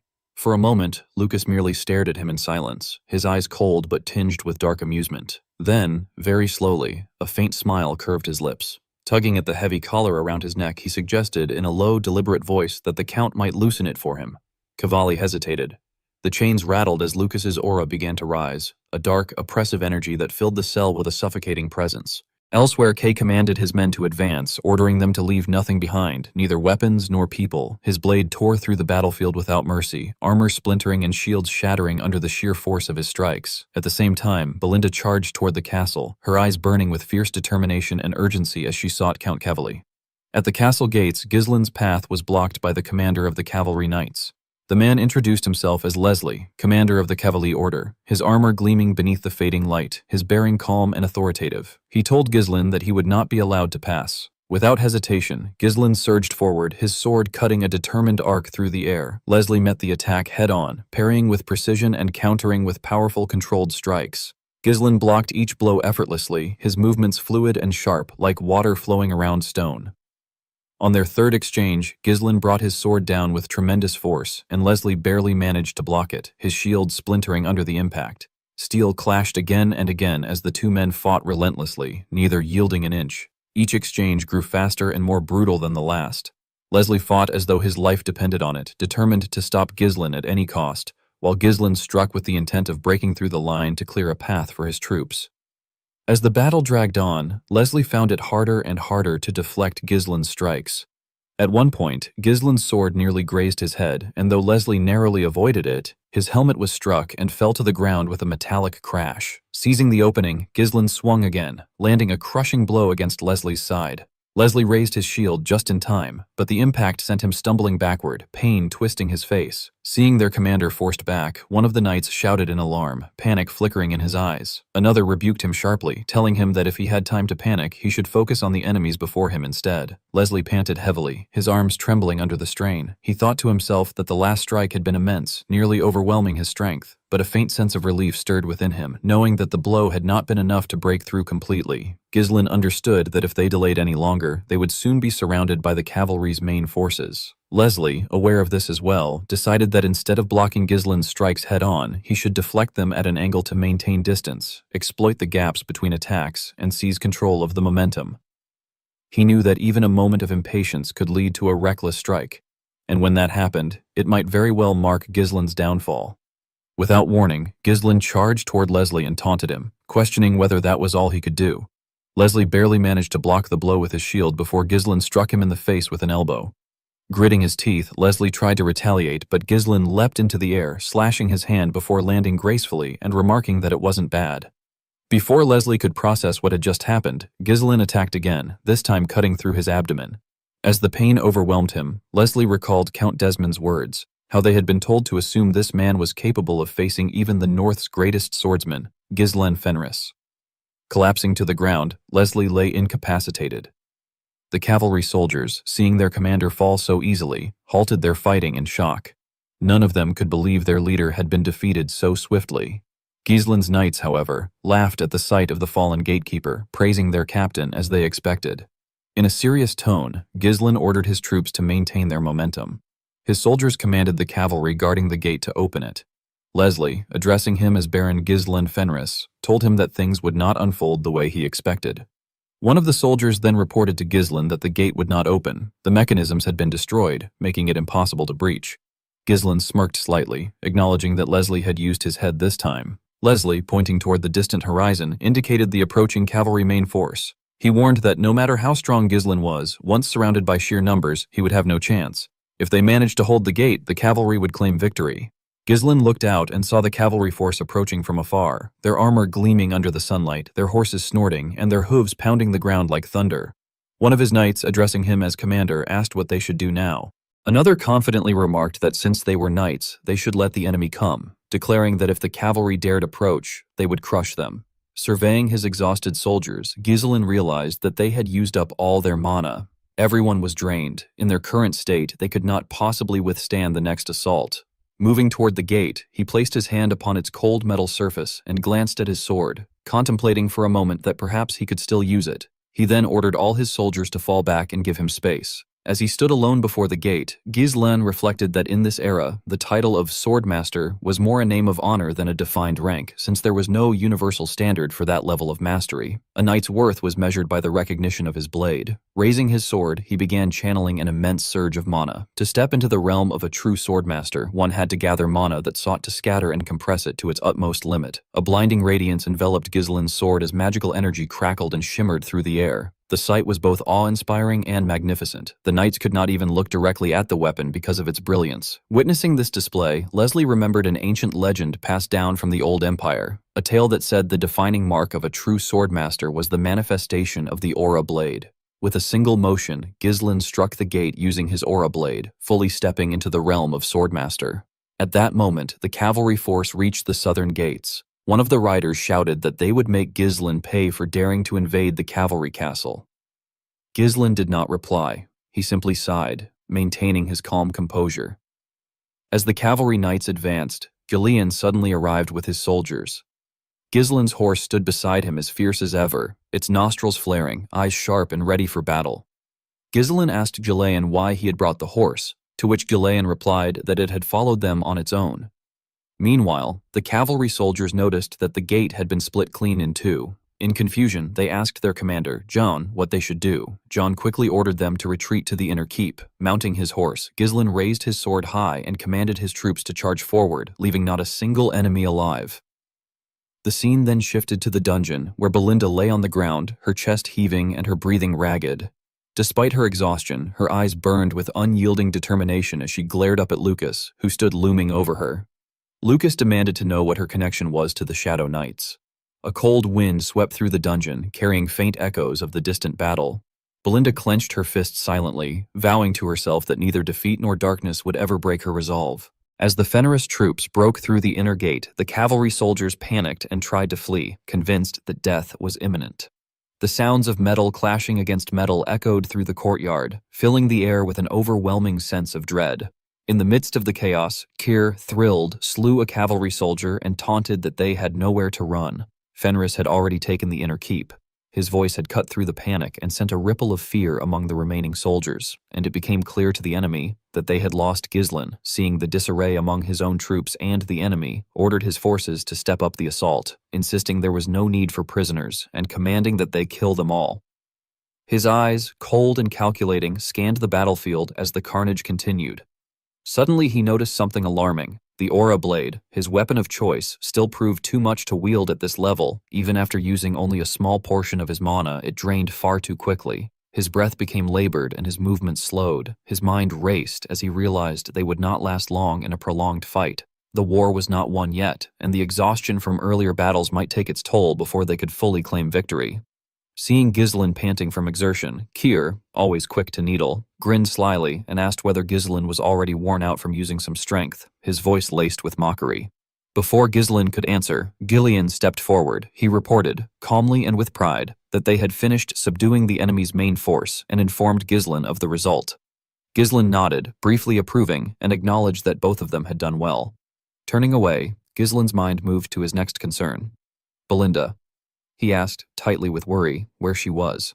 Alfoy, clearly exhausted from the fighting, breathed heavily and replied that she had gone into the castle a while ago and there was still no word from her. Kay muttered that she was too slow, a remark that carried little weight amid the tension. Hearing Cyr's careless words deepened Ghislain's anxiety. He told Gillian that there must be a secret escape passage somewhere in the castle, suggested that Count Cavalli probably hadn't gotten far and might be trying to escape, and insisted that they needed to find that passage. Without hesitation, Ghislain ordered Gillian to lead the cavalry to scour the outskirts of the castle, searching for the exit to the hidden passage. He stated that he would go after Belinda, his eyes hardening with determination. He understood the danger she faced and refused to remain idle while she was in peril. Inside the castle, in the dungeon area, the atmosphere grew increasingly tense. The stone walls seemed to close in as Lucas, his expression unreadable and his eyes fixed on Belinda, asked her what relationship she had with the Shadow Knights. His voice was calm, yet beneath it lay a sharp edge, as if he already knew the answer, but wanted to hear it from her. Belinda froze, her eyes widening in shock. The question caught her off guard, and her mind raced. She demanded to know how he was aware of that name, her voice rising with both fear and curiosity. Lucas, however, remained silent, his gaze unwavering. Then, without warning, Belinda hurled a hidden dagger toward him. Her motion was swift and precise, the blade cutting through the air with deadly intent. Lucas reacted instinctively, deflecting the dagger with his spear in one fluid, effortless movement. The metallic clang echoed through the dungeon as the weapon ricocheted away. Belinda did not pause. She leapt into the air, pulling the dagger back toward her by a thin, nearly invisible string attached to its hilt. As she descended, she aimed a kick at Lucas, hoping to catch him off guard. But he was ready. His movements swift and fluid, deflecting her kick and blocking every attack with practiced precision. Growing frustrated, Belinda demanded again that he answer her question, her voice sharp with anger as their fight intensified. Lucas, however, stayed silent, his calm expression never faltering. Then, with sudden speed, he lunged forward to strike. The battle between them raged on, neither giving an inch. Realizing that she could not get close because of the length of his spear, Belinda chose to retreat and create distance, but Lucas, sensing her intent, charged forward without hesitation, refusing to let her escape. In a desperate maneuver, Belinda leapt upward just as Lucas's spear thrust toward her. She barely avoided the strike, twisting her body mid-air with agile precision before landing lightly on her feet and striking out again. Her voice cut through the tense air as she demanded once more how he knew that name. Lucas's counterattack was swift. Belinda tried to pull back, but this time he gained the upper hand and managed to incapacitate her. Leaning close, his eyes glinting dangerously, he murmured that she reminded him of someone, an old lover. Belinda was stunned, her breath catching in her throat. In confusion and fear, she asked what he meant by that. Lucas, appearing indifferent to the war's outcome, simply shrugged and replied that the result of the conflict did not concern him.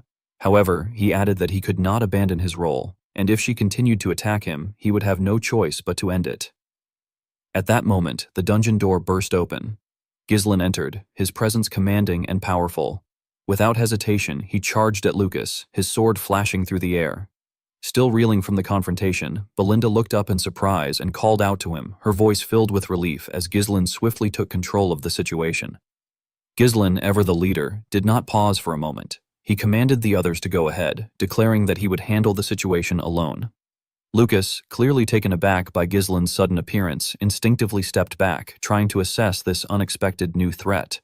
However, when he heard Belinda address Ghislaine as "my lord," a subtle but undeniable shift crossed his expression. There was a flicker of intrigue in his eyes, as if something about the dynamic between them had piqued his curiosity. Without hesitation, Ghislaine launched his assault. His attacks came with controlled precision, each strike sharper and more deliberate than the last. Lucas, though caught off guard, was no ordinary opponent. His skill with the spear allowed him to fend off Ghislaine's rapid barrage with surprising composure. As the clash continued, Lucas muttered under his breath that the interference was making it difficult for him to pursue the fleeing woman. He then demanded to know whether Ghislaine was the noble responsible for starting the war.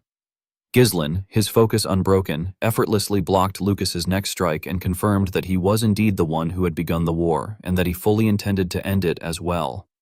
The two men clashed once more, their weapons striking in a blur of steel and sparks. Lucas charged forward with his spear, but Ghislaine countered with a swift, fluid motion that trapped the weapon mid-swing. Seizing the opportunity, Ghislaine swung his sword with lethal precision, yet Lucas's reflexes saved him as he vaulted into the air to evade the blow. As he descended, however, Ghislaine delivered a powerful kick to his face, sending him sprawling across the ground. Though injured, Lucas refused to yield. He staggered back, creating some distance, his breath coming in ragged gasps. To his surprise, Ghislaine began to laugh, a sound that felt oddly genuine amid the chaos. With a faint smirk, Ghislaine remarked that it was good to see him again. Lucas, still dazed, furrowed his brow and asked if Ghislaine knew who he was.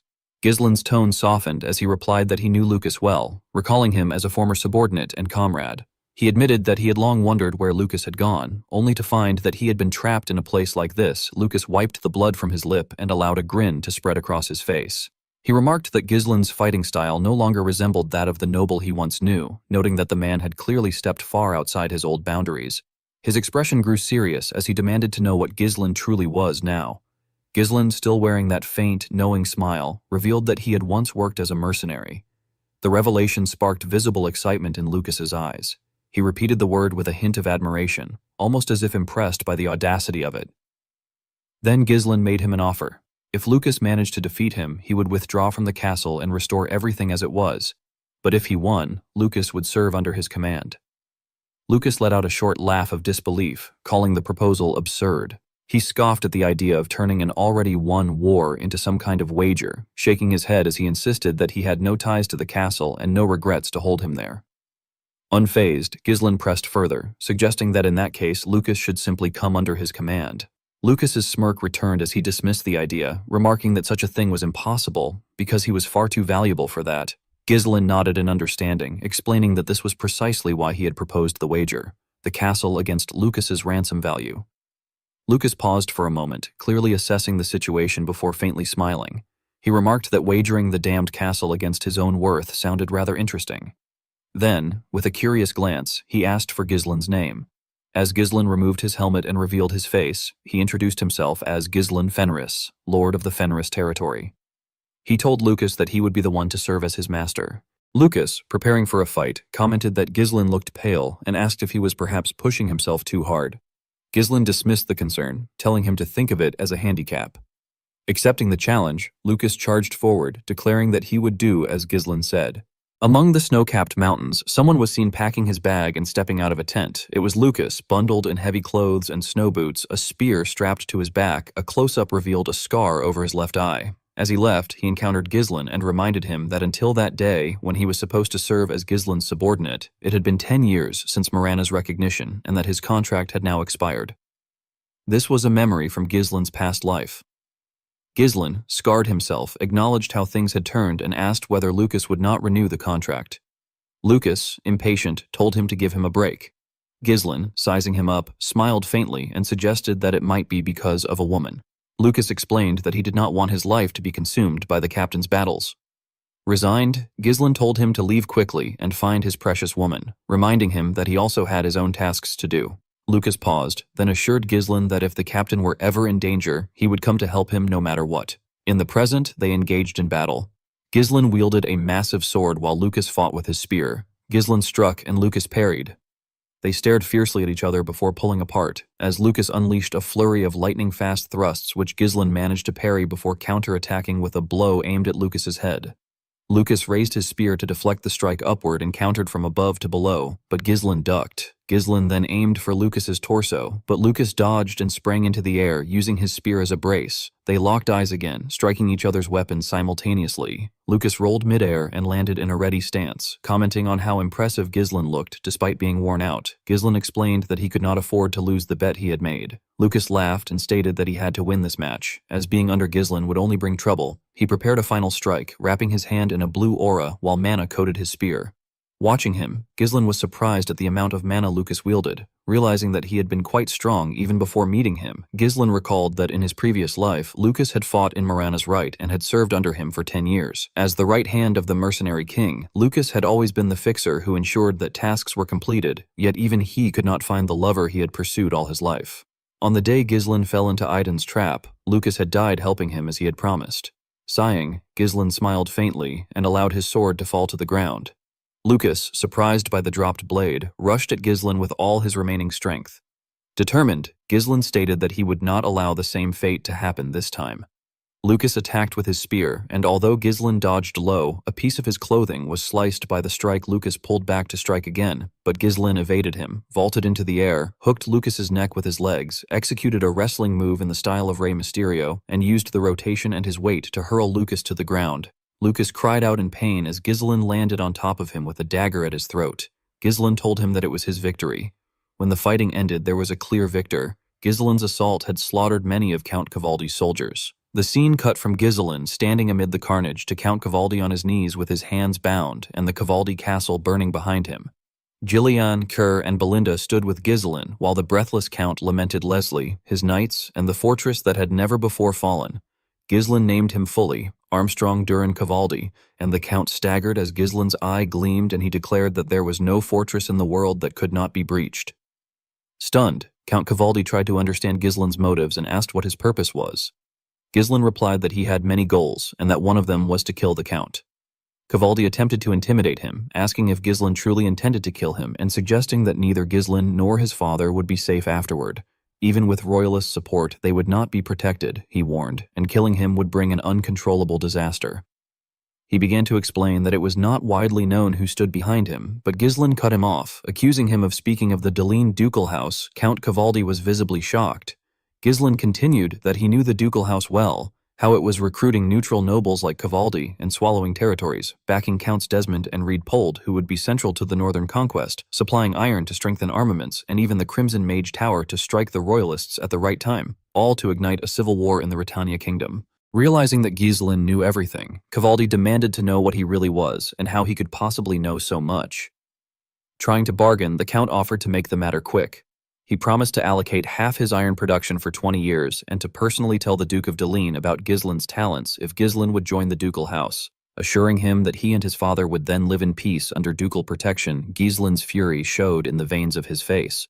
When Cavaldi argued that saving him would be more beneficial than killing him, something cut through Cavaldi, and Ghislain declared that he had no intention of joining them. As Ghislain walked away, Count Cavaldi's body split apart, and Ghislain proclaimed that all of them would die by his hand. The scene shifted to Harold Desmond, who sat with a pigeon on his arm and read the battle report. He trembled as he absorbed its contents, crumpled the paper, and struck his fist against his chair. He accused them of having slipped into that brief gap and, furious, demanded to know whether they had. He reminded those present that, as the Deline ducal house had pointed out, they had followed a method of meticulous preparation and planning even if it had taken time, and then asked what result that method had produced.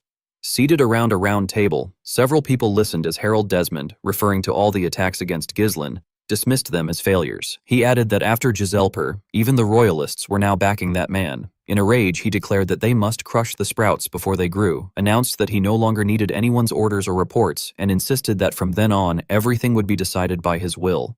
That henceforth the top priority would be the destruction of Fenris and Perdium elsewhere. At the capital of Cardinia, inside the grand meeting chamber where the royalist faction often gathered beneath high arches and banners bearing the king's emblem, tension hung in the air. Nobles murmured among themselves in their refined garments, a mix of curiosity, disbelief, and unease on their faces. At the center sat the supreme commander of the Rotania army, his expression twisted with irritation, unable to comprehend that Baron Fenris had won against Count Capali, a man renowned for his iron fortress, thought by many to be nearly impregnable.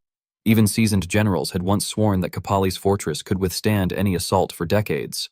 Yet Baron Fenris, young, relatively unknown, and often dismissed, had brought it down. The nobles whispered among themselves, with one remarking that he had never expected Fenris to possess such military skill. Another nodded in agreement, reflecting that one could not judge others by appearances, their tone more of astonishment at being proven wrong than of praise. Rosalind, who had remained quiet until then, lifted her gaze and noted calmly that Baron Fenris had captured the fortress in a full-scale battle and that Count Capali had not surrendered.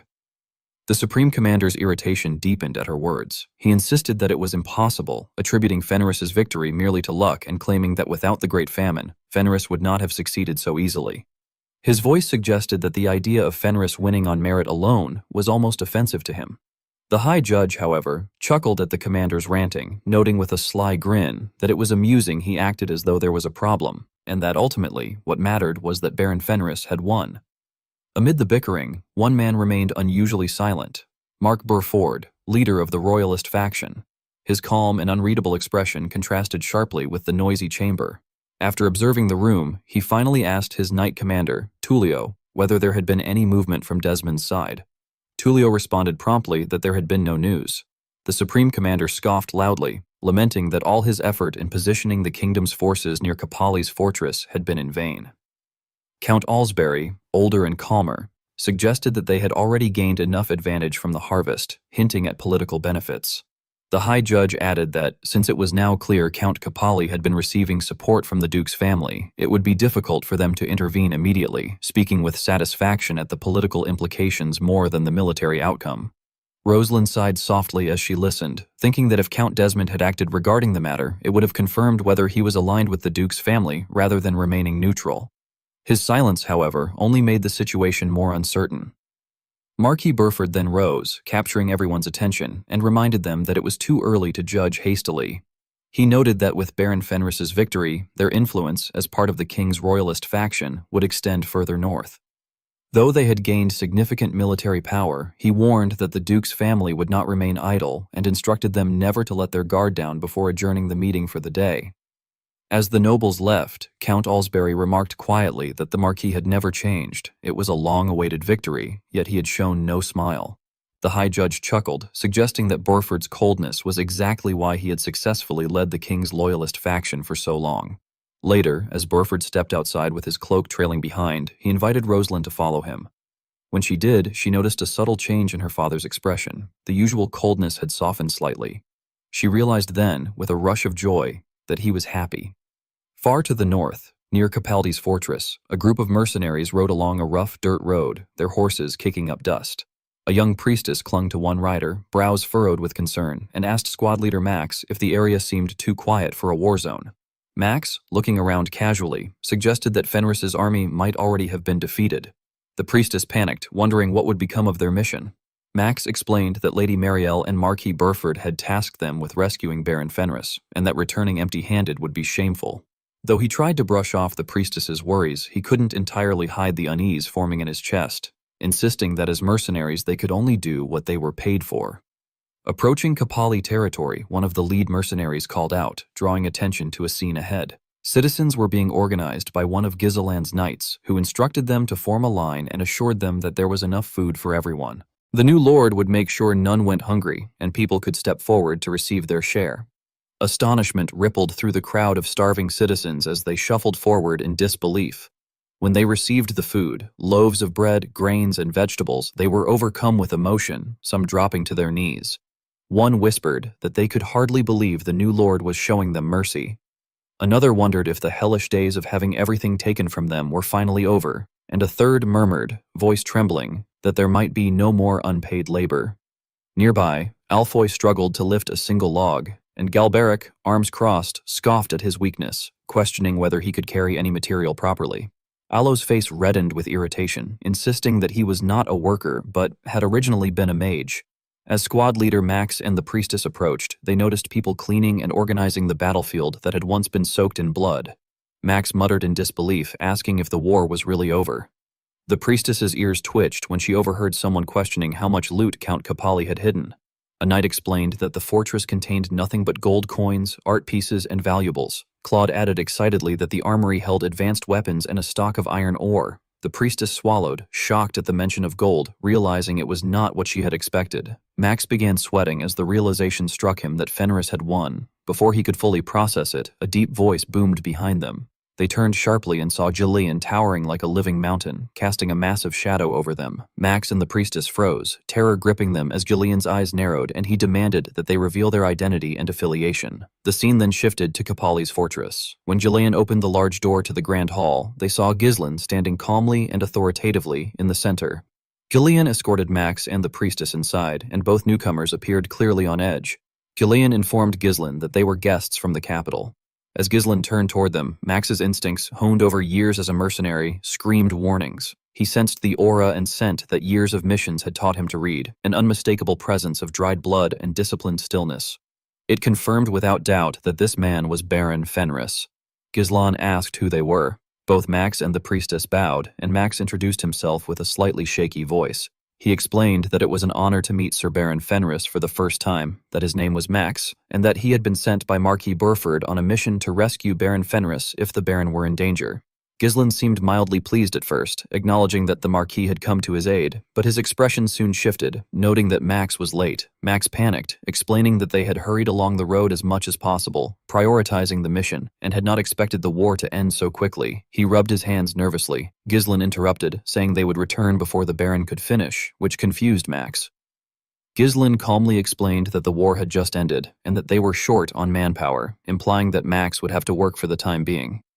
Max protested weakly that this had nothing to do with their mission, but Ghislain reminded him that he had been in danger and Max had not helped. Internally, Max screamed, noting that they had arrived only after the war had ended. Ghislain stepped closer and placed a heavy hand on Max's shoulder, warning subtly that if the client who sent him asked about him, Ghislain would not know what to say, suggesting that it was better for both to save face. After a long internal struggle, Max finally agreed to cooperate. The priestess stared at him in shock, calling his name. Noticing her, Ghislain asked who she was. She quickly introduced herself as Beauty, a priestess serving Lady Joanna, goddess of beauty and fertility, sent because Countess Marielle was a patron of their sect. Ghislain recalled that the sect avoided battlefields and impurity, making priests rare in the north. Even Jillian had had to rely on Raold's temple for his daughter. Holy power was valuable, and a devious smile appeared on Ghislain's face. He addressed her with a bow, commenting on the hardship she must have endured to reach there. Beauty, flustered, insisted there was no need for such formality. Belinda Ghislain then ordered that she be escorted to the site immediately. Beauty was surprised as Belinda and Wendy gently but firmly took her by the arms. She protested that she had not come to work and that many suffering people needed her holy power. Belinda replied firmly, while Jillian observed with a grunt, noting the unexpected advantage of having a priestess. Ghislain confirmed that he had not expected the king's royalist faction to also involve the church, and with this, he could act freely. He then instructed Jillian to bring a certain man.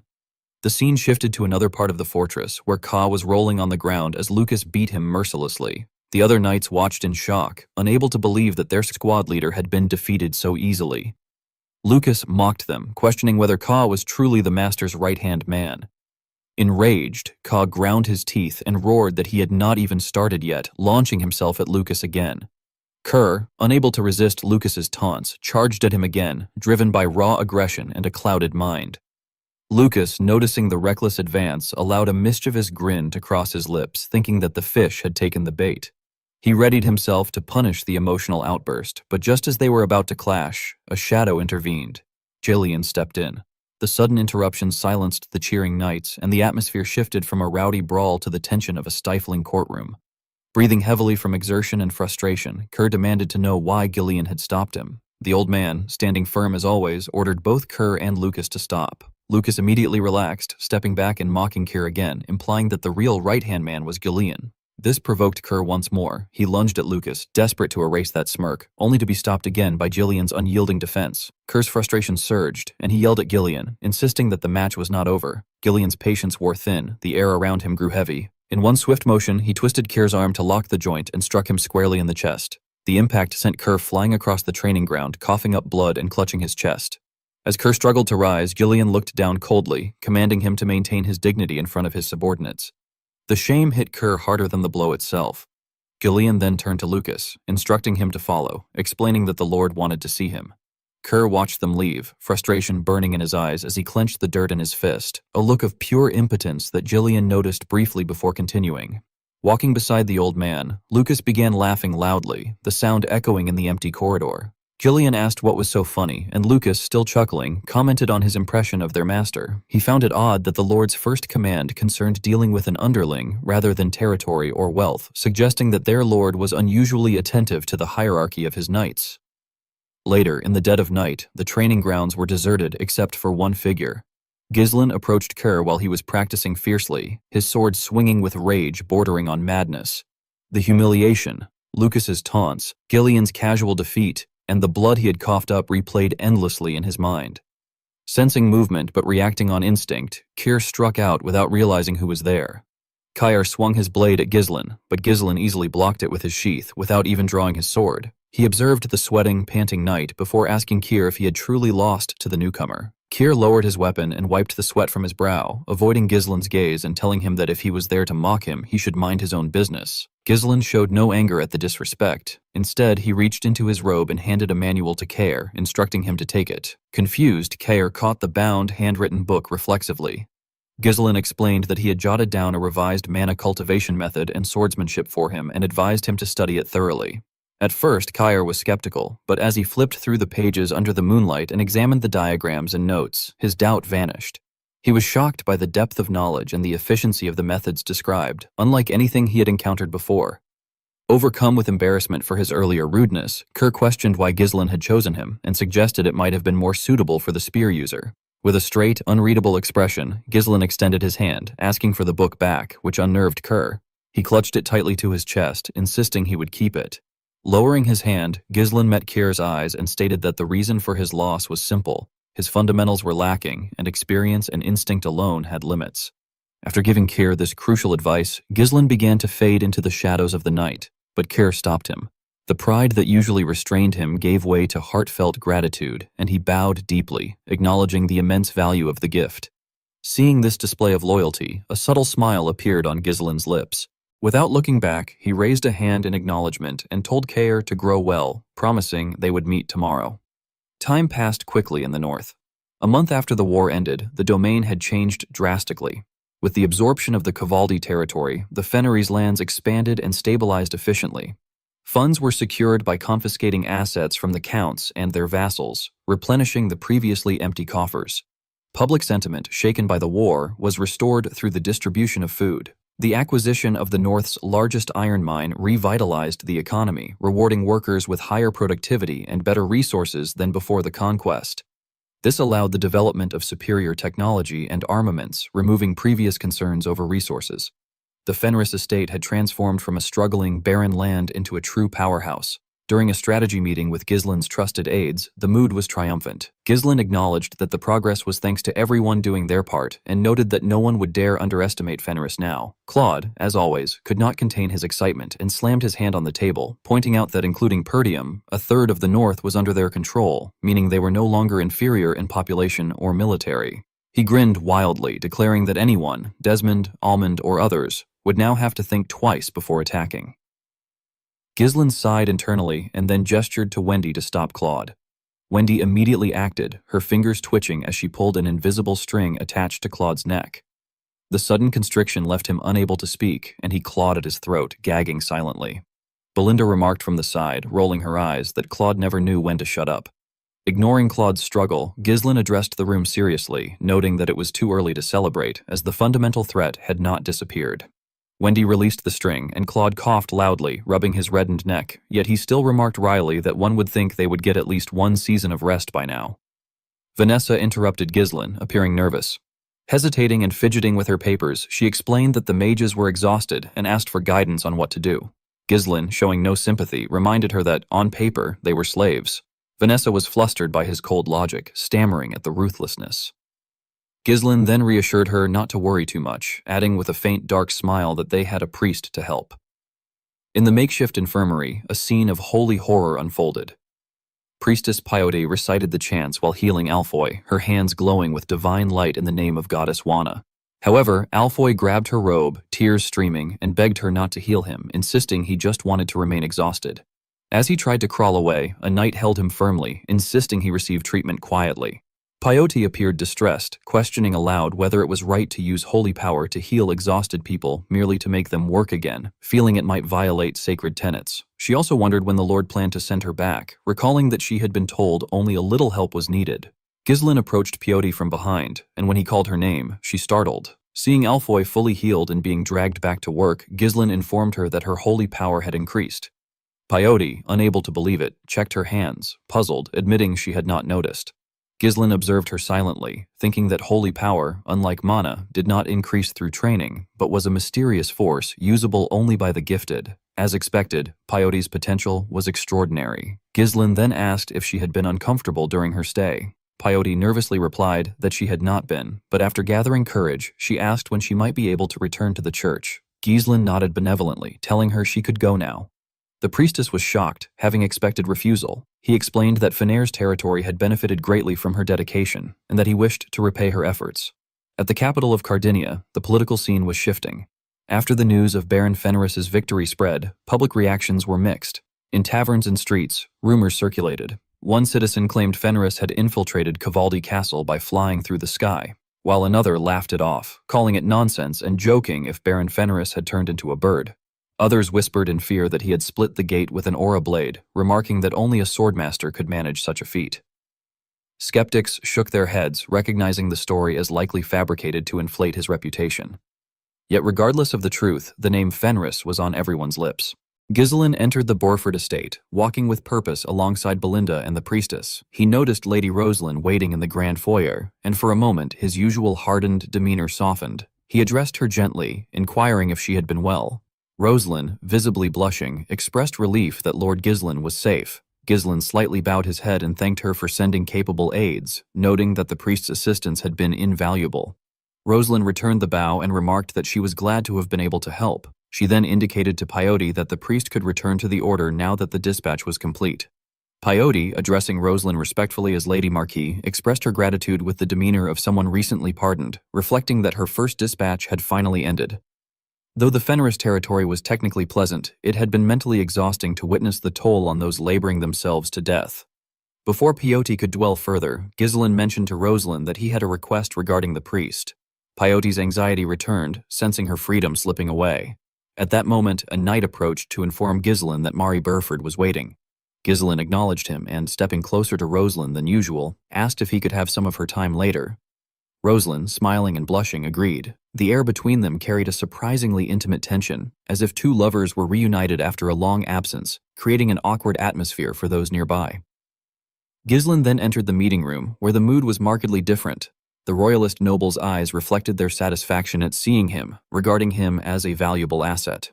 Mark Burford, however, maintained his composure, sitting at the head of the table with an unreadable expression. He remarked that Ghislaine was late. Ghislaine bowed slightly and explained that stabilizing the territory had required time. The nearby Supreme Commander, as usual, could not restrain his frustration and slammed his hand down, insisting that Ghislaine should have arrived immediately given the urgency of the summons. The High Judge, grinning, leaned forward to remind the Supreme Commander to maintain dignity. The Mark raised a hand to silence the room and warned Ghislaine that he must consider the Marquis's honor in his actions. His voice took on a dangerous tone, emphasizing that failure against Count Cavaldi would have jeopardized both the royalist faction and Mary's honor, allowing the ducal faction to solidify its position. The Mark's eyes locked onto Ghislaine, making it clear that assuming the Marquis would excuse unilateral actions was a grave error. The Marquis ordered Ghislaine to explain everything about the war and to convince him of his course. The room grew tense as Ghislaine calmly stated that he did not fight battles he could not win, that he had seen an opportunity and seized it, and that he had come not to revisit past events but to discuss the next steps. His words caught the Marquis slightly off guard, as he had expected excuses rather than a forward-looking strategy. Ghislaine then sat at the table with the confidence of a ruler and respectfully requested that the Mark appoint him as commander of the Northern Army. Everyone was shocked to hear this, but no one was as shocked as Marquis Morris. Barford glared at Ghislaine when he heard his request. Our boy didn't look away. He looked the Marquis in his eyes, Marquis Barford stood up and told Gisland that they have begun to change everything since he arrived. He said that he is feeling the wind of change breezing across the royalist faction. Gisland smiled and told him that he will be their tailwind. Barford explained to him that the commander of the Northern Forces is an empty title in peacetime. However, during war, it becomes an important title that holds tremendous authority. The Marquis asked Gisland if he is saying that he should put this sword in the hands of someone as unpredictable as him. With a confident smile on his face, Gisland told him that he is correct. The current military organization of the Lithania Kingdom consists of 4 corps. The regional army commanders are selected in advance during peacetime to establish strategies to deal with various situations. As the Marquis stated, the title is an empty title in peacetime, but once war breaks out, the story changes. This is because the commanders gain the authority to summon all the lords in the region. Gisland told the Marquis that the position of the commander of the Northern Forces is currently vacant. He asked Barford to give him the position if he wants to put someone there. The Marquis sat down when he heard this. He asked Gisland to tell him what makes him think that the position is vacant. He said that he can put someone in the position if he didn't want it to be vacant. He told our boy that the position can't just be given out because someone asked for it. Gisland asked him if the Duke's influence hasn't already reached the southern and the western commanders. Barford was surprised to hear this. Our boy said that the east and the north are still under the royalists, but the untrustworthy Count Desmond is aiming for the position. Gisland clenched his fist and told the Marquis that it will be even more difficult to clean up after the balance collapses. He said that they need to strengthen their power with every means possible while their faction still holds the upper hand. Gisland told the nobles that they need to gain enough power that they would be able to suppress the ducal faction even if they start a civil war in the kingdom.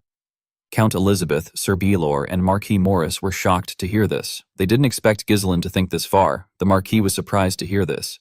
He smirked and called our boy a little brat. He knew that our boy was toying with him. He picked up a pen and began to write. He revealed to him that he will submit a request for his promotion to the royal court very soon. He explained to him that the kingdom's law states that one must be a count to sit in the commander's position. He told Gisland that his father's pride would be hurt if he gives them the same title and gives him an even greater authority. Marquis Barford told our boy that they will be promoting his father too. He revealed to him that he has a condition.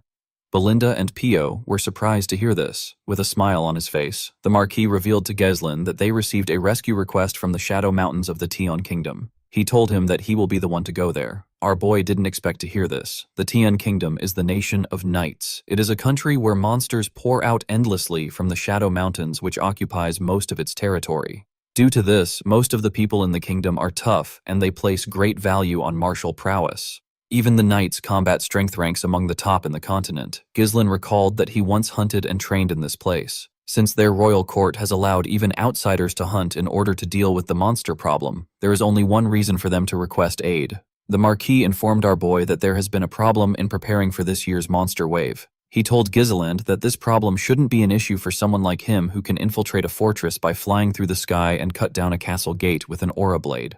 Gisland told him that he understands. He begged Mark Barford to deploy the royal army to the Fenris territory while he and his close aides are away from the castle. He explained to him that there is no telling what the ducal faction will do, even if their momentum has been temporarily reduced. After the meeting ended, Gisland left the room with Belinda and Peyote. As he walked out of the mansion, Gisland carefully looked around. He remembered how Duke Deline preemptively won over the lords who held the commander positions in his past life. The Duke was able to incite a civil war and ultimately usurp the king's throne. At that time, the commander of the northern forces was Harold Desmond. Gisland decided to make the first move in this life. He promised to take the north for himself the same way the Duke did. The scene shifts, and we are taken to a field. We see Victor's damaged helmet placed on his sword. The sword was shoved into the ground. A man gently touched the helmet. It seemed like he knew Victor. While he was looking at the helmet, someone called out to him. The man's name is Hutton. The person who called out to him turned out to be Count Desmond. The Count was wearing his armor. He asked Hutton about how he is feeling. Hutton turned around to see the Count. He turned back to the helmet and said that he had great expectations for Victor. He told Harold that the world is a cruel place. He asked him if the person that killed Victor is Gizon Perdium.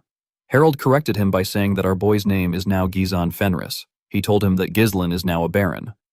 The swordsman didn't say anything. He walked past the Count and said that there is no point in lamenting. He told Harold that the rule of the world is that there is always someone better than you. He thanked him for his concern. Before Hutton could leave, Harold told him that the ducal house underestimated Perium and Fenris, and yet they are the ones who had to pay the price. The Count said that Viscount Joseph only asked them to reassess Ghislain as the finest sword in the north after everything had already ended. He told Hutton that Ghislain has the royalists behind him. Due to this, the royalists are moving the royal army to keep watch over him. Harold told the swordsman that his position as a neutral noble is now nothing but an empty shell.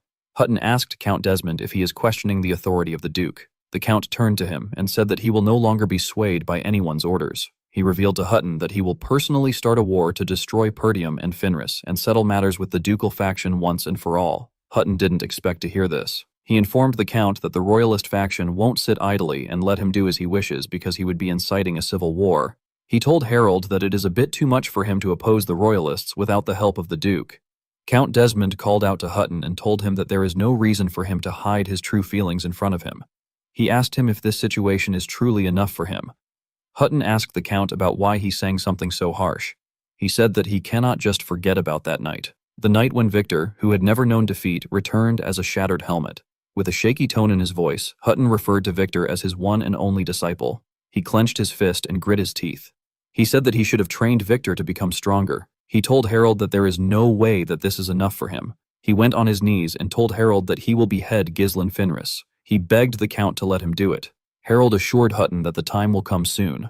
The moment he said this, several knights appeared behind him.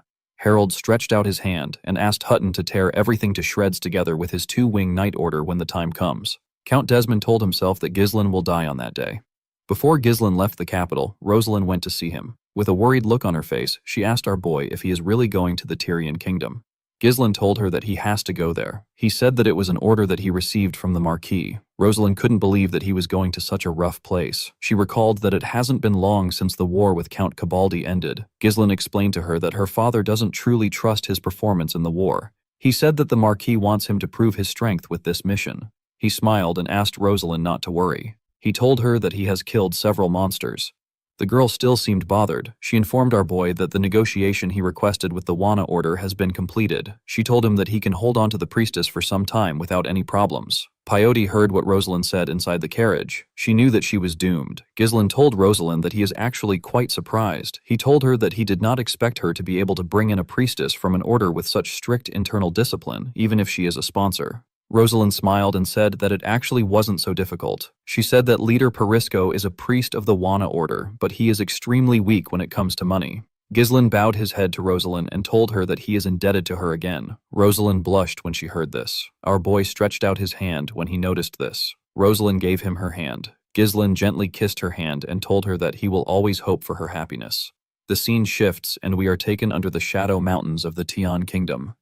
We see Ghislain, Sir, Belinda, and Lucas riding somewhere. They were all wearing their armors and coats. As they rode their horses forward, Belinda called out to her master. Ghislain quickly placed his hand on his sword. He and the group saw some monsters running towards them. The monsters charged at them. Ghislain and his subordinates began to tear them apart. It wasn't even a challenge for our boy. Lucas also handled the monsters around him easily. Sir jumped off his horse and tore the monsters around him apart with a single swing. He laughed and called the monsters vermin. He asked them to come at him. Immediately he did this. Belinda hooked his mouth with her rope. She dragged him to his horse. Sir was annoyed with this. He asked her about why she had to hook his mouth. Belinda put away her rope and asked him if he wants her to hook it somewhere else next time. Sir informed his master that they have been running into monsters the whole way there. He asked him if this place is the lawless wilderness crawling with strong beings. Lucas couldn't believe that Sir followed them, even though he was aware of the kind of place it is. He told Sir that he doesn't know if he is brave or dumb. Sir decided to ignore him. Ghislain turned to the men and asked them to get ready. He told them that they will soon reach their destination. A few days ago at the Fenris territory, Ghislain gathered his subordinates and informed them that he will be going to the Tyrian kingdom. He told them that he won't be there for long. Claude and Alfoy were very happy to hear this. They acted as if they were sad. Claude told his lord that he doesn't know what he will do without him. Alfoy said that they will have no choice but to take a vacation. Ghislain ordered Gillian to manage the territory in his absence. He asked him to make sure that Alfoy and Claude don't slack off. Gillian told his master that he understands. Ghislain explained to his subordinates that he has deployed some units from the kingdom around the territory. He said that they don't know what Count Desmond is up to. He told his subordinates that the opposition will still try their absolute best to win even if they have cornered them. Our boy asked Gillian to retreat if Count Desmond attacks. Gillian assured his lord that he understands. Ghislain turned around and asked Belinda and Lucas to follow him. Kair called out to his lord and asked him to take him too. Claude and Alfoy were shocked to hear this. They had never seen Kay refuse to take a break. Lucas told Cyr that he is not joking around when he says that he won't survive in Tion with his mediocre skills. He told him that Ghislain is actually doing him a favor. He asked him to stay in Fenris and protect the territory. Immediately he said this. He saw something in front of him. Carr already swung his fist at him. His attack got stopped by Ghislain. Carr told Lucas that the competition isn't over yet. He assured him that things won't end like they did last time. Lucas smiled when he heard this. Ghislain also smiled when he saw how energetic his subordinate was. He called out to Gillian. The man informed him that he is more than capable of taking care of everything on his own. Ghislain smiled and asked Carr to join them. The scene shifts and we are taken back to the present. We see the group enter a fortress. This place is Fortress Ironcliff. It is in the Shadow Mountains. There were several warriors in the fortress. All the warriors turned to Ghislain and his subordinates when they entered the fortress. Some of the warriors were standing next to the monsters they captured. Belinda noticed that the warriors were staring at them. She said that they are really trying to set a mood. Lucas told her that the place is just as he remembered. Cyr asked the warriors to tell him what they are looking at. Ghislain ordered him not to pick a fight with them. Cyr asked him if they will go straight to hunting monsters.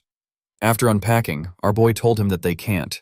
He explained to Cyr that they have to register themselves as hunters in the guild building in order to be able to hunt. Belinda found this odd. She reminded her master that he came there because of the kingdom's royal family's plea for help. She told him that there should be some kind of special treatment available to him. She asked him about why he needs to go through such a troublesome process. Ghislain smiled and told her that they cannot rely on their status there. He told her that the rules there are for everyone. He and his subordinates went into the guild building. They met a warrior at the front desk. Ghislain informed the warrior that he is Baron Fenris from the Lithania kingdom. He told him that he came there in response to the Tion royal family's request for aid. The knight turned to him and asked him if he is there for the hunter registration. He informed Ghislain that his nobility status isn't recognized there. He told him that nobles and slaves are all the same to them. Belinda was shocked to hear this. The knight began to write on a paper.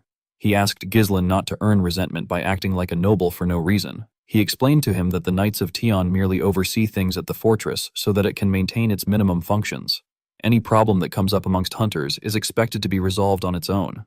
He asked our boy to try not to kill anyone. He said that they all came there to hunt some monsters. Carr smiled and told the man that the Knights are simply lazy slackers. The knight asked Ghislain if he agrees to their terms. Our boy told him that he does. The moment he heard this, the man threw 4 tokens on the table. He explained to the group that they will be permitted to hunt anywhere in the Shadow Mountains area if they hold on to the tokens. He asked them to make sure they have it on them at all times. Ghislain and his subordinates picked up the tokens when they heard this. The knight asked them to have a great time. Belinda didn't like the attitude of the people there at all. She didn't like how they were acting even though they came to help them. While she was complaining, someone welcomed them to Ironcliff. He asked Ghislain if he just finished his hunter registration. Our boy turned to the side when he heard this. He saw the man with 2 other men. Kerr asked the man to get lost. He told him that they are busy. The man smiled and said that he works for Donad, the king of Ironcliff. He took off his hood and revealed his scarred face. He said that he belongs to an association that was established under Donkad's protection to safeguard the rights and interest of hunters. Keir laughed when he heard the name of the so-called king. He said that there is always one idiot who wants to play king everywhere he goes. He asked the man to tell him what he is going to do if he says that this is their first time there. The man told him that the knights of the kingdom never do anything. He said that the hunters have to work together to keep the law and order around there. He told Kerr that they simply wanted to help them get used to this place. He informed him that they won't have to waste time with unnecessary dispute if they pay a small fee to join the association. Lucas called out to his lord when he heard this. Belinda couldn't believe that the man was trying to rip them off. Ghislain asked Kerr to watch carefully. He told him that he wants to show him what to do when he goes to a new neighborhood, especially in a lawless city like this. He walked up to the man. The man believed that our boy had made up his mind. He told him that he is very quick-witted. He told Ghislain that they will be seeing each other in the fortress whether they like it or not. He said that it is better they cooperate. Immediately, he said this. Ghislain gave him a bone-crushing punch in his face. The attack sent the man flying. He crashed into the wall. Kerr was shocked to see what his master did. Our boy told him that fist comes before talks in places like this. He said that the strong define justice. The warriors next to the man took out their huge hammers. One of them called Ghislain a fool. The other one told our boy that he dug his own grave when he refused to work under Lord Donad's protection. The moment he said this, he and his comrade charged at our boy. Ghislain took out 2 daggers and threw it at the men.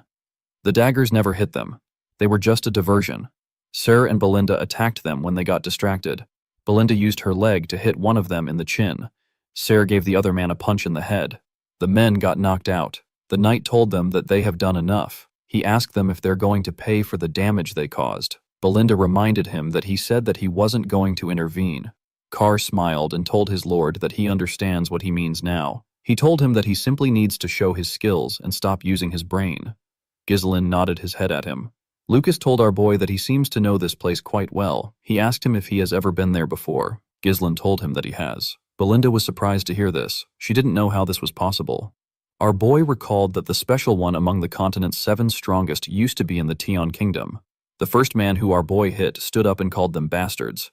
With his messed up face, he told the group that they have no idea about what they have just done. Before he could say anything else, Carr gave him a punch to knock him out. He asked his lord about what they're going to do now. Ghislain told him that they can't waste their time dealing with this riffraffs. He said that they will flock to their side on their own once they know who is on top.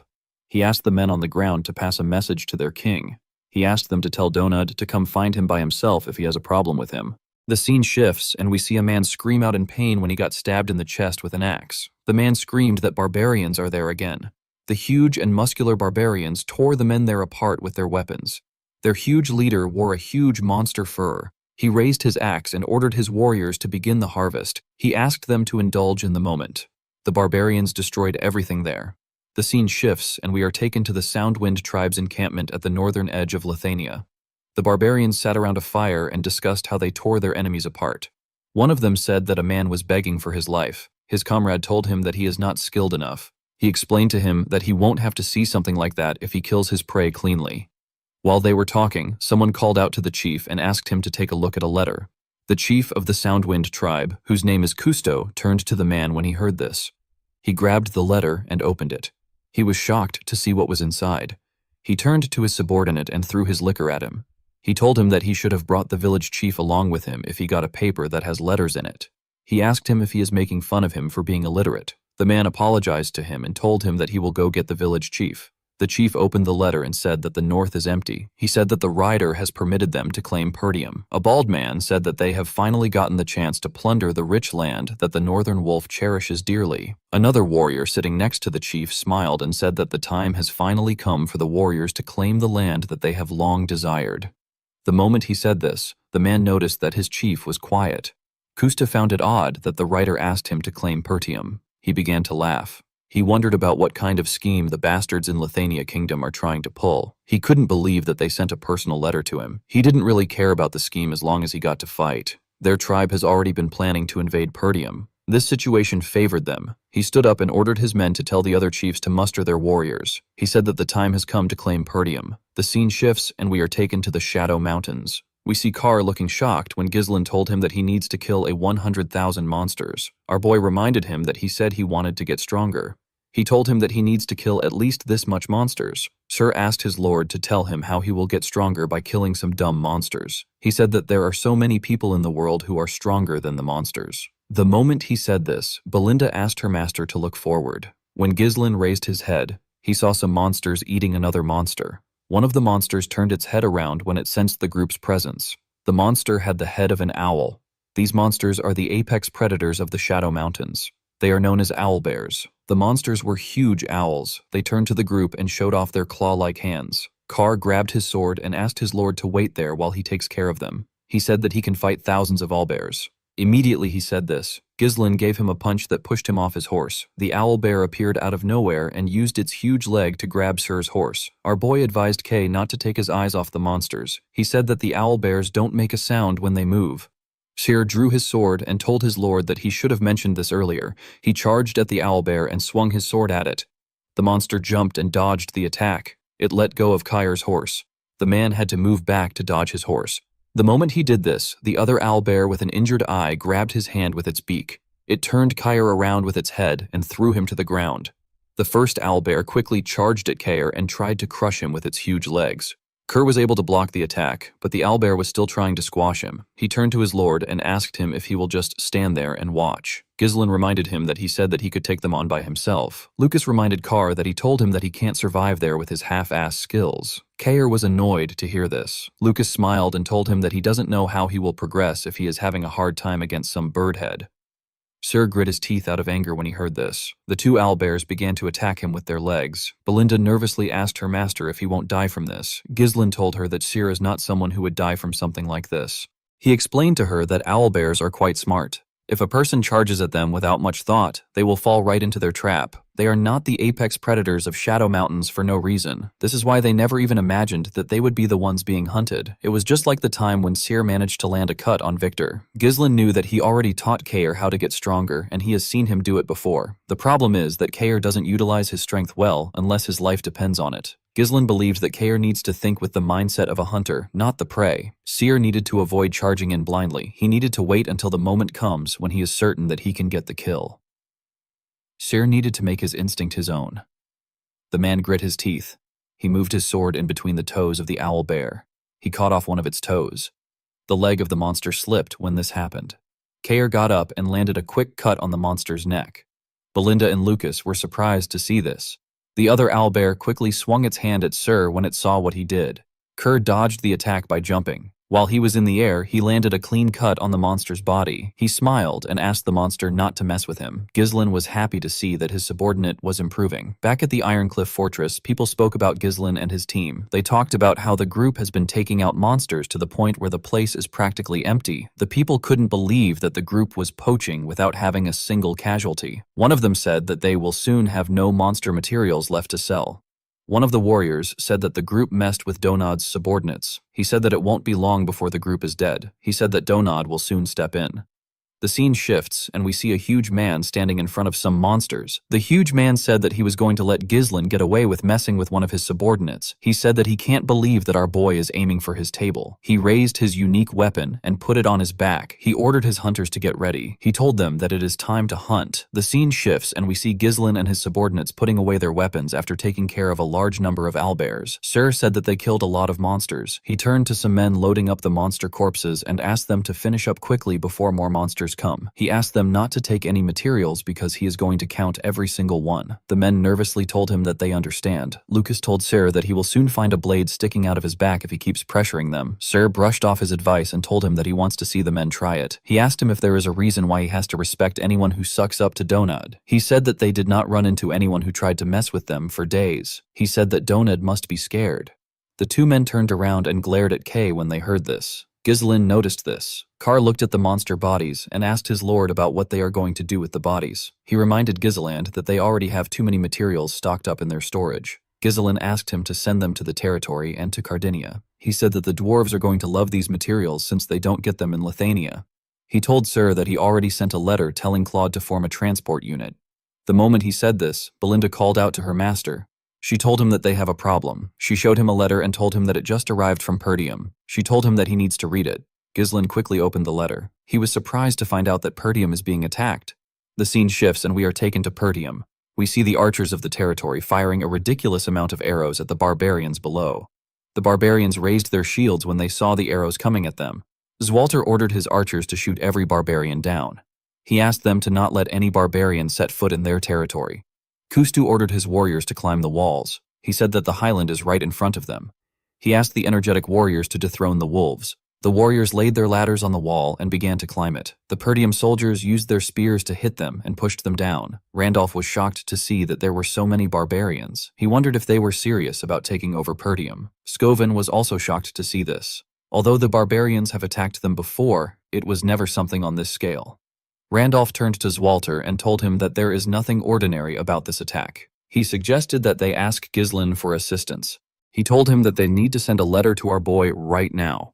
The Count asked him not to even think about it. He said that this is an issue that the Lord of Praetorium has to solve. It is not for the Lord of Fenris. Zwalter said that they do not need any assistance. According to the letter Gullin got, 6 of the barbarian tribes united to attack Perdium's northern fortress. Ghislaine found this odd. The barbarians have always attacked Perdium, but they have never formed an alliance. This was something that didn't happen even in our boy's past life. Ghislaine read that half of Fenris soldiers have already been sent to Perdium. Ghislaine knew that his father would never write a letter like that to Fenris. He believed that his father might have done this because the barbarians united. However, something still felt off to our boy. While he was thinking, Lucas asked him about what he will do. Sir said that he was just starting to get used to this place. Ghislaine told his subordinates that they will end their hunt here. He said that the integrity of the letter hasn't been proven yet. He said that they will need to return to their lodgings. Immediately he said this. He sent something. Our boy quickly ordered his subordinates to jump. The group did as he ordered. They were able to dodge several arrows by jumping. Several warriors charged at them with their huge hammers. Ghislain used his sword to block 2 huge hammers. He pushed the hammers aside and tore the 2 men apart while he was in the air. Belinda threw a dagger at her opponent's neck. Lucas stabbed his opponent in the chest and Cyr landed a cut on his opponent's neck. The moment they did this, Donad raised his huge weapon and slammed it on the ground. He released an avalanche on the group. Cyr and Belinda were shocked to see the avalanche. Ghislain moved forward and pushed his sword into the ground. He ordered everyone to get behind him. The heavy snow poured on them. Donad jumped down to see if he had taken care of the group. To his surprise, Kay told him that he came prepared. He pointed his sword at Donad and asked him about who he is. Donad told him that he just gave them the only chance to die peacefully. He introduced himself as the King of Ironcliff. He asked them if he needs to explain why he is there. Ghislain told the man that he was the one who asked his subordinates to tell him to come. Lucas told him that he never expected him to come. Just because Ghislain called him, he asked Donad if he is a dog. Cyr realized that this was the idiot playing king. He asked Donad if the rule doesn't state that they should refrain from killing each other. He asked him if he really thinks that he is above rules just because people call him king. Donad smiled and said that rules are very important. He told Cyr that he never said he was going to kill them. He said that they are currently in the middle of the Shadow Mountains. It is not too strange for people to die to monsters there. Immediately he said this. He showed the group the tokens of people he has killed. Carr wasn't impressed with his display of power. Donad asked the group about who their leader is. Cyr wanted to call out to his lord. Before he could say anything, Ghislain tapped his shoulder and said that he is the leader. He told Donad that Cyr will become King of Ironcliff very soon. The man laughed and asked our boy if he is certain that he is not the leader. Ghislain told the man that something came up. Cyr smiled and raised his sword. He asked his lord to go take care of his business. He told him that he is going to crush Donkad quickly. Ghislain put his sword away and asked Lucas and Belinda to follow him. Lucas asked Cyr to try not to die. Donad's subordinates were annoyed to see Ghislain and his subordinates walking away. They charged at them. Cyr moved to the side and landed a huge cut on their necks with a single swing of his sword. His sword was so fast that the men couldn't react to the attack. He smiled and asked the men not to take their eyes off him. He told them that he is their opponent. Donad smirked when he heard this. He told Cyr that he will grant his wish. His remaining men charged at Kay with their huge hammers. Cyr blocked the attack of the first man that swung his hammer at him. He cut the man down with a single strike. Another warrior swung his hammer at him. Cyr blocked the attack and pushed his hammer aside. He tore the man's stomach open with his sword. The third warrior appeared behind him. He swung his hammer at Kyr's head. Kerr bent his head and dodged the attack. He gave the man a powerful kick in his chin. The man spat out some blood. The kick sent him flying. Before Cyr could get up, Donad swung his pillar at him. Cyr quickly jumped back to dodge the attack. Donad instantly raised his weapon and made a huge swing. Cyr was still able to dodge the attack. Donad referred to him as Red Hair and told him that he is not half bad. He asked Kerr to come work for him. He assured him that he will treat him well. He licked his lips in a disgusting manner and told Cyr that the two of them will make a great team. Cyr asked the man to tell him how a wolf can work under a pig. He said that he is going to be the king of this place from now on. The mountain forest was blanketed in pure white snow. Within the otherwise silent space, a sudden loud explosion echoed, seemingly caused by a group moving through the area. Donkad and Kaor continuously rose and fell, leaping back and forth as they narrowly avoided each sword strike. Kaor landed and spun around, launching a sudden slash, but Donkad managed to block it. Donkad then used the massive stone pillar in his hands to press back against Kaor, forcing him into a defensive position. While enduring the pressure, Kaor ground his teeth in frustration, internally cursing that the situation was infuriating and noting that Donkad was using the pillar like a shield. Kaor immediately kicked off the ground and performed a mid-air flip to evade Donkad's sweeping attack. He swung his sword downward in retaliation, but Donkad blocked it yet again. Donkad spun in a full circle and leapt into the air to attack once more, this time successfully landing a kick on Kaor, causing him intense pain. Kaor was helplessly knocked backward, sliding across the snow. Clenching his teeth in disbelief, he internally remarked that Donkad was surprisingly fast for someone of his build, and that, despite wielding such an absurdly massive pillar, Donkad was leaving no openings at all.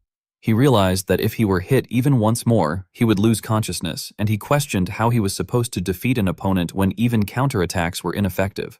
As Kaor's thoughts spiraled, Donkad charged at him again. Kaor dodged, causing Donkad's swing to smash directly into a tree, shattering it instantly. The trunk broke apart into fragments and began to fall. Although Kaor narrowly avoided it as if by a miracle, the outcome was completely beyond his expectations. He grew tense, internally realizing that Donkad had already anticipated his dodge. Before the tree could collapse onto Kaor, Donkad advanced from the front as well. Glancing at Kaor, Donkad asserted that he had encountered people like him as many times as the number of monsters he had hunted, and that such individuals always believed themselves to be at the top. Immediately afterward, Kaor was unfortunate enough to be struck by a devastating combination. The falling tree slammed into him, while Donkad's pillar crashed into his ribs, causing him to spit blood. His eyes rolled back as he collapsed onto the snowy ground. A powerful explosion erupted in the center of the forest. Donkad calmly sat down beneath his weapon, striking stones together in an attempt to produce fire. He then used the flame to light a cigar and took a deep drag. Nearby lay the blood-soaked scene where Kaor was sprawled beneath the large tree. Exhaling a cloud of smoke, Donkad remarked that no one had challenged him for his position in a long time, which had caused him to forget how to hold back. He reflected that becoming renowned was not always a good thing, since everyone backed down before even trying. With a hint of regret, he explained that he had noticed Kaor becoming afraid at some point and resorting to constant dodging, and that he had decided to finish the fight quickly because it had stopped being fun. After saying that, Donkad stood up and remarked that he felt sorry for the blonde guy who had trusted Kaor. He then turned around, hoisted a log onto his shoulder, and dismissed the whole situation as boring before leaving.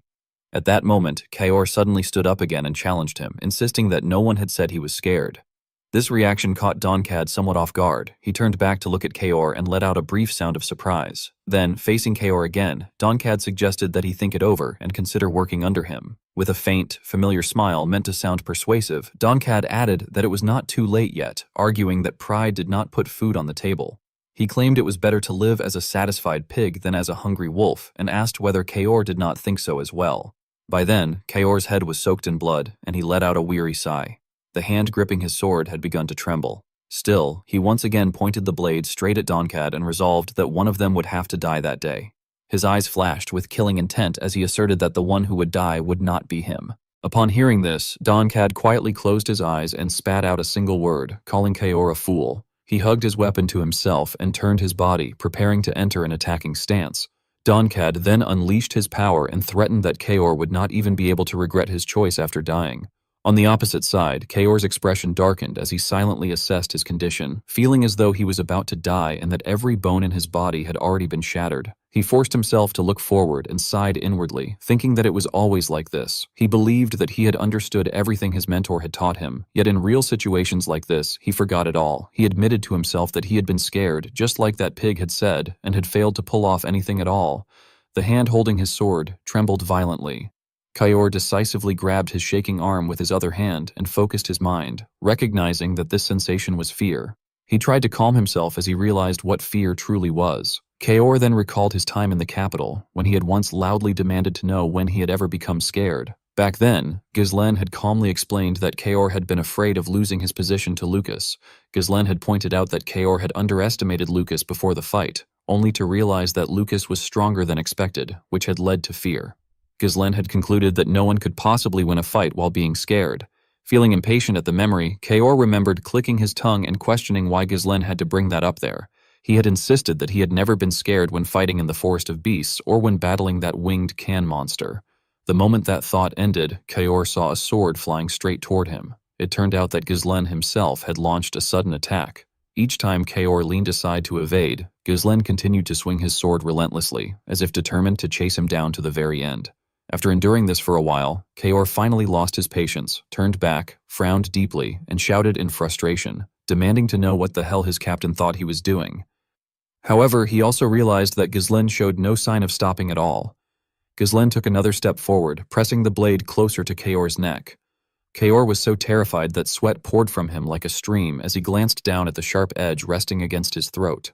Ghislaine coldly reminded him that once a person started thinking they were at a disadvantage, they inevitably became overly focused on dodging, and that such behavior was only natural, since humans acted that way instinctively.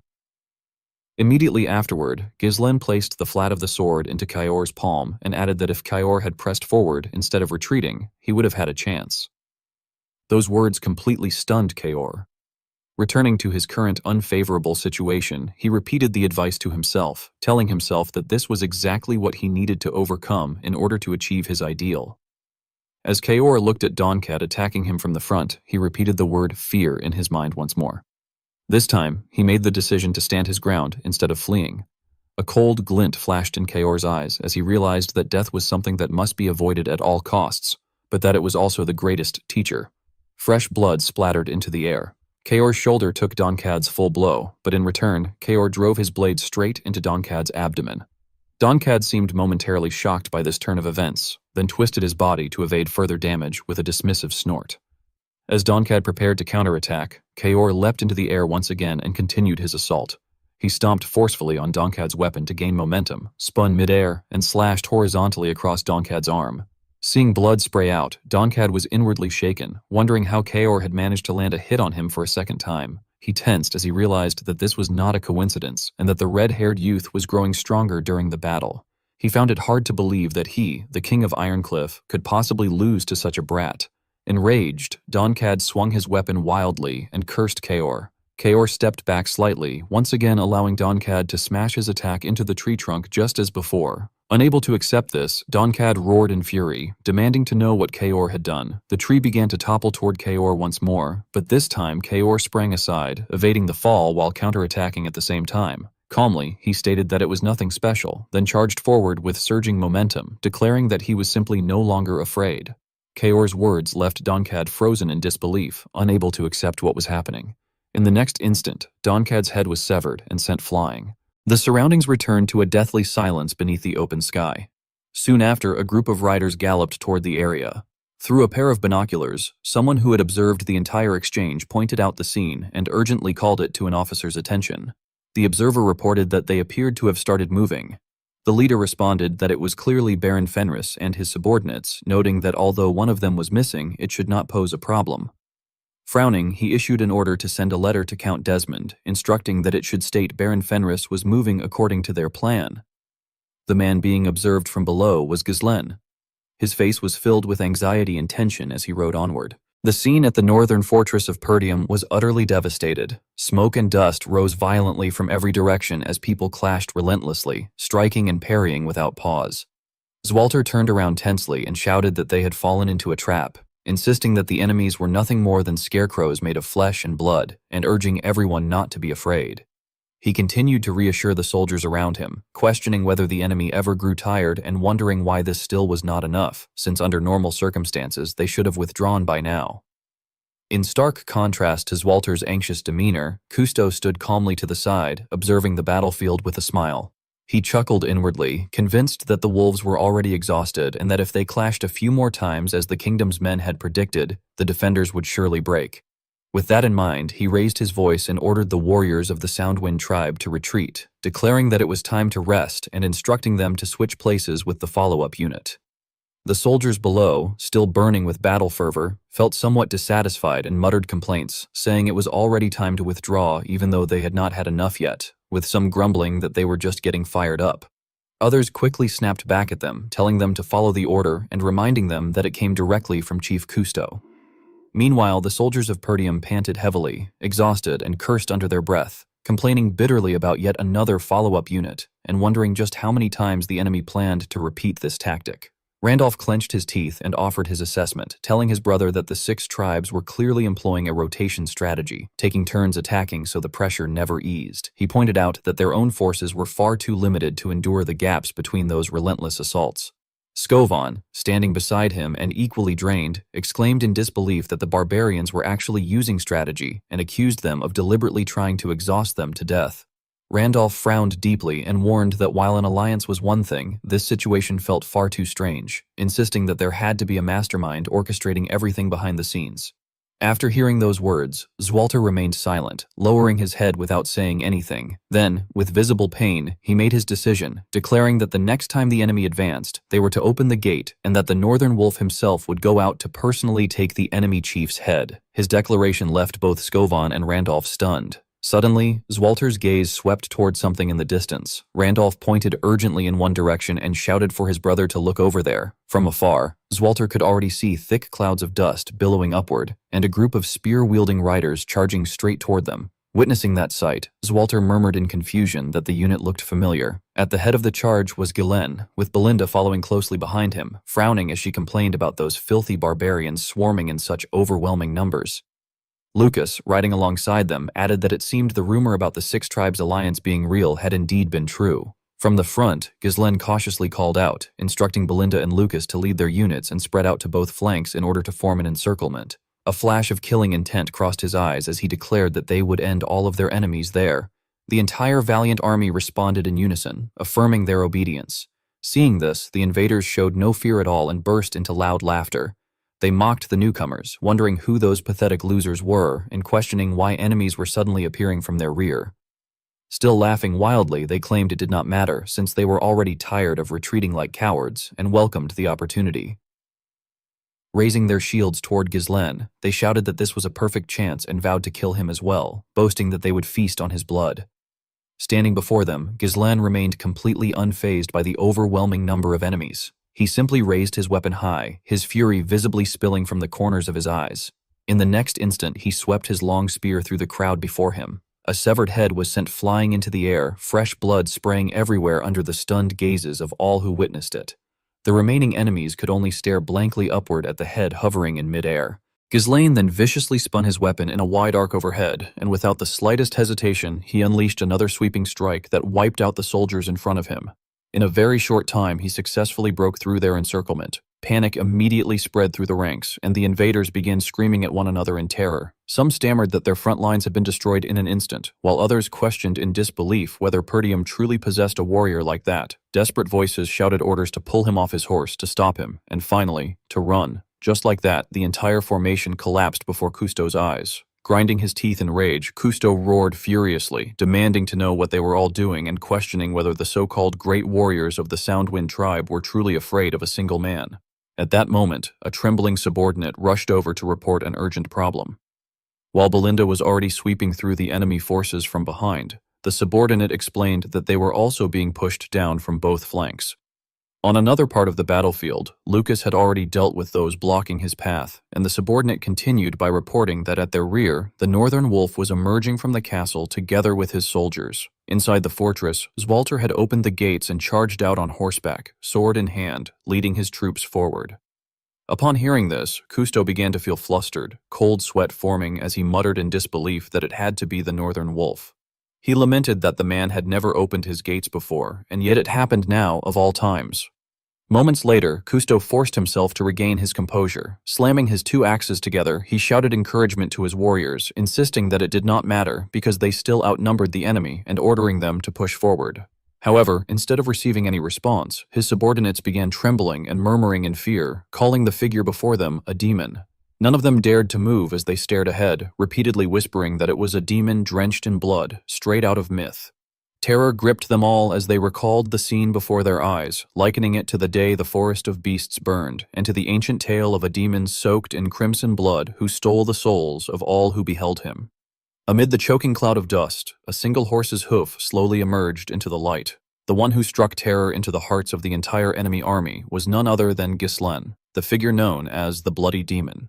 Cousteau faltered for a brief moment, cold sweat pouring down his body. Then, as if seized by sudden delight, his eyes widened and he burst into laughter, recognizing the bloody demon before him. Overflowing with excitement, he declared that the situation was exhilarating and that he had never imagined encountering someone so powerful in the north. As he charged forward, he loudly introduced himself as Cousteau, the great warrior of the north, and proclaimed that he would take the demon's head. Facing such arrogance, Ghislaine merely narrowed his eyes in disdain, remarking that it was disgusting. He drove his horse forward as Cousteau simultaneously launched himself into the attack.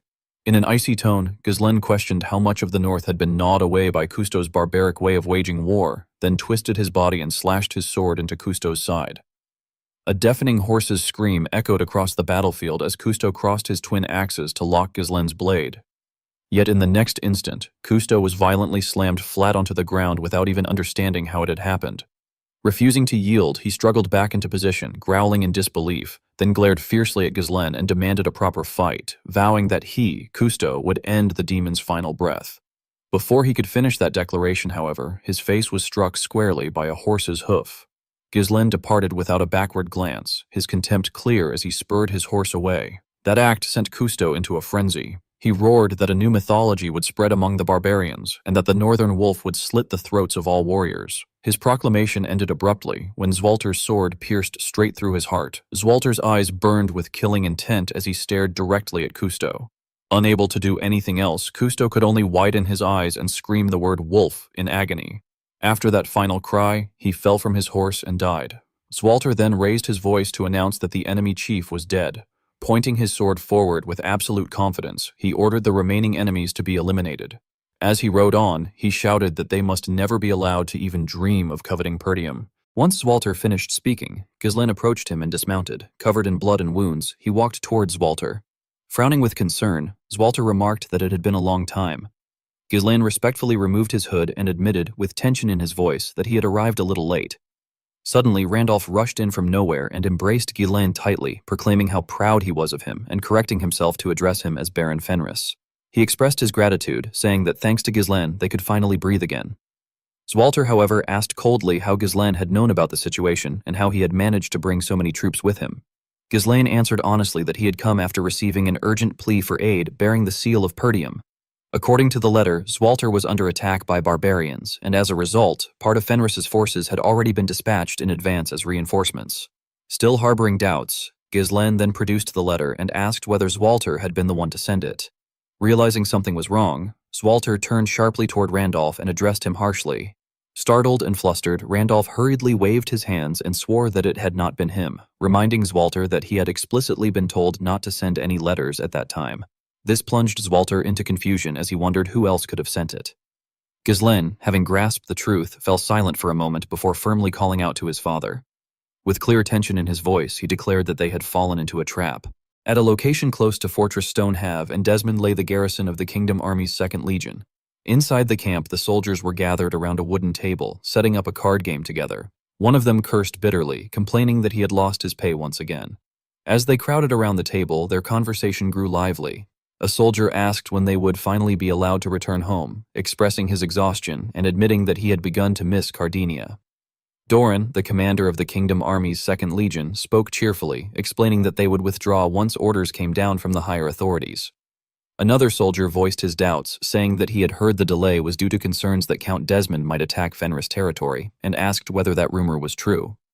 His companion quickly chimed in, pointing out that there had been no major movements so far and reasoning that, with the Kingdom Army keeping such close watch, an attack seemed unlikely. Another man stepped in to reassure them all, telling the group not to worry too much. He insisted that Count Desmond was not the type to act without careful thought, and argued that if Desmond were to mobilize an army, he would clearly be making an enemy of the kingdom itself. He confidently reiterated that no matter how powerful a Northern Grand Lord Desmond might be, unless he were completely insane, he would not dare to move. What they did not know was that an entire army was already steadily approaching the garrison. Those imposing figures soon entered their field of view. A panicked soldier rushed inside to report to the commander, urgently warning that the situation was dire.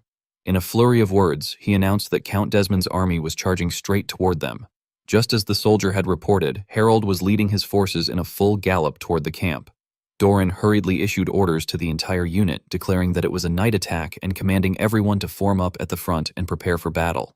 He rapidly followed up with further commands, ordering the spearmen to the front, instructing them to hold the enemy back with a tight formation, and telling them to brace for impact. However, Harold's army effortlessly smashed through the first defensive line. His momentum was overwhelming, cutting down countless enemy soldiers. Everywhere was filled with terror and fallen bodies. The battle quickly reached its climax as Harold's troops pushed deep inside the camp. The defenders were utterly helpless, able only to resist until their final breath. In desperation, some soldiers shouted that the situation was impossible, reporting that they could no longer maintain their formation, and lamenting that the elite kingdom army had been reduced to this state in an instant. Doran hastily gave the order to retreat, instructing his troops to abandon the engagement and fall back toward Fenris Castle, and ordering that a messenger be sent to Cardinia. Before he could finish speaking, an explosion erupted behind them. Doran's army was officially caught in a pincer attack, as soldiers cried out in shock upon realizing that cavalry from Desmond's forces had appeared in the rear and that their retreat route had been completely blocked. Drawing on his extensive battlefield experience, Doran quickly grasped the enemy's strategy. He realized that their attention had been deliberately drawn forward, only for the rear escape route to be sealed off after a timed delay, and bitterly acknowledged that they had been completely outplayed. In the end, Doran came face to face with a single figure. Wearing an arrogant expression, Harold spoke with open contempt, greeting Viscount Doran. Overcome with rage, Doran lashed out, declaring that Harold Desmond was utterly insane. At the same time, within Fenris territory, Claude had already received the devastating news that Count Desmond had annihilated the Kingdom Army's 2nd Legion. The atmosphere in the room instantly tightened to an extreme degree as further reports confirmed that Desmond had not halted his advance and was marching straight toward Fenris. Alfoy shouted in shock, cursing the situation and exclaiming that another war had broken out yet again. Pyote, drenched in cold sweat, stammered in disbelief as he repeated the word war, unable to process the reality. Lowell hesitantly sought guidance from his superior, addressing Claude and asking what course of action they should take. With a stern expression, Claude calmly analyzed the situation and reminded them that the Lord had previously given explicit instructions. If Count Desmond were to attack, they were to destroy key facilities and relocate all supplies and troops to Fenris Castle. Gillian immediately seized upon those words and resolutely declared that the current circumstances were precisely what the Lord had anticipated. Alfoy vehemently opposed the decision, demanding to know what Gillian was thinking and insisting that everyone pack up and flee at once, declaring that the territory was already lost. His words plunged the entire room into heavy contemplation, and even Vanessa fell silent under the mounting tension. Growing increasingly agitated, Alfoy continued to press everyone, shouting that the strongest Grand Lord of the North was marching straight toward them with the intent to kill, and questioning why anyone was still hesitating instead of moving immediately. Overwhelmed, Pyote panicked and hurriedly agreed to follow the order, affirming that he understood. At that moment, Vanessa stepped forward and proposed a direct confrontation, stating firmly that she would attempt to stop the enemy forces herself through magic. Her declaration left both Alfoy and Pyote completely stunned. Alfoy protested in alarm, denouncing her idea as reckless and arguing that remaining there would almost certainly result in death. Unshaken, Vanessa responded that if they abandoned the territory, everything they had built would fall into the enemy's hands. Alfoy, growing frustrated, retorted at length that no one was suggesting permanent abandonment, emphasizing that survival came first. He argued that, knowing the Lord's personality, the territory would eventually be reclaimed, and that up until now they had already accomplished the impossible. He insisted that if they fought with everything they had, it might still be possible to stop the enemy. Vanessa then appealed to everyone's emotions, pointing out that the forges and vital facilities had been built through the combined efforts of the dwarves and their mages. With heartfelt resolve, she continued by reminding them of the security established through the knights' sacrifices and of the people of the territory who had been given new lives. Finally, she declared with conviction that this place embodied the Lord's dream and that it was therefore something they were obligated to protect. Her unwavering determination filled Pyote with deep admiration. Lowering his voice, Claude addressed Vanessa respectfully and told her that if she truly intended to remain, there was crucial information she needed to know. He then carefully outlined the enemy's strength, explaining that Desmond's forces reportedly consisted of 30,000 troops, supported by 8 siege towers and 12 catapults. Moreover, he added that Count Desmond possessed a personal mage rumored to have reached the 6th circle. Upon hearing this, Alfoy's expression visibly stiffened as he repeated in shock that the enemy mage was at the 6th circle. Gillian made a firm assessment, stating that with Fenris's forces already spread throughout Ferdium, once the siege began, they would not last 3 days and the city would be breached before the Lord even had a chance to return. This grim prospect left Vanessa utterly helpless, to the point that she could barely voice her protest. Immediately afterward, Gillian rose to his feet, having already made up his mind. He swiftly took command of the situation, declaring that the Lord's orders were absolute and instructing everyone to evacuate with the supplies. Gillian then volunteered to remain behind to defend the fortress together with Vanessa, stating that he would stay. His unwavering loyalty left Vanessa deeply taken aback. Claude, still uneasy, asked once more whether Gillian had heard him, then sharply emphasized that if they fell back to Fortress Stone Haven, the gateway to the Cabaldi region, they could slow Desmond's advance, adding that it seemed the late Count of Cabaldi had been highly wary of Desmond. With steadfast conviction, Gillian firmly asserted that the Lord would definitely return and that until then, he would buy them time. Galverick bravely declared that he would do his best to produce proper equipment. One of his subordinates quickly echoed that resolve, remarking that it looked like there would be no time to rest anymore. Gordon then stepped forward and courageously made his own decision, stating that he would stay as well. Alfoy reacted in shock, calling Gordon's name in disbelief. Gordon clenched his fists as determination surged within him, asking what Captain Kaor would say if he were to run away with his tail between his legs. Torin decisively concluded that he would rather die fighting than be mocked as a coward by Kaor for the rest of his life. Moved by the courage of these vanguards, the soldiers immediately responded in unison, declaring that they would stay too, reminding everyone of everything they had endured to get this far and boldly challenging the enemy to come at them. Faced with this heroic scene, Alfoy could only turn pale and tremble, muttering that this was a rare chance to escape, yet questioning how they could possibly leave under such circumstances. The collective resolve deeply moved Vanessa, leaving her overwhelmed as she called out to everyone. At the same time, at the Ferdium Northern Fortress, Ghislaine received the dire news and fell into silence. In the letter, Gillian firmly emphasized that the Lord had ultimately achieved what everyone had claimed was impossible, that he understood this place was now necessary to confront an even more formidable enemy, and that they would protect it, no matter what. Ghislaine's heart suddenly tightened as he thought of Gillian, Vanessa, and everyone else. He understood all too clearly that in this confrontation, their side had no chance of victory. He recognized that an army of 30,000, powerful enough to crush the Kingdom Army's 2nd Legion in an instant, had deliberately sown chaos within the intelligence network, scattered Fenris's forces, and launched their attack while keeping him trapped here. At that moment, Ghislaine's eyes burned with nothing but overwhelming fury. He reflected that he had indeed considered the possibility that Desmond might act independently. Randolph, unable to hide his tension, urgently reported that Count Desmond was advancing and insisted that this was not the time for Ghislaine to remain where he was. Zwalter, fully grasping the severity of the situation, urged Ghislaine that even now they should hurry back to the territory. Before he could finish speaking, one of his subordinates rushed in to deliver alarming news, reporting that the situation was dire and that the barbarians' follow-up forces were charging toward them once again. Just as reported, a massive army was fiercely approaching the fortress. Randolph clenched his teeth in anger and demanded to know how large their numbers were, questioning whether this was an all-out assault. Zwalter, lowering his voice, remarked that he had thought the offensive had already ended. Once again, Ghislaine found himself caught in a painful dilemma.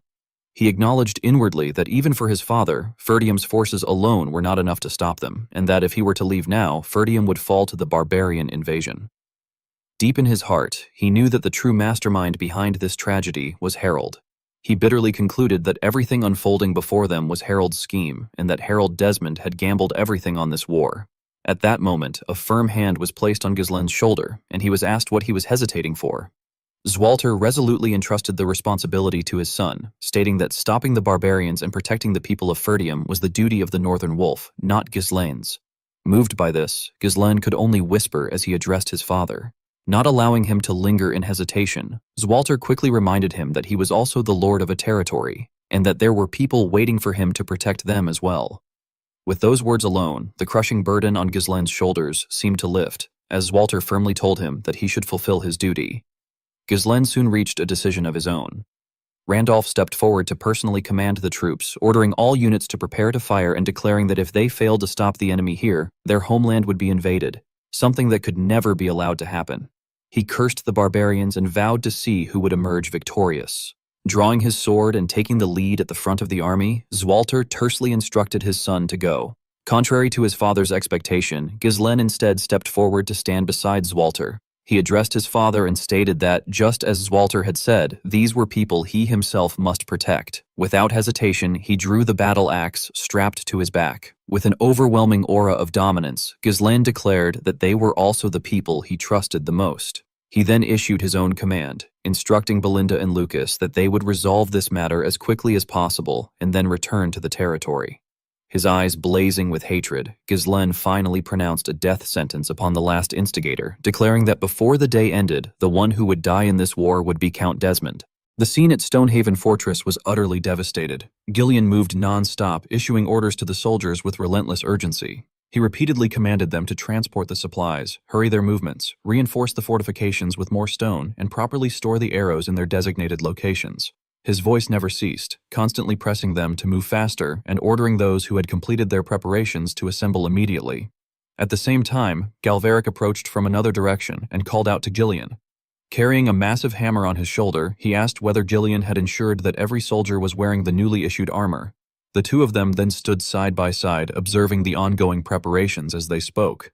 Gillian did not hold back his praise, stating that the armor's quality was genuinely exceptional. Galveric responded with pride, explaining that the armor had been crafted to be completely impervious to arrows and, most importantly, remarkably lightweight, allowing their forces to fight at full strength. He went on to brief Gillian on the current situation, adding that the knight's armor had also been enhanced with magic circles through the assistance of the mages, enabling it to neutralize magical power when infused with mana. Realizing the extent of their contribution, Gillian smiled and turned to Galveric, telling him that he and the dwarves were invaluable assets. He then asked if Galveric was truly certain about staying here. Galveric frowned slightly, hesitation evident as he avoided Gillian's gaze, and replied that at the very least, they would not die there. He remarked that many nobles throughout the kingdom desired their people. Placing his hands on his hips with unmistakable pride, Galveric lifted his gaze toward the open sky and reflected that if they were indeed fated to become slaves, then risking their lives for the freedom promised by their lord 10 years from now was a far better gamble. Yet sadness flickered in his eyes as he handed Gillian a helmet and asked what meaning that freedom would hold if that lord were no longer present. Those words shook Gillian deeply. It took him a moment to regain his composure before he finally smiled. Shortly afterward, he turned to the soldiers and asked whether everyone had assembled. With all troops standing in formation, they answered in unison that they had. Gillian then began to assess the formation. 1 priest, led by Peyote, 10 mages, with the formidable Vanessa among them, and Alfoy standing nearby, exhausted and lowering his head, followed by 100 knights. Finally, Gillian cast his gaze over the perfectly aligned ranks and acknowledged the presence of 1,000 soldiers. After saying that, Gillian put on his own helmet and cast his gaze toward the distant horizon. His field of vision gradually expanded, revealing an even more formidable army in the distance, one just as massive in scale, numbering around 30,000 troops. They were clearly preparing to march forward and launch an attack on this place. Upon hearing that number, Gordon could not help but exclaim in shock that the enemy force was 30 times larger than theirs. Standing beside him, Toran burst into excited laughter, remarking that it was truly terrifying. In contrast, Alfoy panicked and immediately tried to flee, shouting in fear that they should just run away, insisting that their lord would not want them to die here. At that moment, Vanessa, who was standing nearby, reached out, grabbed him by the collar, and angrily scolded him, saying that it was already too late. Despite the overwhelming disparity in numbers, the cavalry unit remained highly spirited. Standing at the front, Gillian frowned slightly and asked whether they were afraid. As he strode forward, he calmly instructed them that their objective was not to defeat the enemy, but merely to buy time until their lord arrived. He warned that if this fortress were to fall, the enemy would seize the entire territory in an instant. He then began listing what was truly at stake: their workplaces, their families, and the homes they had built with their own hands. After pausing briefly, Gillian expressed that the same applied to the lives and dreams their lord had given them, and that this was no different for him as well. With those words, he raised his helmet high before firmly placing it on his head once more. His eyes grew resolute as he rallied everyone's spirit, declaring that now it was their turn to protect their lord's dreams. His words struck deeply into the hearts of the soldiers, filling them with renewed motivation. At the same time, on the enemy's side, Harold rode at the front of the formation. Hutton turned to him and reported that all the trebuchets had been fully loaded. Harold glanced backward and coldly called out Willow's name. A figure immediately stepped forward, forcefully planting a staff into the ground. Willow respectfully introduced herself, stating that she had been summoned and identifying herself as Willow, the 6th Circle Master Mage of the Desmond Circle, and Harold's personal mage. Harold questioned her, asking whether she had discovered the runestone traps the enemy had used during the siege of Degald.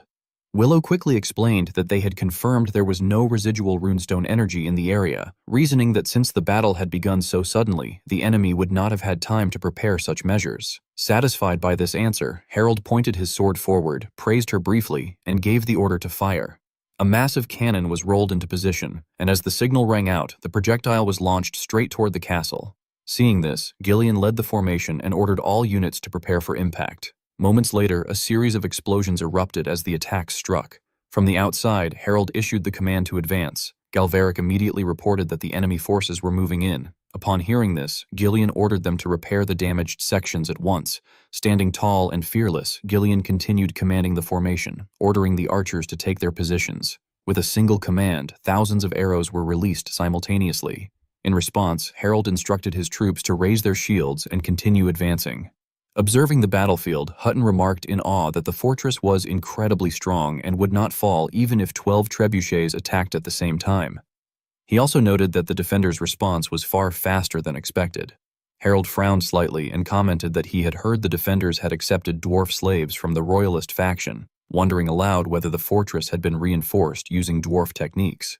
Orders were continuously issued to archer units 1 and 4 to fire and flatten the fortress. However, despite thousands of arrows raining down, none of the soldiers were injured. Not a single casualty occurred, which left Harold visibly astonished. The soldiers, meanwhile, excitedly marveled that every arrow simply bounced off their armor, wondering what kind of armor the dwarves had created. They began shouting provocatively, urging the enemy to keep shooting and boasting that their armor was impervious to arrows. This infuriated Harold. A murderous glint flashed in his eyes as he called out to Willow and ordered her to create a rain of fire. Willow and her group of mages immediately began casting spells. Smiling with excitement, Willow acknowledged the command. After observing the situation, Galveric grew uneasy and urgently pointed upward, calling out to Gillian and telling him to look. As he stared at the dark, swirling vortexes forming in the sky, he warned that there was something strange about it. Gillian raised his head and instantly realized that it was magic. While casting her spell, Willow arrogantly mocked them, telling them to protect their heads. Her eyes gleamed with malice as she grinned in excitement, thinking to herself that a rain capable of burning everything was about to descend. Seeing fireballs raining down one after another, Galveric became flustered and angrily cursed Cialan, shouting that although Zirania was indeed impervious to arrows, it could not withstand large-scale area magic like this. He then hurriedly ordered everyone to take cover. However, almost immediately afterward, Gillian spoke up to reassure the troops, instructing all units to remain calm and hold their positions. He stood tall and confidently asserted that there was no need to worry, as they too possessed magic. The moment Gillian finished speaking, a powerful surge of mana erupted. Vanessa retaliated by casting Wind Curtain, conjuring a massive protective barrier that shielded everyone. No matter how many fireballs descended from the sky, they all dissipated before they could penetrate the defense. Vanessa remained intensely focused as she maintained the spell, and within moments, the darkened sky was dispelled and returned to clarity. Gillian continued standing there with unwavering confidence, while the soldiers stared in astonishment. Overwhelmed by fear, Willow muttered to himself about that mantra, quickly realizing who Vanessa truly was, the mage who had annihilated the Dagald forces. Alfoy glared at her with barely concealed irritation, cursing inwardly and wondering which battery had been used again. Vanessa quickly noticed his lapse and sternly warned Alfoy to maintain his concentration and prepare for the next attack. On the opposing side, Hutton sought guidance by respectfully requesting further orders from the Count. When no response came from Harold, Hutton grew uneasy and called out to him again. At that moment, Harold was deep in turmoil. He reflected that their trebuchets had been stopped by a fortress reinforced by dwarves, their arrows had been rendered useless by armor, and even their magic had been countered by magic. His expression darkened as he silently assessed the situation, concluding that although the Fenris forces were divided and Ghislain Perdium was absent, he was not actually in a disadvantageous position. However, the war that had erupted without regard for the Dukes or the Royalist faction's commands had caused him to lose his composure. Suddenly, Harold broke into a faint smile. Lifting his head, he marveled at what he called sheer fortune, thinking that if he had not intervened at this moment, he would never have been able to defeat Ghislain, and that this turn of events was truly a stroke of luck. Immediately afterward, Harold issued a new order, declaring that there was no longer any need for caution. Hutton, taken aback, asked what he meant. In response, Harold sharply furrowed his brows and, with firm resolve, commanded that all forces be instructed to advance and that the fortress be erased from the map. Harold Desmond led his mighty army and swung his sword forward, heroically shouting for all troops to advance and capture the fortress. As a result, an army of several thousand soldiers surged forward, while defensive actions began from atop the castle. A barrage of arrows was released under the soldiers' firm resolve as they urged one another to fire and to delay the enemy's advance as much as possible. However, the arrows were blocked by Harold Desmond's forces using their shields. Suddenly, someone noticed a problem and pointed upward, shouting to draw attention there. Upon seeing fireballs being launched downward, the soldiers began to panic, exclaiming that the catapult was on fire and asking whether the dwarf could block that with armor as well. From the rear, Galveric quickly issued orders, telling them to dodge. A massive axe was then swung with great force, and just as the soldiers ducked, Gillian swung his axe and struck the incoming fireballs, sending them flying away before they could reach a corner of the castle, grunting with exertion. Meanwhile, among the mages, Vanessa and Alfoy were also concentrating intensely on resisting the assault. The soldiers rejoiced at what had just happened, cheering that they had survived and praising the knights as expected. Nevertheless, many problems remained, and the soldiers anxiously pointed out that the siege tower was already right in front of them, wondering whether the enemy intended to overwhelm them with sheer numbers. Standing at the front like an unshakable shield, Gillian loudly reassured everyone, telling them not to be afraid, to trust one another, and to hold their positions. Immediately afterward, a series of commands was issued, ordering the Fenris knights to take their positions. Gillian also radiated powerful fighting spirit as he prepared for battle, declaring that they must prepare for close combat. His eyes flashed with killing intent as he asserted that the first strike had to be overwhelming, adding that this battle would be the first crucial step in deciding the outcome of the war. As soon as Gillian finished speaking, his axe sliced through a group of enemies. He then spun and swung his weapon high, and with a single sweeping strike, he annihilated a large number of foes without mercy, sending them flying so violently that they crashed through buildings and shattered. The soldiers of Harold Desmond who were climbing upward saw their comrades fall right before their eyes and began to falter, asking in shock what was happening above. As soon as they climbed up and saw Gillian's blood-soaked axe, their steps halted and their bodies trembled uncontrollably. Gillian simply stood there, exuding the aura of a powerful warrior. His eyes glimmered faintly with murderous intent, and those who met his gaze turned pale with terror, their eyes rolling back as they became unable to react. Gillian continued attacking while shouting for his forces to kill them all and not allow the enemy to take even a single step onto the wall. Below, Harold Desmond watched as his army was gradually wiped out and muttered in great frustration, referring to Gillian as the white-maned lion. Standing beside him, Hutton offered his assessment that the knights were extremely high-level opponents and that it would likely take quite some time for ordinary soldiers to defeat them. After hearing this and calculating the situation, Harold Desmond called out to the two winged knights, who responded in unison, acknowledging his command. He frowned and ordered them to dismount, join the infantry line, climb the siege tower, and push back the enemy knights. He further instructed that one squad should join the post-siege unit and strike the gate while the siege tower attacked the wall. He then addressed his mages, ordering Willow to gather mana so that large-scale magic could be used at any time. Having been given another chance after a previous failure, Willow clenched her fists with determination and replied that she understood. After setting forth his strategy, Harold Desmond looked forward and declared that it was enough. Hutton raised the hand holding his sword, and together they stared up at Gillian, remarking that the white-maned lion was extremely irritating. Finally, Harold Desmond revealed a murderous gaze and ordered that they kill him. Hutton, extremely excited, pulled tight on the reins, his eyes gleaming with momentum and confidence as he declared that he had been waiting for that order. At the same time, in the capital Cartenia, everything was noticeably quieter. Count Faud, the spokesman of the Delphine ducal house, sat with his head lowered in anxiety, sweat pouring down his forehead like a stream. Facing him were seasoned and formidable figures. Marquis Branford kept his head bowed in silence, his hands clasped together without saying a word.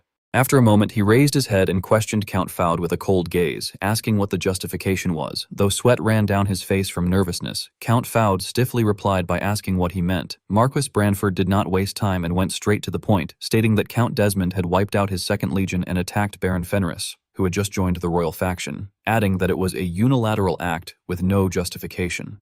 He paused briefly, frowned, and demanded to know whether all of that was the will of the Delphine ducal house. Count Faud became flustered, cleared his throat softly, and argued that such a claim was absurd, saying that he understood how the Marquis felt, but questioning what Count Desmond, a neutral noble, had to do with their house.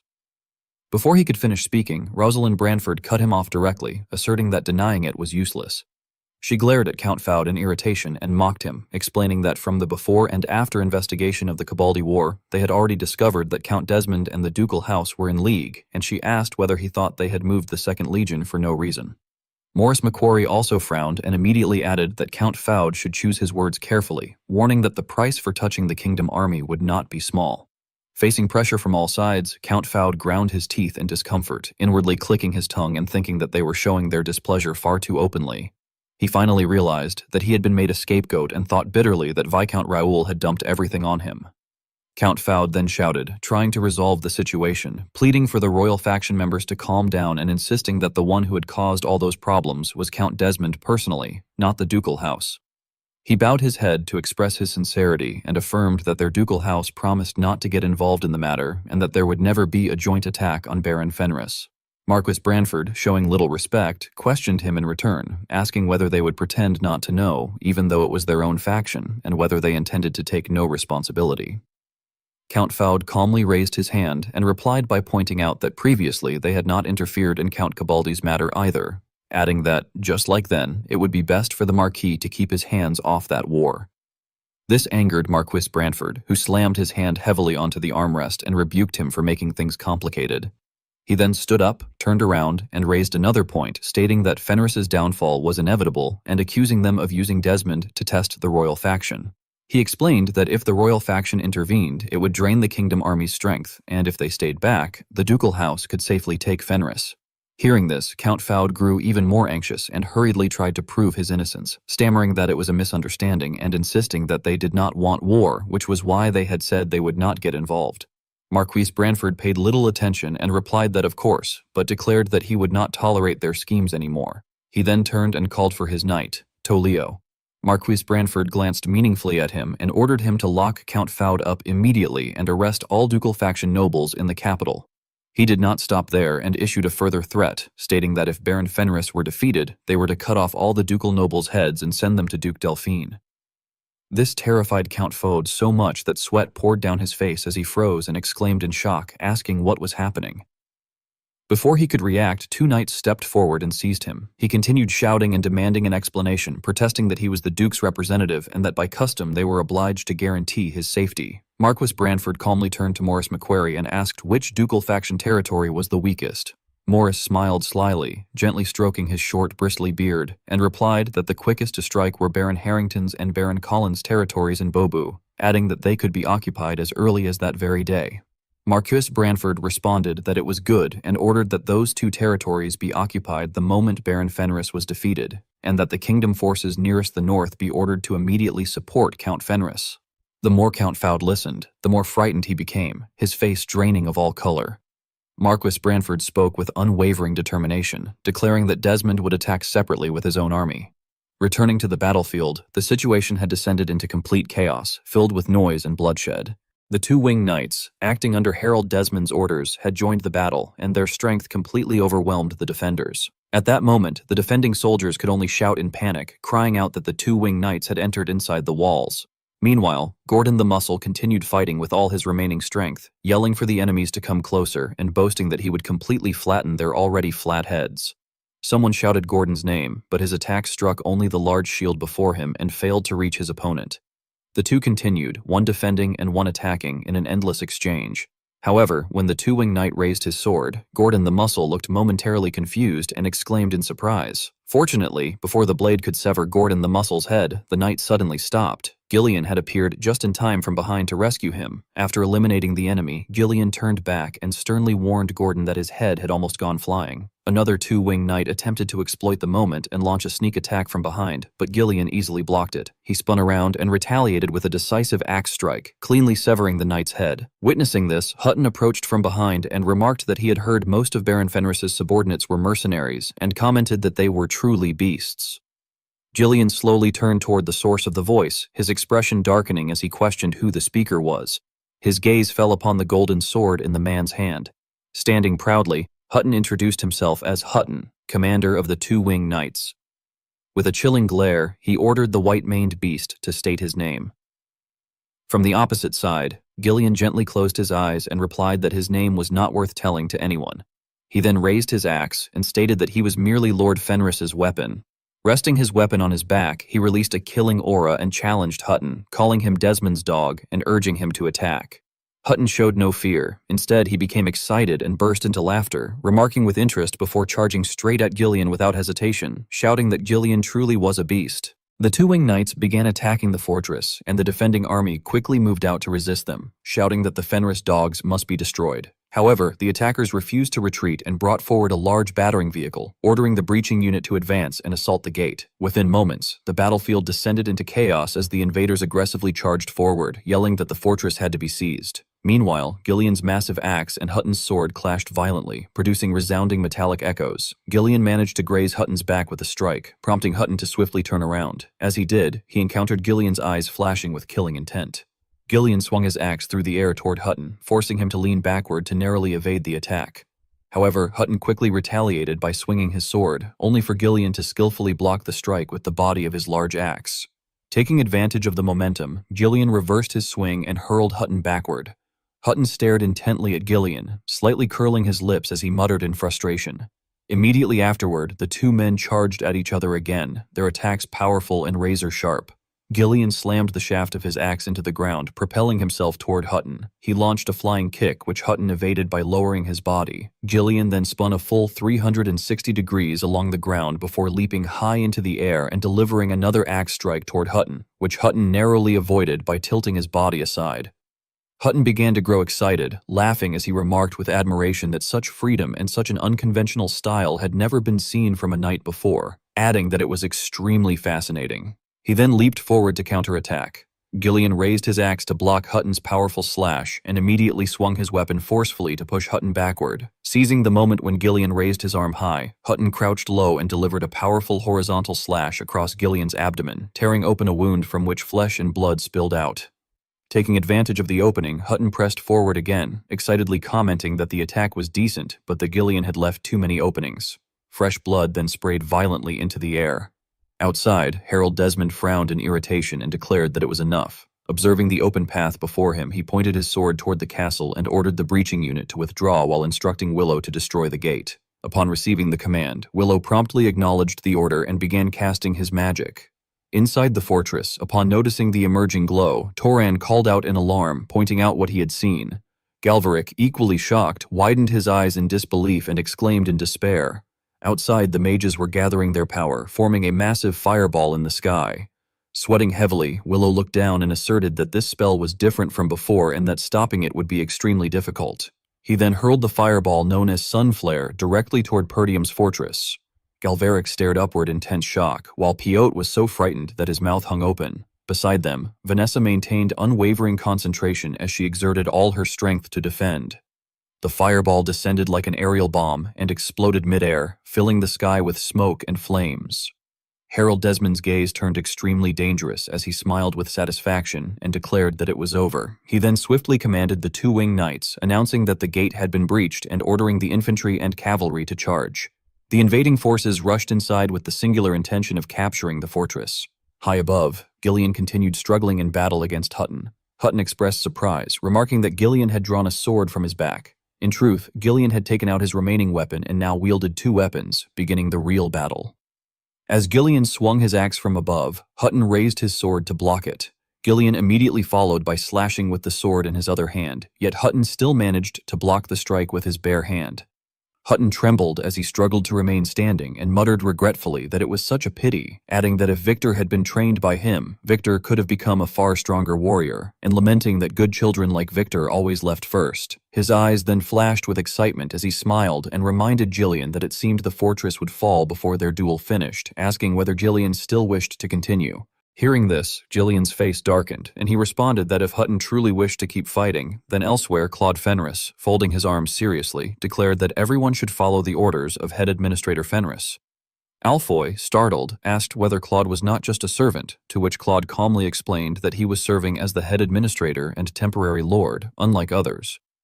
Claude then briefly explained the situation, stating that the enemy had arrived with a national-scale army and launched a full assault, emphasizing that no matter how strong their defenses were, they could not withstand such an overwhelming military disparity.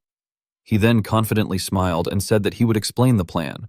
Claude outlined that they would begin once the gate was breached, adding that ordinary soldiers and mages had to retreat through the rear gate as quickly as possible once the enemy climbed the walls, reasoning that since they were outnumbered, fighting would only be futile.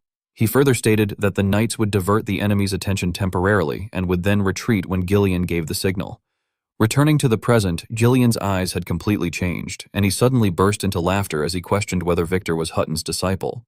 This startled Hutton somewhat. Gillian then stared at him with mocking excitement and remarked that an idiot had dared to challenge a lord and had not even managed to survive, adding that he was certain the master was probably the same.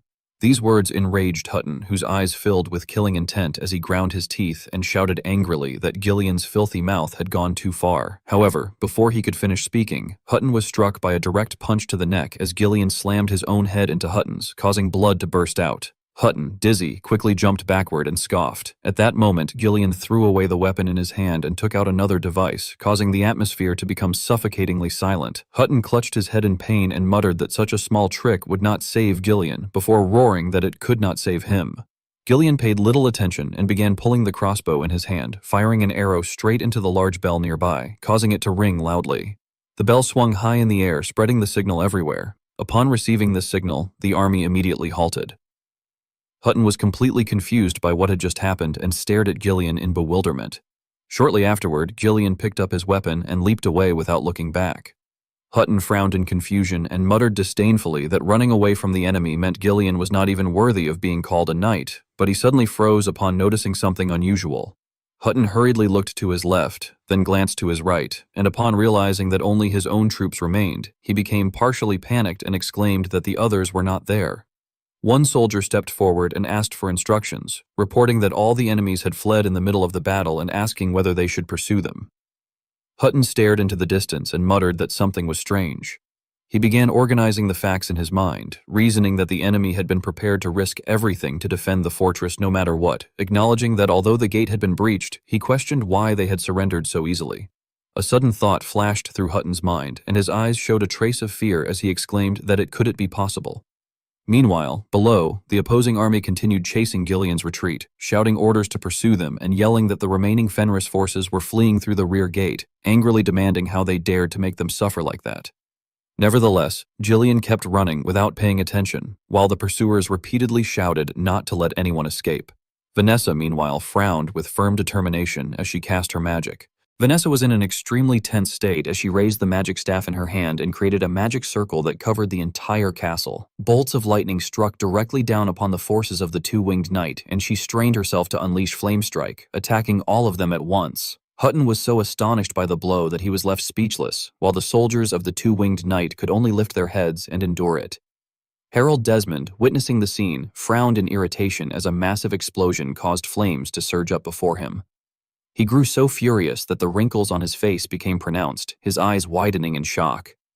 Mage Willow began trembling in fear at Vanessa's power and stammered in disbelief that it was impossible and wondered whether that overwhelming mana could be what she feared.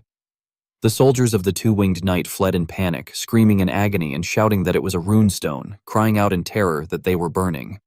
Hutton alone remained calm, waving his hand as he ordered all soldiers to retreat from the castle and commanded the two-winged knight to rescue the injured and count the survivors. At that moment, Harold Desmond rode his horse through the curtain of flames and shouted for Hutton. Startled, Hutton turned and addressed him as his lord. With eyes filled with anger, Harold Desmond demanded that Hutton report the situation immediately. At the same time, outside the castle, Gillian held Vanessa in his arms and exclaimed in admiration at the sight of the fire. Pyote keenly noticed the wound on him and anxiously called out for Sir Gillian to wait, pointing out that his abdomen was bleeding. However, Gillian gently reassured her that it was fine. Alfoy stared at the blaze and remarked that everyone there had a distorted sense of financial awareness, adding that he could not believe they would use such expensive runestones in that manner again. Hoo-Hoo Gordon the Muscle merely laughed and replied that it did not matter because their captain was rich. Galveric calmly added that their enemies would have taken everything if they had lost anyway. Gillian smiled with satisfaction and praised the plan as Claude's excellent strategy before turning to the soldiers to ask whether everyone was safe. They answered in unison that they were, sir. Relieved, Gillian warned that the enemy would track them down soon and then ordered that they depart for the second assembly point. Meanwhile, at Ghislaine Perdium's location, an entire army had been annihilated, leaving only Waroka struggling to stand. His body was covered in blood as he panted heavily in exhaustion. Without giving Waroka a chance to recover, Ghislaine Perdium spurred his horse forward with weapon in hand. Waroka hurriedly swung his sword to counter while dodging aside, and the two continuously exchanged blows. Ghislaine twisted his blade and slashed forward, and his horse leapt up and kicked Waroka, knocking him onto his back. Waroka rolled across the ground before steadying himself. Though battered and gasping for breath, he stubbornly cursed that Ghislaine was a bloody demon who did not know when to quit, and was even more addicted to fighting than warriors were. Suddenly, Waroka raised his hand in surrender and called him a bloody demon once more, urging him that if he still had any sense left, he should lower his weapon and listen. Waroka declared that he would represent his people and propose a truce. Pointing toward the pile of corpses, he told him to look around and see that everywhere was filled with poor souls reduced to nothing but disgusting lumps of flesh. He explained that they had only been acting under Kustu's orders and that now that Kustu was dead, there was no reason to continue fighting, asking whether he did not agree. Ghislaine Perdium's eyes darkened as he stared at the man and silently evaluated that Waroka had been a barbarian general who, in his past life, had been rewarded with a portion of fallen Perdium for helping the ducal faction, and that he had been quite intelligent compared to the other simple and foolish barbarians. Seeing Ghislaine Perdium remain silent, Waroka thought he had a chance and hurriedly begged them to stop the meaningless killing, asking whether their men had not sacrificed enough and promising that they would never attack the northern fortress again. Hearing this, Ghislaine lost all patience, swung his sword, and ordered him to be silent, asking whether he had stalled for enough time. With that, Waroka was struck and sent flying. Ghislaine stared at him and declared that there was no such thing as a moderate war in that world. At that point, Waroka could only bitterly call him a demon. After finishing him off, Ghislaine finally let out a relieved sigh. On the other side, Gillian was leading the others away when Gordon the Muscle suddenly noticed something unusual and shouted to Captain Gillian to look behind them. It turned out that the two-winged knight army had caught up with them. Hutton, tense, took the lead in reporting to Harold Desmond that those rats were finally in sight. Harold Desmond fiercely swung his sword forward and ordered all soldiers to charge, declaring that they would never bring Fenris down, if not now. Pyote cried out in panic, asking whether it was already happening, while Alfoy fearfully wondered how they had chased them down so quickly after suffering that much damage. Gillian's eyes darkened as he anxiously assessed that there was still some distance left until the assembly point. He then turned his horse and rode toward it, saying that he reckoned this was it. Deciding to hold them off so the others could escape, he ordered everyone to proceed to the assembly point and stated that he would hold a defensive position there to buy some time. Everyone was shocked and questioned him, but Gillian remained resolute and charged toward the enemy. Witnessing the scene, the soldiers exclaimed in awe and disbelief, questioning whether the enemy had really taken any damage, noting that half of 30,000 was still 15,000, and that it did not change the fact that they overwhelmingly outnumbered them. They admitted with concern that those flat-helmeted soldiers were no joke, that they were truly strong, and that their technique was on another level. One of them mockingly asked Cuckoo whether he was scared and what all those muscles were for, even threatening to report him to Captain Kaor. Gordon the Muscle gritted his teeth, suppressed his fear, and declared that since it had come to this, he would try to stop at least one more of them, adding that their captain would avenge them. Gillian grasped the sword on his back and affirmed that their lord was not someone who would let them go unpunished. He then raised his weapon high and commanded the Fenris Knight Order to prepare for battle. The entire army roared as they charged forward and shouted for Fenris, maintaining their unwavering resolve as they clashed head-on with the two-winged knight army. Swords were swung and blows were parried in chaotic combat, neither side yielding as they resisted fiercely without retreat. Toran swung the chain in his hand and cursed that he would make sure they would never invade Fenris again. Watching the scene, Harold Desmond scoffed and thought that they had chosen to resist until the end, now that they could no longer run away. He then ordered the first line of mages to move forward, and they simultaneously hurled fireballs toward the attacking forces. The soldiers panicked, shouting that a magic attack was incoming. Gordon the Muscle gritted his teeth and urged them to try, insisting that they had armor made with dwarven technology. At that moment, numerous magic staffs were raised, and a magical shield blocked the incoming fireballs, leaving Harold Desmond astonished. Hutton quickly realized that it was magic. It turned out that Vanessa had returned, and she firmly declared that she could not just watch the knights sacrifice themselves before her eyes, and that she would fight with them. Amid the chaos of the battlefield, Gillian and Hutton faced each other once more. Hutton frowned and said that he had finally remembered his name, identifying him as Gillian, captain of the Ratatosk Mercenaries. Gillian's gaze hardened upon hearing that. Hutton continued, explaining that it had been a mercenary group they used to trade with often due to their remarkable resourcefulness, and that he had completely forgotten about them because they had disappeared without warning. He questioned why Gillian would risk his life for Baron Fenris, and asked whether he thought his true nature would change just because a mere mercenary had played at being a knight for a while. He added that if Gillian truly believed that foolish Fenris could dominate the north, then it was nothing but a futile dream. However, Gillian firmly shouted that, as a mercenary, he had already died, but that Lord Ghislaine had given him a new life. Raising his weapon high once more, he declared that his lord's dream was his own dream. As soon as he finished speaking, Gillian swung his great axe in a wide arc behind his head, preparing to attack. He brought the heavy blade straight down at Hutton, but Hutton managed to raise his sword in time to block it. Gillian immediately followed with another sweeping strike that sent Hutton flying backward. With eyes filled with killing intent and unwavering resolve, Gillian charged forward again. Hutton, no less tense, continuously defended himself while waiting for a chance to counterattack, letting out a strained grunt as he struggled to keep up. Gillian's speed suddenly increased at a terrifying rate. He weaved left and right, advancing and retreating in rhythmic steps as he pressed his assault, yet Hutton was still able to block each blow. Unexpectedly, Hutton suddenly swung his sword in retaliation. Gillian swiftly trapped the tip of Hutton's blade with the edge of his axe and, with a powerful jerk, flung the sword from Hutton's hand, throwing him into momentary confusion. Seizing the opportunity, Gillian slashed across Hutton's chest, leaving a long wound. Caught off guard and unable to defend himself, Hutton cried out in pain. Even his horse was struck and collapsed on the spot. Hutton hastily leapt back to steady himself. Clutching the wound on his shoulder in agony, Hutton thought that the pressure was dangerous, that it was different from before, and that even in raw strength he was completely outmatched. He wondered where such power was coming from, despite Gillian's injuries. His eyes froze, sweat pouring down like a stream as he panted heavily and demanded that he simply did not understand why someone like Gillian would do this. After a brief pause, he shouted furiously, asking why a mere mercenary would risk his life to follow that beast of a lord. Gillian stood silently and replied that no one had the right to call Lord Fenris a beast. Raising his weapon high, he declared that he would not tolerate anyone who dared to insult his lord's dream and that this was his chivalry. Gillian's answer left Hutton stunned for a long moment. A glimmer flashed in his eyes as he thought that he had never seen a mercenary show such loyalty to a master, believing that they were all shallow creatures driven only by money, with no sense of honor or decorum. Staring at Gillian in confusion, he wondered whether Baron Fenris had truly tamed that wild lion into a knight.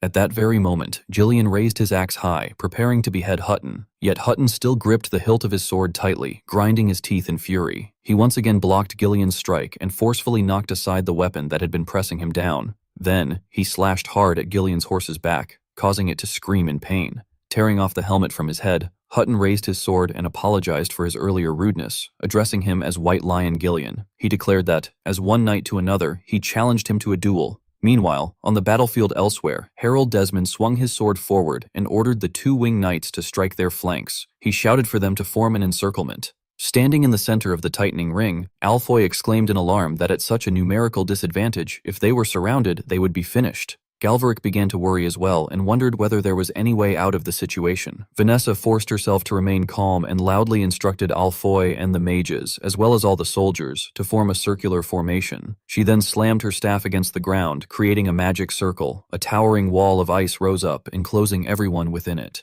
Witnessing this, the two winged knights were bewildered and remarked that it was an ice wall, noting that their surroundings had been blocked off and that at this rate they could not encircle them.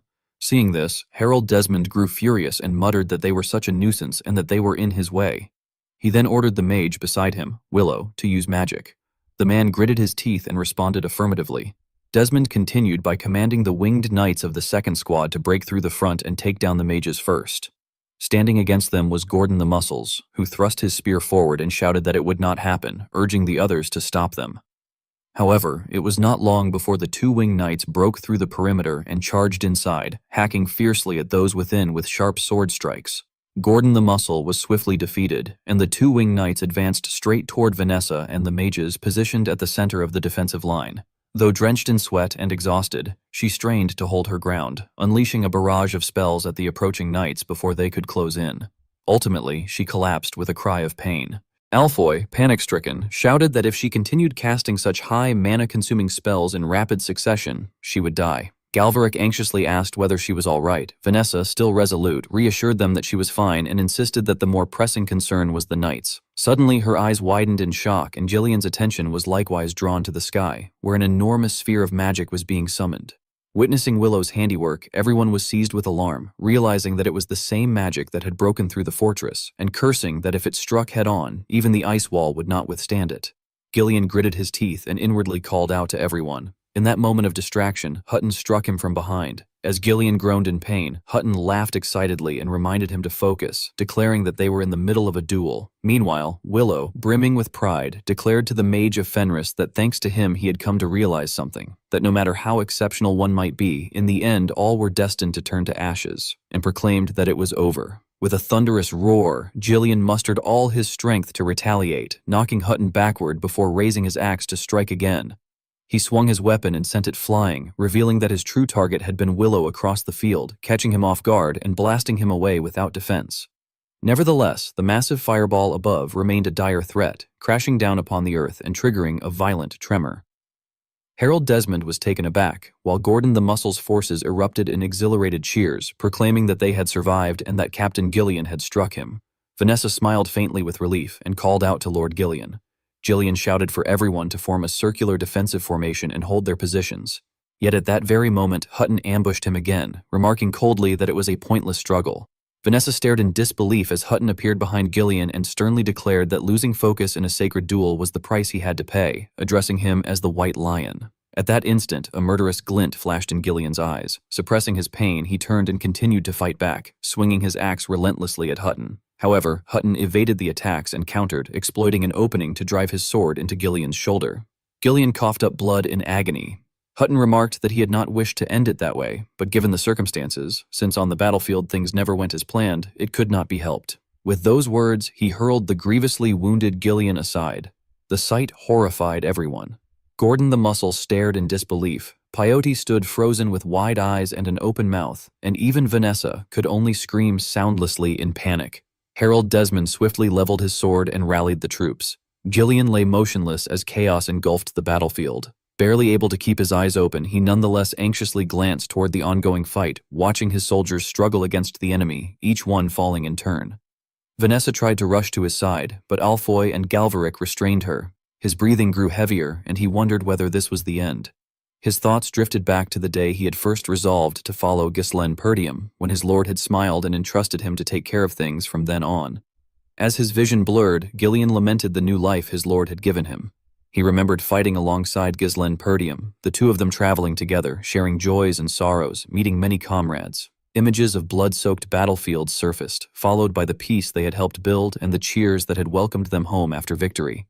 Finally, he thought of his daughter, Rachel, and recalled the reassuring pat Ghislaine Perdium had given him before gently telling him that he was one of the people he trusted most. A bitter smile touched Gillian's lips as he closed his eyes and, with his final breaths, apologized to his lord. Suddenly, he heard someone calling his name and struggled to open his eyes, wondering faintly whether it was his lord. A blurred figure came into view. It was Kaor. Standing tall with a stern expression, Kaor ordered him to hold himself together in front of his men and to rise. Not long ago, in the kingdom of Turian at the Shadow Mountains, a monster wave appeared. The knights of Turian tensed up, their faces tightening as they shouted in alarm. A rain of arrows was fired, cutting down a large number of enemies as fresh blood splattered everywhere. The soldiers atop the castle kept urging one another on, shouting for them to stop the monsters who were climbing over the corpses and to prevent them from getting up, yelling at them to die and get lost. At that moment, one of the creatures picked up a massive stone. It swung the sword in its hand and struck the stone, sending it flying toward the castle. Seeing that it was about to crash into the fortress, a guard cried out in shock, asking what that thing was. However, the enormous stone flew straight in and shattered the defensive barrier. It turned out that the one responsible was a snow demon. The guards were horrified by their strength, exclaiming in disbelief what kind of huge monster could smash a stone with an ice staff. They cursed, saying that even though the Knights of Turian had joined the battle, they were still being pushed back. In their panic, they lamented that if only Dawnguard were there.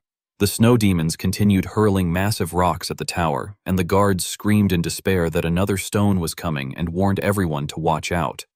Just then, someone appeared. Kaor used his sword to block the incoming boulder, then spun around and hurled it back toward the snow demon below. The guards breathed a sigh of relief, stammering that they were saved. They began to wonder about the red-haired figure, and within moments, they recognized him as the new king of Ironcliff, Kaor. Grinding his teeth helplessly, Kaor muttered about Dawnguard, calling him a damn fat bastard and wondering how he could carry something so heavy everywhere. As he spoke, he threw the weapon in his hand. It fell straight into the ranks of the Knights of Turian and annihilated them.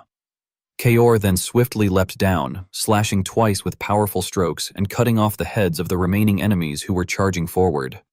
Kaor had trained diligently. He reflected that fundamentally, after overcoming fear and learning how to keep moving forward, the next step was application. He seriously contemplated body movement, the center of gravity, and foot positioning. His eyes widened and gleamed as he realized that if one could read the signals given by the body and anticipate the opponent's next move, then one could face anyone. The opponent standing before Kaor at that moment was Hutton, and Kaor could clearly see each of his movements. After blocking Hutton's first incoming strike, Kaor asserted that one could confront anyone under such conditions. He spun aside to avoid a horizontal thrust and then retaliated mercilessly, slashing Hutton and drawing blood. Hutton could not believe that Kaor had cut his face and cursed in shock. Confused, he wondered whether Kaor had read his movements. He then roared to boost his morale, swung his sword fiercely in return, and leapt back. Clutching his arm, he crouched into a guarded stance.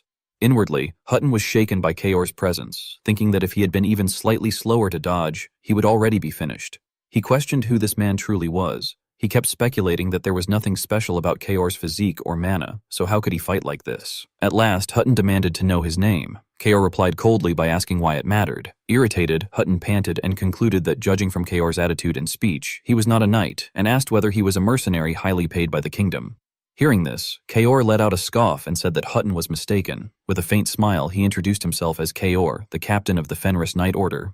Those words shocked Hutton, who stammered in disbelief that he was the captain and not the white-maned lion. Suddenly, Gillian, who was lying on the ground, spoke up and told them not to be foolish.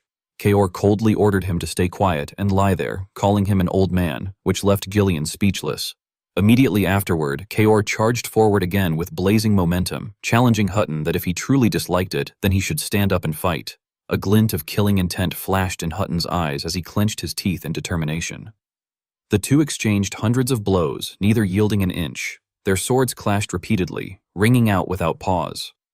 Panting heavily, Hutton remarked that Kaor's fighting style was undisciplined and that Baron Fenris had merely raised a wild beast. Enraged, he shouted that he had won 5 territorial duels that determined the fate of entire regions and demanded to know whether a lowly person like Kaor truly thought he could stand against him. Kaor fought back while sneering and mockingly asked whether 5 times was not almost the same as a mercenary wager match in a territorial duel. He then confidently declared that their leader had already done it more than 100 times. Hutton was utterly shocked by the number Kaor mentioned and stammered in disbelief whether it had truly been 100 times, but immediately afterward he was kicked straight in the chest and fell flat on his back. Kaor fiercely raised his sword, preparing to bring it down, and Hutton, seemingly panicked by the situation, hastily lifted his own blade to block the fatal strike. Hutton angrily shouted at him to stop spouting nonsense before twisting his body and slashing downward. The blow knocked Kaor off balance and sent him crashing onto his back. Hutton then sprang up and, swinging his sword with overwhelming momentum, proclaimed that anyone who stood in the way of Count Desmond had to be eliminated. Despite this, Kaor still struggled to endure, letting out a strained groan. At that critical moment, Gillian suddenly rose to assist him, shocking Hutton and astonishing even Kaor. Gillian forcefully waved his hand and pushed Hutton back, causing Hutton to struggle as he stabbed his sword into the ground to steady himself. Gillian stepped forward and praised Kaor, saying that he had grown stronger. Kaor immediately retorted by calling him an old man and sarcastically asked whether he could move. Gillian replied tiredly that Priest Fioti had treated him and that it was at least enough for him to move. At that time, Fioti hurried over and warned that if this continued, he would die. From the opposite side, Hutton mocked Gillian, calling him the white-maned lion, and saying that he had already lost the duel, so he should accept his defeat and withdraw, questioning what right he had to interfere. Hutton then burst into mocking laughter, insulting him as a shameless bastard and saying that it seemed he could not rid himself of his lowly mercenary nature. Gillian paid little attention to the taunts and merely warned Kaor not to lower his guard, explaining that Hutton was Victor's superior, the very man who had nearly killed him. Hearing that, Kaor clicked his tongue in irritation and remarked that no wonder he was so tough. He then glanced at Gillian and observed that his condition was currently poor and that the next attack might be the last.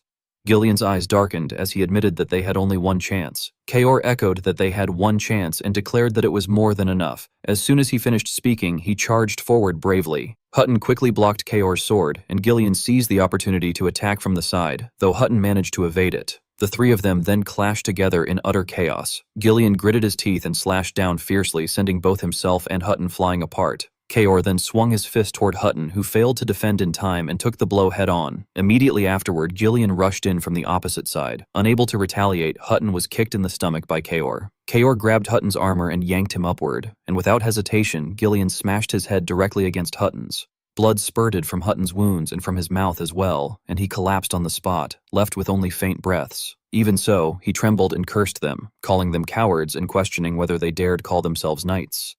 In unison, the two men retorted that, so what if they did, declaring that this was the battlefield. With eyes like wild beasts, they shouted that on the battlefield, what mattered was the result. Hutton painfully accepted this outcome as a sword cleaved him in two and blood splattered everywhere. Elsewhere, Harold Desmond suddenly felt a sense of unease. He turned back absent-mindedly, and upon witnessing everything, he could not restrain himself and cried out in disbelief that it was impossible. While brutal battles were raging across the land of Perdium, the atmosphere in Wilea Rayfold was far calmer. Inside a meeting room, one person spoke in a measured tone, stating that based on the intelligence they had gathered, they had mapped the battlefield between Fenris Fortress in northern Perdium and Stonehaven Fortress of Desmond. The speaker continued by explaining that when Baron Fenris had led his forces to defend the northern fortress of Perdium, Count Desmond had launched a war. He noted that Desmond had led an army of 30,000 men, destroyed the kingdom's 2nd Legion stationed there, and then immediately invaded Fenris territory. He remarked with a slight smirk that Desmond had attacked the gap created when Fenris's forces were divided. The person sitting across from him fell into thought and commented that they had heard Desmond had started the war on his own, against the will of the Duke's family, but that the timing had been extremely precise. A soldier standing beside Amelia Rayfold then exclaimed that if things continued at this speed, not only would Fenris fall, but Perdium would also suffer enormous losses. After hearing this, Amelia Rayfold remained silent for a moment. After a while, Amelia Rayfold smiled faintly and said that it was true. She then proposed that they should attack Desmond's territory. As Countess Rayfold, Amelia Rayfold's decision shocked everyone inside the room. One man immediately objected, saying that although Desmond's residence was currently not guarded by his main forces, they still had to consider what would happen afterward. Bernath, looking extremely tense, warned that if such a thing happened, they would have to prepare for an all-out war against the strongest ruler in the north. Amelia Rayfold's eyes flashed with a dangerous glint as she remarked that it would be foolish not to move now. She explained her reasoning, stating that if Desmond captured Fenris and increased his strength, he would surely become the new enemy of the Duke's family. On the other hand, if Ghislain won, he would become the strongest person in the north, and the Duke's family would never simply stand by and watch that happen. Amelia Rayfold then confidently declared that whether Desmond won or lost, he had already lost the support of the Duke's family, and she suggested that it would be better if she replaced him. She added that the Duke's family would support her instead. Everyone in the room was stunned by this reasoning, praising it as the thinking of a genius. Bernath smiled, though somewhat bewildered, and remarked that her noble strategy would allow them to control either Desmond or Fenris, whoever emerged victorious, calling it a brilliant and advantageous trick. Amelia Rayfold then proudly called out to Bernath and ordered him to prepare to move, saying that their time had come. Bernath responded loudly that he understood, Your Highness. After the troops had been arranged, Bernath pointed his sword forward and shouted for everyone to prepare to depart.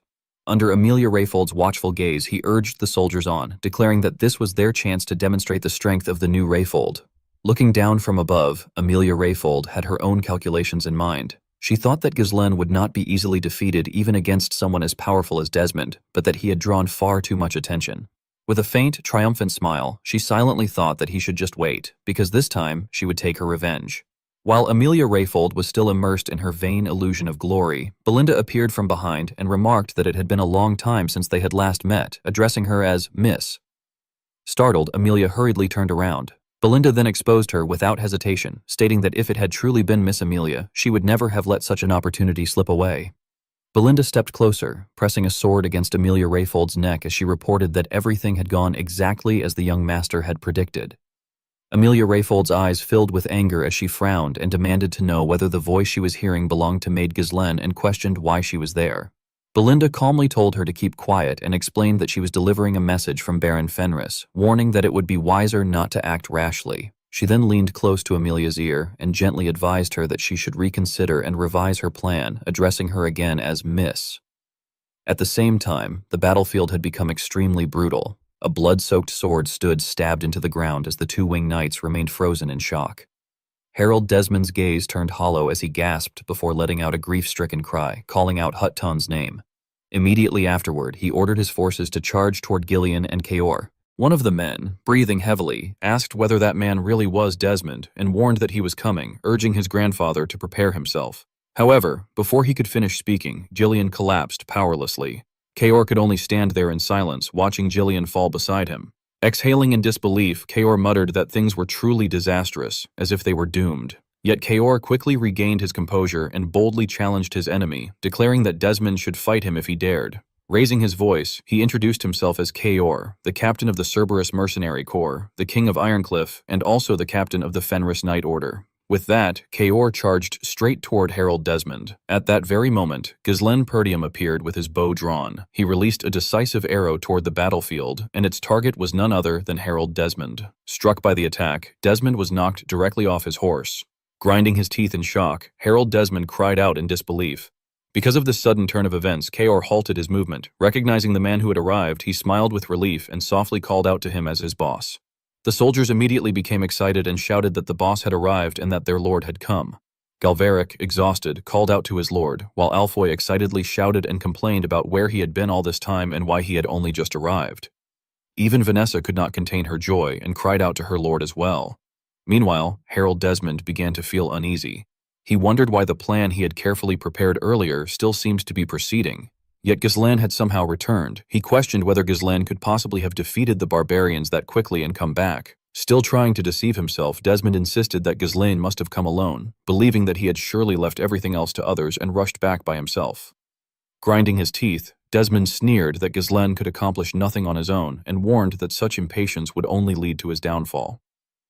From the distance, Zwalter Perdium calmly asked whether Desmond was truly certain about that.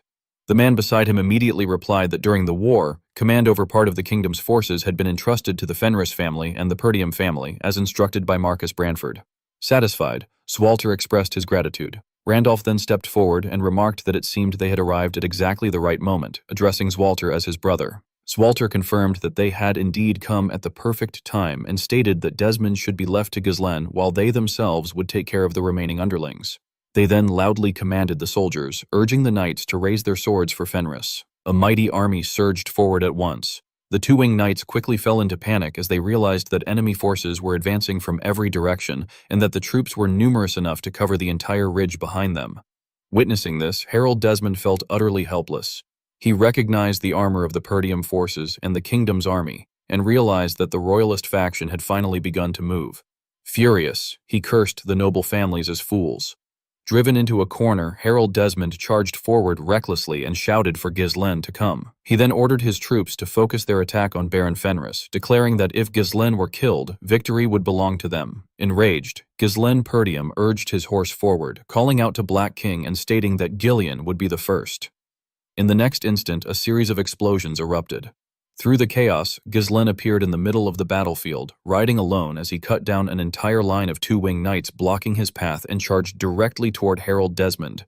Ghislaine Perdium's eyes were filled with fury as he shouted Harold Desmond's name.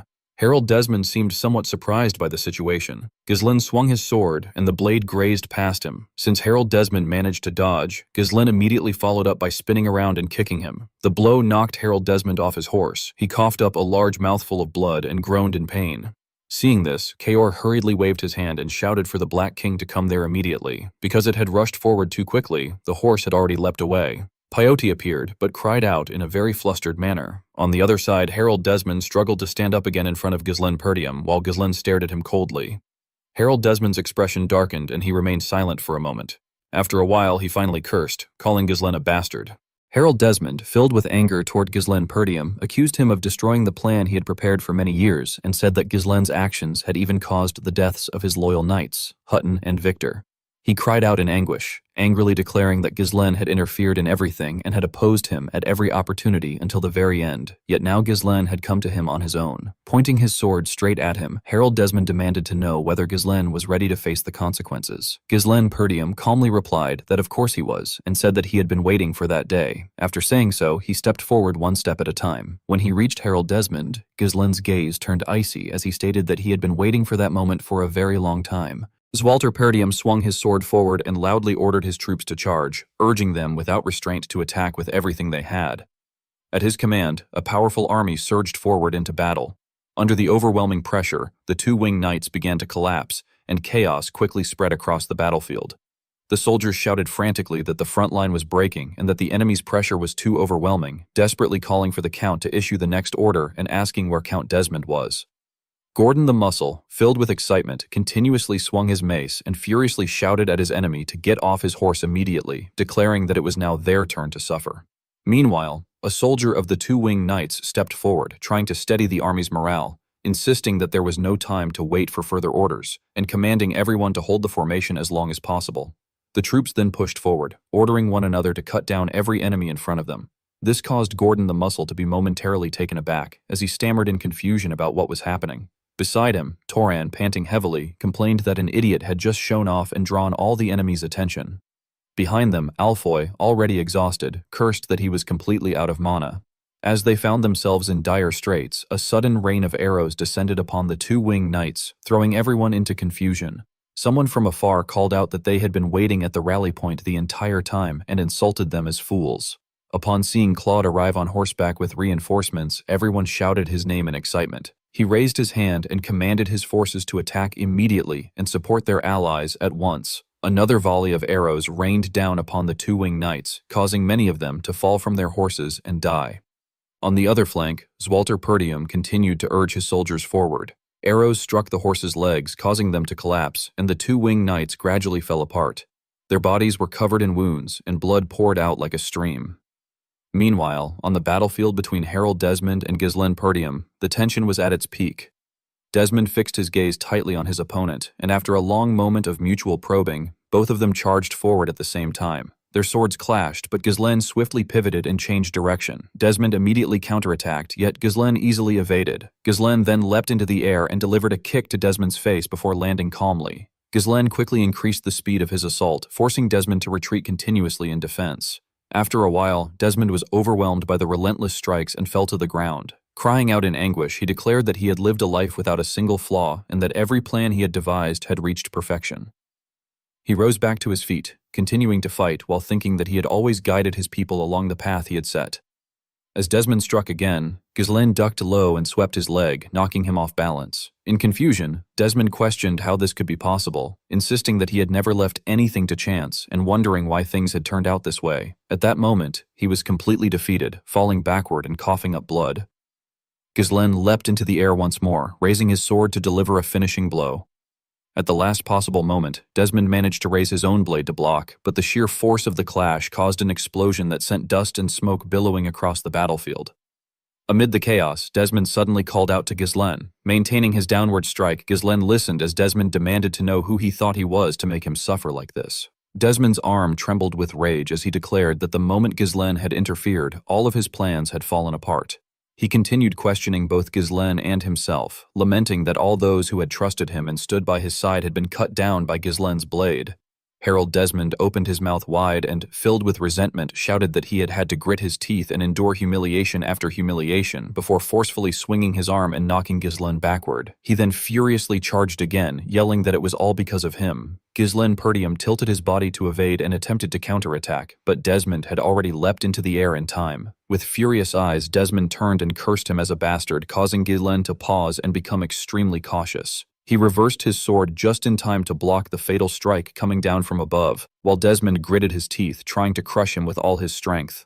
Once again, everything erupted, and white smoke filled the air as Ghislaine spun and leapt back to evade. Staring intently at Desmond, Ghislaine assessed that power, thinking with concern that Desmond was pouring every last drop of his energy into his mana core and burning through his entire life force. Turning his grief into strength, Desmond silently resolved that he could not lose and questioned whether Ghislaine thought he would simply stand by and watch everything he had built be destroyed. With absolute determination, he charged forward, declaring that there was only one way to turn things around, which was to end Ghislaine's life. However, as Desmond rushed in, Ghislaine stood his ground without flinching. His iron helmet had already been blown away, and fresh blood flowed under the immense pressure of the attack. Even so, he caught Desmond's hand and called out his name in a low voice. Ignoring the blood dripping down, Ghislaine murmured that he still remembered the emptiness he had felt when he had killed Desmond, even after cutting his corpse hundreds or thousands of times. Thinking of his loved ones and the suffering of the past, he affirmed that those he loved had never come back, but now everything was different. Raising his head, he looked at Desmond with fierce determination and declared that he would kill him to avenge them. The fire within him seemed to blaze intensely, and witnessing this, Desmond was momentarily stunned. Ghislaine suddenly swung his sword. Although Desmond avoided a fatal blow, a chunk of flesh was still torn away. Taking advantage of Desmond's lapse in focus, Ghislaine continued attacking relentlessly, striking from above, below, left, and right, though Desmond managed to block every strike and even counterattacked. However, a mistake occurred, and Desmond was stabbed through the abdomen by Ghislaine. His eyes widened in pain as he spat out a mouthful of blood, yet he quickly regained his composure and retaliated. Nevertheless, the overwhelming difference in strength resulted in another strike landing across his neck. Filled with fury, Ghislaine continued his assault and severed the arm holding Desmond's sword, causing blood to gush like a stream. Realizing the truth in agony, Desmond admitted that back then he should have targeted Ghislaine instead of his sibling, and that from the very beginning, he should have destroyed him. Those became his final words before he was ultimately killed by Ghislaine.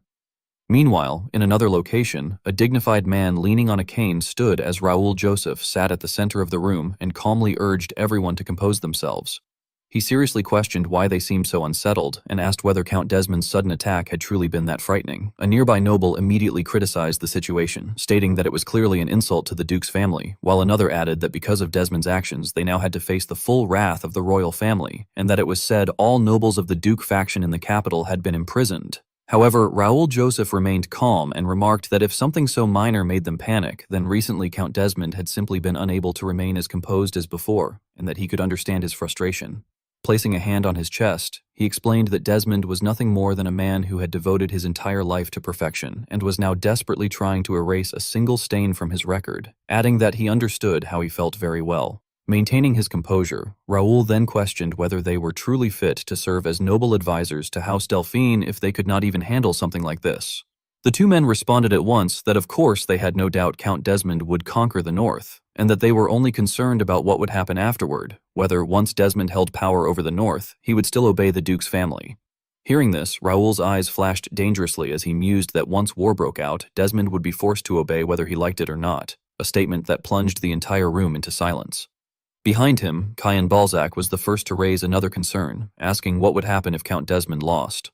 Raoul paused slightly, but before he could respond, another noble sighed and remarked that it was impossible, as an army of 30,000 could never fail against the Fenris family's mere few thousand troops. Raoul glanced at him and questioned whether that possibility frightened him, to which Cayen calmly folded his arms and reiterated that Ghislain was no easy opponent. With a glint of killing intent in his eyes, he began to say that if Desmond truly lost to Ghislain, what he feared most was— At that very moment on the battlefield, it was already drenched in blood as Ghislain drove his sword straight into Desmond's chest. Desmond's face became gaunt, his black eyes showing a hint of yellow, as if embodying exactly what Cayen had feared, that Desmond would unleash that power at the very end. A powerful surge of energy suddenly erupted beneath Harold Desmond's feet, and he abruptly lunged forward, gripping Ghislain Perdium's blade with his bare hand. With a single crushing motion, he shattered the sword into fragments, leaving Ghislain Perdium stunned and frowning in shock. He instinctively stepped back in caution, staring at the broken weapon in his hand as he exclaimed that Desmond had shattered a mana-infused sword with nothing but his bare hand. Lifting his gaze, Ghislain softly called out Desmond's name, but upon seeing him engulfed in a dark aura with a glowing hollow in his chest, he muttered in confusion about that power.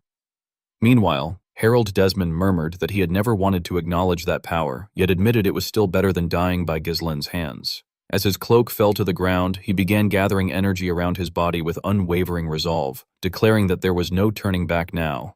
The moment he finished speaking, Desmond charged forward with killing intent in his eyes. Ghislain frowned tensely and raised his weapon to block the incoming strike. Desmond immediately followed by flipping through the air and attacking from the opposite direction, forcing Ghislain to turn sharply and counter. The two exchanged blows in rapid succession, and as they fought, Ghislain realized inwardly that it was useless.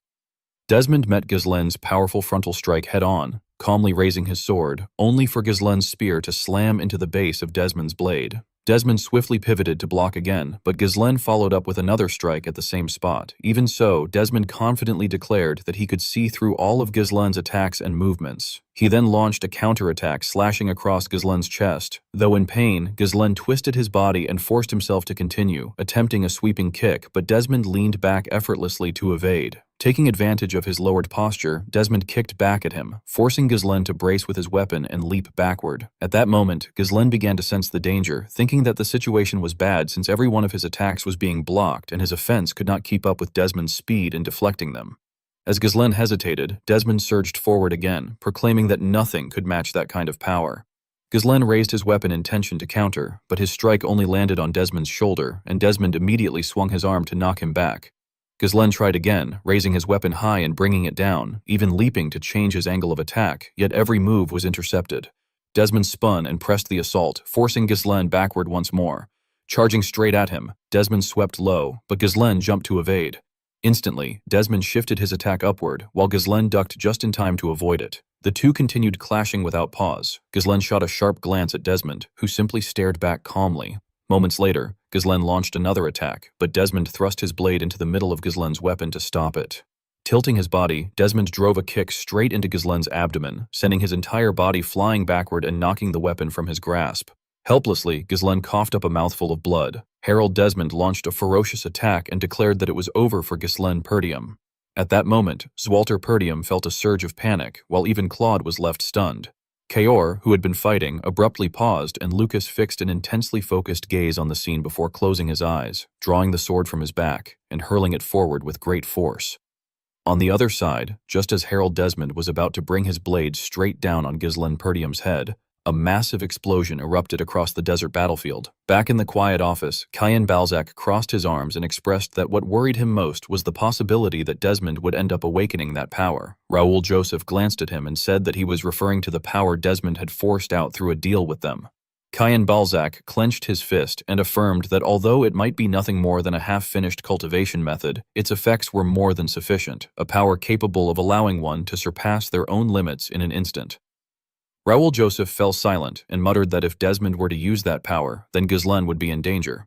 Cayenne Balzac calmly concluded that Ghislaine would undoubtedly struggle, but added that there was still one thing bothering him, questioning why Ghislaine's mana felt similar to that power. Back on the battlefield, Ghislaine Perdium managed to block Harold Desmond's strike. Desmond, breathing heavily in disbelief, exclaimed that Ghislaine was actually blocking it, even though it had been a full power attack. At the same time, Ghislaine exhaled and admitted that Desmond's strength was truly monstrous, and that even with 3 mana cores open, he could barely hold it back. He reflected that when he had killed Desmond before, he had split him in half with a single strike, so he had never realized such power. Inwardly, he thought that he had encountered others who used similar power, recalling that even Vanessa, when she lost control, had used a comparable mana cultivation method. Ghislaine then declared resolutely that he still had many enemies far stronger than Desmond, and that if his current level was insufficient, he would push even further. Immediately after, his blade restored itself, and a light similar to Desmond's flared from his chest. With that, he swung his sword and forced Desmond back. Closing his eyes, Ghislaine stated that since the mana Desmond released shared the same nature as his own, it should be more than enough to form a new core, a larger vessel capable of containing even more mana and suppressing the impact of an explosion that should have been impossible to withstand until now. Finally, he declared that the 4th core had opened, as a radiant aura enveloped his entire body. Harold Desmond stared in disbelief, stammering that such a thing was impossible, before growing increasingly fearful and questioning whether that light could be what he thought it was. Meanwhile, Ghislaine raised his glowing sword and murmured that Desmond had claimed he could see through all of his attacks, then warned him to watch carefully. In the next instant, Ghislaine moved in a flash and appeared right before Desmond. Desmond had only enough time to see his own reflection in the blade before Ghislaine split his body in two. His eyes widened, filled with terror. Cayenne Balzac, having already anticipated this outcome, remarked that if Desmond unleashed that power and still failed to kill Ghislaine, he feared just how far Ghislaine would push that power next. In the end, Ghislaine stood proudly at the center of the battlefield. The scene was described as opening in the land of capital Cardinia, where thick fog blanketed the entire area. Inside the meeting room, Maurice Macquarie was said to have shouted in disbelief upon hearing the news about the first swordsman of the North, repeatedly questioning whether he had heard correctly and asking if Baron Fenris was truly the one who held that title. The masked knight beside him was reported to have firmly confirmed that it must be true, then went on to explain that the Fenris Knight Order had surpassed the twin-winged knights in both strength and loyalty. He added that Fenris's personal mage was said to rival Velar, a 6th circle mage, and that Fenris himself had already reached the level of a swordmaster. He concluded by stating that Baron Ghislaine Fenris possessed strength worthy of such a title. Upon hearing this, Rosalind Branford was said to have asked with concern whether Lord Ghislaine was safe. The masked knight replied that he was, explaining that Fenris was currently clearing the battlefield and preparing to advance in order to conquer Desmond's territory. Maurice Macquarie was then described as grinding his teeth, his face drenched in cold sweat, as he remarked in unease that no one would have expected Fenris to already be planning to take over all of Desmond's lands. In contrast, Belori Norton was said to have chuckled in satisfaction, commenting that Fenris truly lived up to his reputation, while Count Aylesbury confidently added that, at this point, calling Fenris the strongest in the north might not even be an exaggeration. However, Maurice Macquarie was reported to have refused to accept this, suggesting that Fenris's growth was too fast and proposing that they should restrain him somewhat.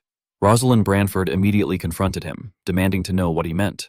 Maurice then awkwardly explained that Fenris had always been stubborn and acted independently, warning that if he became the strongest lord in the north, they would no longer be able to control him. He emphasized that what the royalist faction needed was for Fenris to act as a shield for the north, not to rise up and dominate it on his own as he was doing now. Toledo was said to have nodded in agreement, remarking that the commander-in-chief's words made perfect sense and asking whether the Marquis would consider revising the plan to better benefit the territorial faction. Only then did Marquis Branford speak, declaring that such a thing was impossible. He stated that Baron Fenris would become a core force in confronting the Duke's family, and that trivial matters like that could be dealt with later, stressing that their true enemy was the Duke's family. He then firmly asserted that no one was to lay a hand on Baron Fenris.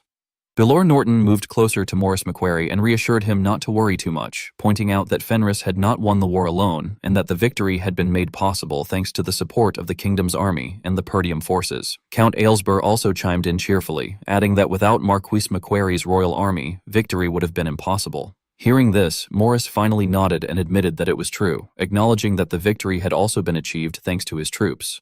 The meeting was then concluded with Marquis Branford announcing that they would end the session there and that everyone was dismissed.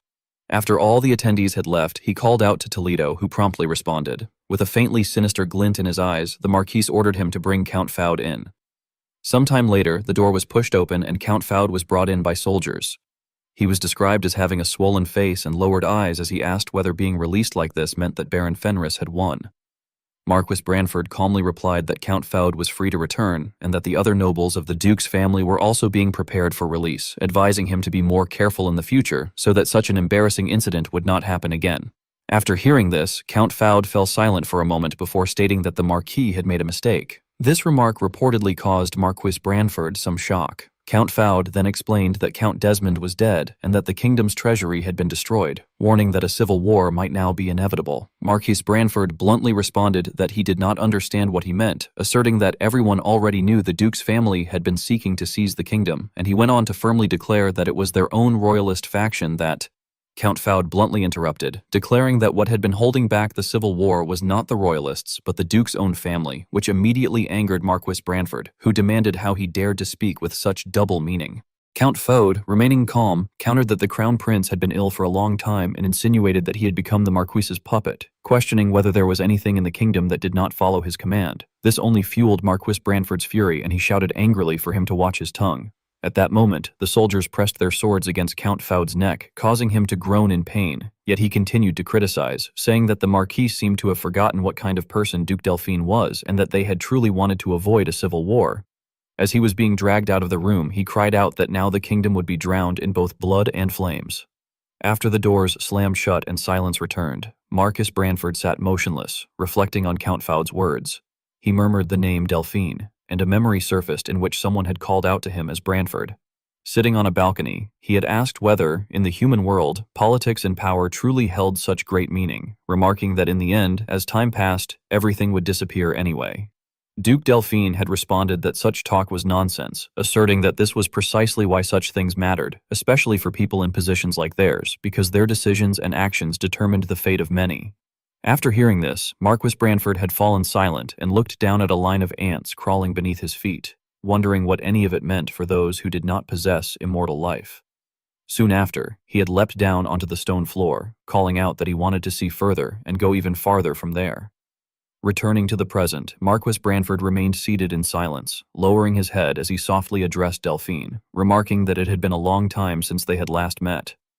At the same time, in Duke Delphine's territory at Eclipse Castle, Raoul Joseph and Cayenne Balzac walked through a dark corridor. Raoul anxiously asked whether Duke Delphine was angry, and Cayenne cautiously replied that it would seem so. Cayenne then explained that although the Duke had entrusted everything to Raoul, it appeared that this time he intended to handle matters personally. Hearing this, Raoul lowered his head in confusion, but soon after was told to compose himself, as this was not like him. Regaining his composure, he scoffed and told the other to stop rambling, noting that they had arrived at the Grand Hall. When the great doors opened, a brilliant light poured out, revealing a chair at the center with long strands of hair draped over it. Raoul Joseph and Cayenne Balzac immediately knelt respectfully and greeted the Duke. After a moment of silence, Duke Delphine asked whether Desmond was dead. Raoul, trembling with fear, answered truthfully that he had been completely defeated by Baron Ghislain Fenris. The Duke murmured Ghislain's name repeatedly, noting that he had been hearing it quite often lately and questioning whether the man was truly far from ordinary. Raoul lowered his head deeply and apologized, admitting that he had underestimated Ghislain's abilities. Duke Delphine then called for Cayenne, who promptly responded, and the Duke asked how strong Ghislain truly was, since Cayenne had seen him with his own eyes. Cayenne answered honestly that he believed no one left in the north could match him, and that if given more time, no one would dare face him so easily.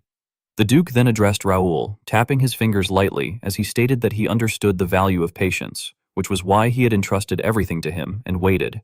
However, he added that he was now beginning to feel a slight thirst for blood, his oppressive presence filling the hall as he asked whether Raoul's thoughts had still not changed. Terrified, Raoul pleaded that acting hastily would only bring disaster. The Duke continued, pointing out that Raoul had already lost Desmond and the entire Northern Territory. In a panic, Raoul stammered that he had already contacted a certain person who had promised to send help, and he swore that he would resolve everything before the Duke's thirst became uncontrollable.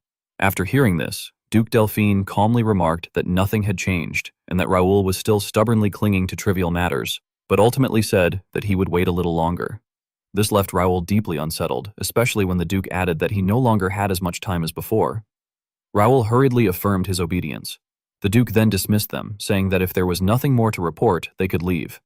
Raoul stood up and turned to go, struggling to maintain his composure, and when Caen hesitated, the Duke ordered him to leave as well. Though Caen faltered, the Duke asserted that he wished to be alone, and after a brief silence, Caen complied and took his leave. At that same moment, elsewhere in the castle, another individual approached the chamber. Yoon stood below and looked up at Duke Delphine, asking whether they should proceed with that matter. The Duke paused before replying that they would not, and with a cunning glint in his eyes, he said that for now they would observe the situation a little longer. When he called Yoon's name, the latter knelt sincerely and affirmed that he would follow his will. Ghislaine Perdium was lying on a luxurious bed with his eyes tightly shut, his body burning with fever as sweat poured off him like a stream. Suddenly, his eyes snapped open in alarm as he witnessed a vision in which a crimson vortex covered the sky, lightning struck down to tear open an endless black void, and the land below was submerged in a sea of fire. He found himself standing to the side, watching everything unfold, and he wondered in confusion if those were memories from his past life. As his gaze lowered, he realized that it had been a nightmare. He reflected that everything in the dream had been utterly horrifying, recalling how the sky had turned blood red, how mysterious rifts had opened across the continents, and how strange creatures had crawled out from them, turning the world upside down. He also noted that it had been the era when the 7 strongest individuals on the continent, himself included, had finally begun to act in earnest. Growing increasingly tense, he clutched his head and questioned why he was seeing such visions now. At that moment, his eyes suddenly fixed on something, and he froze upon noticing a knight advancing to battle a monster, which left him bewildered as he wondered about the identity of that knight. He observed as the knight swung his sword with such surat that only after images could be seen, cutting cleanly across the enemy's body. The knight then swiftly pivoted and thrust his blade into the monster's weak point, driving his arm forward with immense force as he twisted into the opening until the creature was ultimately split in two. This sight left Ghislaine stunned, and he remarked inwardly that something felt strange. He realized that the knight had clearly not appeared in his memories, yet somehow felt familiar. After a moment, he discerned a clue, recognizing that the movements belonged to the Perdium sword style, the ultimate sword art that surpassed everything in his family's tradition. As the monster charged once more with a sharp blade, Ghislaine instinctively shouted a warning to watch out. However, the knight did not move at all, instead calmly circulating his energy to form an invisible protective barrier before casually turning and counterattacking. With a single strike, he slashed directly at the enemy's leg. Ghislaine was shocked beyond belief, noting that the knight had reacted without even glancing at the attack coming from his blind spot. He speculated in confusion whether the knight was sensing everything by spreading a curtain of mana across his entire body. Reaching out vaguely, he urged the vision to show him again, insisting that it was not enough and that he wanted to see more. At that very moment, he suddenly grasped a hand that had been reaching toward him. His unexpected action startled Belinda, who let out a cry of surprise before blushing and remarking that it was truly astonishing that he was drenched in sweat, asking if he had had a nightmare. Upon recognizing her, Ghislaine apologized softly and, glancing at his own hand with a hint of regret, stated that it had only been a dream. Belinda, not dwelling on it, touched his forehead to check his temperature and asked if he was in pain, offering to bring him some medicine. However, he pushed himself up and assured her that he was fine. She then helped him up and assisted him in getting dressed while informing him that a messenger from Marquis Branford had arrived, explaining that now that he had been promoted to count, he could assume the position of commander of the Northern Army. Hearing this, he came to a realization and noted that from now on, he was Count Fenris. He then suddenly asked about Jillian's condition, wondering how he was doing. Belinda reassured him with a smile that there was no need to worry, explaining that Jillian was full of energy and that the intensive care from Priestess Fiote had been highly effective. Relieved, Ghislaine smiled and said that it was a relief before turning serious and instructing Belinda to gather everyone, as they needed to prepare their next move. Soon after, everyone was assembled. It was unclear what had happened, but Alfoy appeared visibly displeased as he questioned whether they were asking him for a donation. Leaning against the wall, he complained indignantly, demanding to know how they dared to try to squeeze money out of him, the head of the Fenris branch of the Magic Tower. Standing opposite him, Pyote became flustered and quickly explained that they were not trying to extort anyone. Bowing her head nervously, she stammered that there were simply people who needed a little help. However, Alfoy refused to yield and pressed further, scoffing that he was the poorest man in the entire territory. He lamented that he, the heir of the Crimson Flame Tower, was living like an unpaid slave at the edge of the world, and questioned just how short they were on donations that they had to come to him of all people. Pyote hesitantly held out a small pouch and awkwardly admitted that they only needed a few gold coins. This caused Alfoy to shout in shock. Immediately afterward, Pyote turned to leave, apologizing for not understanding his situation and stating that she would look for someone else instead. Alfoy became flustered as he hurried after her, calling out for her to wait and hold on for a second. He stepped forward, held her by the shoulders, and softly told her that he had never said he would not give her the money. This left Pyote confused as she wondered what he meant. Leaning close to her ear, Alfoy whispered that if he, as the head of a magic tower branch, were to hand money directly to a priestess, it would look like bribery. Hearing this, Pyote's eyes lit up in sudden realization. Seeing her reaction, Alfoy began to coax her, explaining that instead, he would give her a fair opportunity to earn the money. Still naive, she asked how that would work. Without answering directly, he tossed a coin into the air, caught it, and concealed it in his palm before asking her to choose between odd or even, heads or tails. Pyote widened her eyes, not understanding what was happening. With a slight smirk, Alfoy challenged her, asking what was wrong and whether she did not know the rules, adding that she simply had to guess which side it landed on, which he claimed was simple. Suddenly, Pyote waved her hands and loudly refused, insisting that he could not do that because gambling was forbidden. She explained that gambling was rooted in greed and thus became a grave sin for a priest. However, Alfoy calmly responded that she still had much to learn, claiming that it was not gambling, but merely a justification for him to give her money. He added that he would go first and told her to watch carefully. He then shouted his choice, declaring odd, and immediately opened his hand to reveal the result. A nearby soldier quickly announced that it was heads, which meant even. Alfoy muttered in disappointment that he had lost, then dropped the coin into Pyote's hand and told her to take it. Pyote remained confused, frowning slightly. Noticing this, Alfoy rested his chin on his hand, shrugged, and urged her to acknowledge that she now understood how it worked. She directly denied understanding, prompting him to frown in irritation and remind her that she was not doing this for money, but to help those in need. He questioned whether it was fair for her to call a priestess greedy for doing good. His words successfully swayed her, and she hesitantly admitted that it made sense. Pleased, Alfoy slammed the table and declared that they had an agreement. Pyote, equally excited, agreed and said they should begin. Once again, Alfoy tossed the coin into the air and caught it. Pyote immediately made her guess, choosing even. When he opened his hand, a blue-haired soldier announced regretfully that the result was odd, and another person added that Lord Alfoy had won that round. They continued playing in the same manner. Alfoy caught the coin again, and Pyote, flustered, guessed odd. He responded with feigned regret, saying it was unfortunate once more. In the following rounds, Pyote blushed as she repeatedly guessed odd, yet the results kept proving her wrong. Growing increasingly frustrated, she continued to insist on odd without hesitation, only for the outcome to be even. In the next round, nearly on the verge of tears, she guessed even, but her gold coins gradually dwindled with each bet. She alternated between even and odd, yet within a short time, her money was reduced to half, and eventually, it was completely gone before the game finally stopped. Overcome with anger and despair, Pyote cried out loudly, demanding to know how it was possible that she had not gotten a single guess correct. Meanwhile, Alfoy, having amassed a large sum of money, was extremely pleased and remarked to himself how incredible it was, wondering how much he had already won, and noting that he had completely hooked this fool. Refusing to accept defeat, Pyote shouted that they were not done yet and insisted on playing one more round. At that moment, the kind blue-haired soldier leaned in and quietly advised her to stop, warning that Alfoy was cheating with magic and that she would never win. Only then did Pyote realize the truth and exclaimed in shock that he was cheating. She immediately stood up and angrily cursed him, calling him a cheater and demanding that he return her money. Naturally, Alfoy refused, gritting his teeth as he responded that the money now belonged to him. He then shouted back at her, asking whether she intended to keep playing or not and reminding her that she had claimed she wanted to help those in need. His words caused her deep anguish.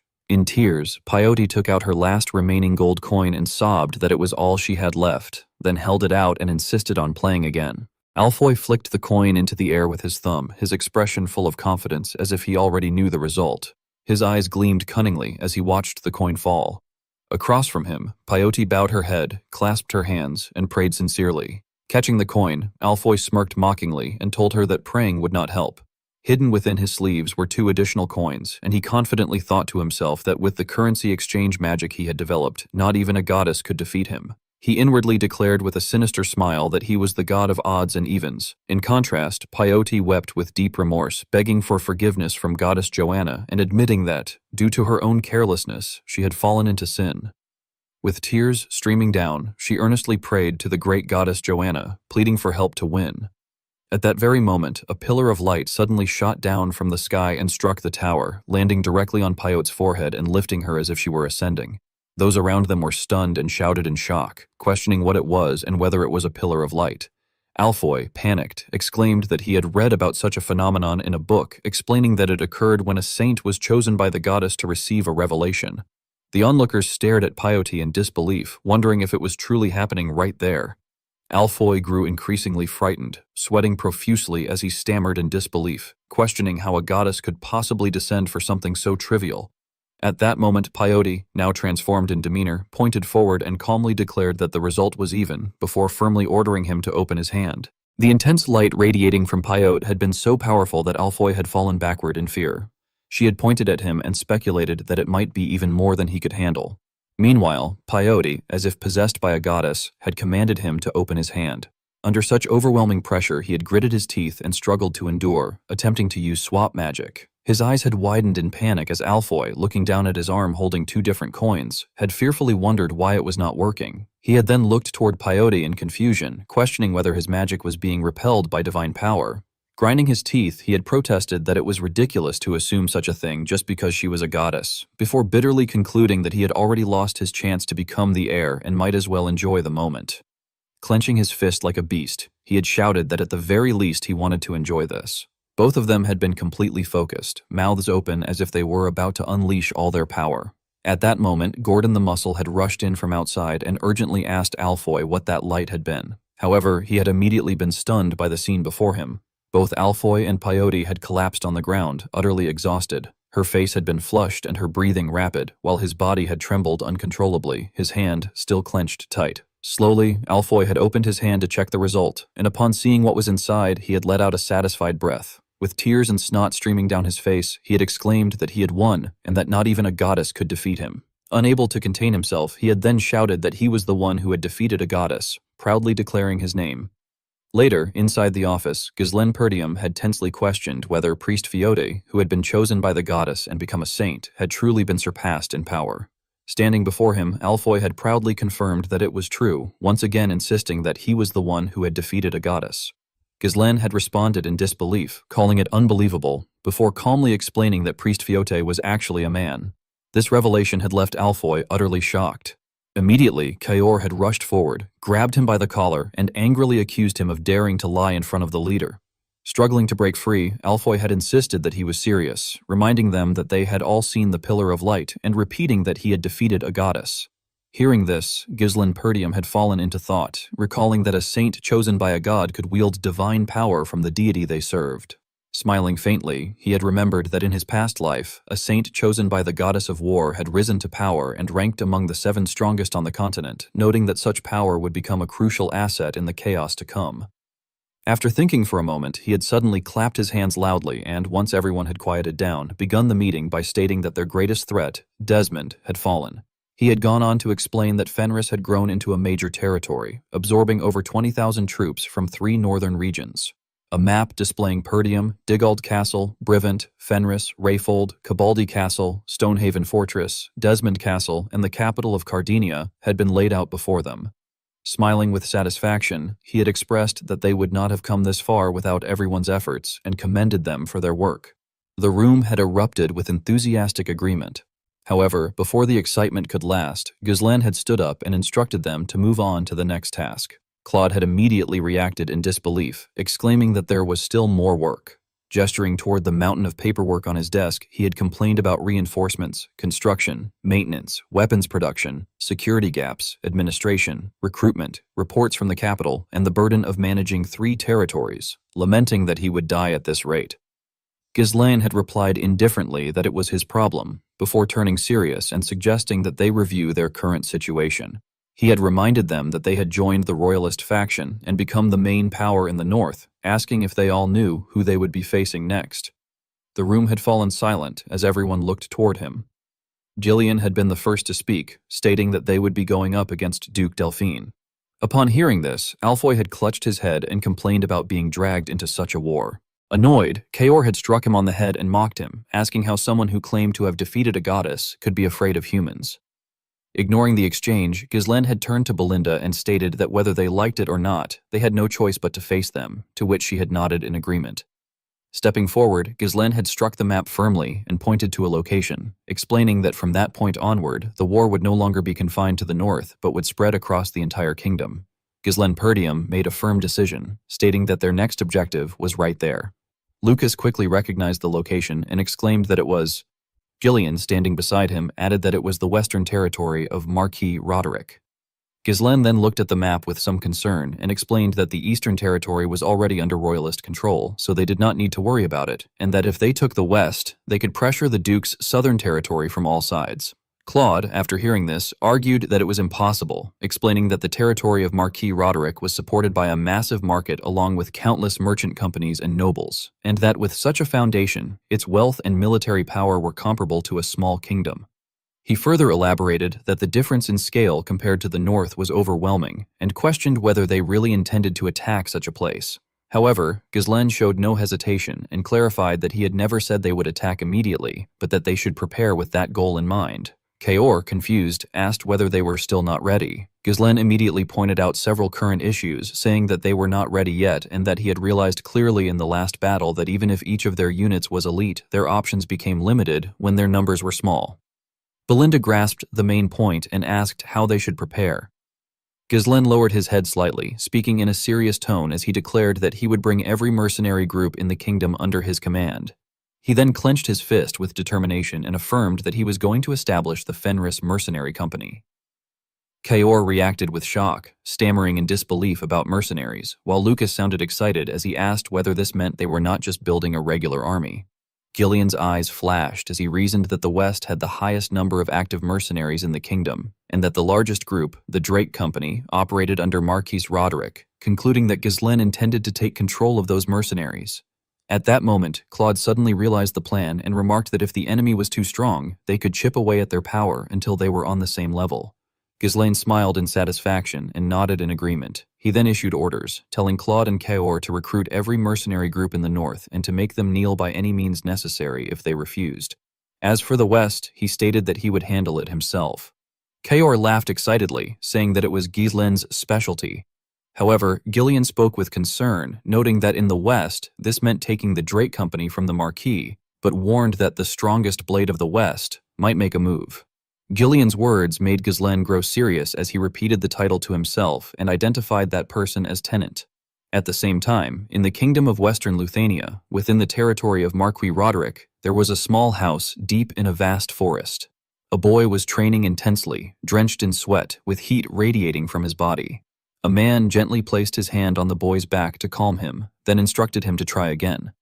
As the boy trembled while raising his sword, the man reminded him to relax his grip and not tense up. The boy loosened his body and stabilized his stance, and the man praised him, saying that was exactly right. He continued instructing that the goal was not to cut, but to link one movement into the next. The boy then closed his eyes and exhaled slowly as instructed, while the man told him to focus on his breathing and to finish with the tip of his blade. The boy swung his sword powerfully, and the sharp blade cleanly split the target in two. His eyes widened and his mouth hung open in shock. Overjoyed, he exclaimed that he had done it. The other children around him clapped and cheered excitedly, saying that they wanted to try as well. Tenant gently smiled and said that they should go one at a time. At the same time, an older man approached from the opposite side and, as usual, addressed him as Master Tenant, adding that his disciple, Martin, had finally shown up again. The moment Tenant saw Martin Roderick, his expression grew slightly tense. Martin then smiled and said that there was something he needed to discuss with him in private. However, as if already knowing what Martin intended to say, Tenant avoided the topic and interrupted, asking him to give him a moment because he was still teaching the children. This reaction seemed to catch Martin slightly off guard.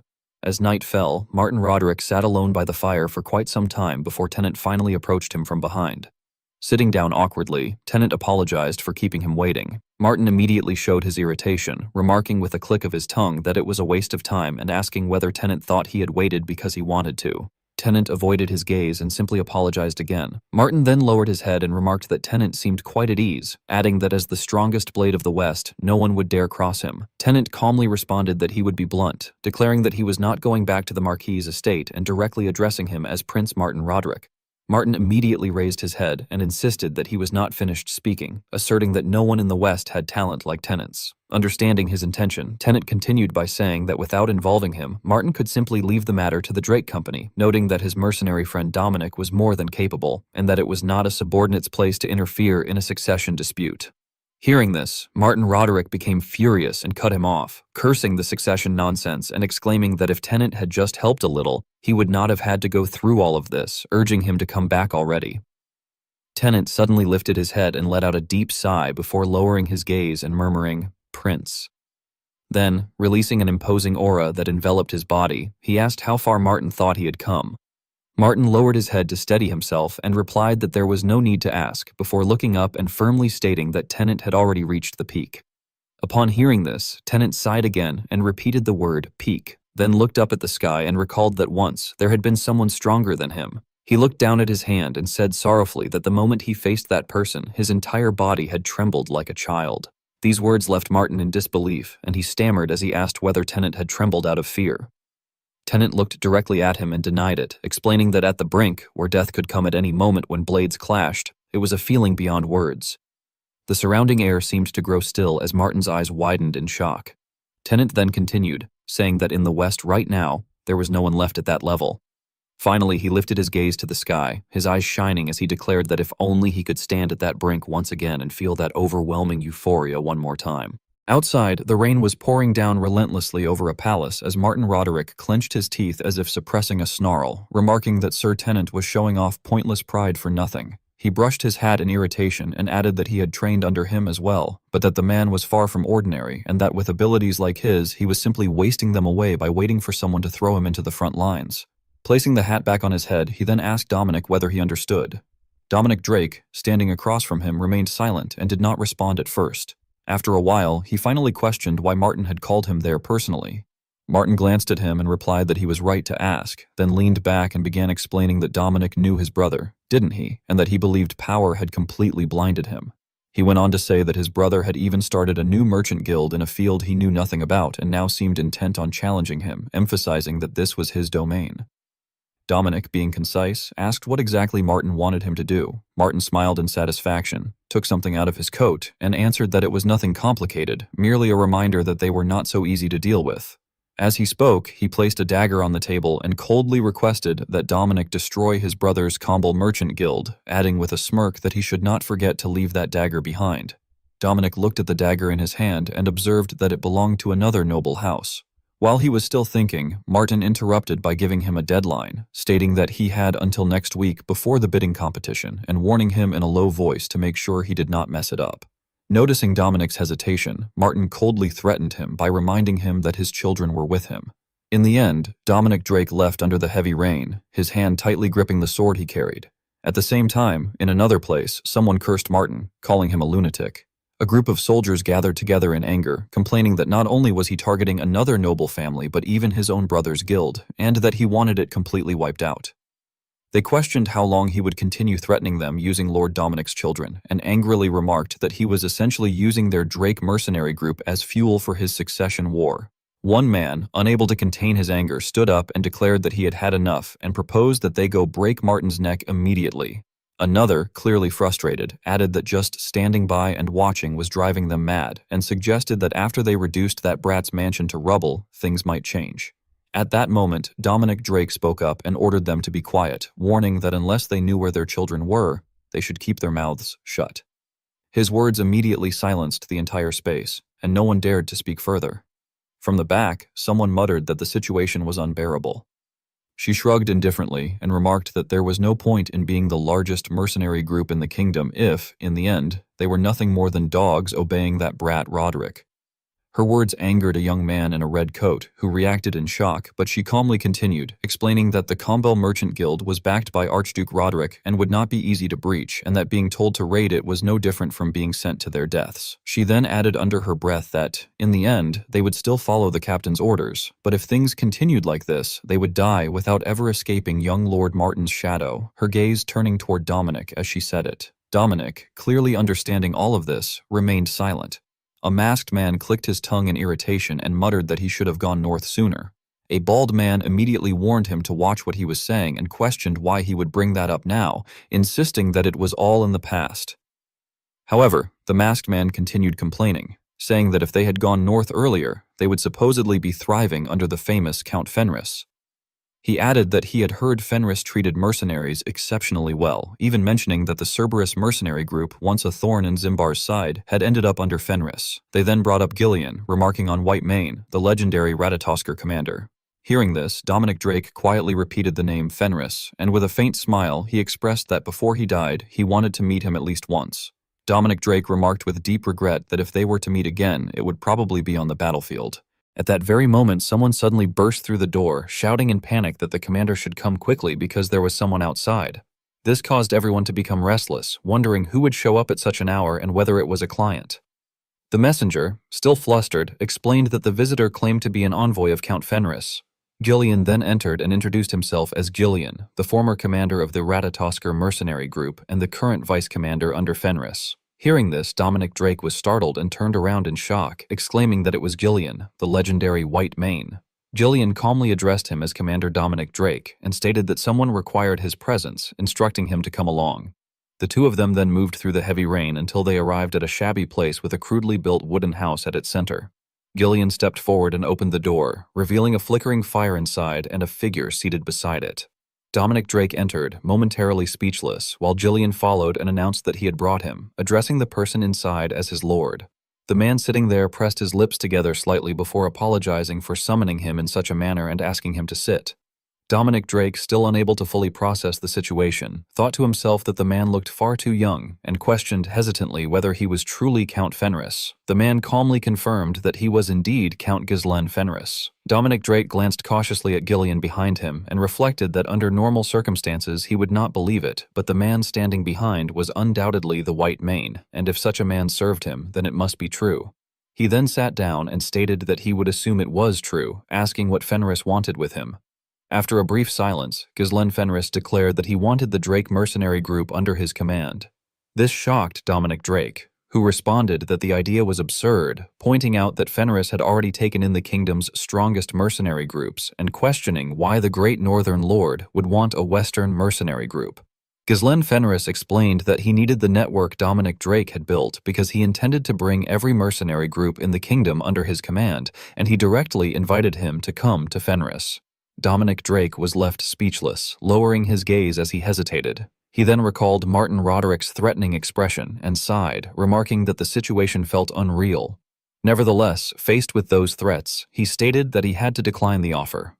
Kneeling on one knee, Dominic Drake explained that the West had its own circumstances, and even if Fenris was the great northern lord, he could not accept. Ghislain Fenris immediately realized the truth and asked if his family was being held hostage. Hearing this, Dominic Drake's eyes widened in shock.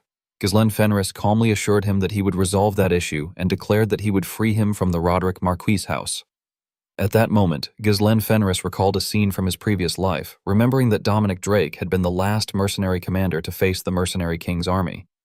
With that, the negotiations were settled as the rain grew heavier in the night. Elsewhere, atop an observatory, three figures stood making their calculations. Lucas, sitting to one side, remarked casually that the place was extravagant and wondered if it was the mansion of the young Lord Roderick. Beside him, Belinda gloomily questioned why every new mission they took seemed to turn into such a mess, and before she could finish, Ghislain Fenris continued with a helpless smile that it always ended that way. Lucas approached with a grin and commented that it was not exactly fitting for a northern commander to wander around like this.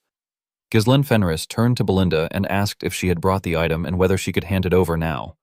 Belinda replied in confusion that she had, but asked why he needed it at that moment. Suddenly, Ghislain Fenris leapt down and instructed the three of them to secure Dominic's family first. Belinda stood up in surprise and asked if they were not infiltrating together. Ghislain Fenris responded with a confident smile that he would enter through the front gate. He then advanced toward the brightly lit mansion in the darkness. Martin Roderick hesitated before lowering his head, then after a moment looked up and said that he had been suspicious when Fenris arrived alone without attendants, but now he was convinced that he truly was Count Fenris. Raising his voice, he questioned whether Fenris had come to buy the Drake Mercenary group. Ghislain Fenris remained silent, prompting Martin Roderick to throw an object toward him and question whether he had sneaked in during the night just for a single mercenary group. Ghislain Fenris calmly replied that he had not come for a group, but for a blade worth wielding. Annoyed, Martin Roderick frowned and stated that the blade already belonged to him. Ghislain Fenris's eyes flashed as he asked whether Roderick intended to buy the man. Growing more furious, Martin Roderick scoffed at the audacity. Ghislain Fenris then slammed a large bag onto the table, and when he opened it, the light from the stones illuminated the entire room. Martin Roderick was astonished and exclaimed that they were runestones, noting that such a sum could buy 1 or 2 small castles. He smirked and questioned whether Fenris truly expected him to sell the Drake Mercenary group for such a trivial amount. Ghislain Fenris calmly responded that if it was not enough, he could add more, stating that he had more wealth at home than he could even store. Left speechless, Martin Roderick questioned whether Fenris even understood what he was doing. Ghislain Fenris replied bluntly that it was a succession war. Slightly surprised, Martin Roderick remarked that Fenris had done his research and questioned whether he expected him to sell his entire force at such a crucial moment. His expression darkened as he demanded to know whether he looked like a fool. Ghislain Fenris bowed his head slightly and replied that he was not a fool but merely narrow-minded. He then looked straight at him and mocked that in the middle of a succession war, he was fixated on a single mercenary group, and that even the Archduke's heir saw him as easy prey. Hearing this, Martin Roderick was so shaken that his eyes flared with rage. In fury, he drew his sword and threatened that Fenris was asking to be killed. Ghislain Perdium calmly bowed his head and remarked that he knew Martin was not stupid and that he had been playing at too low a level. He then raised his head and stared straight at Martin Roderick in a threatening manner, adding that Martin had been too fixated on his mercenary group amidst the conflict, and that this was exactly why his brother saw him as easy prey. This provoked Martin Roderick into a fury. He sprang to his feet, drew his sword, and cursed that Ghislain was a bastard. Charging straight at him, Martin demanded whether he had lost his mind. Facing the threat, Ghislain showed no fear and merely smiled faintly. He then kicked the table in front of him, flipping it up to block Martin's attack. Momentarily stunned, Martin thought in shock that his vision had been blocked, but he quickly regained himself and slashed the table apart, scoffing that it was a cheap trick. However, as the table split, he was met with Ghislain's blade already poised before him. Startled, Martin hastily halted and turned aside. At the loud commotion, soldiers rushed in from outside, calling out to young Master Martin and asking what had happened. They soon witnessed Martin Roderick with a sword held to his throat by Ghislain Perdium.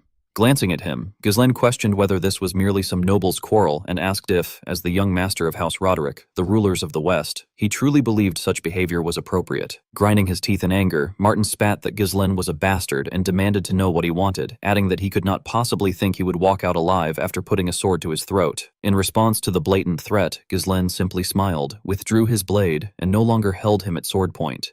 He then pointed his sword forward and challenged him to a one-on-one duel. Raising his voice, he formally declared that he, Ghislain Fenris, Count Fenris, challenged young Master Martin Roderick to a territorial duel. The soldiers behind them were shocked and murmured in disbelief, questioning a territorial duel and whether it would truly happen right then. Martin, clenching his teeth, dismissed the idea as ridiculous and said he had no need to play along, claiming he would simply slaughter Ghislain and his knights. Ghislain responded with confidence that justification and legitimacy were what mattered most for nobles and that they were not bandits. Enraged, Martin shouted how dare he insult him. Ghislain merely sighed helplessly before stating bluntly that he would make it easy for him. If Martin could land even a single scratch on him, he would win, and Ghislain would cancel everything, including the runestone. After a brief pause, he added another condition, that if he won, he would take the Drake Mercenary group along with all of Martin's hostages. Hearing this, Martin was stunned for a long moment before letting out a breathy laugh. The soldiers, however, erupted in anger, shouting how dare he and asking what they should do, even suggesting capturing him immediately.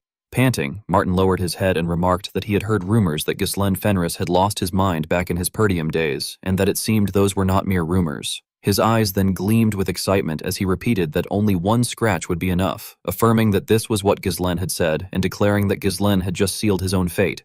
Thus, the two stepped onto the dueling ground, standing face to face with a soldier positioned between them as referee. The referee formally introduced them as young Master Martin Roderick and Count Fenris, Ghislain Fenris.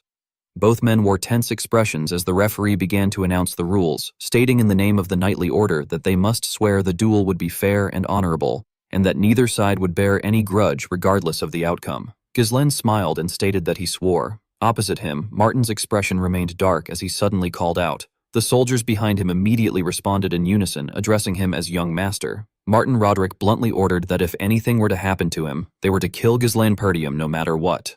Ghislaine Perdium laughed mockingly, saying that he had known Martin would say that, and with a smug smile he taunted that this was exactly why Martin was still at that level, as he fell for the cheapest provocations. Enraged, Martin Roderick shouted at him to shut his mouth before immediately launching the fight with a direct thrust. No matter how fiercely Martin attacked, Ghislaine Perdium effortlessly evaded every strike. He leapt into the air and spun, while Martin struck downward from above, only for Ghislaine to counter with his own sword. The two were pushed apart briefly, but in the next instant their blades clashed again with a loud metallic ring. Martin continued his relentless assault, seeking any opportunity to land a hit and eventually forcing Ghislaine back toward the wall. However, the moment Ghislaine swung to counter, Martin suddenly leapt behind him, thinking with exhilaration that it would be Ghislaine's end. Yet a radiant aura burst forth around Ghislaine Perdium, and despite the attack coming from behind, he easily blocked it. Their swords collided once more with a harsh sound. Shocked, Martin widened his eyes and thought in disbelief that Ghislaine had blocked it. He had even blocked an attack from his blind spot. At that moment, Ghislaine calmly remarked that it was not bad, before turning and attacking while Martin was still descending. He then kicked Martin hard in the abdomen, causing him to cough up blood and be sent flying backward. Martin quickly retreated to widen the distance, panting heavily as he let out a strained groan. Across from him, Ghislaine beckoned provocatively. Struggling to his feet, Martin warned him to enjoy the moment while he still could, saying he would regret it. With a darkened expression, he added that there was something Ghislaine did not know, that he had learned his swordsmanship from the finest blade of the West, Tennant himself. As soon as he finished speaking, Martin charged forward again. Ghislaine stood still, observing, then stepped back and raised his sword to block. Martin's face tightened with effort as he declared that he was using a secret technique passed down by his master. He unleashed a flurry of attacks, and the moment he spotted an opening, he gritted his teeth and attempted a finishing blow, believing it to be the end. However, as expected, Ghislaine blocked the attack once again. Ghislaine then asked calmly whether Martin had learned from him, and even with one hand, he held back the sharp blade. With a hint of doubt, he questioned whether Martin was truly that man's disciple before kicking him away. Martin cried out in pain, but before he could react, Ghislaine appeared before him again, saying that since Martin had mentioned Tennant, it changed things. As Martin hastily raised his sword to defend, Ghislaine mocked him, saying that just because he was Tennant's disciple did not mean he had inherited his blade. This time, Ghislaine launched a relentless counterattack. One strike grazed Martin's shoulder, drawing blood. Shocked, Martin realized that it was the same technique he had just used. As he stood there stunned, Ghislaine continued to inflict more wounds. Spitting blood in terror, Martin realized that it was Master Tennant's swordsmanship, that Ghislaine had replicated it in a single glance and had even improved upon it. Trembling, he stammered that Ghislaine might even be capable of forcing Master Tennant himself to make a move, but still insisted that Ghislaine would lose. Those became Martin Roderick's final words as he collapsed. At that moment, soldiers rushed in, shouting in panic for young Master Martin and urging each other to kill Ghislaine in revenge. Watching them calmly, Ghislaine murmured that it was as expected. Just then, 3 figures descended from above, Belinda, Gillian, and Lucas, who stood in front of him and declared that the enemies were far too weak. Thus, a tragedy unfolded within the mansion that night. The scene then shifted to Eclipse Castle within Duke Delphine's territory, where Raoul Joseph sat silently in his study. A messenger entered and informed him that a guest had arrived. Raoul coldly ordered that the guest be let in. Soon after, the visitor was ushered inside, and Raoul greeted him with a sinister glint in his eyes, welcoming Delmood, the master of the Crimson Flame Tower, and a 7th Circle mage. Before him stood a powerful mage radiating immense presence. Delmood let out a soft chuckle at Raoul Joseph's greeting and calmly remarked that if Raoul had called him, it meant there was no more time to waste, asking if that was correct. Raoul cautiously explained that His Grace the Duke was very angry. His expression darkened as he questioned whether Delmood remembered that night. The night when the Duke had wiped out all of his own relatives. The horrifying, blood-soaked memories resurfaced in both their minds. Raoul went on to recount that only afterward had the Duke managed to break one of the heavy chains binding him and gain a small measure of freedom. His face twisted as he added that it was impossible to forget the smile on the Duke's face that day. Delmood, now tense as well, muttered that, of course he remembered. Raoul then took out a scroll and told Delmood to take it. Delmood cautiously asked what it was, and Raoul replied that it contained information about the key figures of Fenris. Raoul's gaze darkened as he said that Fenris was expected to send a capable individual soon, and that they could not simply remain idle. Anything that stood in the way of their noble world had to be eliminated. The scroll listed several names and illustrations: the former leader of the Ratatosk mercenary group, the white-maned lion, Gillian; the leader of the Cerberus mercenary group, Mad Dog; Kaor, the piercing lance; Lucas, an unidentified assassin; Joanna, the saint of the goddess of beauty and prosperity; and Vanessa, Fenris's exclusive mage of the Sixth Circle. Delmood showed excitement at Vanessa's rank, questioning whether a Sixth Circle mage could really have appeared so soon after the magic tower had been established in Fenris. Raoul closed his eyes and said that according to reports, she had fought on equal footing with Willow, a Sixth Circle mage, during the war against Desmond. He added that even if she was not exactly at that level, it was better to remain cautious. With killing intent in his eyes, Raoul muttered that there was only one thing that worried him. He then mentioned the next individual, Alfoy, the one said to have defeated a god. Delmood, confused, asked if he had truly defeated a god. Raoul explained that according to reports, Alfoy might be a mage powerful enough to surpass a saint's divine power and, as the heir of the Crimson Flame Tower, could become Fenris's hidden trump card. Raoul lowered his head and warned that this possibility should not be underestimated. Stroking his chin thoughtfully, Delmood said that he understood. He then laughed and assured Raoul that this was not a situation he could ignore. Taking the scroll, he told Raoul not to worry, stating that all they needed to do was destroy the Crimson Flame Tower, the foundation of their enemy's strength. As he turned to leave, he promised to return with good news. Raoul's gaze darkened as he warned Delmood not to be careless, reminding him that both of them were nothing more than ants in front of His Grace the Duke. At the same time, elsewhere, the surroundings were in ruins, filled with smoke. Dominic Drake happily spread his arms and embraced his two children. People around them murmured in disbelief, wondering if it was real, that Dominic's family, who had been taken hostage, had truly been part of a deal. Trembling in shock, Dominic stammered as he asked what this meant and what had happened to young Master Martin. Ghislaine Perdium coldly replied that Martin had died in a fair territorial duel. The crowd reacted with shock, exclaiming that he had died and that he was the son of Marquis Roderick. Anger quickly followed, with people shouting that Ghislaine had gone mad and had only brought about a greater disaster. Panic spread as others urged everyone to flee, fearing that Roderick's forces would soon come after them. Belinda and Gillian anxiously called out to their lord as Ghislaine lowered his head in silence. He then removed his hood and, with a decisive motion, declared loudly for the members of the Drake mercenary group to listen. He announced that he was the commander of the Northern Army, Count Ghislaine Fenris. Raising his voice, he proclaimed that he had severed all the chains that bound them and that they no longer needed to live as puppets without knowing the reason. The soldiers, still panicked, questioned him, wondering if he was truly a commander and whether he had been the one who came looking for Dominic that night. They voiced their fears that even if they were free, they would not survive in the West, as Roderick's forces would surely come to eliminate them. Ghislaine told them not to worry. With a cold, resolute gaze, he declared that he would take responsibility and protect them. His words stunned the crowd, who questioned in disbelief whether he truly intended to take responsibility for people like them. Meanwhile, Dominic Drake approached from a distance and called out that from now on there was no time to waste. Standing before Ghislaine Perdium, he asked what they should do. Ghislaine coldly replied that they should follow him, then drew the sword at his waist and pointed it straight toward the sky. Burning with determination, he declared that he would neither hide nor run, that he would always stand at the front lines and lead the way for them. With a chilling gaze, he affirmed that they should stand beside him on the front line. Dominic Drake, standing opposite him, was deeply shaken. He knelt down to show his respect and shouted that they would do so. He then firmly proclaimed that he, Dominic, leader of the Drake mercenary group, swore to always stand on the front line together with Count Fenris. Inwardly, Ghislaine Perdium thought that with this, he had secured one of the major forces in the West. He smiled faintly and continued that now he would show them what needed to be done. After entering the tent, he opened a map and pointed as he gave orders. He instructed Lucas to take several men and establish a base in Fenris, noting that Claude and Kaor should have already completed their tasks. He then ordered Dominic, together with Gillian, to continue absorbing mercenary groups in the West. Raising his head, he cautioned that Dominic knew the West better than anyone there, so for those who refused, they should deal with them by force. Dominic Drake, stunned, responded hesitantly that he understood. Lucas, standing nearby, asked whether his lord would not be joining them. Ghislaine turned and explained that no, for now there was something only he could do. He then called Belinda, telling her that she would accompany him to the south.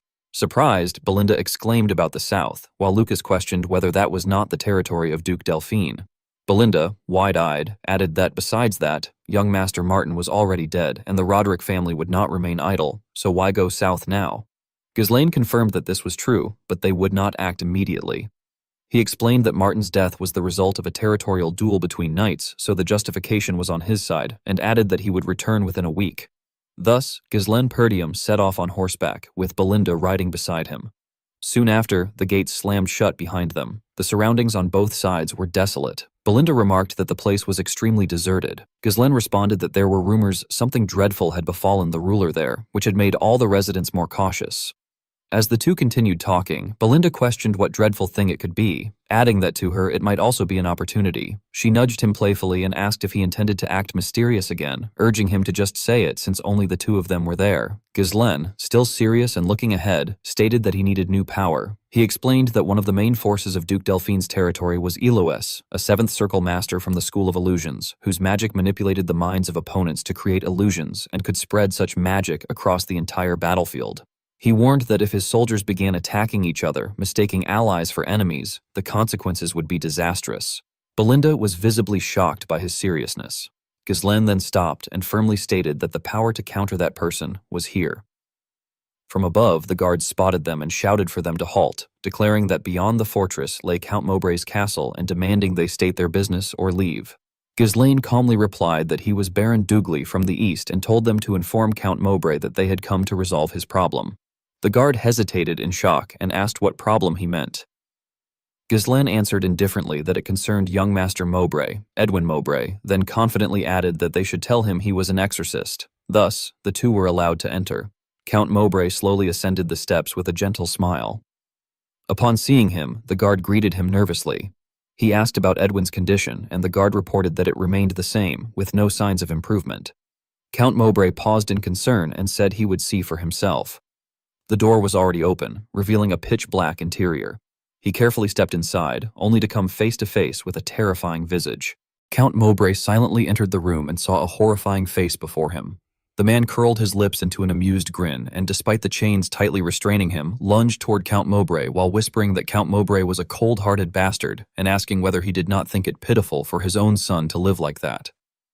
The man then stared at him with glowing eyes and urged him to hurry up and remove the chains.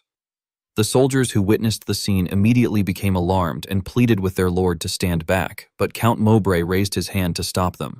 He shook his head and sighed in disdainful frustration, remarking on how pathetic it was and questioning just how weak the man's mind had to be for him to be devoured by such an evil spirit. Hearing those words, the man instantly became enraged and shouted that everything was Count Mowbray's fault because he had never treated him like a human being. His hoarse muttering continued to echo endlessly through the room as he repeatedly insisted that everything was Count Mowbray's fault and that all of it had happened because of him. Count Mowbray bluntly proposed that he would find the spirit another body and release it however it wished, asking whether it could not simply leave his son's body instead. The man merely broke into a twisted laugh before declaring that he could not leave. That answer shocked Count Mowbray, and the man continued by explaining that the owner of the body wanted it that way. Count Mowbray stood frozen in disbelief for a long moment before muttering in shock that his son wanted this, softly calling out Edwin's name. Grinding his teeth in fury, he reflected that neither divine power nor magic had been able to affect the evil spirit, and that he had even secretly brought in a captured dark mage from another territory to treat him. Deep inside, he desperately questioned whether there truly was no way to get rid of the evil spirit. After the unpleasant conversation came to an end, Count Mowbray finally turned around and left. As soon as the soldiers saw him, one of them stepped forward to report that a noble from the east had come to see him. Count Mowbray continued walking with his head lowered and ordered the soldier to send the visitor away because he did not wish to see anyone at that moment. The soldier hesitated before explaining that the visitor claimed to be an exorcist. At those words, Count Mowbray abruptly stopped in his tracks, his entire body trembling slightly. He quickly turned around in shock and demanded to know whether the man truly was an exorcist. That was how he came to meet Ghislaine Perdium, who calmly introduced himself as Baron Dougly of the East. Ghislaine Perdium immediately got to the point and stated that he had heard Count Mowbray's son had fallen into madness before asking whether he would allow him to treat him. Count Mowbray could not hide his suspicion and questioned how a man calling himself an exorcist could speak of treatment, demanding to know what he was really trying to say. Ghislaine Perdium simply smiled and replied by asking whether people did not often claim that someone had been possessed by an evil spirit when they lost their mind. After hearing that, Count Mowbray held his head and sighed to himself that the man had come already knowing everything, even after he had ordered everyone to keep it secret.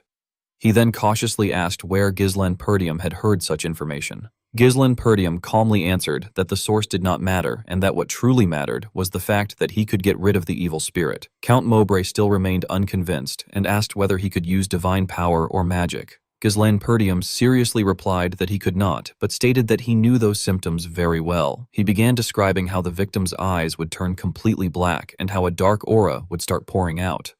Those words left Count Mowbray utterly shaken as he realized the man knew all the symptoms. He abruptly stood up and shouted in disbelief, demanding to know whether Ghislaine Perdium truly knew what that thing really was. Ghislaine Perdium gently explained that it was a being against which he had held a grudge for a very long time and that the only reason he had tracked it down was because of that hatred. He then confidently asked once more whether Count Mowbray would allow him to treat his son. Count Mowbray's gaze became vacant for a long while before he finally asked in a cautious voice what Ghislaine Perdium wanted in return. Ghislaine Perdium gave a mysterious reply, saying that if he succeeded in treating him, he would tell the Count then, adding that it would not be anything too difficult for him. Count Mowbray proceeded to ask how long he thought it would take, and Ghislaine calmly explained that it would take a few days because exorcism rituals were extremely exhausting and dangerous. When the Count asked what he needed, Ghislaine answered that he required nothing besides the exorcism tools he had brought with him. Count Mowbray pressed his lips together as though carefully weighing the situation before finally agreeing that he could try. However, his gaze soon turned dangerous as he lowered his voice and threatened that if Ghislaine failed, he would not be leaving there in one piece. In response, Ghislaine remained completely composed and stated that he was fully aware of the consequences.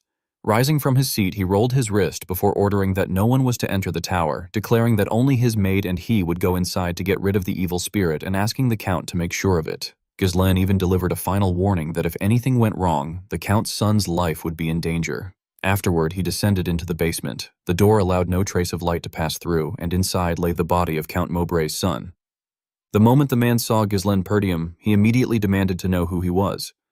Ghislaine paid no attention to the question and simply continued walking forward before casually replying that he was someone who had come to treat him. Hearing that, the man burst into mocking laughter and sneered at the idea of treating him, scoffing that a priest would be useless. He roared that he was a far greater being against which divine power held no effect and insisted that no matter what kind of ritual Ghislaine attempted, it would all be useless. The instant he finished speaking, however, Ghislaine's fist smashed directly into his face, sending blood spraying everywhere. The man was launched backward from the sheer force of the punch and trembled in agony as he muttered in disbelief about pain, questioning how a spirit could feel pain from human attacks.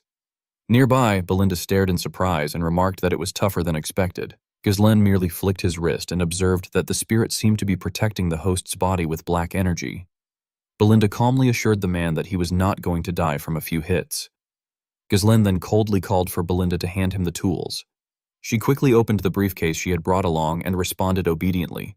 At that point, the possessed man finally began to panic, shouting furiously and demanding to know what Ghislaine was trying to do. He confidently proclaimed that the body belonged to Count Mowbray's son, and asked whether Ghislaine truly believed he would leave alive after treating him like this. Yet Ghislaine showed no fear whatsoever and bluntly replied that the spirit should not speak as though it owned someone else's body when it was merely an evil spirit, reminding him that he himself was an exorcist. Ghislaine then took out a weapon and introduced it in an eerily calm manner, saying that it was a cross. The possessed man only had time to curse before a massive hammer slammed directly into his face. The hammer repeatedly crashed into both sides of his cheeks while Ghislaine followed up with relentless punches to the weak points across his body. The weapon struck down from above onto his head, then smashed against his cheeks again and again. Ghislaine's arms never stopped moving as blood continuously burst from the man's mouth. The possessed victim could only endure the endless barrage in silence while Ghislaine continued beating and kicking him mercilessly. Every attack felt like an endless nightmare repeating itself over and over. Another mouthful of blood erupted as the man screamed in agony. His body was soon covered in wounds, and he whimpered continuously, asking how much longer the torture was going to last while desperately insisting that this could not possibly be an exorcism. On the opposite side, Ghislaine showed absolutely no sign of stopping. Eventually, the man could no longer endure it and screamed in surrender, begging him to stop. At that exact moment, Belinda widened her eyes in shock upon hearing a sudden change in the voice. The evil spirit itself stared in disbelief and muttered that the body's owner had awakened. Immediately afterward, Edwin screamed desperately for his father to save him. Ghislaine smiled in satisfaction and casually asked if he was finally awake. Beside him, Belinda excitedly remarked that, as expected, a good beating worked best on weaklings. Ghislaine then grabbed the chains and ordered Belinda to hold the man down for the moment. The black smoke surrounding the body slowly began to disperse as the evil spirit cursed furiously, lamenting that it had finally found a body that did not resist it, only for everything to be ruined. Ghislaine merely smiled indifferently and mockingly asked what the problem was, suggesting that it should simply return to the heir's body. Enraged, the spirit screamed that once it left a body, it could never enter it again. The mass of black smoke trembled violently as it realized that if it did not find another body soon, it would disappear forever, something it desperately did not want. Suddenly, the spirit noticed something unusual. It carefully examined Ghislaine Perdium before remarking that he possessed a wonderful body, completely different from the weak vessel before, even calling his body literally perfect. Belinda immediately bit her lip in alarm and realized that the evil spirit was targeting the young master. The spirit continued inspecting him while declaring that Ghislaine's body looked durable enough and that it would use it far better than he ever could. Soon, a gigantic arm began to form from the black smoke as the spirit explained that, by borrowing the form of the strongest being in its memories, it would force Ghislaine into submission. A massive leg appeared next, and the spirit excitedly screamed for Ghislaine to give it that body. Watching the horrifying transformation unfold, Ghislaine tensed up before suddenly recognizing the figure the spirit had taken. In shock, he realized that it had transformed into the kingdom's greatest swordsman, Caen Balzac. In front of Ghislaine Perdium appeared a mass of black aura, causing him to tense up as he muttered in shock that the figure's appearance resembled the kingdom's finest swordsman, Caen Balzac. It turned out that the mysterious being had transformed into Caen Balzac. Drawing the sword from his back, the figure threatened that he would use all the power he had absorbed so far to force Ghislaine Perdium into submission. Both swords were then pointed directly at Ghislaine Perdium as the impostor charged toward him with overwhelming killing intent, roaring for him to hand his body over. Ghislaine Perdium swiftly unsheathed his own sword, and the two powerful blades collided with a deafening clang. The pair continuously exchanged sword strikes, each unleashing fierce attacks toward the other without yielding an inch. As the intense clash continued, Ghislaine Perdium leapt upward and slashed downward in an attempt to gain the upper hand. At that moment, the fake Caen Balzac suddenly burst into laughter and exclaimed in admiration that it was incredible for Ghislaine Perdium to withstand attacks that perfectly mimicked the kingdom's greatest swordsmanship to such an extent. Meanwhile, Ghislaine Perdium silently evaluated his opponent, thinking that for an illusion formed purely from mana to wield such tremendous strength, it must possess an enormous amount of mana. He then grinned excitedly as he imagined how terrifying that power would become in the hands of a trained master. Both of them simultaneously declared that they wanted that power even more now before springing backward once again. Ghislaine Perdium resumed his relentless assault, while his opponent defended himself without showing any disadvantage. Ghislaine Perdium spun around to block the enemy's sword before driving his elbow into the area beneath the opponent's ribs. The mysterious figure was visibly startled by the unexpected strike and quickly twisted his body to evade further damage. Ghislaine Perdium then jumped high into the air to avoid a sweeping slash before forcefully stomping on the man's shoulder. In only a brief moment, the tide of battle had already shifted. Ghislaine Perdium let out a heavy breath while the mysterious figure angrily cursed him. Ghislaine Perdium merely smiled faintly and asked whether the opponent had already shown him everything he was capable of. Enraged, the fake Caen Balzac threatened that things would not end unless he changed tactics. His gaze suddenly shifted and he hurled his sword toward Ghislaine Perdium. Although Ghislaine Perdium carefully tilted his head aside to dodge the blade, he froze in surprise moments later upon realizing that mana threads were attached to it. The enemy pulled sharply on the mana threads in his hand and rushed forward, swinging his sword downward from above. Since Ghislaine Perdium had twisted aside to evade the strike, the mana threads wrapped themselves around his body instead. Caen Balzac violently yanked the threads, dragging Ghislaine Perdium through the air while aiming attacks at his vital points. Ghislaine Perdium inwardly cursed the bastard for being able to manipulate mana threads so freely. Even while counterattacking, he calmly analyzed the situation, reasoning that maintaining mana in such a fine and precise thread-like form required immense concentration. In an ordinary life-or-death battle, using such a technique would normally be wasteful and impractical, so he himself would never resort to it unless absolutely necessary. However, for a mana monster overflowing with amplified mana, there was no need to worry about such limitations at all.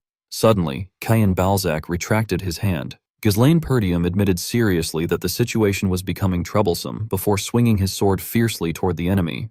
However, he was quickly suppressed by Cain Balzac, who excitedly proclaimed that Ghislaine Perdium's body would belong to him. At that very moment, Ghislaine Perdium suddenly threw out a hook and called for Belinda. She instantly wrapped herself around the enemy's wrist and restrained him before leaping upward to deliver a powerful kick directly to Cain Balzac's head. Shocked by the sudden interference, he cried out in disbelief. Ghislaine Perdium then broke free and declared that he did not truly wish to use that much power against him. With a tense expression, he ordered that it was time to quiet things down. Immediately afterward, Ghislaine Perdium unleashed a single sword strike that cleanly split Cain Balzac in half. Cain Balzac collapsed onto the ground as the black aura within his body escaped and muttered that its form was collapsing. Filled with unwillingness, the entity lamented that it had not even been able to see Ghislaine Perdium swing his sword. The mysterious being then angrily questioned whether Ghislaine Perdium had been holding back and not fighting seriously until that very moment. Ghislaine Perdium calmly responded that since taking his body by force had failed, he wondered what the other party intended to do next. The mysterious being suddenly burst into loud laughter and admitted that the mana it had absorbed from the bodies of insignificant people had been nowhere near enough. It lamented that it had finally found such a rare opportunity to possess a powerful body, only to fade away like this. After hearing that, Ghislaine Perdium merely smiled faintly and proposed that the being enter his body and reside within it. His words immediately shocked the mysterious entity, which stammered in disbelief. Belinda anxiously questioned why he would make such an offer when he had fought so desperately to prevent his body from being taken away in the first place. Ghislaine Perdium calmly explained that having his body stolen was completely different from allowing something to dwell within it. He then stated that he would provide a place for the being to reside inside his body and would even supply it with mana if necessary. The mysterious figure became visibly excited and laughed greedily, asking whether Ghislaine was truly willing to hand over his body without rejecting him, and what he hoped to gain in return. Ghislaine Perdium extended his hand and firmly declared that what he wanted was the creature's power, specifically, its ability to amplify mana. Upon hearing this, Belinda widened her eyes in astonishment, while even the mysterious being fell silent for a long moment before erupting into mocking laughter. It ridiculed Ghislaine for being foolish enough to think he could control it after letting it inside his body. Despite its ridicule, the being immediately accepted the proposal and declared that it would transfer itself into Ghislaine Perdium's body. Soon, the black aura once again entered his body, causing Ghislaine to groan slightly in pain as he accepted it. The moment it entered him, the mysterious entity burst into excited laughter. Belinda panicked and tried to rush toward him, calling out desperately to her young master, but she froze when Ghislaine calmly reassured her that everything was fine. He gently asked whether she trusted him. Meanwhile, the mysterious being continued laughing with satisfaction, warning that once he accepted it, there would be no turning back. It claimed that Ghislaine's greed for power had blinded him and warned him not to regret his decision. At last, the entity completely fused with Ghislaine Perdium's body. Ghislaine suddenly collapsed into Belinda's arms, causing her to scream his name in panic. At that very moment, strange changes began occurring within his body. The mysterious being rampaged through him excitedly, marveling at the overwhelming energy overflowing inside. It admitted that this was the first time it had ever entered the body of someone so powerful and declared that Ghislaine was on an entirely different level from all the worthless nobodies it had possessed before. The creature then smugly proclaimed that in exchange for being given this body, it would grant Ghislaine true power and evolve the body to an even greater stage. A brilliant light suddenly flashed as the being declared that the emotions within Ghislaine's memories were the very source of its power, demanding to see those memories. In an instant, everything turned completely white. Countless corpses appeared scattered throughout the empty space. The demonic being ground its teeth as it stared at Ghislaine Perdium in horror and shock, asking what this gruesome scene was and questioning who Ghislaine truly was.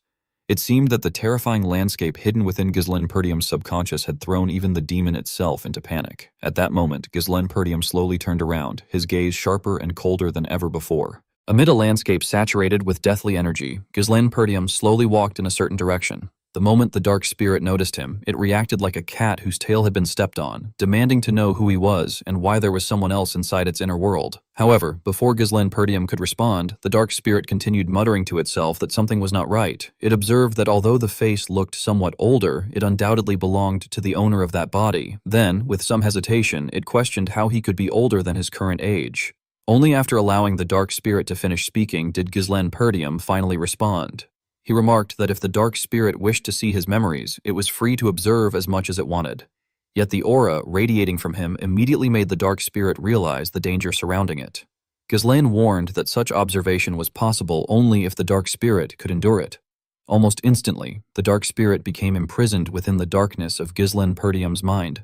It desperately looked around in search of any other color, but nothing entered its vision except endless blackness, causing it to cry out in agony. That, however, was not the worst part.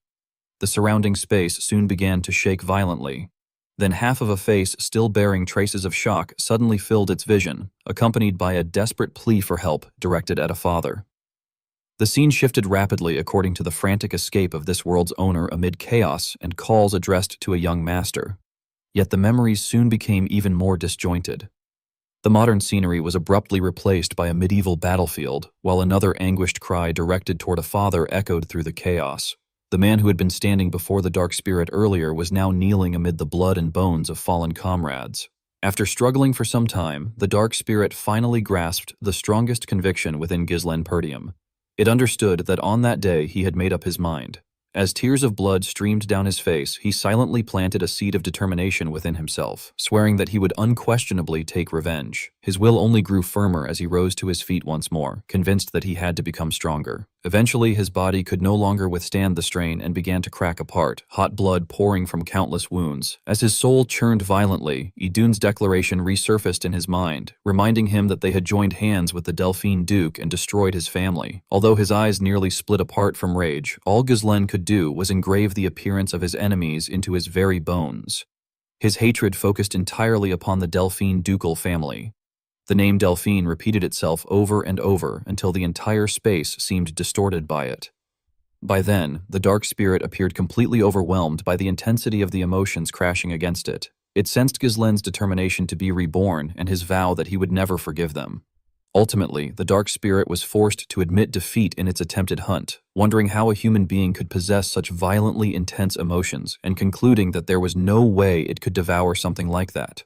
Only then did Ghislaine calmly tease it, asking how it felt to peek into someone else's memories. Humiliated and enraged, the dark spirit struggled wildly in protest. It insisted that everything it had seen was a lie and questioned how a human could not only rise from the dead but also return to the past.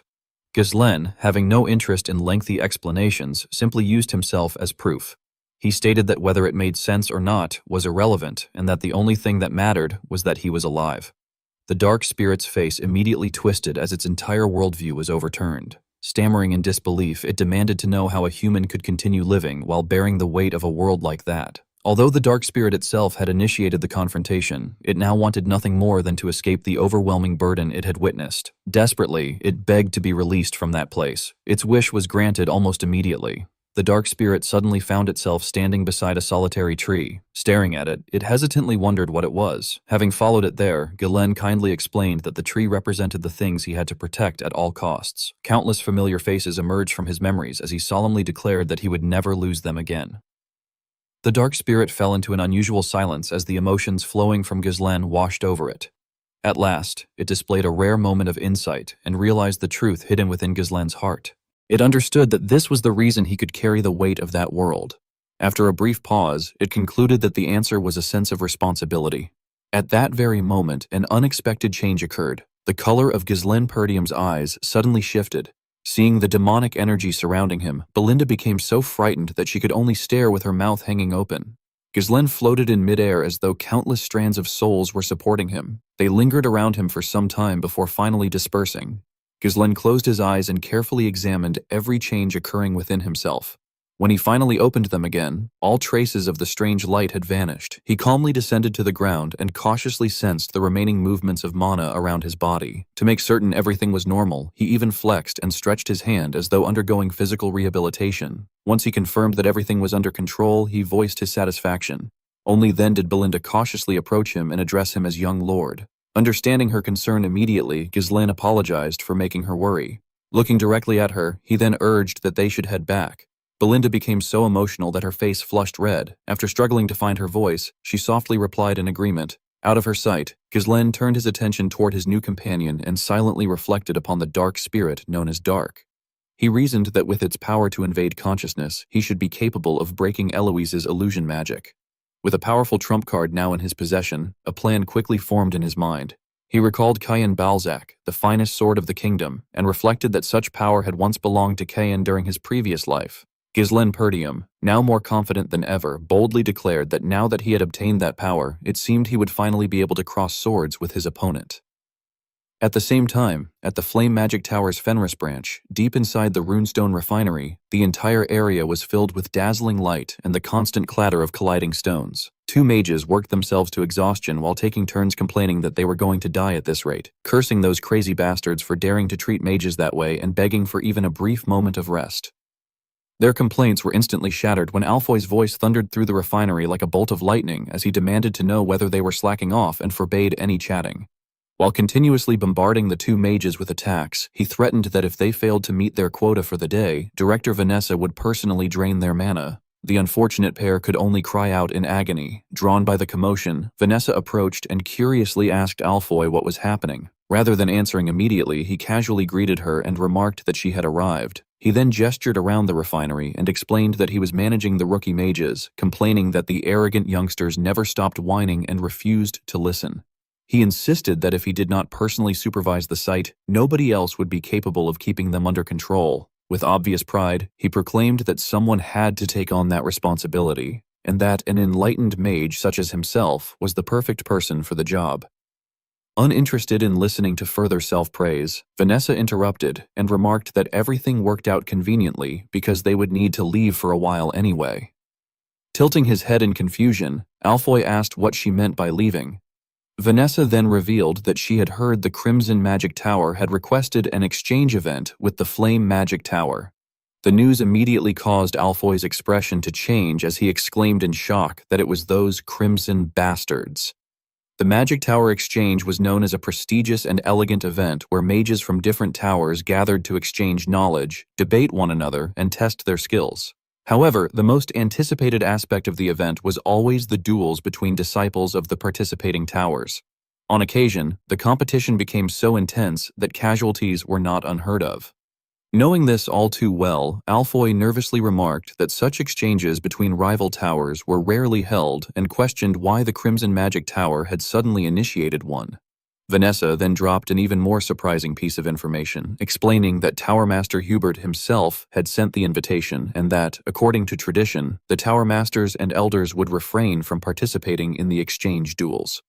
Hearing this, Alfoy stammered in disbelief as he asked whether his master had summoned him. Realizing that he had appeared too eager, he quickly adopted a more indifferent attitude and scoffed. Turning away to conceal his expression, he launched into a lengthy refusal, declaring that he had no intention of going. He complained that despite being the successor of the Flame Magic Tower, his master had not sent him a single letter while he suffered in the middle of nowhere, questioning why he should help such a person. To make his speech more convincing, he placed a hand over his chest and dramatically announced that he intended to spend the rest of his life in Fenris. With complete innocence, Vanessa immediately crushed his declaration by reassuring him that there was no need to worry because Sir Alfoy's name had not appeared on the invitation list in the first place, meaning it would be perfectly fine if he stayed behind. Meanwhile, back at the magnificent Flame Magic Tower, two members of the Fifth Circle Mages questioned whether it was truly acceptable not to summon Alfoy, pointing out that regardless of his shortcomings, he remained the tower's designated successor. Tower Master Hubert immediately vented his frustration, demanding to know whether Alfoy was still only a Third Circle mage and asking what exactly he had been learning during his deployment. One of the Fifth Circle mages then expressed concern over whether their disciples could truly compete against students trained by Delmuth, a Seventh Circle mage. Hubert confidently dismissed the concern, insisting that everything would be fine because Vanessa alone was sufficient for the exchange. The moment he finished speaking, however, Alfoy unexpectedly entered the meeting and politely greeted his master. Hubert instantly abandoned his previous attitude and warmly welcomed him back, asking how he had been. From behind him, Vanessa timidly greeted everyone as well, but before she could finish, Hubert practically shoved Alfoy aside and rushed over to her. Overflowing with concern, he eagerly asked whether her journey had been comfortable and whether it was true that she had successfully reached the Sixth Circle. He then seized the opportunity to lecture the Fifth Circle elders, telling them that they should learn from Vanessa's example instead of remaining stuck at the Fifth Circle. Unable to tolerate his habit of looking down on others any longer, the Fifth Circle mages protested in unison. They pointed out that Hubert himself was still only a Sixth Circle mage and sarcastically asked whether he truly intended to let a former maid catch up to him so quickly. They also reminded him that he had once claimed he would reach the seventh circle effortlessly if only he possessed enough runestones. Embarrassed and angered, Hubert immediately raised his voice and ordered everyone to quiet down.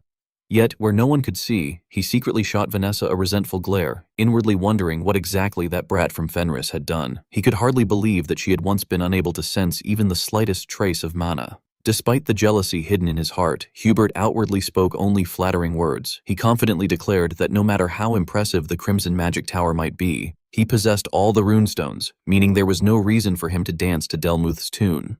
Unable to suppress a smug smile, he proclaimed that with enough runestones, it was only a matter of time before the Flame Magic Tower became the greatest magic tower in the entire kingdom. Eventually, the long-awaited day arrived when Delmuth finally appeared, leading his followers with him. He walked with such confidence that it seemed as though the land beneath his feet already belonged to him. Observing the impressive formation of disciples behind him, Hubert could only let out a quiet exclamation of surprise. The fifth circle mages immediately voiced what he was thinking, asking in shock whether Delmuth had truly brought that many disciples and estimating that there were nearly 50 of them. Grinding his teeth, Hubert questioned what was wrong with such an absurd number. Inwardly, he wanted to shout and ask whether they were planning to start a war. Delmuth, however, remained calm and greeted Hubert, remarking that it had been quite some time since they had last met. Still unable to relax his expression, Hubert merely muttered Delmuth's name with obvious hostility. Sensing the unfriendly atmosphere, Delmuth frowned slightly. A tremendous pressure suddenly erupted between the two men, distorting the surrounding air itself. Realizing that Delmuth was attempting to seize the initiative, Hubert urgently ordered everyone behind him to deploy their mana fields. Once he had done so, he loudly demanded to know the meaning of Delmuth's actions. Delmuth remained completely expressionless. Having achieved the desired effect, he eventually withdrew the pressure. When the atmosphere returned to normal, he casually claimed that it had merely been a greeting and that he had also wanted to verify a few things. As he passed Hubert, he quietly added a mocking remark that Hubert appeared to be standing in exactly the same place as before. Hubert's eyes widened with fury, and he hissed that Delmuth was a bastard. However, he swallowed his anger before it could fully erupt and instead stated that everything had already been prepared, allowing the duels to begin immediately so that the matter could be settled once and for all. Delmuth readily agreed without hesitation. In truth, Delmuth had a separate objective in mind. As his gaze settled upon Vanessa, he silently identified her as the sixth circle mage Vanessa. Then his eyes shifted to the figure standing beside her. His stare lingered long enough to make Alfoy feel as though he could barely breathe before Delmuth silently labeled him as the man who had defeated a god, Alfoy. Delmuth furrowed his brows as he scrutinized the person before him, his mind working incessantly. He realized that it was that woman. His twisted jealousy was directed toward the seed he considered the most remarkable, identifying her as Vanessa of the Sixth Circle. However, his attention did not stop there and soon shifted to the person standing beside her. Even though Alfoy could not read his thoughts, Delmuth's venomous gaze was enough to make him break into a cold sweat. Delmuth recognized him as Alfoy, the man who had defeated a god. As the thought settled in his mind, Delmuth could barely conceal the excitement surging through his veins. He reflected that two of Fenris's key figures had conveniently gathered in one place. In truth, he had already devised a terrifying plan and thought that they had saved him the trouble of hunting them down and killing them himself. The brief period of mutual assessment soon ended as everyone entered the main hall together. The presiding mage wasted no time on formalities and immediately announced that the Magic Tower exchange meeting would begin with reports on the disciples' achievements. Without giving anyone an opportunity to question him, he firmly added that there would be a total of 5 magic duels and instructed each Magic Tower to send forward their disciples to participate. Having already formulated his calculations, Delmuth was the first to issue an order. He called for Modi. Modi immediately stepped out from the line and respectfully replied that he understood and was ready to receive his master's instructions. Delmuth waited until Modi approached before rapidly moving his lips to relay information. After listening patiently to everything, Modi suddenly revealed a mischievous grin. As he strode toward the arena, his cloak billowing behind him, he confidently stated that he understood. On the opposite side, the Fifth Circle mages took turns whispering suggestions into Master Hubert's ear. They observed that the opponent appeared to be a Fourth Circle mage and remarked that the other side was starting aggressively. They asked whom he intended to send and suggested that they should also choose someone suitable. Master Hubert did not need much time to decide. He recalled that Roberto was a Second Circle disciple and ordered that he be sent out. One of the Fifth Circle mages was shocked and exclaimed that sending a Second Circle disciple against a Fourth Circle opponent was absurd. Nevertheless, Hubert confidently explained that he did not wish to reveal their true strength over something like this. He reasoned that, despite the difference in circles, the opposing side would not attempt to kill a disciple during a public event. In reality, all of Master Hubert's confidence stemmed from the trump card he held in reserve. He believed that even if they lost every match, Vanessa would certainly win the final duel and preserve their dignity. Standing atop the platform, Hubert loudly instructed his disciple. He told Ribeiro that it was a valuable opportunity to fight someone of a higher circle and that losing was acceptable. He encouraged him to regard the duel as a chance to gain experience. Tightening his grip on his weapon, Ribeiro nervously stammered that he understood. However, the gap in strength between the two sides was so immense that the outcome seemed obvious even before the battle began. Modi's mere presence completely overwhelmed Ribeiro. Even so, Ribeiro remained resolute and launched the first attack without hesitation. Summoning every ounce of strength he possessed, he managed to cast Twin Fireball. Yet all of Ribeiro's efforts were effortlessly swept aside by a single wave of Modi's hand. After neutralizing the insignificant threat, Modi coldly remarked that it was pathetic. Immediately afterward, Modi unleashed Air Cutter, completely overpowering Ribeiro and even inflicting a bleeding wound. Witnessing the scene, Master Hubert ground his teeth in fury. Delmood, on the other hand, merely curled his lips into a calm smile. When Ribeiro collapsed, everyone rushed to his aid in an attempt to save him. The healers desperately reported that the bleeding was far too severe and warned that he would die if it continued. They urgently called for immediate treatment. At last, reality forced Master Hubert to recognize the gravity of the situation. Enraged, he shouted at Delmood, accusing him of trying to make his disciple commit murder. Despite being confronted directly, Delmood remained completely composed. He told Hubert to calm down and claimed that the person most surprised by the situation was probably his own disciple. Rather than accepting responsibility, he shifted the blame onto Hubert's disciple, arguing that Modi likely had not expected someone to fall to magic of such a level. Being humiliated so openly caused Master Hubert's anger to boil over, his face flushing red with rage. Delmood, thoroughly pleased with himself, seized the opportunity to provoke him further. He advised Hubert not to become too angry, claiming that he understood how he felt. However, he added that casualties during a duel were simply common sense and should be expected. All the arguments and issues caused by the first match were pushed aside when the host loudly urged everyone to continue before the atmosphere died down, calling for the next duel to proceed. The results seemed no different from before as Delmood's disciples were called up one after another and were repeatedly declared the winners. The host acted as though he were racing against a quota, constantly summoning the next disciple to step forward. This time, there had not even been any conflict beforehand, yet one of Master Hubert's disciples immediately surrendered, stammering that he gave up. His weak declaration was instantly met with a flood of mockery from his opponent, who remarked that this was supposedly the #1 magic tower in the north, and that, although people had said it was surviving on past glory, seeing it in person had made the truth obvious. Another person cruelly stated outright that they were nothing but trash. Seeing their side being completely overwhelmed, the mages of the Fifth Circle hurriedly gathered around Master Hubert and suggested that, although the Crimson disciples were strong, something felt wrong.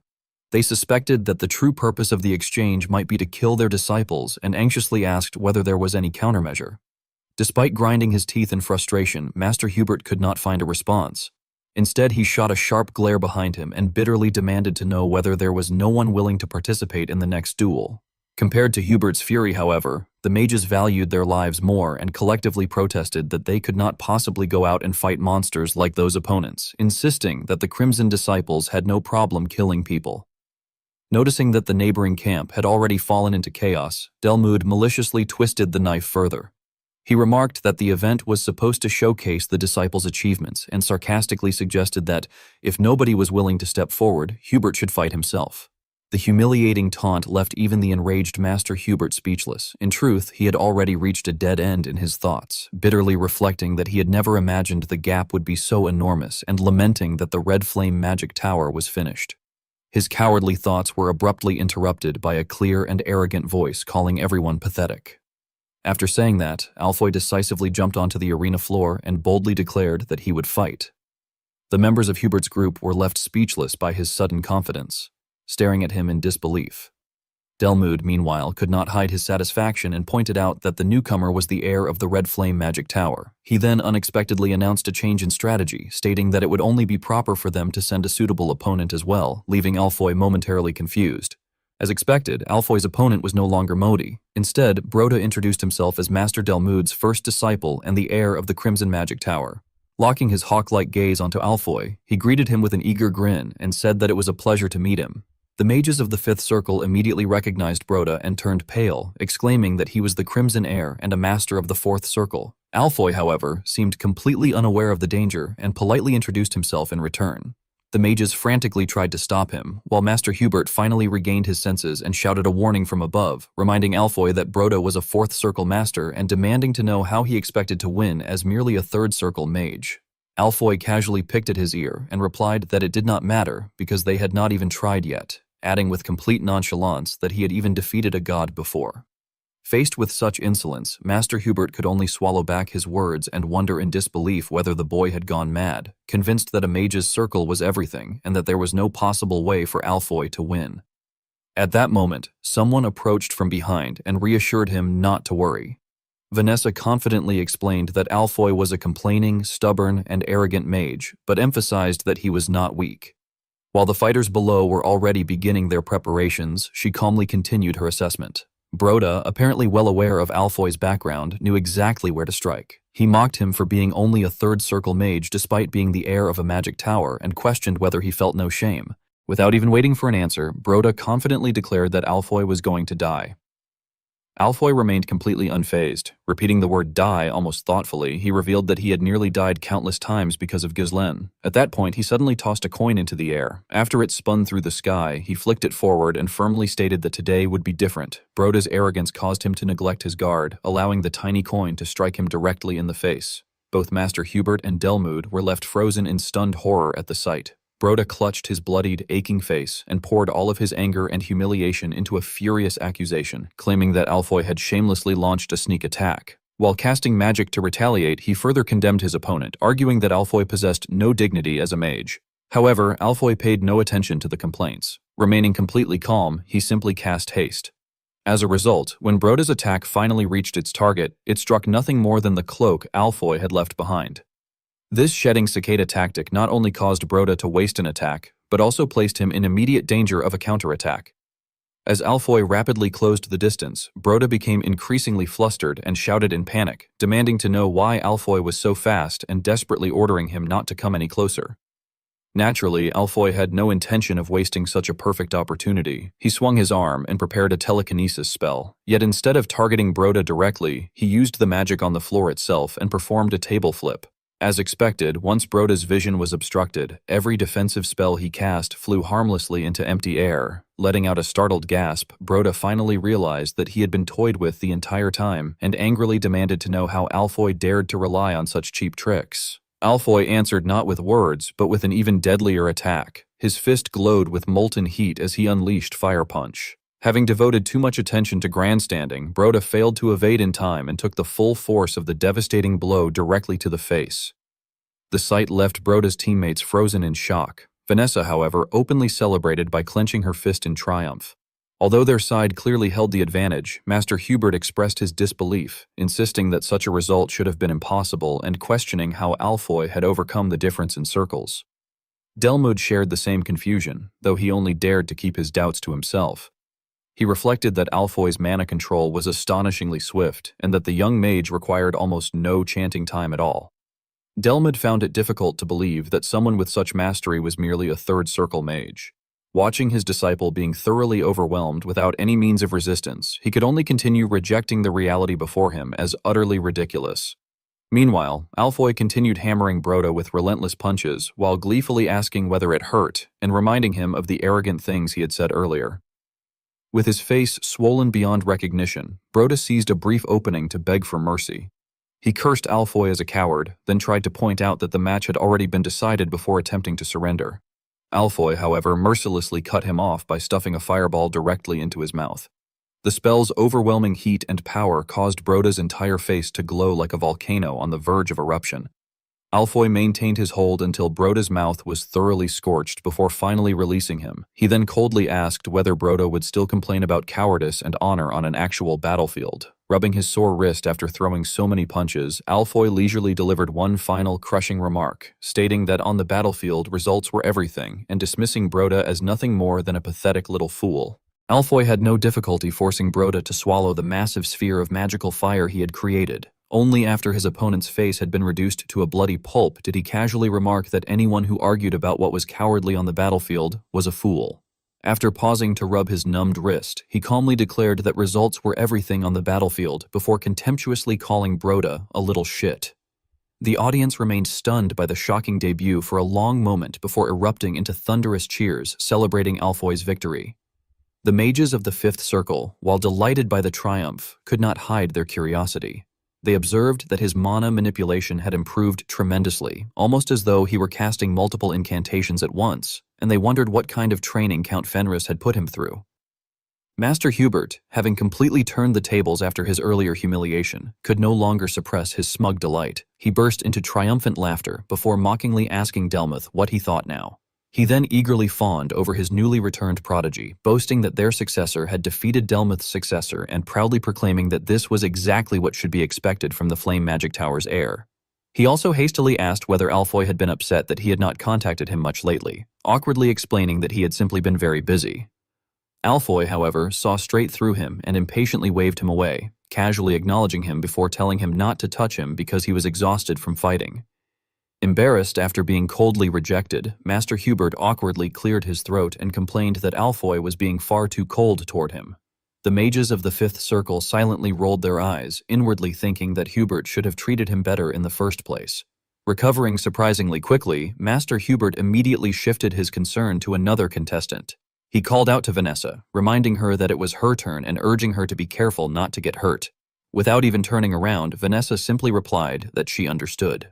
Unable to contain himself any longer, Master Hubert boldly challenged Delmuth, demanding that he hurry up and send out his disciple. Having apparently forgotten all about his earlier embarrassment, he arrogantly taunted that perhaps no one wanted to step forward.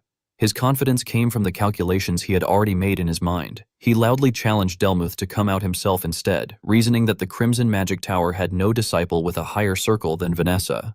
Inwardly, he felt immensely relieved that Alfoy had won and was already imagining the Flame Magic Tower ultimately claiming victory.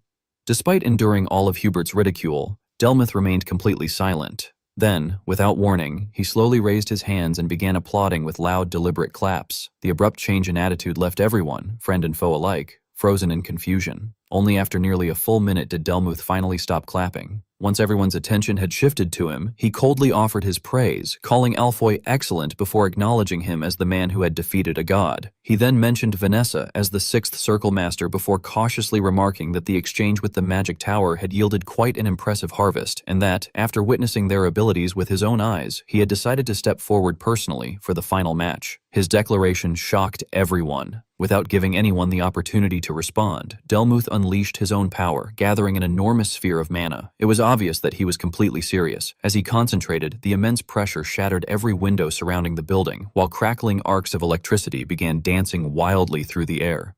Realizing the danger that was rapidly escalating, Master Hubert stared in alarm at the building before shouting at Delmuth, demanding to know whether he had forgotten the rule that Tower Masters and Elders were forbidden from interfering in the exchange's duels. Since Delmuth had arrived with murderous intentions from the very beginning, such reasoning meant nothing to him. He calmly replied that he was merely stepping forward exactly as Hubert had requested before asking whether there was any problem with that. He then coldly challenged Hubert, saying that Hubert simply needed to come out as well. Caught by his own words, Master Hubert awkwardly tried to explain that although he had told Delmuth to come out, he had never meant it literally. Before Hubert could do anything else, Alfoy suddenly grabbed him by the collar. Ignoring all respect for rank, he shouted directly into Hubert's face, ordering him to come to his senses because this was no time for pointless arguments. Startled, Hubert could only stammer out Alfoy's name and ask what he was doing. Frustrated by Hubert's slow reaction, Alfoy finally stated the truth outright. He warned that the enemy had come there intending to kill them from the very beginning and declared that if anyone wanted to survive, they needed to prepare to fight immediately. Vanessa clearly shared the same conclusion. Instantly assuming a defensive stance, she ordered all the elders to deploy the mana fields. After issuing her commands, she voluntarily accepted the most dangerous responsibility herself, declaring that she would hold off Delmuth. Vanessa remained completely unfazed as she unleashed a barrage of icicle shower toward Delmuth. Even while facing the countless magical ice drills, Delmuth maintained his usual composed expression. He calmly waited until every attack had converged before him before casually raising a hand. In an instant, the surrounding space was engulfed in a blinding radiance. Although Delmuth stood at the epicenter of the magical explosion, he emerged completely unharmed without even losing a single strand of hair. He even had enough time to prepare a gift in return, announcing lightning explosion. The moment he spoke, the tower where the duel was taking place began to tremble violently. After several staggering shakes, the entire structure turned a blazing crimson as magical energy spread throughout it. The phenomenon did not stop there, as the tower soon shone like a giant torch burning in the night.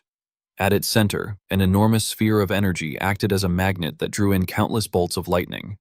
The thunderous explosions erupting from the region's most sacred tower left the surrounding citizens staring in stunned silence. Despite the fear rising within them, their curiosity compelled them to keep their eyes fixed on the spectacle. As the aftershocks gradually subsided, a dark silhouette lingered atop the tower, while another familiar figure quietly appeared outside. Ghislain Perdium had arrived without anyone noticing, as everyone's attention had been stolen by the devastating shockwave Delmood had unleashed. Realizing the gravity of the situation, Ghislain wore a deeply contemplative expression. Before him now yawned a massive hole that had been blasted through the middle of the tower, while the culprit behind the destruction stood calmly at the scene. Having successfully landed his attack, Delmood quietly breathed a sigh of relief. The reason for his confidence was obvious, as Vanessa now stood before him in a pitiful state. Behind her, only Master Hubert retained a trace of consciousness, while everyone else had already collapsed onto the ground. Although she herself was utterly exhausted, Vanessa stubbornly remained standing with her staff raised in vigilance. Barely able to breathe, Master Hubert nevertheless forced himself to curse at Delmood, demanding to know how the bastard dared to pull such bullshit inside his magic tower. Delmood had no interest in exchanging insults, however, as he inwardly marveled that Vanessa had actually managed to block a seventh circle spell.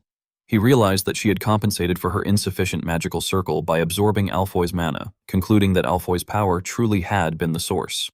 Outwardly, however, he merely sought to crush their morale by remarking that it was certainly impressive, as expected of Fenris's key figures, before admitting that even casting such high-powered magic placed an enormous burden upon himself.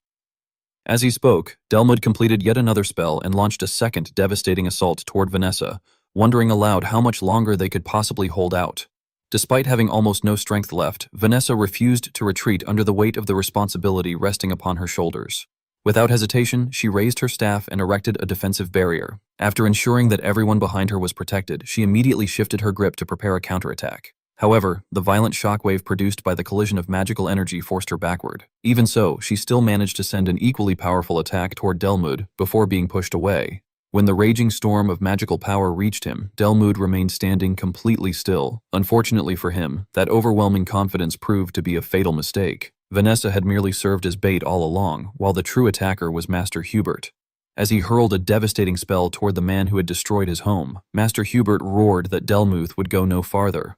Although momentarily caught off guard by their coordinated assault, Delmood quickly regained his composure and responded with astonishing speed by conjuring AIR Twist, using the wind barrier to block Master Hubert's furious inferno. As expected of someone possessing overwhelming power, he neutralized the threat with little more than a wave of his hand.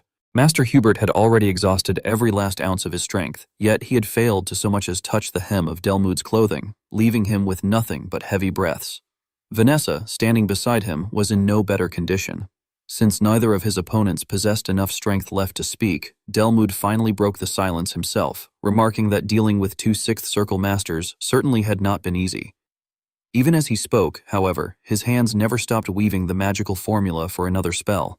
Calmly, he declared that this would be the end. At that very moment, however, a disturbance suddenly arose behind Master Hubert. Startled, he turned toward the source of the noise before crying out in shock upon recognizing the elders. Clinging desperately to his last hope, he urged his disciples to hurry and deploy the mana fields. No matter how loudly he shouted, however, only deathly silence answered him. He desperately called Vanessa's and Alfoy's names before finally accepting the cruel reality that merely blocking Delmood's magic had already exhausted nearly all of his mana. As Delmood's overwhelming aura bore down upon him, Master Hubert could not help but wonder despairingly whether the flame magic tower would truly come to an end with his own generation. While Master Hubert sank deeper into despair, Delmood unexpectedly halted the spell he was preparing.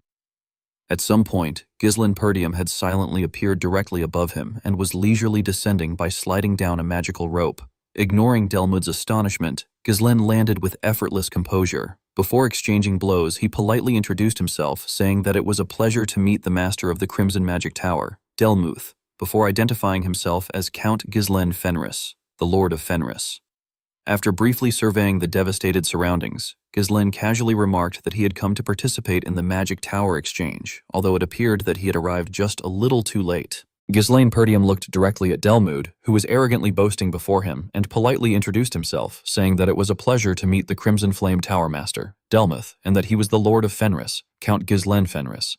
He even carefully explained that he had come to attend the Magic Towers conference, but that it seemed he had arrived a little late. In contrast to Ghislaine Perdium's courtesy, Delmood remained completely absorbed in displaying his own power. Vanessa seized the opportunity to call out to her lord in a trembling voice, while Master Hubert reacted as though he had found a priceless treasure. Only then did Delmood spare enough attention to notice the nuisance standing in front of Master Hubert's group.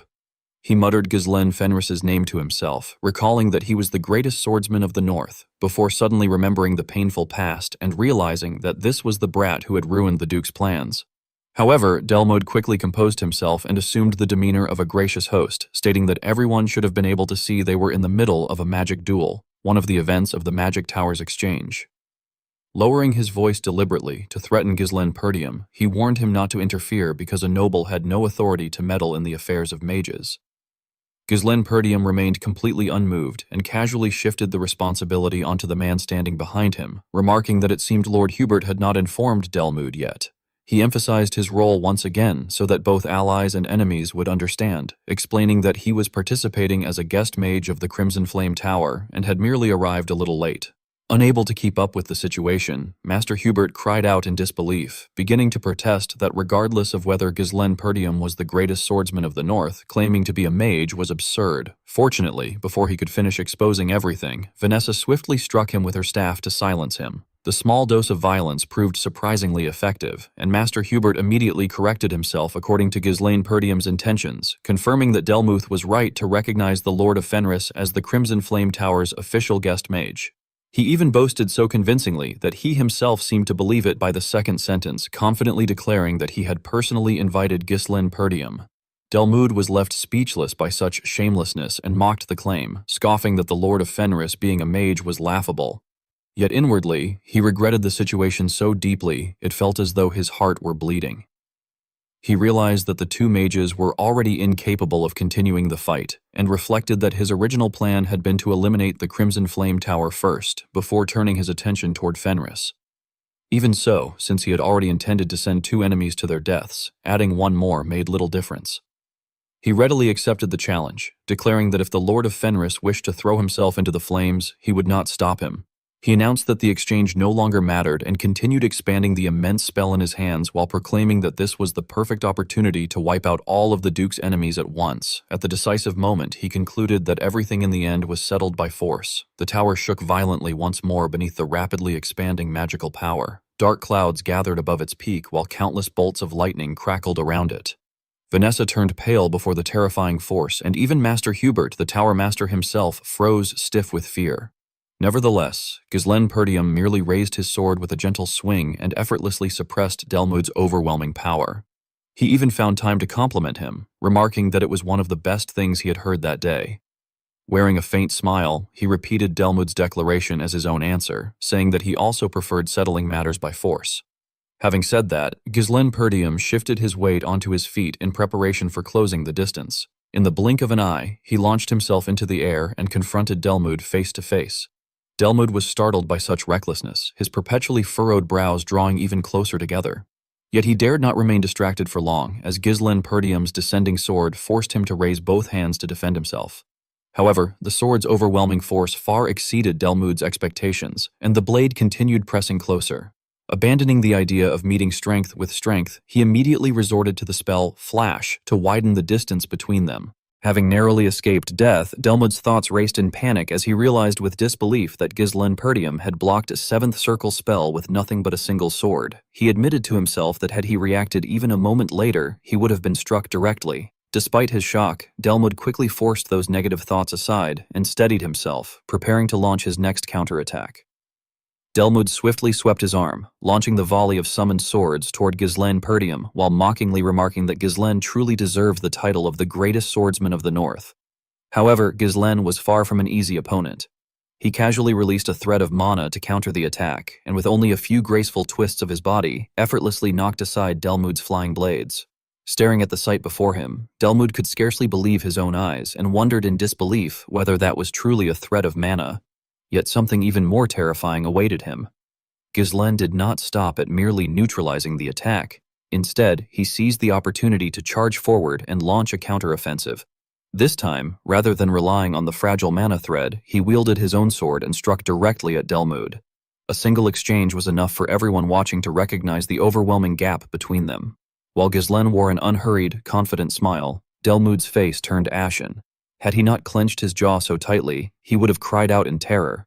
Ghislaine did not retreat after a single strike. He unleashed an unrelenting barrage of sword attacks, shattering Delmood's defenses while steadily crushing his confidence. Nevertheless, Delmood's long years of experience still allowed him to endure several more exchanges. However, his obsession with searching for an opening in Ghislaine's technique came at a heavy price. The moment his guard faltered, Ghislaine took advantage of the lapse and bound him with the mana thread. As soon as the other end signaled that it had secured its prey, Ghislaine poured strength into his arm and violently yanked it backward. The combined force and momentum immediately sent Delmood crashing face first into the ground. He rolled helplessly across the rubble he himself had created, tumbling like a football at Lionel Messi's feet. Watching the completely one-sided battle, Master Hubert could only whisper in disbelief that it was impossible and that Ghislaine was actually pushing Delmood back. Realizing that no one else could perceive him, the dark spirit gleefully danced around Ghislaine's shoulder and enthusiastically praised him, saying that his master truly knew how to fight, especially against a 7th Circle Archmage. He further remarked that, despite already being so powerful, Ghislaine had still not reached his peak in his previous life. Exhausted and barely able to breathe, Ghislaine impatiently cut him off and told him to shut up. Meanwhile, Delmood finally struggled back to his feet and angrily cursed Ghislaine as an insolent brat. However, before he could finish, uncertainty overtook him as he questioned what kind of power Ghislaine possessed, remarking that it was something no ordinary knight could ever wield. Sensing Delmood's ignorance, Ghislaine mockingly replied that people could only recognize what they already knew, and that it seemed even a 7th Circle Archmage still had things beyond his understanding. Grinding his teeth in frustration, Delmood declared that Ghislaine should not make him laugh because that murky energy was not pure mana. As he spoke, he gradually pieced together the truth and concluded that it resembled the very power the Duke had bestowed upon his subordinates. That deduction genuinely startled Ghislaine. Whether Delmood noticed the change in his expression or not, he continued speaking without pause, saying that although he did not know why Ghislaine possessed such energy, he now understood why the Duke had regarded him as such a troublesome existence. Even while talking, Delmood never stopped casting his spell, explaining that he himself would never have reached the 7th Circle without the Duke's grace and support. As another sphere of destructive energy gathered overhead, Delmood grimly declared that even if he were to die there, he would kill Ghislaine to repay that debt. It was evident that he had resolved to stake everything on this final clash. Thunder once again roared around the already ruined tower. Vanessa, who had remained silent until then, finally sensed the approaching danger and shouted for everyone to get back.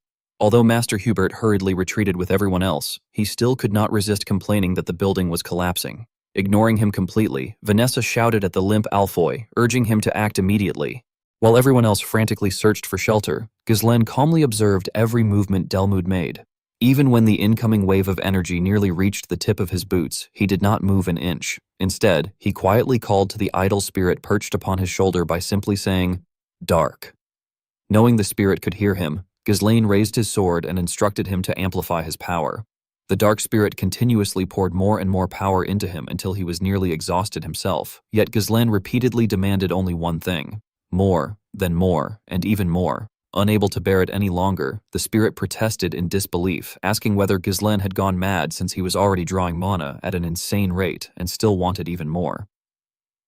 Ignoring the complaint entirely, Ghislaine remained focused on the approaching attack as he calmly opened his 4th core.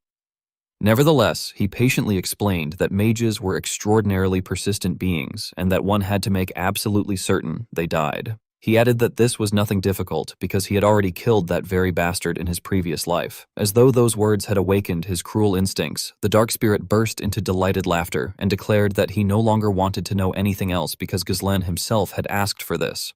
While continuing to manipulate Ghislaine's body, the spirit warned that he would use the strongest emotion within him as fuel, and cautioned him never to forget that if Ghislaine died, the body would belong to him. Ghislaine had no opportunity to dwell on that warning as darkness rapidly engulfed his consciousness. While Ghislaine gathered overwhelming power from the depths of his mind, Delmood also completed his preparations. Refusing to hesitate any longer, he unleashed the spell Inferno. The enormous sphere of energy descended like a mountain, weighing thousands of tons upon Ghislaine's body. Even so, Ghislaine steadfastly held his sword pointed toward the heavens. When the perfect moment finally arrived, every ounce of accumulated power converged within him. Unwilling to risk prolonging the battle, Ghislaine immediately unleashed an aura blade. Its energy sliced through space like a gigantic laser before cutting straight toward Delmood. Delmood ultimately brought about his own destruction through nothing more than blind confidence. In the end, every horrifying force was buried together within the collapsing tower. The scene then shifted to a far more peaceful place, where a group of children were practicing swordsmanship together. The oldest man present devoted his full attention to observing his students. At that very moment, however, a cloaked figure silently appeared behind him. Without even turning around, the old man's keen senses detected the newcomer's presence. Before the stranger could say a single word, he calmly clapped his hands to dismiss the lesson, informing the children that class would end there for the day because their teacher had matters to attend to and would be away for some time. The unexpected announcement of an early dismissal filled the children with delight, and they excitedly asked whether it was really true. Even so, one particularly perceptive boy noticed that something was unusual and anxiously asked whether his teacher would return soon this time. The old man pressed his lips together in thought for a brief moment before reassuring the child that he promised he would return. As he led the cloaked figure away, he quietly murmured that no matter how disappointing that disciple had been, it was still his responsibility as the man's master to avenge him. As he made that declaration, there seemed to be a trace of excitement in his eyes, as though he anticipated finally meeting an opponent worthy of facing.